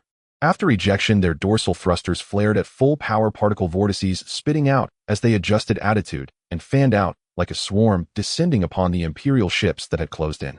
The Imperial response was slower, but some cruisers and large destroyers did launch their shipborne mecha, the Empire's standard Lexing-type units. The Liexing mecha followed Imperial design traditions, rugged in appearance, prioritizing firepower and protection, but relatively poor in maneuverability. They bore large-caliber cannons or rocket launchers and were catapulted out from their host ships to intercept the approaching Yaji. Between the ship's narrow corridors of space, the two mecha forces suddenly erupted into a savage close-quarters slaughter. One Yazi, guided by its pilot's consummate skill, executed dazzling successive vector maneuvers and effortlessly evaded the intersecting fire of 3 Liexing units. While rolling its shoulder micro-missile nest, unleashed 6 intelligent seeker missiles that traced uncanny arcs, slipping around the Lexing's heavy frontal armor to strike the relatively vulnerable aft thrusters and sensor arrays with surgical precision. The struck Liexing spun out of control amid the explosion, and a charging Yaji sliced cleanly through the connection between cockpit and hull with its high-frequency cutting blade. A thunderous blast bloomed into a cloud of cosmic fireworks. Elsewhere, 2 Yaji moved with seamless coordination. One drew fire heat in using railgun bursts to shred a Lexing's leg joints. The other slipped in from a lower blind spot, its engineering claw gouging a seam in the Lexing's waist armor, prying it open, so the rear missile nest detonated point blank and reduced the machine to scrap. Of course, the Empire also possessed ace mecha pilots of formidable skill. One Liexing, relying on its thick armor, absorbed a railgun strike, and alarms wailing from armor overload, used a multi-barrel grenade launcher to blow out the leg armor of a Yaji attempting to close for hand-to-hand combat. As he readied another shot to finish the job, the wounded Yaji was snatched away by its comrades and decisively withdrawn from the engagement. The Imperial mecha pilot was left to vent impotent fury, only to be instantly focused by collective fire. No matter his skill, he could not escape becoming another piece of drifting space debris. Yet overall, the Yaji units held a decisive advantage in mecha melee combat, owing to their superior mobility, more advanced sensor and fire control systems compared to Imperial mecha, and the exceptional tactical acumen of their pilots. They moved like lethal space assassins, operating in coordinated squads to relentlessly hunt down the cumbersome Liexing mecha, while simultaneously disrupting and destroying Imperial light vessels attempting to close in for torpedo launches or ramming attacks, thereby securing the flanks of their own capital ships. The flames of mecha combat burned fiercely within the fleeting intervals between the blinding salvos of colossal warships' main batteries, adding a grim, visceral layer of brutality to the grand fleet engagement. As the Imperial main force diverted increasing reinforcements toward the front and flanks to counter the ferocious assault of the first assault cluster and its mecha spearhead, struggling to stabilize its crumbling battle line, the Thunder Fleet's 4th Rapid Response Cluster quietly began its advance. Composed of high-speed assault vessels and specialized electronic warfare ships, this cluster had long since dispersed into autonomous elements, slipping deep into the heart and rear of the Imperial formation under cover of battlefield debris and sparse nebular veils. Now it received the order to strike. The first to act was the Electronic Warfare Detachment, codenamed Webweaver. These vessels possessed flat, low-profile hulls bristling with antennae and emitter arrays emerging silently behind key Imperial fleet groups, at critical communications nodes and within sensor blind spots. Curtain jamming protocol initiated. Deploy swarm unmanned jammers. Execute directional energy suppression. Target enemy flagship-class vessels, faster than-light communication arrays, and long-range fire control radars. The detachment commander issued the order with icy calm. Instantly, an invisible electronic tempest erupted across the Imperial fleet. A barrage of microjammers was launched, emitting faint signatures themselves, yet flooding designated frequency bands with intense noise, severely degrading laser-based communications and tactical data links among Imperial warships. More devastating still were the high-powered directional energy suppression beams, invisible lances that struck with surgical precision upon the primary sensor arrays of several Imperial Storm Hammer-class battleships and heavy cruisers. Their outer casings rapidly overheated and melted under the energy barrage. Internal crystalline chips and circuitry were instantly fused and destroyed. Report. Long-range sensors offline. Fire control radar severely jammed. Target lock lost. Tactical data link with 3rd and 7th Fleet groups severed. Flagship Imperium Sword's faster than-light communication array overloaded and destroyed. All contact with rear command severed. Panic spread through Imperial command channels. Deprived of real-time coordination and battlefield awareness, the vast Imperial Armada resembled a giant blinded and deafened, immense in strength yet incapable of unified action. Immediately thereafter, the Hunter high-speed assault vessel detachment surged forward. Swift and stealth-optimized, these ships mounted magnetic railguns and heavy anti-ship torpedoes designed explicitly for capital ship engagements. Like phantoms gliding through an electronic fog, they singled out Imperial vessels left disoriented and isolated by the communications blackout, hunting those straying from formation in desperate attempts to re-establish contact. An Imperial Stardust-class cruiser, its sensors temporarily disabled, drifted away from its formation to seek a relatively clean sector of space where it might reboot its systems. Unaware that this very decision would seal its doom, its captain watched helplessly as 2 Hunter vessels slid silently from the shadows of wreckage, like sharks scenting blood. Magnetic railguns roared. Specially engineered hypervelocity armor-piercing rounds struck with uncanny precision, repeatedly impacting the cruiser's comparatively vulnerable engine nozzles and shield generator nodes at extreme range. Its shields overloaded instantly, its engines sustained catastrophic damage. The cruiser's velocity plummeted, leaving it adrift, powerless and motionless, on the fringes of the debris field. Then heavy torpedoes closed in, threading through the breaches torn open by railgun fire and detonating deep within the hull, triggering catastrophic secondary explosions. The cruiser never even glimpsed its attackers before erupting into a bloated fireball. Identical hunts unfolded simultaneously across multiple sectors. The synergy of electronic suppression and kinetic annihilation functioned like an invisible file, systematically eroding the Imperial fleet's cohesion and combat effectiveness, deepening chaos to forge optimal conditions for the main fleet's imminent, overwhelming assault. On board the Imperial Reserve Command ship, where Admiral Salim, supreme temporary commander of Imperial reinforcements, was stationed, the comms officer's voice trembled on the verge of tears. Admiral, direct contact with both left and right-wing fleet groups has been completely severed. We're receiving only sporadic distress signals. Frontal pressure is overwhelming. The enemy assault cluster continues to penetrate deeper. Our vanguard losses now exceed 40%.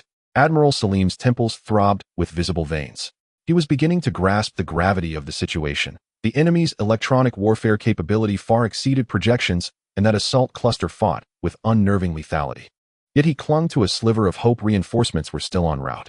Order the 5th and 6th Fleet groups from the Rona sector to advance and reinforce the front line. At all costs, eliminate that damned assault force. Dispatch high-speed reconnaissance vessels. Break through the jamming at any price to determine what has truly befallen our flanks. He sought to regain control, to wrest back the initiative. Yet precisely as the Imperial Reserve forces began maneuvering, and as frontline units summoning their last reserves of courage redoubled their efforts to encircle the first assault cluster, brief gaps emerged in the lateral defensive fire web. At last, Sampu's awaited moment had arrived. On the bridge of the Thunder Fleet flagship Ragnarok's Wrath, Sampu's gaze, cold and piercing as ice daggers, swept across the shifting streams of data on the holographic tactical display. The Imperial fleet formation had finally fractured. The blue sectors denoting Imperial left and right-wing defensive forces visibly thinned before his eyes. Those cruisers and destroyers once tasked with holding the flanks were now surging forward en masse toward the front line, driven by Admiral Salim's ruthless directive to consume the assault force at any cost. To annihilate Dis's first assault cluster, the Imperials had bled their flanks dry. Meanwhile, those two fully manned Imperial fleet groups, just completing their turn-and acceleration maneuvers, were still wrestling with inertia, their massive hulls awkwardly reorienting toward the frontal theater, exposing their vulnerable lateral hulls and engine nozzles unshielded toward vectors D-35 and D-36. This was it. Sampu leaned forward slightly, his fingers stilled upon the armrest. The moment has come. He issued the order without hesitation. Orders second and third main strike clusters. Open fire upon the exposed lateral flanks of the Imperial fleet's left and right wings, and upon the turning units of its Central Reserve Force. Order confirmed, replied his executive officer instantly. Encrypted channel transmission, initiated, complete. Almost simultaneously with the transmission, thousands of kilometers distant in D-35 space, the Thunder Fleet's second main strike cluster, which had lain dormant like inert cosmic debris, abruptly came alive. Deep within the hulls of dozens of Titan Sovereign-class heavy battleships, the core vessels of the formation, all safety restriction systems began disengaging. Surging energy raced through superconducting conduits embedded in the hulls, channeling into the capacitive rings of the Beaumont twin-barrel Divine Punishment-class ultramassive antimatter starkiller cannons. Space at the cannon muzzles visibly warped and collapsed. Cobalt blue antimatter energy violently collided within its containment fields, erupting in blinding radiance. Orbiting the battleships were over 200 Qianlong-class heavy cruisers and Invincible-class light battleships, along with their attendant flotillas of escort vessels. Their broadside turrets swiveled in unison, missile silo hatches slid open en masse, shield generators surged beyond redline capacity. The entire fleet stood poised for action. Second strike cluster, fire at will. In through quantum-encrypted channels, the fleet commander's voice echoed across every bridge.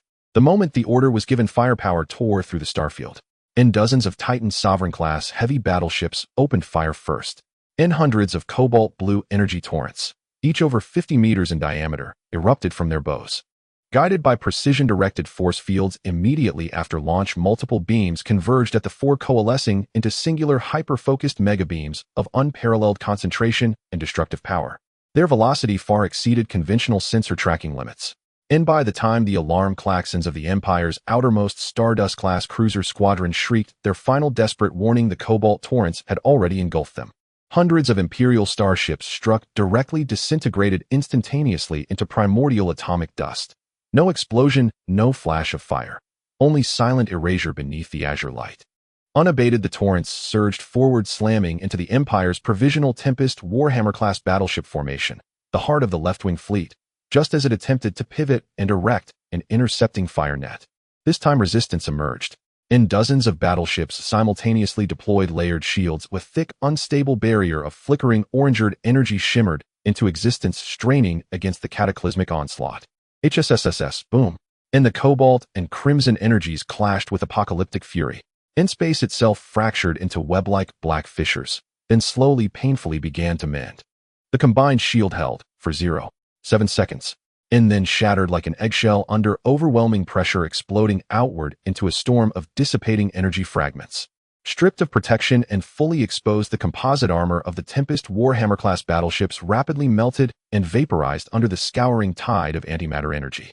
The starboard flank of the Imperial flagship blade was cleanly sheared away, internal compartments ruptured into vacuum, and chain detonations raced along power conduits straight to the forward main magazine, triggering a cataclysmic explosion that tore the vessel into 3 flaming fragments.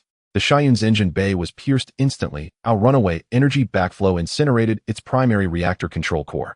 After several muffled thuds, the ship fell utterly silent, a drifting iron coffin adrift in eternal darkness. Most battleships met the same fate as the blade obliterated in a single blow. None coordinated salvo from the Titans had torn a grotesquely gaping wound, raw, bleeding, and fatal, into the Empire's left-wing defensive core. And this was only the beginning. And almost before the last Titan main battery flare had faded from view, the rest of the second strike cluster unleashed its barrage, a deluge of fire descending like divine wrath. Hundreds of heavy cruisers from the Thunder Fleet's second strike cluster ignited their port and starboard-mounted Thunder-class heavy particle beam cannons in perfect unison. Dense, brilliant blue particle beams swept across the Empire's left-wing formation like the comb of death itself, methodically, relentlessly reordering chaos into ruin.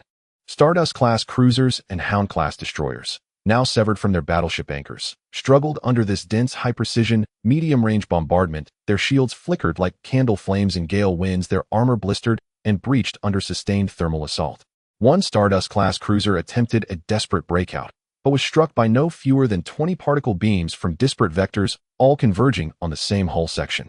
Its shields overloaded, its armor melted through, the beams bored deep into the hull, detonating the secondary power core.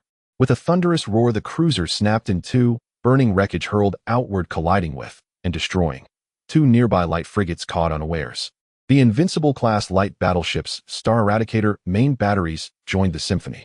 And though individually less powerful than the Titan's divine punishment cannons, they compensated with greater numbers and vastly superior rate of fire. Their targeting was precise, crippled but still operational Imperial capital ships, and any emerging command or fire control nodes attempting to mount a counteroffensive. Several dark red phase impact torrents struck the bridge module of a Tempest Warhammer-class battleship just as it completed its turn and began charging its main guns. Phase energy bypassed external armor, entirely acting directly upon internal structural integrity. The entire bridge module, and everyone aboard including the captain and over 100 Imperial officers and crew, was reduced to fundamental particles in 1,000th of a second, erased from physical existence. The now headless Blade-class battleship drifted forward like a blind beast, only to be swallowed whole by cascading beams and missiles, becoming yet another cloud of stellar debris. Meanwhile, in Sector D36, on the opposite flank of the Imperial fleet, the third main strike cluster launched a mirrored annihilation strike against the Empire's right wing, executing with flawless synchrony. Again, Titan main batteries led the assault. Again, cruisers and battleships saturated the battlefield with coordinated fire. And the Imperial right-wing commander proved more cautious. Upon detecting the lateral threat, he ordered immediate formation contraction, drawing his fleet inward toward the center.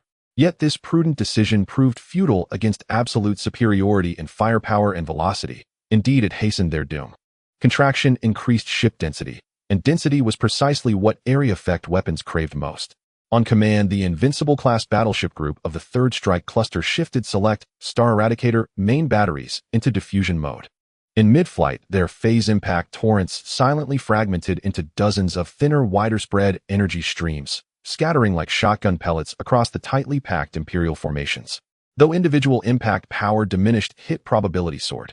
And numerous Imperial destroyers and light cruisers suffered repeated low-to-moderate intensity impacts, far exceeding their shield tolerance thresholds, causing rapid overload and catastrophic failure. Once shields collapsed, even a glancing strike from a slender phase stream inflicted molten penetrating wounds, quickly disabling critical internal systems. Within minutes, the right-wing fleet descended into deeper chaos than its left counterpart. In seizing the moment, the 4th Rapid Response Cluster's Hunter high-speed assault craft and electronic warfare vessels intensified their lethal pursuit. The high-speed assault ships specifically targeted those Imperial vessels that had become isolated due to disarray in formation or were dulled by electronic suppression. Often the captains of the Imperial starships would just regain their senses after the shock of the main cannon barrage, only to find their ships had been approached to dangerously close distances by several enemy fast vessels. The magnetic railguns fired at close range, and torpedoes pierced the wounds just torn open by the main cannons. The losses on the Imperial right flank skyrocketed exponentially. On the highest temporary command ship of the Imperial reinforcements, a specially modified Storm Hammer-class battleship, it felt as if it had been thrown into a boiling cauldron. The piercing damage alarms, the chaotic cries for help and reports in the communication channels, and the signals from their forces rapidly turning red and dimming on the tactical screen. All of these intertwined to form a hellish tableau. General Salim's expression was complex as he watched the blue blocks representing the Imperial fleets on the tactical screen rapidly diminishing and collapsing as if being devoured by an invisible beast. General, the left wing's 4th and 7th tactical groups have suffered losses exceeding 60%. The commander requests an urgent retreat to regroup. The communications with the 3rd and 5th fleet groups on the right flank have been completely cut off. The last transmitted images showed they were being besieged by enemy super heavy battleships and numerous cruisers. The central area, the 5th and 6th fleet groups of the Ronistar region report, while turning they were ambushed by fierce fire from the flanks. The formation has been broken and multiple battleships have sustained damage. The intensity of enemy electronic jamming has increased again. Our superluminal communications with the rear are intermittent.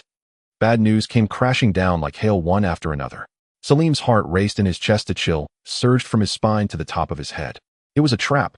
That seemingly reckless advance by the enemy's vanguard was nothing but bait. The goal was to draw his main force's attention, forcing him to divert the flanks and reserves to encircle, thereby exposing a fatal gap. And the enemy's true main force, the two strike clusters that had remained hidden in the shadows, struck with the precision of a snake at his most vulnerable point. Cunning. Shameless. Salim squeezed out these words through clenched teeth, but more than that was his anger and regret toward himself. He had underestimated them. Thinking that numerical superiority would crush the enemy, he hadn't anticipated that they not only had superior technology, but also tactics that were so viciously shrewd. "General, what should we do?" The chief of staff's face was pale, his voice trembling. Salim abruptly raised his head, his bloodshot eyes fixed on the tactical screen. "We cannot panic. If we lose control now, it will lead to total collapse." He took a deep breath, forcing himself to calm down, his mind racing at an unprecedented speed. "Order." His voice was hoarse, yet resolute, transmitted through the still-functioning internal command channel to all Imperial vessels that could still receive signals. "All surviving units on the left and right wings, immediately abandon your original formation and converge on the central reserve at all costs. Center around the battleships with the least damage to form a temporary defensive sphere and hold your ground. Prioritize preserving combat power. Do not engage with the enemy's assault fleet. The Central Reserve's 5th and 6th Fleet groups stop advancing to the front. Immediately deploy in place and construct a circular defensive line. All battleships fire their main cannons at the enemy vessels that are pursuing our flanking troops. Use firepower to cover our allies' retreat." The order continued. "Notify all operational engineering ships and medical vessels to advance to the safe area behind C1 jump point and establish temporary reception and repair points. Communications Department, forcefully connect to the superluminal link with the Imperial Command Center in the Barsastar region, even if it means burning out the backup arrays. We need more reinforcements, and we need them now." A series of commands acted like a stimulant, barely restoring a semblance of order to the crumbling Imperial command system. The surviving Imperial vessels began to carry out these nearly ruthless orders. The surviving ships on the left and right wings, under fire from the pursuing Thunder Fleet, abandoned the heavily damaged friends that were unable to move, overloading their engines and desperately fleeing towards the central region. The entire process was like purgatory. The 2nd and 3rd Strike clusters of Thunder would certainly not let such an opportunity slip. The Kanglong-class cruiser group accelerated forward, continually firing particle beams at the engines and thrusters of the fleeing Imperial ships. The Fearless-class battleship's Star Destroyer main cannon specifically targeted those brave Imperial souls trying to turn back to buy time for their allies. The captain of the Imperial Stardust-class cruiser Night Watcher, knowing escape was impossible, resolutely ordered to turn the ship around and fire its remaining main cannon and missiles at the pursuing enemy vessels, trying to delay them for even a few seconds. However, his bravery earned him the concentrated fire of 3 Kanglong-class heavy cruisers. Night Watcher was then transformed into a brilliant, yet fleeting firework amid the dense particle beams, yet it indeed bought precious time for several destroyers behind to gain distance.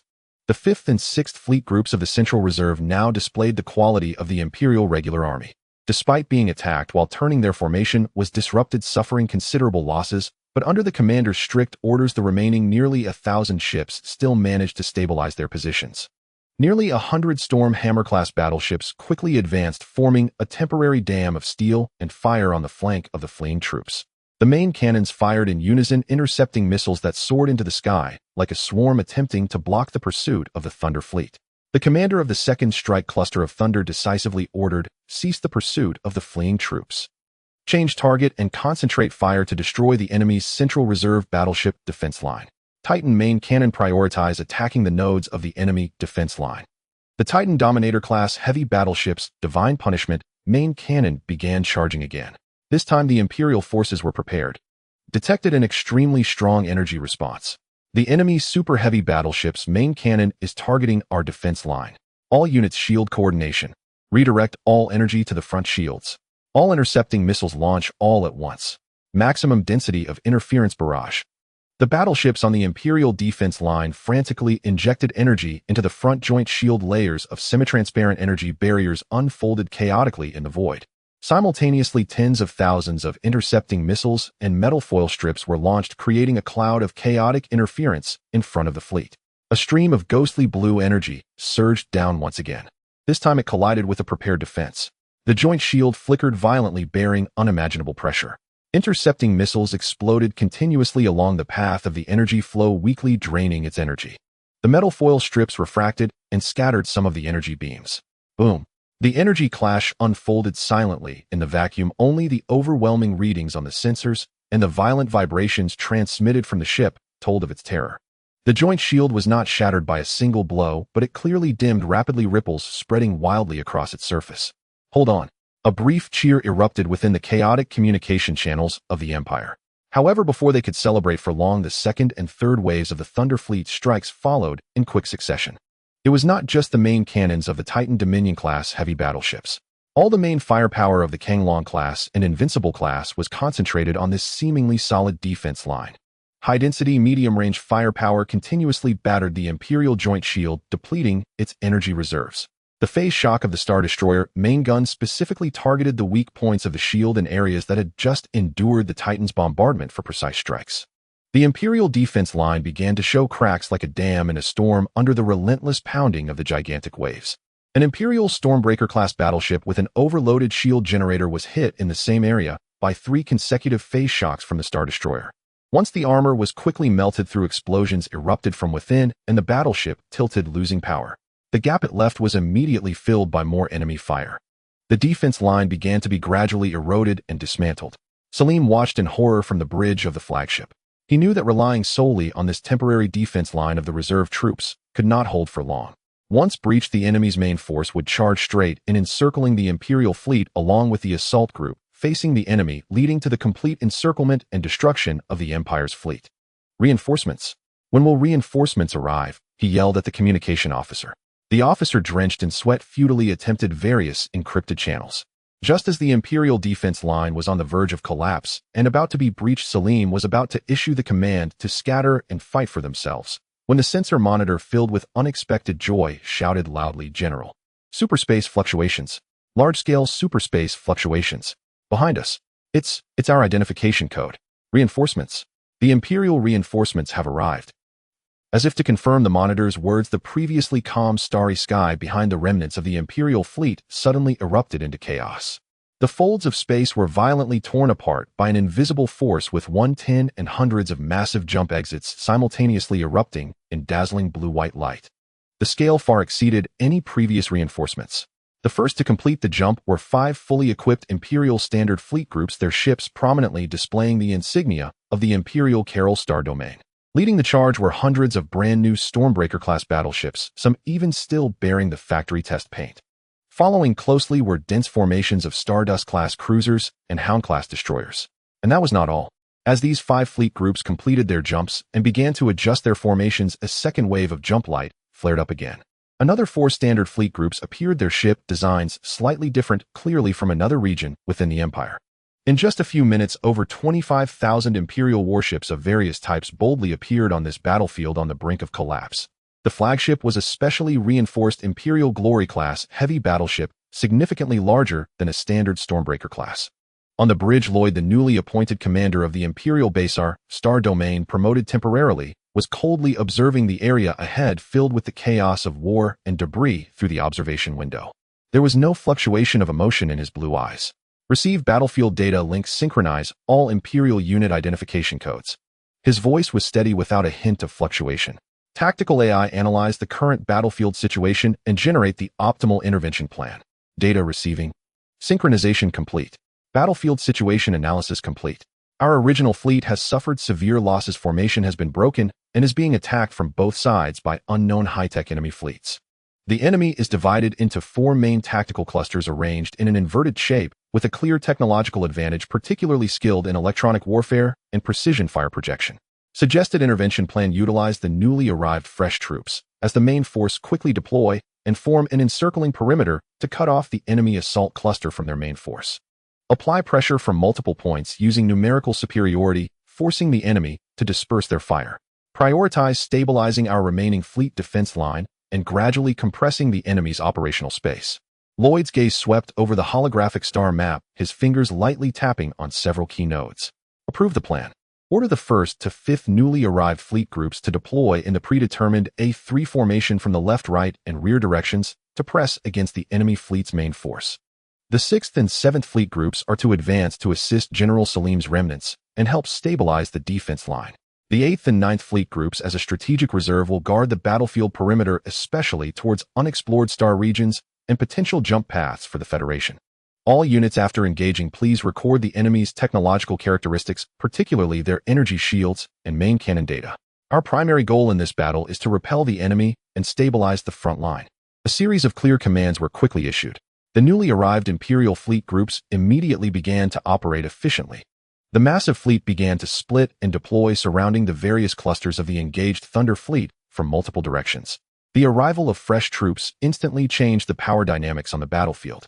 The previously precarious pressure on the Imperial defense line suddenly eased, and the remaining forces under Selim finally got a chance to regroup and reorganize under the cover of their allies.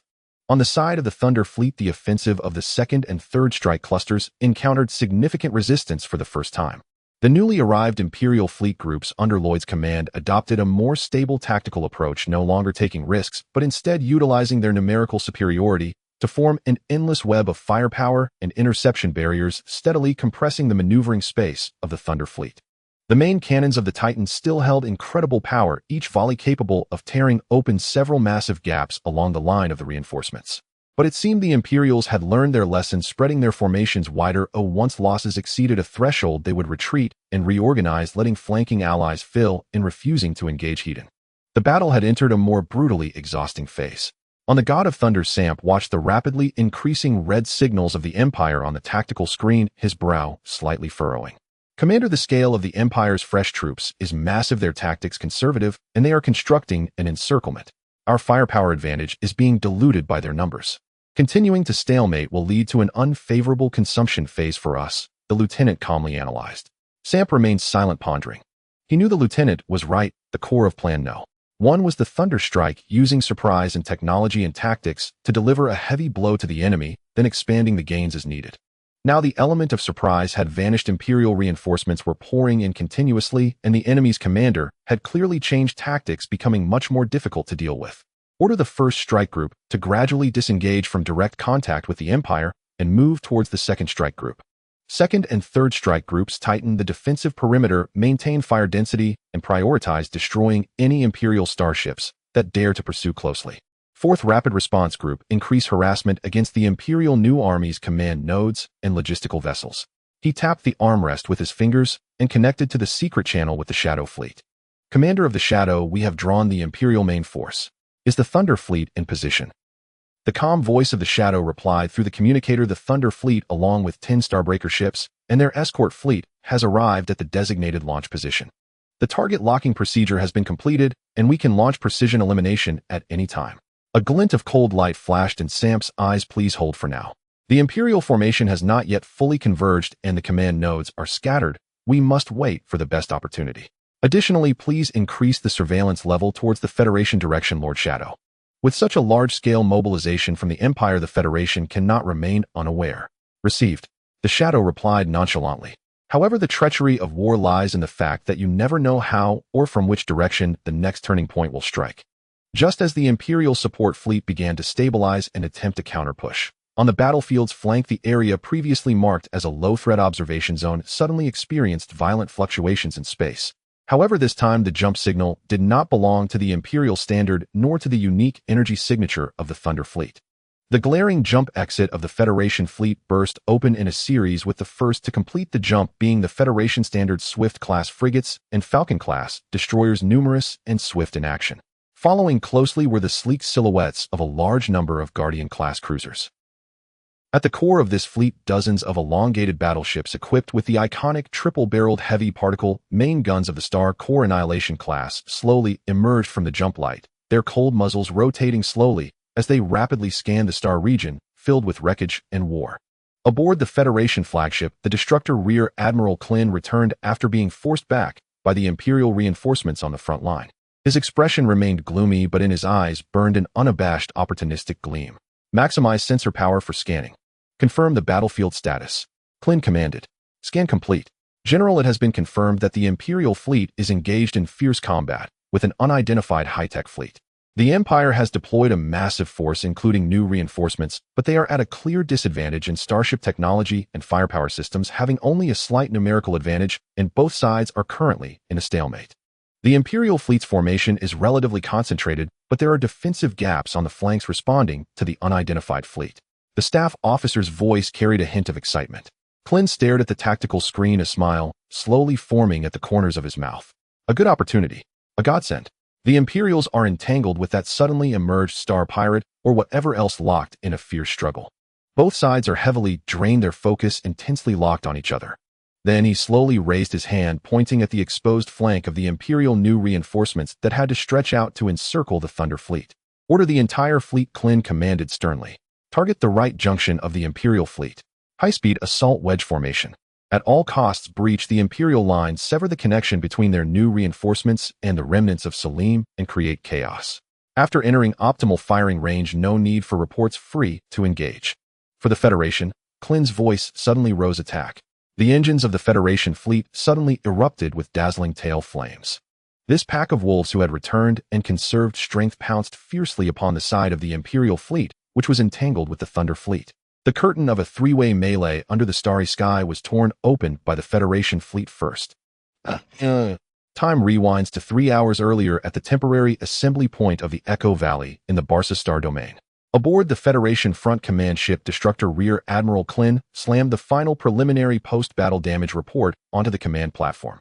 The thick alloy surface emitted a dull thud, which sounded particularly jarring in the quiet bridge.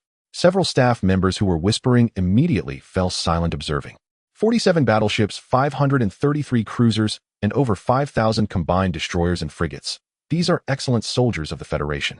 Clint's voice was not loud, but each word seemed to be ground out through clenched teeth. After fighting all day, so many died, and the result is just alternate covering disengage. He stood before the massive curved virtual tactical screen, the blue arrows representing the Federation fleet's retreat route already extended to the assembly point. However, the once robust red arrows of attack now hung limply at the edge of the Imperial Barca Star domain defense line, like severed tentacles surrounded by dense gray markers representing lost units. Frustration. Too much frustration. Just as they were about to smash through the Imperial defense line, they were forced to retreat upon receiving a command as the reinforcements arrived. It felt as if victory had been forcibly pulled from his throat. General, the headquarters consideration is. The Chief of Staff tried to explain. I know what the headquarters is considering. Rear Admiral Klin interrupted, his tone irritated, to preserve strength and avoid being mired in a war of attrition, waiting for the subsequent main forces to regroup. I understand the logic. He turned around, staring at the still stubbornly held defensive area of the Empire on the tactical screen, but we were so close to breaking through, just a little more. If we retreat now and wait for the Empire to regroup and deploy their reinforcements, the cost of trying to break through again will only be greater. The bridge fell silent. No one dared to respond. Having lost the battle, the commander was in a bad mood. It was akin to courting death to bring up unpleasant topics at this moment. Clint also knew he was somewhat misplacing his anger. From a strategic perspective, the headquarters decision was not wrong. After a bloody clash with the Empire, the fleet needed to rest, ammunition needed replenishing, and the wounded required medical attention. Continuing to stubbornly face the newly arrived Imperial reinforcements was indeed unwise. But he just couldn't swallow this anger. Clint walked to the observation window. Outside was the grand sight of the Federation fleet's temporary assembly. Large and small warships hovered in the void, many of their hulls still bearing fresh wounds and scorch marks, while engineering ships buzzed around the severely damaged friendly vessels conducting emergency repairs. Lifeboats darted through the chaos, transporting injured personnel and the bodies of the fallen. This is the cost. For that damned strategic retreat. General, we have intelligence coming in. A sudden voice from behind Major Hansen, responsible for intelligence aggregation, reported. Clint did not turn around, merely snorting through his nose to indicate he had heard. Major Hansen held a freshly decoded data pad in his hand, speaking slightly faster than usual. The 3rd Reconnaissance Fleet on the front line just transmitted a anomalous intelligence. Anomalous. Clint finally turned around, frowning. What trick are the Imperials up to again? Have they chased us out? It's not the Empire. Major Hansen handed over the data pad. It's the debris-dense zone in the preset flank surveillance area. The Whisper stealth reconnaissance ship of the 3rd Reconnaissance Fleet captured signals of large-scale gunfire there. Clint took the data pad, his gaze sweeping across the screen. Above are the process sensor data streams and a few battlefield snapshots that reveal outlines. The scale of the gunfire is considerable. The energy readings are alarmingly high. The identification codes of both combatants. One is the Empire's standard military identification code confirmed. The other side. Are they space pirates? There are no matches in the database. The ship type contour analysis shows that those unknown warships belong to the Phantom pirate group that previously conducted battlefield debris recovery. How did the Empire get involved with them? Clint repeated in a low voice, sliding his finger across the data pad to bring up a more detailed energy analysis chart. The numbers. Based on the limited data and energy residue analysis sent back by the Whisper, Major Hansen pulled up another report. The estimated scale of the unidentified fleet is between 8,000 to 10,000 ships. But this is just part of the data captured by the Whisper. The actual numbers might be higher. What about the Empire? The troop strength the Empire has deployed based on the density of identification codes and signal strength is estimated to be at least 5 to 6 standard fleet groups, or even more. Moreover, Major Hansen paused. The Empire signals in the engagement area are rapidly decreasing. Clint looked up at Hansen. What does that mean? It means. Major Hansen licked his slightly dry lips. The Empire is at a disadvantage, and they're losing significantly. The firepower efficiency and shield strength of the pirate fleet far exceed that of the Empire's current ships of the same class. The Whisper has recorded multiple instances where the Empire's Storm Hammer-class battleships were heavily damaged or even destroyed by a volley from suspected enemy battleship-class units. The bridge fell silent for a few seconds. Several staff officers who heard this conversation exchanged glances, their faces showing expressions of disbelief. One volley took down a Storm Hammer-class battleship. What a joke. That thing is the Empire's main battleship, comparable to the Federation's Star Corps Annihilation-class battleships, over 4,300 meters long, a true steel behemoth with shields and armor thick enough to withstand several rounds of bombardment from Federation battleships. One volley impossible, right? General Klin remained silent, staring at the energy peak records on the datapad. The peak was absurdly high, nearly exceeding the chart's limits. This cannot be fake.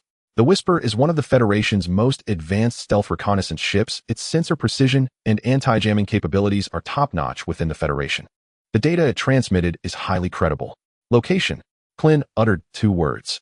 Major Hansen immediately pulled up a star map marking a glaring red in the D-31 debris zone. Here. It's about 4.7 light-years from the jump point at our main retreat route, Echo Valley. About 3.2 light-years from the core area of the Empire's Barca Star Domain main defense line. Clint focused on the red. His mind racing. The Phantom pirates suddenly started fighting the Empire. They were fighting fiercely, and the Empire was suffering heavy losses. What about the movements of the Phantom fleet? Clint asked. So far they seem to be on the offensive. Their formation is widely spread, clearly intending to surround and annihilate the Empire fleet in that area. Major Hansen pulled up the tactical situation diagram continuously transmitted by the Whisper. On the diagram, the deep red arrows representing the Phantom fleet were squeezing in from 3 directions against the blue area representing the Empire fleet. The blue area was shrinking and fracturing. What about the Empire reinforcements? Did Lloyd just watch his fleet get wiped out? Clint pressed for more. Lloyd's flagship signal is still in the main defense line area. From the intercepted communications and energy flow pattern analysis, he should have already dispatched a large number of reinforcements to the combat zone, but Major Hansen pointed to several blue dotted lines extending from the Empire's main defense line on the star map. Reinforcements will take time to arrive. Moreover, the electronic warfare capabilities of the unidentified fleet are extremely strong. The Empire's communications in that area are very chaotic. Clint paced back and forth in front of the command platform. His footsteps were heavy. No one spoke on the bridge. After a full minute, Clint slowly exhaled, his fingers unconsciously tapping the edge of the command platform. Let's hear what everyone thinks. He spoke, his voice regaining its usual cold hardness. What are your views? The staff exchanged glances, and the most experienced operations officer, Brigadier General Oliver, spoke first, his tone laced with a hint of doubt. General, if the report from the Whisper is largely accurate, then the combat power of this pirate fleet may far exceed our previous estimates. The firepower, intensity, shield technology, electronic warfare capabilities they have exhibited, and that kind of super-spec battleship, their technological level may surpass that of the Empire and even us. Intelligence officer quickly chimed in, speaking rapidly. With such scale and technology, they cannot possibly be ordinary space pirates. We can rule out the Empire and the Principalities as well as any known medium and small factions. That leaves only a few possibilities. First, some unknown interstellar civilization or force that has been hiding its power and has never truly revealed itself. Second, a large rebellious force or warlord with an independent military-industrial system within the Empire. Third, some existence from the depths of unexplored star regions. Unexplored star regions, someone repeated softly, a hint of instinctive dread in their tone. That vast, mysterious, and dangerous dark area has always hung like the sword of Damocles over known civilizations. No matter who they are, a radical officer's eyes brightened. General, this is an opportunity for us. A tremendous opportunity. Clint looked at him. Go on. Colonel Anderson walked to the tactical screen, pointing at the combat area with excitement in his voice. General, look. The Empire's reinforcements have just repelled us, Hedon, and now they are bound to be thinking of consolidating their defense or even counterattacking. Yet suddenly this unexpected turn of events has emerged, dragging them into the debris zone and draining their resources. He was gesturing. According to the visuals and reports, the Empire has suffered significant losses and is struggling hard. This pirate fleet is clearly not easy to deal with. For the Empire to win, they would have to exert all their strength, and they might even need to continue drawing troops from the front line. He turned around, looking at Clint and the others. What does this mean? It means that the Empire's attention has largely been diverted to this suddenly emerging formidable opponent. The strength of their front line will be weakened. Moreover, they are engaged in a fierce struggle with this pirate fleet. Both sides are depleting their resources. He waved his arm vigorously. When the clam and the snipe fight, the fisherman benefits, General. Although we have suffered some losses, our main force remains intact, and the remaining ammunition is definitely enough for a surprise attack. If we launch a counterattack now. Colonel Anderson's eyes gleamed with ruthless determination. While the Imperial fleet is thrown into chaos by the pirate fleet's assault, we shall strike a devastating blow, deep into the Empire's flank or rear. His voice grew increasingly fervent. We must inflict maximum casualties upon the Empire's combat-effective forces, especially those newly arrived reinforcements. Eliminate them, and the Empire's strength in the Battleship region will be crippled beyond recovery. At that point, not only will counteroffensives be out of the question, they may struggle even to hold their current defensive lines. Meanwhile, we shall clear formidable obstacles for our next phase of advance. The proposal held undeniable allure. In the bridge, several young staff officers' eyes lit up. The frustration of their recent forced withdrawal now found an outlet for release. Yet Rear Admiral Hansen furrowed his brow. Anderson, your plan is dangerously aggressive. He turned to General Klein and continued, Sir, the allegiance of this pirate fleet remains ambiguous, friend or foe. If we recklessly insert ourselves into the fray, might we soon face simultaneous assault from both the Empire and this pirate force? Their technology is profoundly anomalous. If they pivot their cannons toward us, the consequences would be catastrophic. Moreover, our forces have just endured intense combat. Crews are exhausted, vessels require repairs, ammunition stocks demand urgent replenishment. To plunge headlong into another uncertain engagement, under such conditions, is perilously reckless. Third, and most critically, Rear Admiral Hansen's tone deepened. Headquarters explicitly ordered us to disengage, withdraw to the assembly point, and stand ready for further instructions. To unilaterally alter that directive, to deliberately engage in another battle, especially one as volatile and complex as this three-way melee, carries immense political and military liability. Should victory crown our efforts, all may be forgiven. But if the operation falters or losses exceed projections, General, you will confront far more than a court-martial's scrutiny. Those words struck like ice water cooling overheated tempers. Colonel Anderson's expression tightened, and he spoke urgently, General. Opportunity waits for no one. By the time we seek authorization from headquarters, the battle will already be decided. Whether the Empire crushes the pirates or the pirates rout the Empire, will be left with nothing but ash and regret. Headquarters demands results. If we cripple the Imperial main force here, even at calculated risk, they will endorse our action. And what if we're caught between two fires? What if the pirate fleet turns its guns on us as well? Colonel Taylor, the logistics chief, interjected, his concerns rooted firmly in practicality. Our ammunition reserves, particularly heavy ordnance and missiles for capital ships, stand at only 40 to 60% of standard loadouts. Energy shield generators across the fleet require cooling cycles and maintenance. Many vessels' battle damage has been patched only temporarily. In this state, even a meticulously planned raid would stretch our limits, let alone entanglement in a chaotic three-way engagement. Then let us prioritize Imperial targets and strictly avoid engaging the pirate fleet. Anderson retorted, his cheeks flushed with intensity. We could attempt establishing provisional contact. No formal alliance required, merely tacit consent to strike the Empire. Given how fiercely they fight, the Imperial's enmity is all but certain. An enemy's enemy need not be a friend, but may for a time be used. How do you know they wish to be used?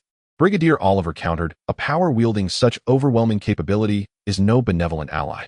Would it tolerate interlopers snatching spoils from its battlefield? What if they deem our presence an affront and purge all intruders from the theater? Then we fight. Anderson's blood surged. Even at peak strength, they've just bled against the Empire. We hold the advantage of rest and concentration. Strike decisively. Even without annihilation, we can shatter their bones and rupture their sinews. Nonsense. Oliver snapped. You'd gamble the entire fleet's fate on a single roll of the dice. War is gambling. Was breaching the Imperial line not also a wager? Enough. General Klein's voice cut through the dispute, silencing all debate. He had remained silent until now, observing the blurred tactical display, listening intently to his staff's arguments. Anderson was right. Opportunity was rare. The Empire, unexpectedly pinned by a third party, now faced a scenario no contingency plan had foreseen. Seizing it could deliver a blow far exceeding what any frontal assault might achieve. Yet Oliver's caution was not unfounded. Our forces were depleted, the pirates' intentions remained opaque, and unilateral action bore staggering responsibility. Headquarters. At the thought of bureaucrats ensconced in climate-controlled offices, Klein felt a familiar surge of irritation. They judged solely by data and reports, never grasping the searing pressure of command amid shifting tides of war, nor the weight of split-second decisions. By the time approvals trickled down through layers of bureaucracy, the moment would have long since passed. As Supreme Field Commander, he bore both the authority and the solemn duty to safeguard every federal soldier under his command. Oliver, contact the Whisper-class scout vessel. I require precise real-time intelligence on both belligerents, especially Imperial losses and troop movement patterns. Have them observe as closely as possible, but safety remains paramount. Understood, sir. Also prepare for me the most accurate current combat readiness assessment of our fleet group. Draft 3 readiness tiers: maintaining passive defense, executing a high-intensity short-duration strike, sustaining a medium-scale protracted engagement. For each tier, specify required preparation time and identify critical vulnerabilities. Deliver it within 1 hour. Affirmative, sir. Anderson, Klein turned to the young colonel. Draft a preliminary assault plan. One objective only: maximize attrition against the Imperial reinforcement cluster in the Bassa Stellar region. Crucially, avoid confrontation with the pirate fleet at all costs. Anticipate every possible contingency, including attack by either side, or both, and formulate comprehensive withdrawal protocols accordingly. Same deadline: 1 hour. Yes, sir. Colonel Anderson's straightened voice ringing with resolve. All others, maintain Condition 2 readiness. Conduct minimal essential repairs and resupply aboard each vessel. No relaxation. No unauthorized movement. Without my explicit order. Aye, sir. Staff officers dispersed swiftly. The bridge's atmosphere hardened once more into grim, focused vigilance. Klein settled back into his command chair, gaze fixed once more upon that distant maelstrom of war. A gamble, perhaps, but what war has ever been waged without one? The art lies not in avoiding risk, but in calculating odds with precision and striking only when the moment is ripe. He pulled up prior engagement logs against Imperial reinforcements, studying the performance metrics of their cutting-edge warships, then cross-referenced them with the Whisper's grainy imagery: Imperial battleships buckling under the pirates' overwhelming firepower. A technological generation gap. The phrase crystallized in his mind. The pirates held a distinct edge over the Empire, evident in the rapid collapse of Imperial dreadnought shields and the utter suppression of their electronic warfare suites. So where did that place the Federation? Our tech margin over the Empire was narrow, barely measurable. Against those colossal battleships' primary armaments, how many salvos could our stellar core annihilation-grade shields endure? The unknown breeds fear, yet within that same void lie unparalleled opportunities. If the pirate fleet's objective were solely the Empire, or merely some artifact buried within that debris field, they might well avoid provoking a full-scale war with the Federation. But what if they bled each other dry? Kellen's gaze grew profoundly still. Seconds stretched into minutes. The Whisper transmitted fragmented intelligence, intermittent, yet increasingly urgent. The Imperial left-wing fleet group has suffered catastrophic losses. Formation integrity collapsed, retreating in disarray toward the central sector. At least 50 high-speed warships detached from the pirate fleet to pursue the fleeing Imperial units, hunting down stragglers beyond formation cohesion. 2 Imperial Reserve fleet groups attempted to establish defensive lines, but sustained concentrated fire from an unidentified main force. Their positions are crumbling. Massive hyperspace fluctuations detected originating from Imperial space. Reinforcements equivalent to no fewer than 5 standard fleet groups are en route. A palpable hush fell across the bridge. More Imperial reinforcements. Almost immediately, the Whisper relayed another update. The newly arrived Imperial reinforcements have deployed into battle formation and are now attempting to encircle the pirate fleet's main body. Combat intensified dramatically. The pirate fleet began contracting its defensive perimeter. The Imperial reinforcements fight with disciplined precision, leveraging numerical superiority to constrict the unidentified fleet's maneuvering space. Though pirate firepower remains devastating, their assault momentum has been decisively halted. The engagement has devolved into a grinding stalemate. Indeed, the battle had locked into deadlock. Kellen's fingers stilled upon the console. The Imperial reinforcements had arrived and held firm. Even the pirates' formidable strength waned before the Empire's relentless tide of reinforcements and overwhelming numbers. They withdrew into defense. Like two titans locked in mortal grapple, straining with every fiber, yet neither yielding an inch. And at that precise moment, what if one delivered a sharp, decisive strike behind the knee of either giant? Brigadier General Hansen and Colonel Anderson submitted their reports almost simultaneously. Kellen scanned them swiftly. Following emergency repairs and system reallocation, 70% of our capital ships are combat-ready for a single high-intensity, short-duration strike operation. Ammunition reserves, redistributed across the fleet, suffice for one full coordinated salvo from all participating vessels. However, sustained combat endurance remains critically limited. Shield generators across the fleet exhibit widespread fatigue. Prolonged engagements are inadvisable. Colonel Anderson proposed 3 operational plans. 1. Pierce the contested zone where Imperial reinforcements and the pirate fleet are engaged. Induce chaos, then disengage swiftly. 2. Strike the comparatively exposed flank, targeting logistical support vessels and auxiliary craft clustered there. 3. Bypass the main battlefield entirely and strike the weakened sector of the Imperial front line compromised by troop redeployments. Admiral Kellen reviewed each option in rapid succession, then fell silent, deep in contemplation. Plan 1 carried the gravest risk, potentially drawing fire from both sides, yet promised the most decisive outcome should it succeed. Plan 2 was comparatively conservative, but its tactical impact would likely prove marginal. Plan 3, however, fundamentally redefined the mission's strategic objective. Commander Oliver presented the latest integrated intelligence assessment. Admiral analysis indicates the pirates and the Empire are now locked in existential conflict. This engagement will not conclude swiftly.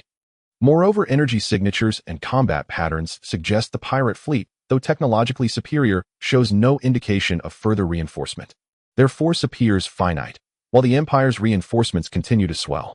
He paused, then continued, voice measured. If we choose intervention, the optimal window is now, when Imperial attention is wholly consumed by the pirate fleet, when their formations are distorted by converging deployments, and when both sides have reached the threshold of exhaustion. Yet the pirates' inherent unpredictability remains a critical hazard. Kellen absorbed the words in silence. The bridge held its breath, every officer awaiting his command. To gamble, or not to gamble. Success would cripple the Imperial reinforcement cluster, shifting the strategic balance in the Bassa sector decisively in the Federation's favor. Kellen would be hailed as the savior who reversed imminent defeat, his earlier retreat erased from history. Failure, however, would cost the fleet dearly, perhaps even ignite open war with an unknown power. He would face court-martial, and his career would end in disgrace. Seconds ticked away. On the tactical display, the contested zone pulsed violently, crimson and azure icons clashing, flaring, vanishing. At last Kellen opened his eyes. All hesitation, every trace of inner conflict, had vanished. In its place burned the cold, unblinking gaze of a master gambler. He rose, his voice calm, resonant, and absolute as it filled the bridge. Issue general fleet orders. All combat units commence final battle readiness checks. Engineering vessels shall prioritize emergency shield maintenance and energy saturation for battleships and cruisers assigned to the spearhead. Final ammunition redistribution. Ensure all strike elements are fully loaded. Casualties and non-essential personnel shall transfer to rearward transport vessels. Maintain strict radio silence. Execute covert repositioning toward the outer periphery of Zone D31. Staff officers listen motionless. Mission parameters revised, Admiral Kellen declared, sweeping his gaze across the bridge. Abandon the original plan to assault the Imperial front line. He pointed toward the maelstrom on the tactical screen. New objective: the Imperial reinforcement cluster in the Bassa sector, particularly the freshly arrived forces. Execute opportunistic strike. Deliver a decisive, crippling blow. Maximize enemy vessel attrition while preserving our own strength. Avoid direct engagement with the pirate fleet at all costs. Timing of execution rests solely with me. Until the order is issued, no unit may reveal its position, not even within effective sensor range of either the Empire or the pirates. What we undertake is not blind, headlong assault. Kellen's lips curled into a Resorthan glacial smile. We wait. We wait until the Imperials, and those bastards, fight harder. We wait until they stagger, until their formations gape with fatal openings, until neither side can spare a thought for anything beyond survival. His eyes sharpened, hawk-like, piercing. Then we descend. to grant the damned Imperials a swift, merciful end and collect our due. Call it a surgical fee. A chorus of crisp, unified response echoed through the bridge. Yes, sir, Admiral. Orders cascaded instantly to every bridge in the Federation Starfleet. What had been a loosely coiled formation snapped taut, silent, lethal, and utterly focused. Fleet movements resumed, precise, methodical, concealed. Every action minimized energy emissions, every maneuver executed with near-invisible subtlety. Admiral Kellen settled back into his command chair, his gaze never once leaving the seething vortex of combat on the tactical display. He waited for the signal, for the perfect moment to strike. He waited until both sides teetered on collapse, until they cried out for reinforcements. Only then would the vulture long-circling overhead stoop to claim its long-awaited feast. Time flowed, measured only by his unwavering stare and the quiet rhythmic tap of his fingertips against the armrest. Order the entire fleet target the junction of the Imperial fleet's right flank. Execute high-speed wedge assault formation. Break through their battle line at all costs. Sever the connection between their fresh reinforcements and the remnants of Salim's forces and sow chaos. Open fire freely upon reaching optimal range. No need for confirmation. Admiral Klein's command erupted like thunder across the silent bridge of the destroyer. Target locked. The Imperial right flank junction. Main batteries charged. Missiles preheated. Shield synchronization complete. Frequency match, brace for impact. Ahead 3. Maintain wedge assault formation. Speed unchanged. Instantly, starship captains across the Federation fleet relayed execution orders in accordance with their fleet commander's directive. The Federation fleet surged forward like a glacial blade forged in darkness for 3 hours, now unsheathed in a single lethal motion. Over 10,000 starships ignited full engine power. Cobalt exhaust trails blazed across the vacuum, carving thousands of razor-sharp, luminous trajectories. Exploiting the battlefield's inherent chaos and electromagnetic interference, they erupted from the shadowed fringes of a sparse nebula belt, striking straight at the Imperial fleet's right flank junction, newly extended and still unconsolidated. At that moment, the Imperial right flank junction was primarily manned by elements of the 7th and 8th Fleet groups dispatched from the Rona sector. Their mission was twofold: establish an outer defensive perimeter against possible flanking maneuvers by the Thunder Fleet, while maintaining seamless coordination with the Central Reserve. Their formation was deliberately broad and evenly distributed in firepower, a tactical choice that sacrificed depth. Most captains' attention remained riveted on the sector ahead, where fierce combat raged between the Thunder Fleet and Imperial vanguards. When the Federation's first salvo of energy shells and missiles tore through the void and slammed into the outermost Imperial picket ships, many Imperial captains failed to react, even for a critical heartbeat. Enemy attack. From the flank. It's the Federation fleet. So many ships. Where did they even come from? Shields. Reorient shields immediately. Turn now. Shrill alarms and panic shouts detonated across the Imperial right flank comms channel.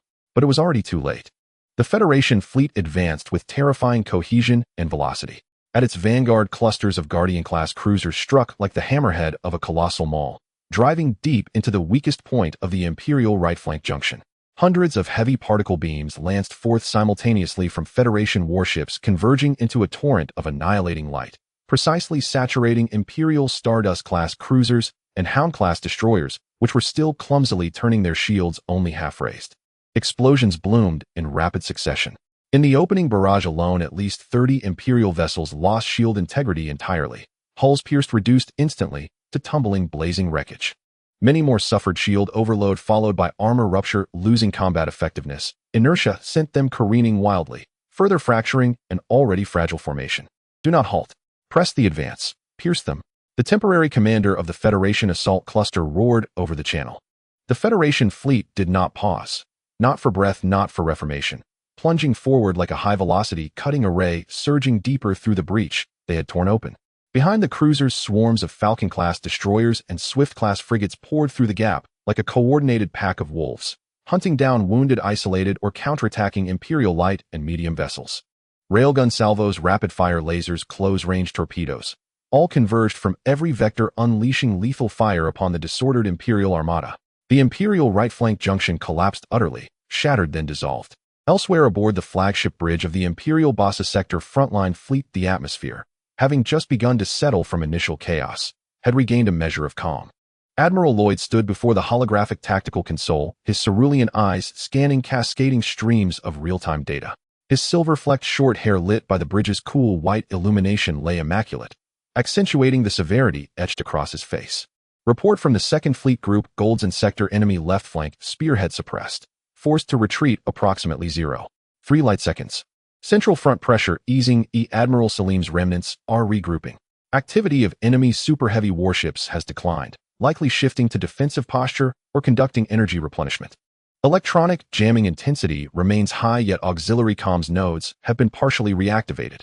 One report after another streamed onto his display, indicating a gradual hard-won stabilization of the battlefield. Casualties were severe. The pirate fleet's technological edge remained deeply unsettling, but at last Imperial reinforcements held firm. Numerical superiority and adaptive tactics were steadily reversing the tide. Attrition warfare was brutal, but the Empire could endure it. Reinforcements were en route. If this pirate fleet could be pinned here long enough to exhaust its momentum and resources, victory would inevitably tilt toward the Empire. Admiral Lloyd's gaze narrowed slightly as his mind raced, calculating resource allocations across all fronts and charting the next phase of operational deployment. Notify Logistics Command prioritize heavy armor-piercing ordnance and shield energy replenishment for Stormhammer-class units on the Central Front. Order the Provisional 3rd Reserve Fleet Group to advance cautiously toward Grid D35. Exert pressure, but avoid direct engagement. Instruct Electronic Warfare Division to analyze enemy comms frequency signatures. Seek vulnerabilities for jamming or deception.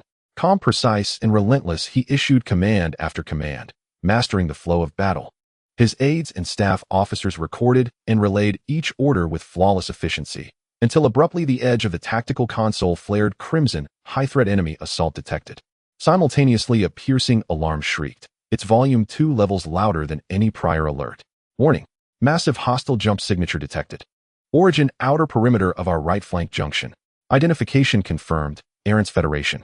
Quantity: over 10,000 ships. Currently executing high-velocity penetration into our formation. Outer units of 7th and 8th Fleet Groups under heavy assault. Losses escalating rapidly. The entire bridge was instantly swallowed by overlapping alarms. Every staff officer and commander froze mid-motion, then turned in unison toward the tactical display where crimson detonated across the screen, before snapping their gazes toward Admiral Lloyd standing motionless before the console. The Federation. Hadn't they just been repelled and withdrawn to regroup? How had they appeared here, now, striking precisely from this fatal flank? Chaos erupted. Have the Federals lost their minds? What is their objective? Opportunistic raiding. Shameless jackals. The right flank junction is critically exposed. Its garrison was never dense. Contact 7th and 8th Fleet Group commanders, immediately. Hold the line, by all means hold it. At the instant the alarm sounded, a subtle shift passed across Admiral Lloyd's expression. Admiral Lloyd's pupils slightly constricted for about 1/10 of a second, his gaze swiftly shifting from the central war zone to the scarlet section on the right flank. The corner of his mouth, which had slightly relaxed due to the easing battle situation, tightened again, returning to a cold, hard line. He slowly raised his hand. This simple action caused the rising cacophony in the bridge to suddenly quiet down. Everyone turned to look at him. Sensor data, real-time synchronization. Damage assessment precise to each level of Starship Squad. His voice remained steady, even his speaking speed did not quicken. Yes. The sensor monitoring personnel and tactical advisors almost shouted in response, their fingers dancing across the console in a flurry. On the holographic tactical platform, the image of the right flank was rapidly enlarged and detailed. It was clear to see that the concentrated red arrows representing the Federal fleet had plunged deeply into the blue defensive line of the Empire like poisoned daggers, and they were advancing inward at an astonishing speed. The blue signals of the Empire's ships were dimming and disappearing in patches or flickering to indicate loss of power. The 7th Fleet reports that the outer 3 warning lines have been breached. Losses exceed 40%. The commander requests emergency support. The 8th Fleet's left flank has been cut off. The communication channel with the Central Reserve has been severed by the Federal high-speed fleet. The Federal main battleship cluster is advancing into our depth. The target is our logistics node and the connection point to the command ship. Bad news came in like a flurry of snowflakes, and the advisors' faces turned increasingly pale. If the right flank is completely penetrated, the Federal fleet can advance straight in, directly threatening the Empire's main force, which is engaged in a fierce battle with the pirate fleet, and could even split the Empire's fleet into 2. At that time, the situation would completely collapse. General, we must immediately withdraw troops from the center to support the right flank, an experienced advisor urged. Otherwise, if the right flank collapses, the entire line will be in danger. Withdraw troops. Although the pressure from the pirate fleet in the central region has eased a bit, it could still counterattack at any moment. The left flank is also in a standoff. Withdrawing troops now is tantamount to giving the front to the enemy. What do you suggest? Just watch as the right flank is breached by the federal forces.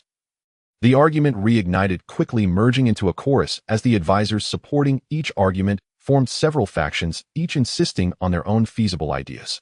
Everyone's eyes were firmly fixed on Lloyd. As the supreme commander of the Empire's frontline fleet, Admiral Lloyd did not engage in this debate. His gaze swiftly scanned the entire tactical panorama, his mind processing vast amounts of information at unprecedented speed. The Federals' sudden intervention was executed with extreme cunning. Its positioning was exceptionally tricky. Without a doubt, that old fox Clint had been watching in the shadows, waiting for the Empire and the pirate fleet to fight to the bitter end before swooping in to reap the benefits. The right flank was indeed in danger. The 7th and 8th fleets were not frontline main forces. Their formations were spread out for surveillance and connection and could not withstand the concentrated assault of the Federal main fleet. However, his gaze fell upon the deep red area representing the pirate fleet. After the Federal intervention, their offensive seemed to have encountered a subtle stagnation. Some of the frontline units engaged with the Empire even showed signs of withdrawing. Could it be that they were also observing, also assessing the intentions of this new variable, the Federal forces? A thought quickly flashed through Lloyd's mind. Silence. He spoke again, his voice resonating across the bridge, and all the arguments ceased. He then took 2 steps forward, moving closer to the tactical platform, his fingers quickly tapping on several key nodes. Order the 7th and 8th fleets on the right flank. She began issuing commands at a rapid pace to abandon their current defensive lines. Execute the Melt Protocol. The Melt Protocol. The advisors were momentarily stunned. That was an extreme tactic employed when facing an unstoppable attack, sacrificing part of the frontline units to actively withdraw and shrink back, luring the enemy deeper, while using remaining firepower and preset obstacles to delay the enemy, buying time for the rear to reorganize defenses. This meant abandoning at least 1/3 of the frontline troops. Execute. Admiral Lloyd provided no further explanation, his tone leaving no room for doubt. Yes. Yes. Order the Central Reserve, the 9th and 10th fleets, from the former Barca Star domain border to maneuver 0.5 light seconds to the left flank, immediately filling the gap created by the withdrawal of the right flank, and prepare to maneuver toward the center or rear of the right flank. Keep the formation tight. Activate shield linkage. Order all units on the left flank to strengthen the offensive. Do not be stingy with ammunition. Push forward to make a full counterattack stance, restraining the main forces of the opposing pirate fleet, and do not allow them to have the capacity to intervene in the right flank or take advantage of the situation to expand their gains. Order logistics and all non-combat vessels to relocate to the 2nd assembly area behind the safe jump point. The relocation process will be covered by the 6th fleet from the former Barca Star domain border. Order the Electronic Warfare Department to concentrate efforts to interfere with the tactical data link between the Federal Fleet's vanguard and subsequent forces, especially their high-speed reconnaissance and fire guidance units. It is not necessary to completely sever the link. Creating delays and misjudgments will suffice. A series of commands were clear, swift, and without a hint of hesitation. Lloyd did not hastily allocate valuable central forces to fill the gap in the right flank, but instead chose to temporarily sacrifice the front line of the right flank, applying pressure in other directions to confuse the enemy while covering the critical non-combat units' relocation. More importantly, he was probing the reaction of the pirate fleet to the Federal intervention. If the pirate fleet took the opportunity to launch a fierce attack on the left flank or center, it would indicate that they intended to ally with the Federal forces to swiftly crush the Empire. The Empire would then face the most dangerous situation. But if they slowed their offensive or even withdrew to observe, there might still be room for maneuver. The three-way game compared to a two-sided death struggle added uncertainty and operational space. Although the advisors felt pain to abandon the right flank, they were also awed by Lloyd's calmness and clarity of thought amidst the sudden upheaval, quickly getting busy to encode and send out the commands. After issuing the orders, Lloyd refocused his gaze on the tactical platform, especially in the direction of the Thunder Fleet. His face still showed little expression, but the calculating light in his blue eyes flickered rapidly. "Clint, do you want to be the fisherman? Then you must see if the clams and shorebirds in the water are willing to act according to your script." On the battlefield's right flank, the Federal assault cluster was at the forefront. Report. The Empire's right flank defensive line is actively withdrawing. Resistance is weakening. The news reached the Federal flagship, the Destructor. General Clint stared at the tactical screen, watching as the blue signals of the Empire receded like a retreating tide, leaving behind a burning wreckage and a few abandoned ships still desperately resisting. "Trying to draw the enemy in by tightening your forces," Clint scoffed. "Not a bad response. Unfortunately, it's a bit too late. Order the Vanguard cluster to not pursue deeply. Maintain the pressure formation without scattering. Focus on clearing those abandoned remnants and fire points to secure the breach. Central forces accelerate. Unfold from both sides of the breach and expand the victory while continuously applying pressure. The rear of the assault cluster needs to be vigilant of the flank, especially towards the nebula. Beware of ambushes from the Empire or movements from that pirate fleet. Klin did not rush forward due to the initial short-term gains. The Empire's response was within his expectations. Sacrificing the front line to buy time and space for reorganization was standard practice in interstellar warfare. But his goal was never to wipe out the entire Empire's right-wing fleet in one fell swoop. That was unrealistic. His fundamental objective was to tear apart the Empire's defensive line, to create chaos, forcing the Empire to split its forces from the intense confrontation with the pirate fleet, thereby weakening its frontal pressure and creating an opportunity for the pirate fleet to expand its victories and increase the depletion of the Empire's fleet. At the same time, he needed to ensure that his own fleet was not caught in a desperate counterattack by the Empire or a sudden betrayal from the pirate fleet. General, regarding the pirate fleet, their offensive seems to have slowed down. Some units on the left flank are retreating, reported the staff observing. Klin's expression shifted slightly. They actually did not take the opportunity to launch a fierce attack. Inform the frontline units to maintain pressure on the Empire. All fire should avoid the activity zones of the pirate fleet. No one is allowed to fire a shot at the pirate fleet without my orders. Understood. The battlefield situation became increasingly strange and complex.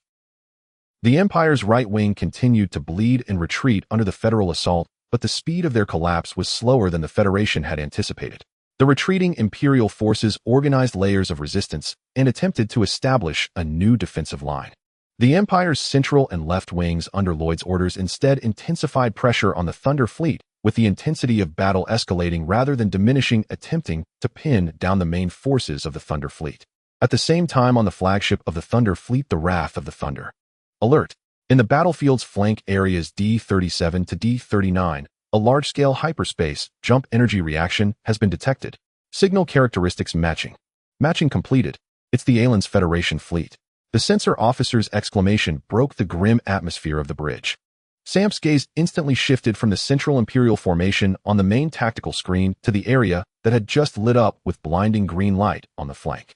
Size. His voice was steady. Initial estimates. Over 10,000 ships. At least 20 standard battle formations. The proportion of capital ships is very high. The observation has completed the jump and is unfolding into an assault formation. The monitor officer's voice was urgent. The target is the junction of the Empire's right wing. On the holographic tactical screen, bright green dots representing the Federal fleet surged like a tsunami, rapidly converging into a sharp wedge-shaped arrow thrusting fiercely towards the thin area of the Empire's blue defense that had become weakened in response to their fleet. The Empire fleet clearly also noticed this sudden deadly threat. The right-wing fleet, which had been fiercely exchanging fire with the Thunder second strike cluster, exhibited apparent chaos and delay. The gun barrels of some warships hesitantly turned towards the flank, and the distribution of energy shields experienced instant turmoil, flickering erratically. Federals, Sam's aide murmured, frowning. What do they want? To take advantage of the chaos. Sam did not respond immediately. He stared at the green tide, watching as it surged towards the Empire without slowing down. They were not attacking his Thunder fleet. At least that was not their primary target. Commander, the Federal fleet is entering a high-speed engagement state. Energy weapons are beginning to charge. They're about to enter effective range against the Empire fleet. Fire control monitoring officer reports. Orders. Sam finally spoke, his voice clear across the bridge. First assault cluster, second and third strike clusters. All units immediately contract the defensive perimeter, maintain fire density, and change the attack intensity to suppression level. All ships' shield energy should prioritize protecting their fronts, and the level of evasive maneuvers should be raised to level 2. Commander. The aide was momentarily taken aback. Is retreating now too one-sided? Execute the orders. Sam did not explain, his gaze still fixed on the Federal fleet. Yes. The orders were swiftly communicated down the chain. The Thunder fleet units engaged in fierce combat with the Empire fleet almost simultaneously altered their battle rhythms. The previously intense offensive suddenly slowed. The charging time of the main guns of the Fearless-class battleships slightly extended. The broadside volley frequency of the Kanglong-class cruisers gradually decreased, and even the high-speed assault ships and mecha units reduced their disruptive attacks away from formation. The entire formation of the Thunder fleet began to gradually contract inward, with the shields between ships linking more closely. This change was immediately noticed by both sides in the battle. The pressure on the Empire's right wing suddenly lightened, but before they could catch their breath, the deadly Federal storm was already upon them. Half an hour later on the bridge of the Wrath of the Thunder, Samp and his staff officers observed through sensors and long-range observation equipment, appreciating how the Federal fleet efficiently tore a gash in the Empire's defenses and then swiftly surged in to wildly expand their victory. The chaos and disarray of the Empire were clearly visible. Commander, the aide said softly, looking at the region on the tactical screen, where the Empire's signals were quickly turning gray. The Federal's goal is very clear. The Empire. They completely disregard us. Not disregard. Samp shook his head slowly, his eyes sharp. They are also observing us, just as we are observing them. The Federal fleet suddenly launched a surprise attack on the Empire, firstly for the victory, and secondly, they are probably testing our reactions. He pointed to the screen showing the Thunder Fleet's defensive formation. By contracting our defenses, we neither took advantage of their attack on the Empire to strike them down, nor showed any intention of actively attacking them. This equals sending a signal that we are not enemies. The aide pondered. So they dare to attack the Empire with such unrestrained force without worrying too much about the flank. At least for now it seems that way. At least that appears to be the case, for now, remarked a senior strategist in agreement. Commander Sampu fell into deep contemplation upon hearing this, his mind racing through every battlefield detail. The Empire's right flank has collapsed. Though the Federation forces have driven deep, their formation has stretched dangerously thin due to the assault, exposing both flanks.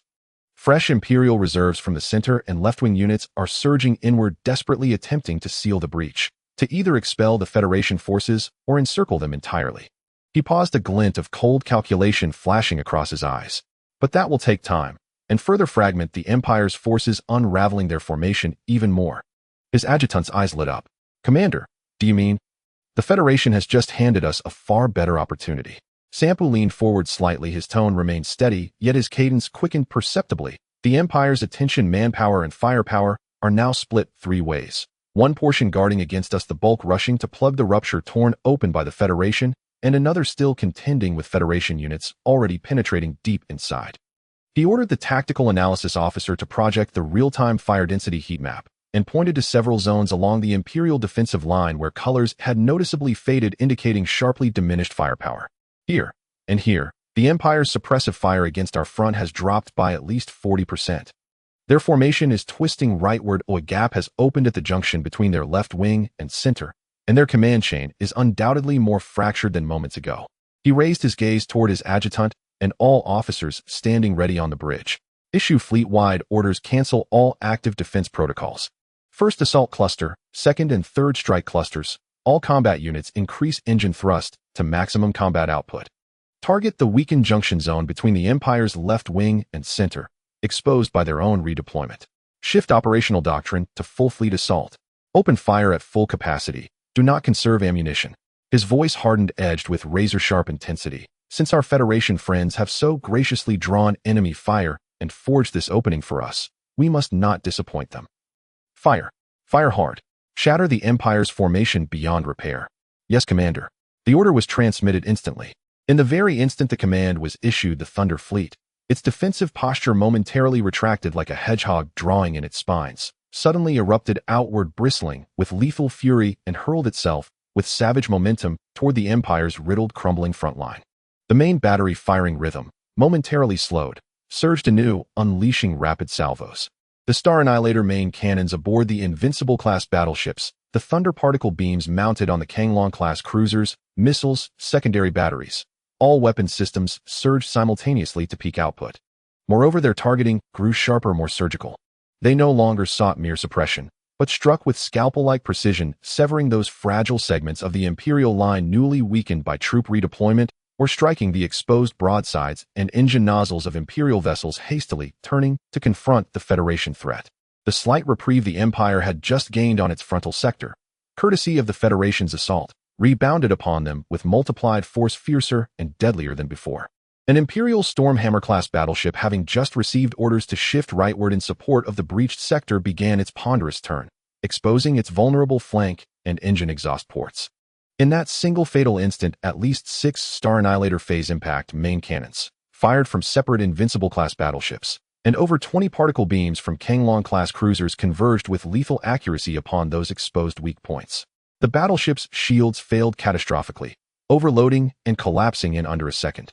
Phase energy and particle streams pierced the hull, detonating munitions stores and rupturing power conduits, triggering cascading secondary explosions. A colossal blast tore the vessel cleanly in half. Burning wreckage tumbled uncontrollably into nearby Allied ships, sparking chaos across the formation. Similar scenes unfolded simultaneously across multiple sectors of the Imperial line. The Thunder Fleet, like a ferocious beast briefly restrained, now unleashed power infinitely more terrifying than before. Imperial commanders were nearing breaking point. Frontal pressure surging. The Lingyu has suffered catastrophic detonation. Over 30 battleships, including the Jinyu, severely damaged. The Thunder Fleet's firepower intensity has increased by at least 50%. They're focusing fire on our mobile assets and formation junctions. Federation forces are pushing deeper into our flank. We're caught in a pincer. Hold the line. Order left-wing units to converge on the center. Tighten the formation. On flagship bridges across the Imperial Reserve Fleet's commanders' voices grew hoarse, veins pulsing violently at their temples. Under no circumstances may the Federation sever our front line completely. Yet execution faltered. Communications jammed, formations shattered, many units fighting merely for survival, rendering complex tactical maneuvers impossible. The Imperial Fleet's formation was visibly warping, disintegrating before the eye. On the bridge of the Ragnar's Wrath, Sampu watched the tactical display as signs of collapse rippled across the Imperial line. His expression unchanged, yet a fierce, incisive light burned deep within his eyes. It wasn't fast enough. Though the Empire was thrown into chaos, its sheer mass remained intact. The Federation pressed hard, but was gradually being checked by stabilizing segments of the Imperial Reserve line. To continue thus would only yield a grinding attrition battle. Even victory would exact a cost exceeding acceptable thresholds. Commander, shall we request authorization from Supreme Commander Mo Lee to deploy the Shadow Fleet for deeper penetration and fragmentation? His adjutant suggested. Within the Thunder Fleet, out of respect, Mo Lee was formally addressed as Supreme Commander. Sampu shook his head. The Shadow Fleet's mission is to safeguard the Honglei and secure subsequent evacuation corridors. It cannot be committed lightly. He paused, thoughtful. The Federation's intervention had plunged the Empire into turmoil, a golden chance to cripple or even annihilate their main reinforcement force in the Bassa Stellar region. Yet what was needed was a decisive blow, one capable of shattering the current stalemate and accelerating the Imperial Fleet cluster's total collapse. After brief reflection, he turned to his communications officer and commanded, voice low and resolute, establish immediate encrypted channel with the Shadow Fleet. Affirmative. Link established, successful. A flickering holographic projection resolved into the unmistakable visage of Inya, strikingly beautiful, chillingly composed.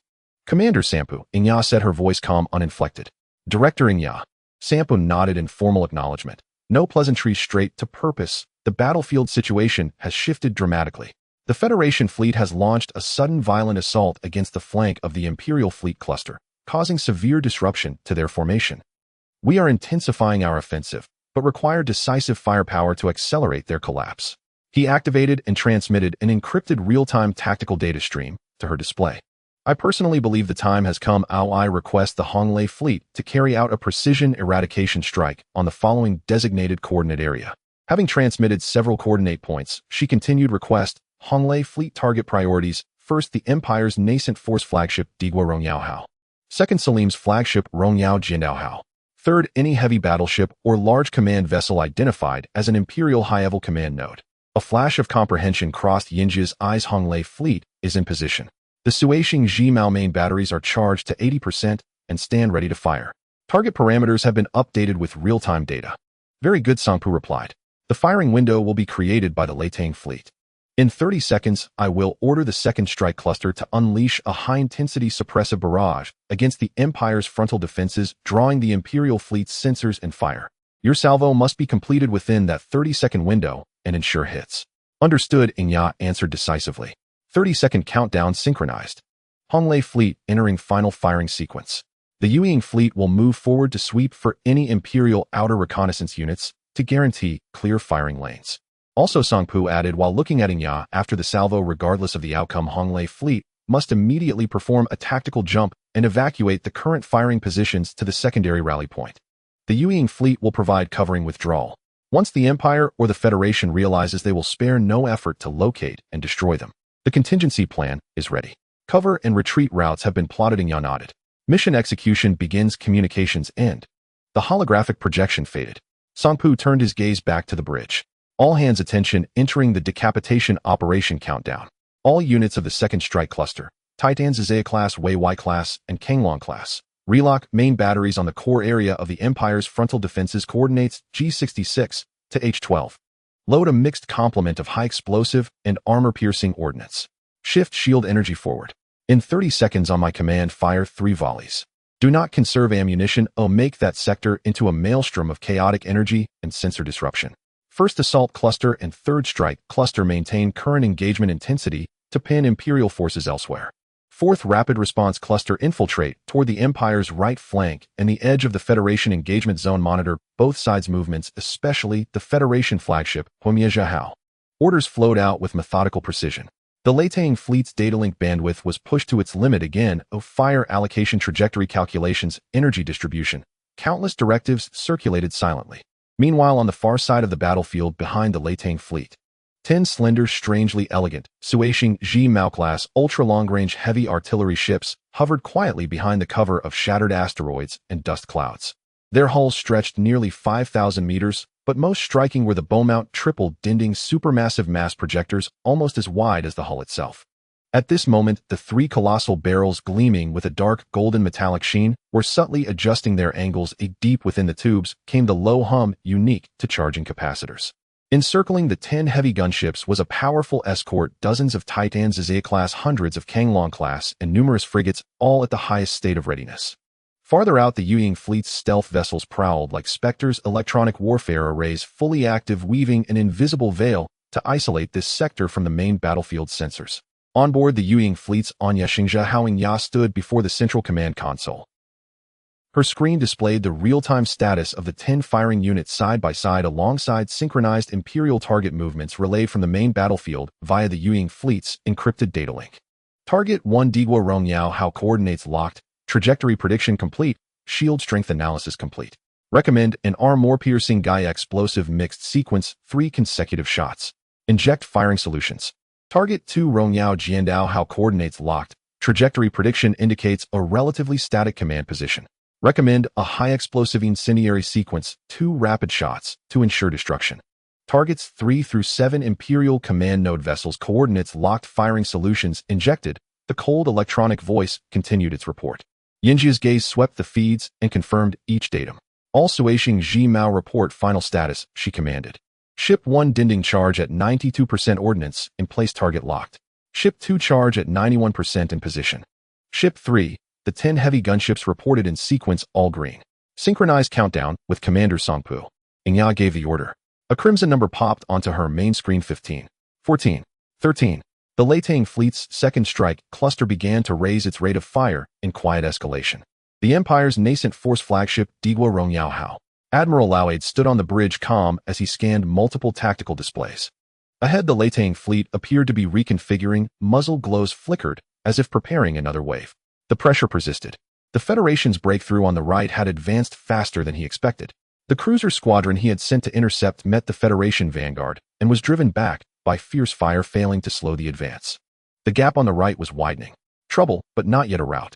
The Imperial fleet still held numerical advantage. If the frontal line could be steadied, the chaos on the right could be controlled or even exploited into a counter-encirclement at the opportune moment. But he needed time. Order all ships, hold your positions.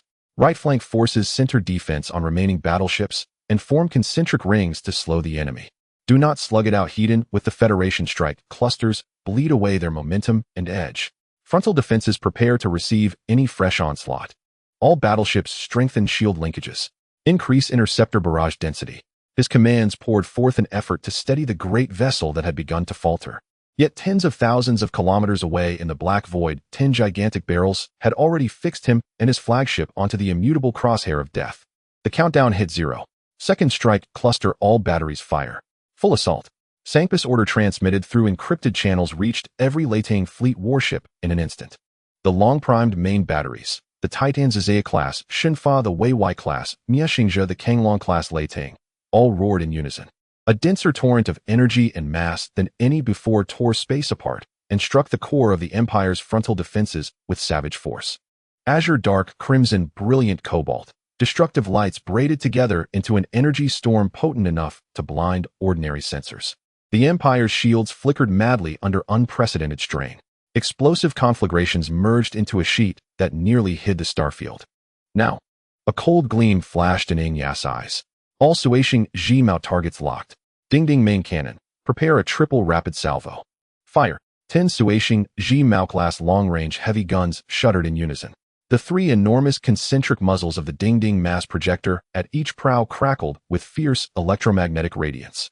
A thunderous detonative roar. No gaudy beams of energy, only the purest and most brutal kinetic impact. Dozens of obsidian streaks monstrously thick tore free of their barrels at initial velocities hundreds of times beyond conventional ship guns, vanishing into the void. They followed pre-computed trajectories, sliding silently through the chaotic fringe of the battlefield and concealed by the ambient energy flux arced around the main combat zones to strike their assigned victims with surgical precision. On the bridge of the Imperial flagship Digua Rongyao, how harsh alarms shrieked almost simultaneously with impact. Hypervelocity mass incoming. Impossible to intercept. Too fast. Impact warning. Frontal. Shields full power. The sensor officer's shrill alarms had not yet finished. The first pitch-black projectile slammed into the fully raised combined shield of Digua Rongyao. The heavy energy bulwark shattered in an instant under the assault of that solid, terrifyingly swift shot. Fragments of energy cascaded outward. Immediately, the second and third shots followed in rapid succession. With its shield gone, the flagship's frontal armor had already been twisted and fissured by the first impact. The second projectile drove through that breach and carved another cataclysmic corridor into the hull. Armor plates warped, keel girders snapped, conduits ruptured, compartments collapsed. The third round struck true beneath the bridge right into the core energy reactor. A blinding flash erupted from the midsection, brighter than a solar flare. The nearly 5-kilometer dreadnought was torn apart from within as if gripped by an invisible titan. Its midsection ruptured and the hull sheared into 2 massive halves. The sacrificial detonation raced along the rupture flames, ravenously consuming everything in their path. The bridge module was hurled and shattered in the instant of explosion. Admiral Lao Aida and all senior officers and staff had no time to react and were reduced to cosmic dust by the extreme heat and shockwave.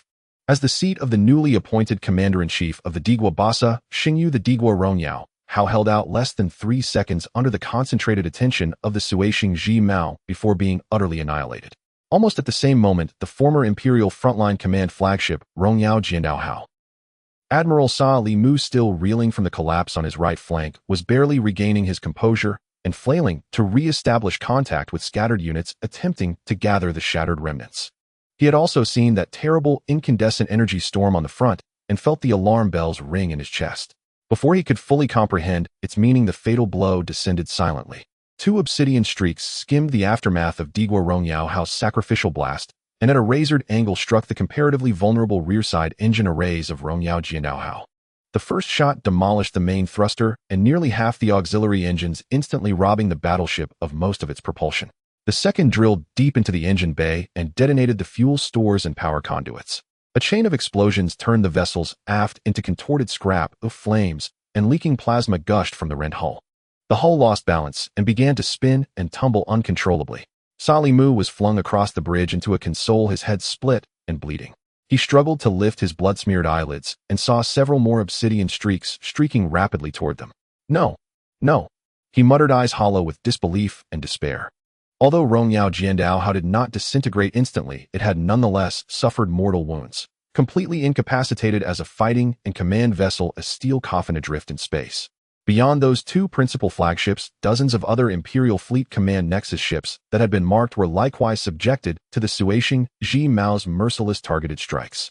2 smaller command ships, lightly armored, were hit squarely in their bridge and core sections and detonated into rubble on the spot. 10 Suashing Ji-Mao, launching dozens of super-heavy projectiles, surgically excised the Imperial Fleet's highest command centers and critical neural nodes across a vast swath of the battlefield in mere seconds. The effect was instantaneous. When the dazzling, horrific, sacrificial blaze of the Digua Rongyao flared at the battlefield's heart, the entire Imperial Fleet's communications channels fell into several seconds of stunned silence. Then chaos erupted. Flagship. The Grand Commander's flagship has exploded. Rongyao Jiandao has lost signal as well. The command channels are a mess. We can't find our superiors. Who is issuing orders? Whom do we obey now? The right flank can't hold. The Federation is breaking through. The frontal enemy fire is overwhelming. Our losses are catastrophic. Panic spread through the Imperial fleet at the speed of light, like a plague. Deprived of coherent centralized command, individual fleets and subfleets began to act independently. Some still tried to follow the late Admiral Lau Ai De's standing orders to hold position, others, seeing the flagship's demise, chose to withdraw. Some attempted to converge on those pockets that still resisted, only to disorder those formations even further. The Imperial defensive line, once intact, utterly collapsed the moment its head was severed. No sooner had the front Thunder second strike cluster ceased its suppressive barrage than broad looseness and confusion spread across the Imperial front. Many Imperial warships' fire grew sparse and erratic. Some vessels already turned their bows away. "Commander," Hong Lei succeeded. "The Imperial command system has completely collapsed," the tactical adjutant reported with exhilaration. Sampu watched the tactical display as Imperial signals fragmented and routed. He gave the decisive order: all strike clusters transition to full counteroffensive. Expand formation and press forward. Prioritize annihilating the remnants of organized Imperial heavy units. Ignore the fleeing troops for now. Send an encrypted broadcast to the Federation: the Empire has collapsed. Each harvest their spoils. Do not cross the demarcation line. He paused, then added, "Inform Lord Inya that the decapitation was successful. Hong Lei fleet withdraws as planned. Yuying fleet begins sweeping the battlefield fringes for valuable targets. Avoid the Federation main force areas." Acknowledged. The Thunder fleet then became a roaring torrent of steel and energy, crushing toward the already fracturing Imperial armada. Meanwhile, on the Federation side, Kellen aboard Huamies Hao witnessed with his own eyes the staggering explosion of the Imperial flagship and the consequent collapse of their formations. He froze for a moment and then was swept by exultation. It worked. The gamble paid off. The Imperial command center had been eliminated, cleanly and decisively. Though the source of that terrifying strike remained unknown, it mattered not. What was important was the outcome. The Empire was finished. Kellen's voice trembled with excitement. "Charge with all our might. Expand our gains and strike them down ruthlessly. Use up all the ammunition." There was only one target: exterminate the Empire's fleet's living forces to the greatest extent. Inform the commanders of each subfleet to unleash their full power. No need to maintain formation. Prioritize maximum firepower. And keep a close watch. Don't let them ambush us from behind. The Federal fleet's assault suddenly became even more frenzied and unrestrained. They tore into the already chaotic Imperial ships like wolves invading a flock of sheep. The battlefield had turned into a one-sided massacre in pursuit of the Imperial fleet. Within the Imperial armada, ships were colliding aimlessly like headless flies. Some attempted to regroup and resist, only to be met with thunderous strikes or targeted assaults from the Federation. Others tried to retreat, only to find their escape routes blocked by scattered allies and pursuing enemy starships. Stormbringer-class battleships, having lost fleet command and formation cover, were desperately resisting under the command of their respective captains. However, it was ultimately futile. Their heavy hulls became the best targets. They were named and struck down one by the Divine Punishment and Star Destroyer of Thunder, as well as the Federation's Star Core Annihilation main guns, transforming into magnificent fireworks in the starry sky. Stardust-class cruisers and Hound-class destroyers suffered even heavier losses, struggling in a dense web of fire before being destroyed. Only a few fortunate or quick-reacting Imperial ships under the leadership of seasoned captains barely formed small groups and desperately fled towards the battlefield's periphery and the Empire's controlled area. Meanwhile, the Thunder fleet and the Federation fleet began to tactically divide their respective harvesting zones. The Thunder main force continued to pressure the remnants on the front and left flank of the Empire, while the Federation focused on dealing with the more chaotic retreating forces on the right and rear. Though both sides remained vigilant and maintained a safe distance, neither had the intention of firing at the other. Occasionally, small groups of panicked Imperial soldiers would stumble into the border zone between the two sides, only to be met with crossfire from both directions, leading to quicker deaths. At the rear assembly point of the Thunder fleet, the Thunderbolt fleet, after executing a breathtaking salvo, did not linger and immediately activated their short-range jump engines according to plan. 10 Starbreaker-class ships and their large escort fleet vanished from their original positions in an instant, as if they had never existed. The Shadow fleet began to operate at the very edge of the battlefield under the command of Inya. Their targets were no longer the large Imperial vessels being brutally assaulted by the main fleet, but rather the fast-moving Imperial reconnaissance ships, electronic warfare ships, and special vessels that might carry important data or personnel attempting to slip away unnoticed. These small targets stood no chance against the Shadow fleet's high-speed and covert hunting. The territory of the Barca Star region was soon filled with endless light flames and shattered metallic debris. The massive reinforcements summoned by the Empire at great cost completely collapsed under the combined effects of the Thunder fleet's overwhelming strikes, the Federation fleet's deadly ambushes, and the Thunderbolt fleet's decapitating blow. This chaotic melee involving three parties triggered by the Thunder fleet's scavenging began to draw to a close with the complete defeat of the Imperial fleet. And the news of this disastrous defeat was rapidly transmitted through various channels to the Imperial capital Heart of Glory and the Federation capital Shore of Freedom. Screw Factory Main Base Control Room. M.O. Lee placed the final battlefield damage and outcome assessment report on the table, leaning back in his chair with a long sigh. The report was compiled by Inya and just delivered, containing detailed data along with some battlefield records sent back from the front lines. The Empire confirmed that over 18,000 ships at various levels had been destroyed or rendered combat ineffective. This included at least 300 Stormbringer-class battleships and nearly 1,000 Stardust-class cruisers. Thousands more were heavily damaged, lost contact, or could be deemed as having effectively exited the current combat zone. General Lloyd, the overall commander of the Imperial fleet in the Barsastar region, was confirmed dead, with the flagship Imperial Glory obliterated after being hit at its core by the Starbreaker. General Salim, the temporary commander of reinforcements to the Barsa frontier, was severely injured, and his flagship Glory's blade was completely destroyed. He was reportedly rescued by his bodyguards, but escaped in an emergency lifeboat, said to be in a coma, with his life uncertain. The number of mid to high-ranking Imperial officers killed, captured, or missing was incalculable. The defense line that the Quran Empire painstakingly built in the Barsastar region was completely breached. The remaining Imperial ships had lost their ability to resist and were panicking as they fled toward the Empire's second line of defense. Large areas of Star Region star systems, important trade routes, and jump points that were once under Imperial control now lay in a state of power vacuum or only retained weak symbolic patrol forces. The Federation also achieved significant results, destroying a large number of Imperial retreating forces while sustaining relatively manageable losses. According to the results obtained by the Shadow Fleet's reconnaissance, losses were around 2,000 ships and morale was high. As for the Thunder Fleet, the losses were acceptable. They primarily came from early confrontations with the Empire's new forces and sporadic resistance during the pursuit. Overall losses involved over 800 various ships, with the main fleet suffering a low proportion of casualties, the majority being ordinary soldiers, while the core command and technical framework remained intact. Most importantly, the 10 Starbreaker-class ships and their escort fleet of the Thunderbolt fleet safely retreated without exposing detailed coordinates or complete combat strength data. The Shadow Fleet also caught numerous small fish at the edge of the battlefield, acquiring valuable intelligence and equipment. This chaotic melee involving three parties ultimately concluded with the Empire's devastating defeat, the Federation's profit, and the Thunder Fleet flexing its muscles while safely retreating. Well done. Emoli said, his voice steady, revealing little excitement, but Inya, who knew him well, could catch a glimpse of relaxation and satisfaction deep in his eyes. Samp performed well, and the fleets coordinated effectively. The strike from Thunderbolt exceeded expectations, Inya remarked succinctly from the side. Indeed, Samp is a talent. The Thunder Fleet faced unexpected circumstances and had to give their all, which was quite a pressure, yet he held on and showcased his style. Emoli agreed, lightly tapping his fingers on the table. That old fox Kellen over there must be grinning from ear to ear, having picked up a tremendous bargain.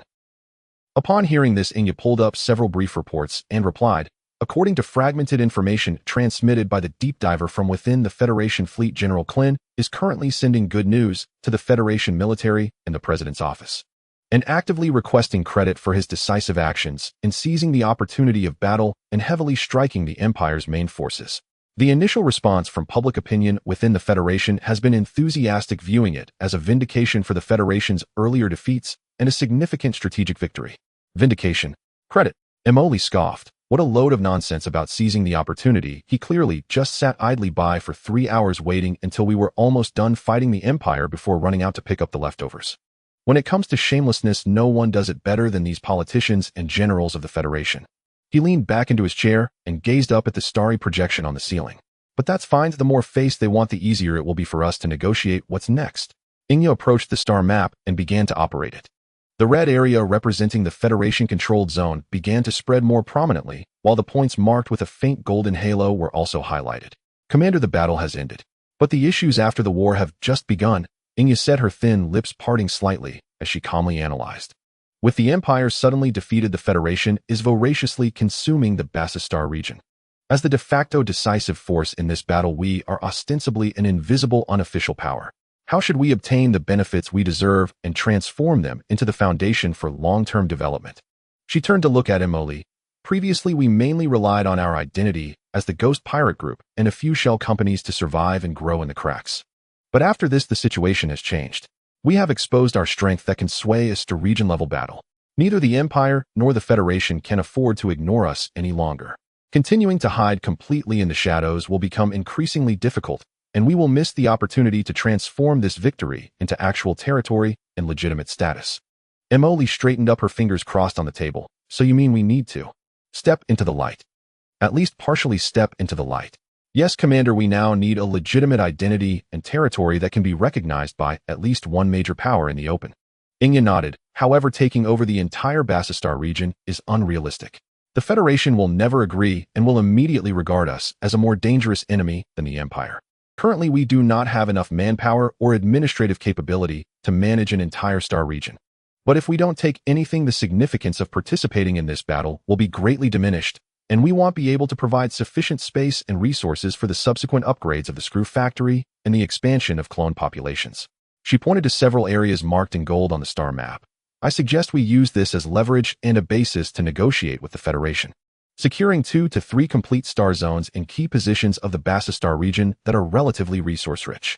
With this territory, we could declare the establishment of a neutral autonomous territory or a similar political entity. Establish a nation. Emily raised an eyebrow.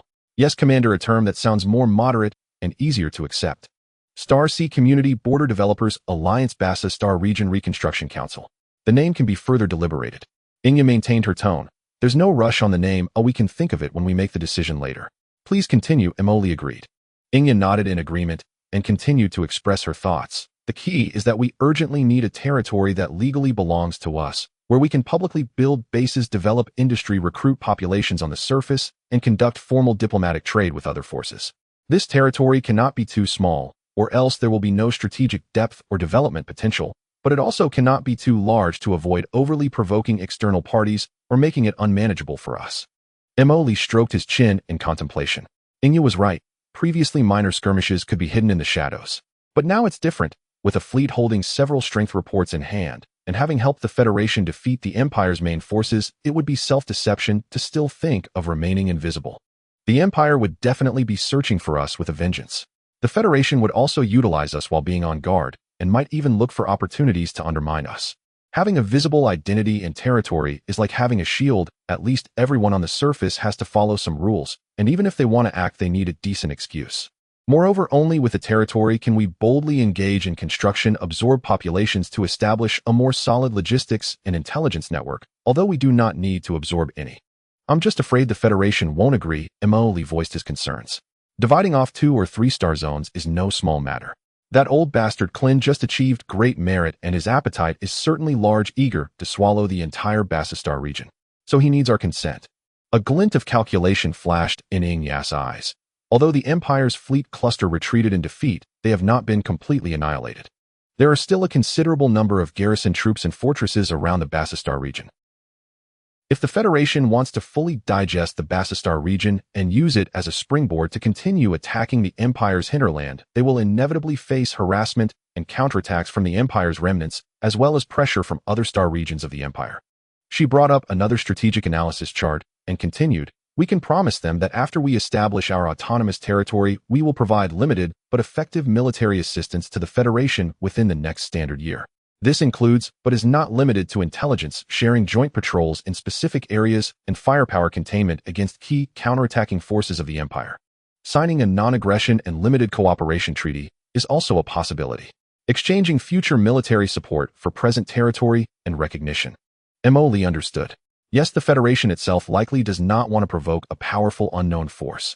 For the Federation, trading 2 or 3 star zones that they cannot temporarily digest for the open support of a powerful ally hostile to the Empire, as well as a period of stable rear, is definitely a profitable deal. Especially since they have just witnessed the strength of this ally. Inya continued to analyze. Clint needs more victories to solidify his position, and the Federation also needs time to stabilize the newly occupied territories. Our existence can help them tie down a significant portion of the Empire's military forces, allowing them to digest their gains more comfortably and plan for the next phase of attack. Emily stood up and began pacing in the command room, deep in thought. After 2 laps, he stopped and looked at the pale golden markings on the star map. Which star zones are the most suitable, he asked. Inya immediately marked 3 areas on the star map. Inya immediately marked 3 regions on the star map. First, the Ashen Gate star region. Located at the junction between the Bassa star domain and the unexplored star region, it is protected by a natural asteroid belt and nebula, making it relatively remote, yet excellently concealed. Within it, there are 3 resource-rich star systems along with 5 relatively decent terrestrial planets, boasting abundant population resources. Previously, the Empire had not developed this area extensively, primarily establishing mining stations and outposts. Once we secure it, we can claim it is for exploring the unexplored star region and developing frontier resources. Second, the Bassa IV resource star region. This star region contains the largest zero-element steel deposit known in the Bassa star domain and several planets rich in rare elements. It is one of the Empire's vital industrial zones, but most facilities have been damaged in the conflict or destroyed during the Empire's retreat. The Federation would require a massive investment of time and resources to fully repair and utilize it. We can certainly intervene under the pretense of helping with post-war reconstruction and restoring production while actually controlling the core mining areas. Third, the Launchpad star region. This star region is small but holds the most critical position, controlling several major interstellar routes leading to the Empire's Rust Corridor and the core areas of the Federation's newly occupied zones. Securing this area would essentially grip a vital artery for north-south transportation within the Bassa star domain. We can promise to maintain the routes as neutral and open, but as long as the actual control lies in our hands, we can define what neutrality means. Inya spoke, confidently pointing at the 3 star regions. These 3 regions form a line. Although they do not border each other, they can quickly connect through the jump points and secret routes under our control. Each has its own characteristics, together providing us with resources, strategic depth transportation routes, and a pretext for development. The total territory occupies about 12 to 15% of the Bassa star domain, a level that should not pose a fatal threat to the Federation, yet is sufficient for our initial development and layout. Emily gazed at the 3 encircled regions, pondering in silence for a moment before asking, "Have we notified the Federation?" "We have already sent our willingness to negotiate to the Federation, and they responded positively to this decision, setting a time for discussions," Inya answered. "Negotiator. I will go myself," Inya stated without hesitation. "I am confident in maximizing our interests and will bring the necessary guards and negotiation team." The location can be chosen at a recently captured frontline space station by the Federation or a neutral commercial hub. What about safety? Emily looked at her. That old fox Clint might not hesitate to act with ill intent if negotiations fall through or he tries something underhanded. Hearing this, a slight smile appeared on Inya's lips as she chuckled. "I will bring the Thunder Fleet with me." Emily's figure stiffened for a moment at the control console before letting out a laugh. "Very well, I approve. You prepare the negotiation plan with the baseline being these 3 star regions and a publicly recognized neutral autonomous territory status by the Federation. The terms of cooperation can be negotiated, but the core must not be compromised. The level and duration of fire support can also be used as bargaining chips." He raised his head, looking at Inya. "Remember, we are not going to beg for their charity, but to inform them that we are claiming this territory. If they refuse, let them ask our fleet. We merely pity them. In exchange, we can help the Federation monitor the Empire's counterattacks, allowing the Federation to safely consolidate its other territories. If they refuse to listen even after we communicate properly, we will have to change our approach." "Understood," Inya nodded. "Also," Emily added, "during negotiations, let's temporarily use the name of Border Joint Development Company or something similar. After all, mentioning nation building would be too conspicuous. We are a group of pioneers, mining companies and security firms making a living on the border with some self-defense capabilities. This time we are merely coincidentally involved in the conflict between the Empire and the Federation, offering assistance due to self-defense and border stability considerations. Now we seek a stable place to continue our commercial and development activities." A teasing smile crept onto his lips as he instructed. A glint of understanding flashed in Inya's eyes as she smiled in acknowledgement. "Understood, low profile." "Wait, why do I feel like you don't quite get it?" Emily inwardly thought. "As for the specifics, you're better at the nonsense than I am. In short, we need to make them aware that we are not to be trifled with, while also ensuring they perceive us as not a big threat, easy to control, at least for the time being." "I understand." Inya noted the key points. "I will prepare several different arguments and identity backgrounds. For the negotiation team selection, I will prioritize those cloned individuals skilled in diplomacy and business negotiations whose demeanor aligns more with successful civilians rather than military templates." "Go ahead," Emoli waved his hand. "Come up with the plan as soon as possible. The Federation is certainly also holding an emergency meeting to discuss how to divide the spoils and how to deal with us. We cannot wait for them to finalize all the terms before we act." "Yes." Inya then turned to leave, her steps decisive and brisk. The control room was left with only Emoli. He reopened the star map of the Bassa star domain, zooming in on the 3 marked star regions, carefully examining each planet and marked route. Nation building, or rather establishing a territory of our own. This plan is a far cry from his initial escape from the corrupted Crow pirate group, where he only sought a corner to survive and create things. But the situation has progressed to this point step by step. The system needs resources for upgrades, the clone population requires space for accommodation and development, and the ever-expanding fleet needs bases and logistical support. Hiding in the broken asteroid belt of the Screw Factory is no longer sufficient, even with a few other support bases. It is becoming increasingly strained. Moreover, having exposed their strength this time, it is impossible to completely withdraw. The Empire will crazily seek revenge, and the Federation will keep a close watch on him. Instead of passively hiding and being on guard, it is better to take the initiative to step out and stake a claim, raising a flag and declaring, "Damn it, I'm here, come at me if you dare." Of course, this carries significant risks. Stepping from the shadows into the light makes one a target. But opportunities lie here as well. With a legitimate identity and territory, there would be much more he could do. Simply publicly acquiring various resources would not be a small number. Take it slow, no need to rush. Emoli murmured softly as if speaking to himself. First, secure these 3-star regions to establish a foothold, gradually transfer some surface operations of the Screw Factory over, and continue to expand the military under the cover of visible influence. After closing the star map, Emoli opened the system interface, which displayed a long list of technologies yet to be unlocked. Although the resource inventory has decreased due to consumption during this war, it has also been replenished from the wreckage of destroyed Imperial ships.